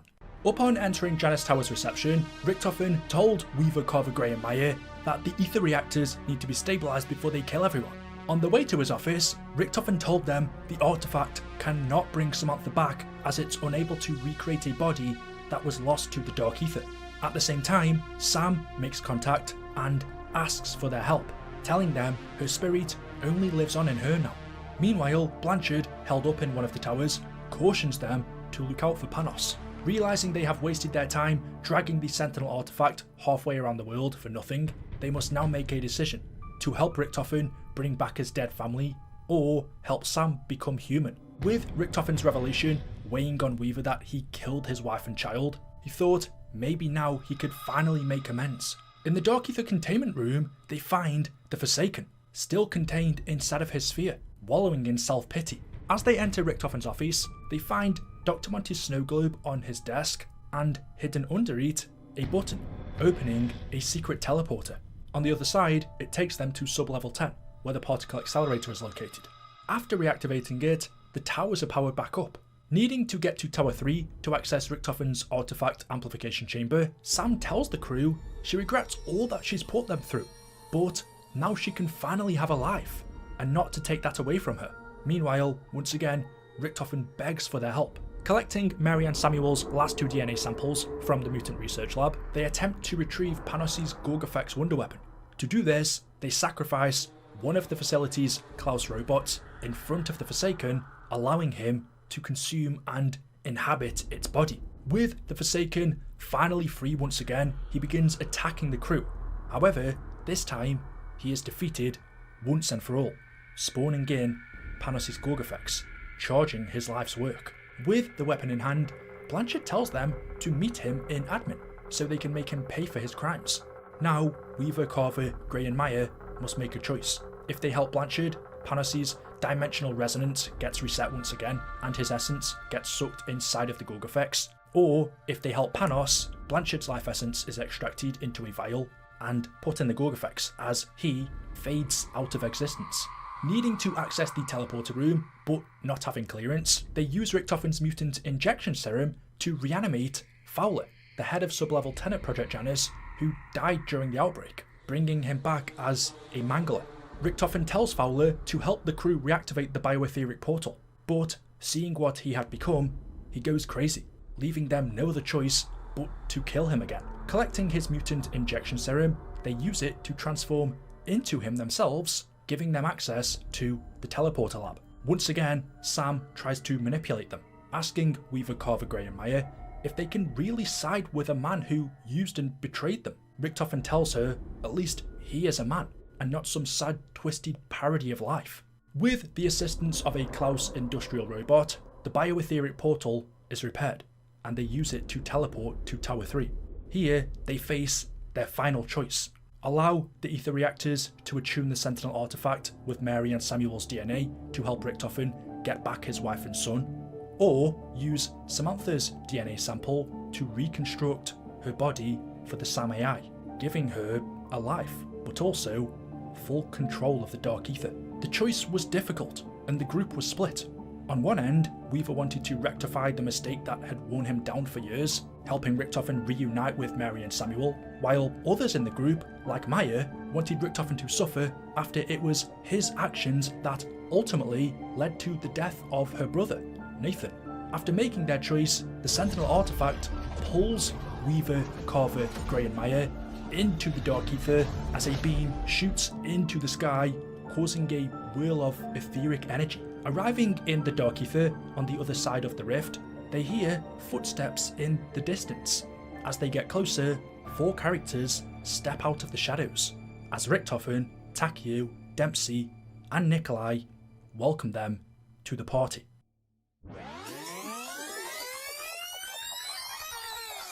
After Requiem took DNA samples of all of their employees without their consent back in the 1980s, including Samantha's eggs, Maxis's genetics were used in combination with Revanov's to conceive a child via surrogacy, using Dr. Gray as the surrogate mother. The baby was named Ava and was raised by Gray for the next 3 years. At the time, they recognised that Ava had a strong bond to the Dark Aether thanks to her mother's genes. As such, she had unknown potentials. However, Gray, along with Weaver, Carver and Strauss, was slowly dying due to their long-term exposure to Etherium. They decided to hand off Ava to a family called the Jansons, a couple of national intelligence agents, so she could be raised in a normal environment, while Revanov, her father, would keep watch over her from afar. And shortly after, in 1996, Gray, Weaver, Carver and Strauss all died. Unbeknownst to them, Ava's birth also spawned a dark reflection of herself in the Dark Aether that would become known as the Entity. The Entity would reach out to Ava throughout her childhood, which she assumed to be an imaginary friend. In 2005, Fletcher, after being transferred from Terminus Island and then later discharged from the CIA, started working as a mercenary for a variety of clients. Ava would go on living her life unaware of her real parents' identities until 2006, when she took a blood test during biology class and found that her DNA did not match that of the Jansons. She went home trying to find her birth certificate, only to stumble upon CD-ROMs marked with Gray's name, as well as a photo of Gray, which triggered a faint memory in Ava's mind. After learning from her adoptive parents that Gray left her in their care and never came back, Ava was distraught with anger and resentment, and tried to avoid learning more about Gray by focusing on studying physics. But she couldn't help herself, and soon became fascinated with Gray's work on Etherium, becoming less resentful of her. Instead, she was then driven to exceed her mother in her own field. Ava primarily worked as a theoretical physicist. At some point, she began speaking about Etherium publicly as a thought experiment, as well as speaking about the possibility of alternate dimensions. She was heavily criticised by the scientific community after publishing her talk, Etherium, a Thought Experiment, online, which theorised that Etherium could be provoked into radioactive decay as to release enough gigavolts to pop the soap bubble to pierce the veil between adjacent dimensions and provide the world with a clean, sustainable energy source. Some dismissed her as a quack and a charlatan. Sometime after her talk was published online, news of her work eventually caught the ear of the American government, with the FBI raiding her laboratory, confiscating her research and placing her under arrest, where she was held in detention for 12 days before being released. Fletcher's mercenary work would later expand in 2011 into his own company, Terminus Outcomes, which would soon become one of the world's largest PMCs. He would headquarter Terminus in Brunei, outside of any American extradition treaties, as well as set up training camps in Turkmenistan, Uganda, and in the Congo region. Terminus Outcomes contractors were equipped with the latest weaponry and technology, and their training rivaled that of major NATO militaries. With her scientific career in shambles, Ava was eventually recruited by ultranationalist and wanted terrorist Victis to continue her work on Etherium energy research. Ignorant of his true nature, Jansen assumed he was the CEO of the company she was working for, but noting to herself that he didn't fit the profile of a CEO, she summarised that Zakhaev's motives went beyond simple energy research. 10 years later in 2021, Viktor Zakhaev acquired CIA records of Requiem's work and dossiers pertaining to Omega Group and their research. Having learned about the Dark Aether, Ethereum and its properties, Zakhaev discovered the location of some remaining Ethereum, and so he hired Terminus Outcomes, led by Jack Fletcher, to retrieve it, where they travelled to Zarevan, Uzbekistan. When they arrived, while a Terminus squad launched an assault against an American military checkpoint, Zakhaev, Fletcher and another squad infiltrated a building where they discovered the corpses of Gregory Weaver, Elizabeth Gray, Oscar Strauss and Mackenzie Carver around a table and attached to a machine in the centre. When Zakhaev approached the table, the machine opened, revealing 2 vials of enriched Ethereum. After grabbing them, as the team left, several corps of military policemen arrived at the scene and engaged with the mercenaries. With the situation worsening, running out of ideas, Zakhaev threw one of the vials before hiding in an armoured car alongside Fletcher, watching as policemen and mercenaries alike transform into mindless zombies. It was at this moment Zakhaev realised the power of Ethereum as a weapon against the West. The entire region quickly turned into an outbreak zone, corrupting all of its inhabitants and allowing creatures from the Dark Aether to arrive on Earth, including massive creatures known as ether worms. The region was also periodically hit by an ether storm with powerful winds and acid rain, which would cover the entire area. Shortly after, Fletcher and Terminus Outcomes began setting up camps and strongholds in the region, as well as convoys and road and air patrols to support their Ethereum mining operations. Several of Fletcher's lieutenants, referred to as warlords, also set up fortresses around the region for their own benefits. Meanwhile, Zakhaev set up his own stronghold and Ethereum enrichment facility at Zarevan's nuclear power plant to obtain weapons-grade material. Although the CIA was aware Zakhaev was planning something for months, they were unable to stop him before it was too late. Shortly after the outbreak zone was created, Station Chief Kate Laswell received a TS-SCI message with the code word Tangerine, marking the beginning of mobilization. In order to contain the outbreak zone, Laswell established Operation Deadbolt, with SSO Green assigned as its leader. During the 3 weeks that followed, many individuals were recruited into Deadbolt. Dr. Hugo Barrera, who held a PhD in exogeology, was recruited as Chief Scientific Officer to study Ethereum and its impacts on the organisms. Captain Lucas Dobbs was tasked with operating a fleet of SITAR drones. Sergeant Rupinder Kapoor was recruited as Chief Mechanic, overseeing all of the vehicles used by the task force. Captain America Fang was tasked with the infill and exfil of any strike team, and Sergeant Crystal Miller, a survivor of the Liberty Falls outbreak, was recruited and assigned as Quartermaster, despite some initial resistance because of her past. Laswell also assigned Sergei Revanov to Deadbolt, much to Green's dismay. While Laswell affirmed that Revanov was an expert on Dark Aether incursions, Green had no trust in the former Spetsnaz, whose dossier remained redacted, which did also cause Laswell to have heard doubts about him, and so assigned Soap Maktavish to Deadbolt to handle field operations, as well as keeping an eye on Revanov and take any measure necessary in case he turned out to be a liability. Deadbolt established an exclusion zone around Zarevan and divided it into 3 main zones of operation. The White Zone, or the Low Threat Zone, located on the outskirts, with less concentrated hordes of zombies and other creatures. Further in the Exclusion Zone was the Orange Zone, or Medium Threat, which featured a greater number of hordes of aggressive zombies, as well as Terminus Outcomes mercenaries who were also present there. And at the centre of the Exclusion Zone was the Red Zone, of High Threat, which contained fast and aggressive zombies, as well as alpha-class creatures from the Dark Aether, such as Mega Abominations. To prevent Terminus from acquiring Ethereum, Deadbolt launched attacks on their camps and strongholds. Strike teams hijacked cargo shipments and raided weapon caches from Terminus, also destroying any of Terminus's ether extraction rockets, which they would use to extract Ethereum out of the exclusion zone. Deadbolt strike teams also worked on preventing and reverting the Dark Aether terraforming around the area. They destroyed ether cysts that would form ether nests in buildings or overrun Terminus strongholds, which would then attract hordes of zombies in the area. This phenomenon was reported by Gabriel Kraft back during the 1940s and was theorized by Dr. Strauss as an organic recon organism for the terraforming process. Deadbolt also used a phase neutralization device to shatter phase crystals, stopping them from spreading the Dark Aether corruption to create a new terraforming cycle, along with much more. After acquiring a keycard from a Terminus convoy, a strike team then stormed one of the mercenary strongholds and discovered a dossier where they learned that Zakhaev was employing a scientist to help with his research, Ava Jansen. They found a hidden audio file from Jansen asking for Zakhaev to be stopped after she learned that he and Terminus Outcomes raided a cache of weapons-grade Ethereum and used a vial to create the Dark Aether outbreak. Deadbolt collected several encrypted ciphers, which led them to a tablet left by Jansen with instructions on where to find her and how to establish communication. They soon learned she was located at the Dresner subbase, north of Zaravan.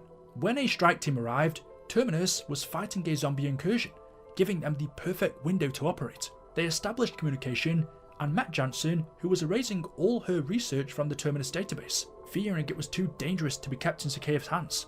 But Fletcher and Zakhaev quickly realised what was going on and sent several squadrons against Jansen and the strike team. However, Zakhaev wasn't really concerned about Jansen's actions, believing that it was merely a speed bump in his plan, and the strike team successfully managed to extract her and escape. Jansen was then brought to Deadbolt HQ and interrogated. She claimed she was hired by Terminus to work on extra-dimensional energy research, and when she met Zakhaev, she did not know he was a wanted terrorist. She also stated that she would not have worked for Terminus or Zakhaev if the CIA had not have shut down her research lab in 2016 after she published scientific papers about Ethereum as a hypothetical element. She did, however, reveal that Zakhaev always kept his last vial of weapons-grade Ethereum on him. She volunteered to join Deadbolt and use her extensive knowledge of the element to neutralise it. While she still did not trust Jansen, Green accepted her proposition and added her to the task force. To earn the trust of Green and the other members of Deadbolt, Jansen started helping them in the field. She studied the equipment, technology and tactics used by Deadbolt and began working on an Ethereum neutralizer prototype. With the help of the strike team, she acquired tissue samples from various creatures around the exclusion zone, as well as Ethereum crystals, retrieved before Terminus had the chance to send them away. She also had the strike team collect Ethereum essence from various locations to isolate a dimensional weak spot needed to test her prototype. Barrera identified the area around 11 Resort as the best candidate to test it.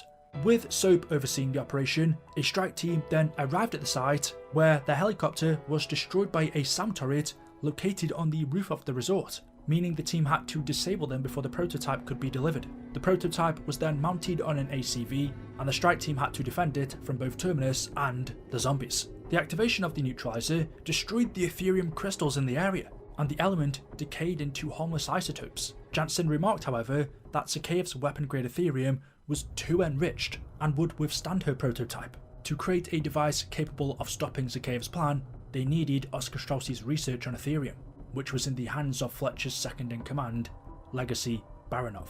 During their mission briefing, Jansen suffered with a migraine, but since this was not the first she had had, she shrugged it off, believing it would pass like others before it. As Deadbolt continued to fight against Terminus forces, a strike team launched an assault against Legacy's fortress, where they were successful in eliminating Fletcher's top lieutenant and retrieving Strauss's research. Jansen then started working on an improved version of the Ethereum neutralizer. They also discovered from Strauss's research that each Aether storm was instigated by a disciple known as the Stormcaller. With the help of the strike team, Jansen studied the Stormcaller to figure out how the storms were powered and to try and solve an energy problem with the neutralizer. Once the Ethereum neutralizer was finally finished, Deadbolt then launched an assault against Zakhaev's stronghold. A strike team successfully reached the facility and destroyed the enrichment device. Jansen and Revanov then arrived shortly after with the neutralizer, but as it was charging up, an ether worm rose from the ground. As they fought it, Jansen rushed towards the neutralizer and activated it, knocking herself out. The energy wave from it killed the ether worm, but created an opening to the dark ether that was drawing everything inside. Jansen, still unconscious, began floating towards the orb as pieces of the neutralizer entered the dark ether. Fletcher and Zakhaev were watching all of this, but when Zakhaev realised the Ethereum in his remaining vial was destroyed, the two of them fled. As Jansen continued to be pulled closer towards the orb, a mysterious entity appeared, asking Jansen to let her in. Jansen then instinctively screamed before the orb disappeared, and she fell back to the ground. Revanov rushed to her side as she woke up, noticing that her eyes briefly glowed purple, and the only thing she could remember was a voice calling for her from the Dark Aether, and that she saw a similar shadowy figure in her dreams as a child. While the neutralizer successfully purged all of the Aetherium at first, deposits quickly returned, and the undead's population rebounded as a new anomaly was detected within the red zone.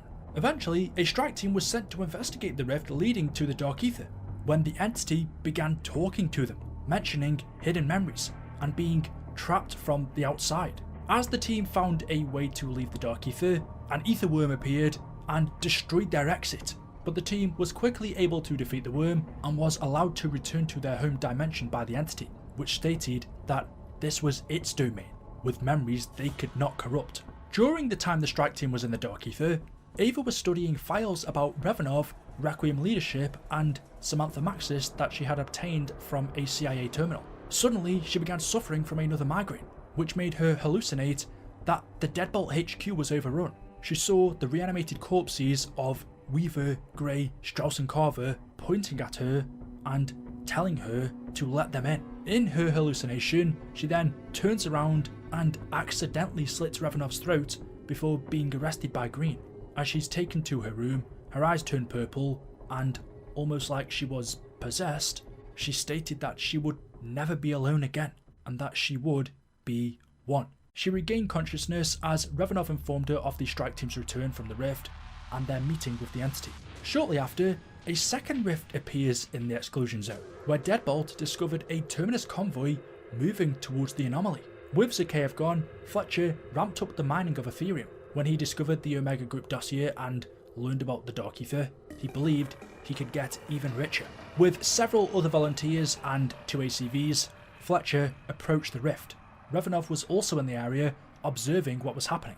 Suddenly, the entity pulled Revanov alongside the Terminus convoy into the Dark Aether. A strike team was immediately deployed to enter the rift and save him. Inside the Dark Aether, the strike team met with Revanov, who contacted Fletcher and his men for a truce to work together and escape. Fletcher agreed, and they used one of the remaining ACVs to travel around the area, where they discovered one of the pieces of the Aetherium neutralizer and believed it could be used to open a gateway back to Zaravan.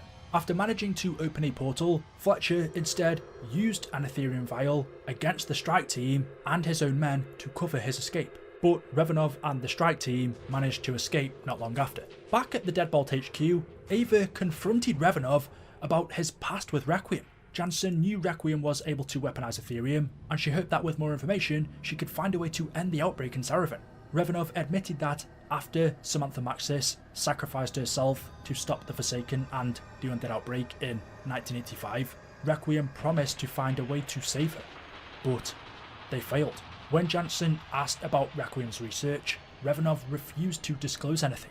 Much to her anger, she stated that she would find answers on her own, and as she left the room, Revanov uttered that her parents were proud of her.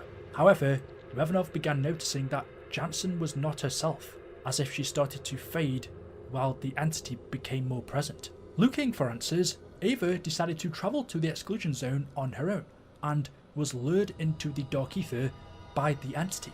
Observing the situation, Green noticed that Jansen was now able to tear reality itself, creating a new rift. Revanov and the strike team rushed behind her. Inside the Dark Aether, Jansen felt like it was all familiar to her, and continued to walk towards the entity as it called her to join it.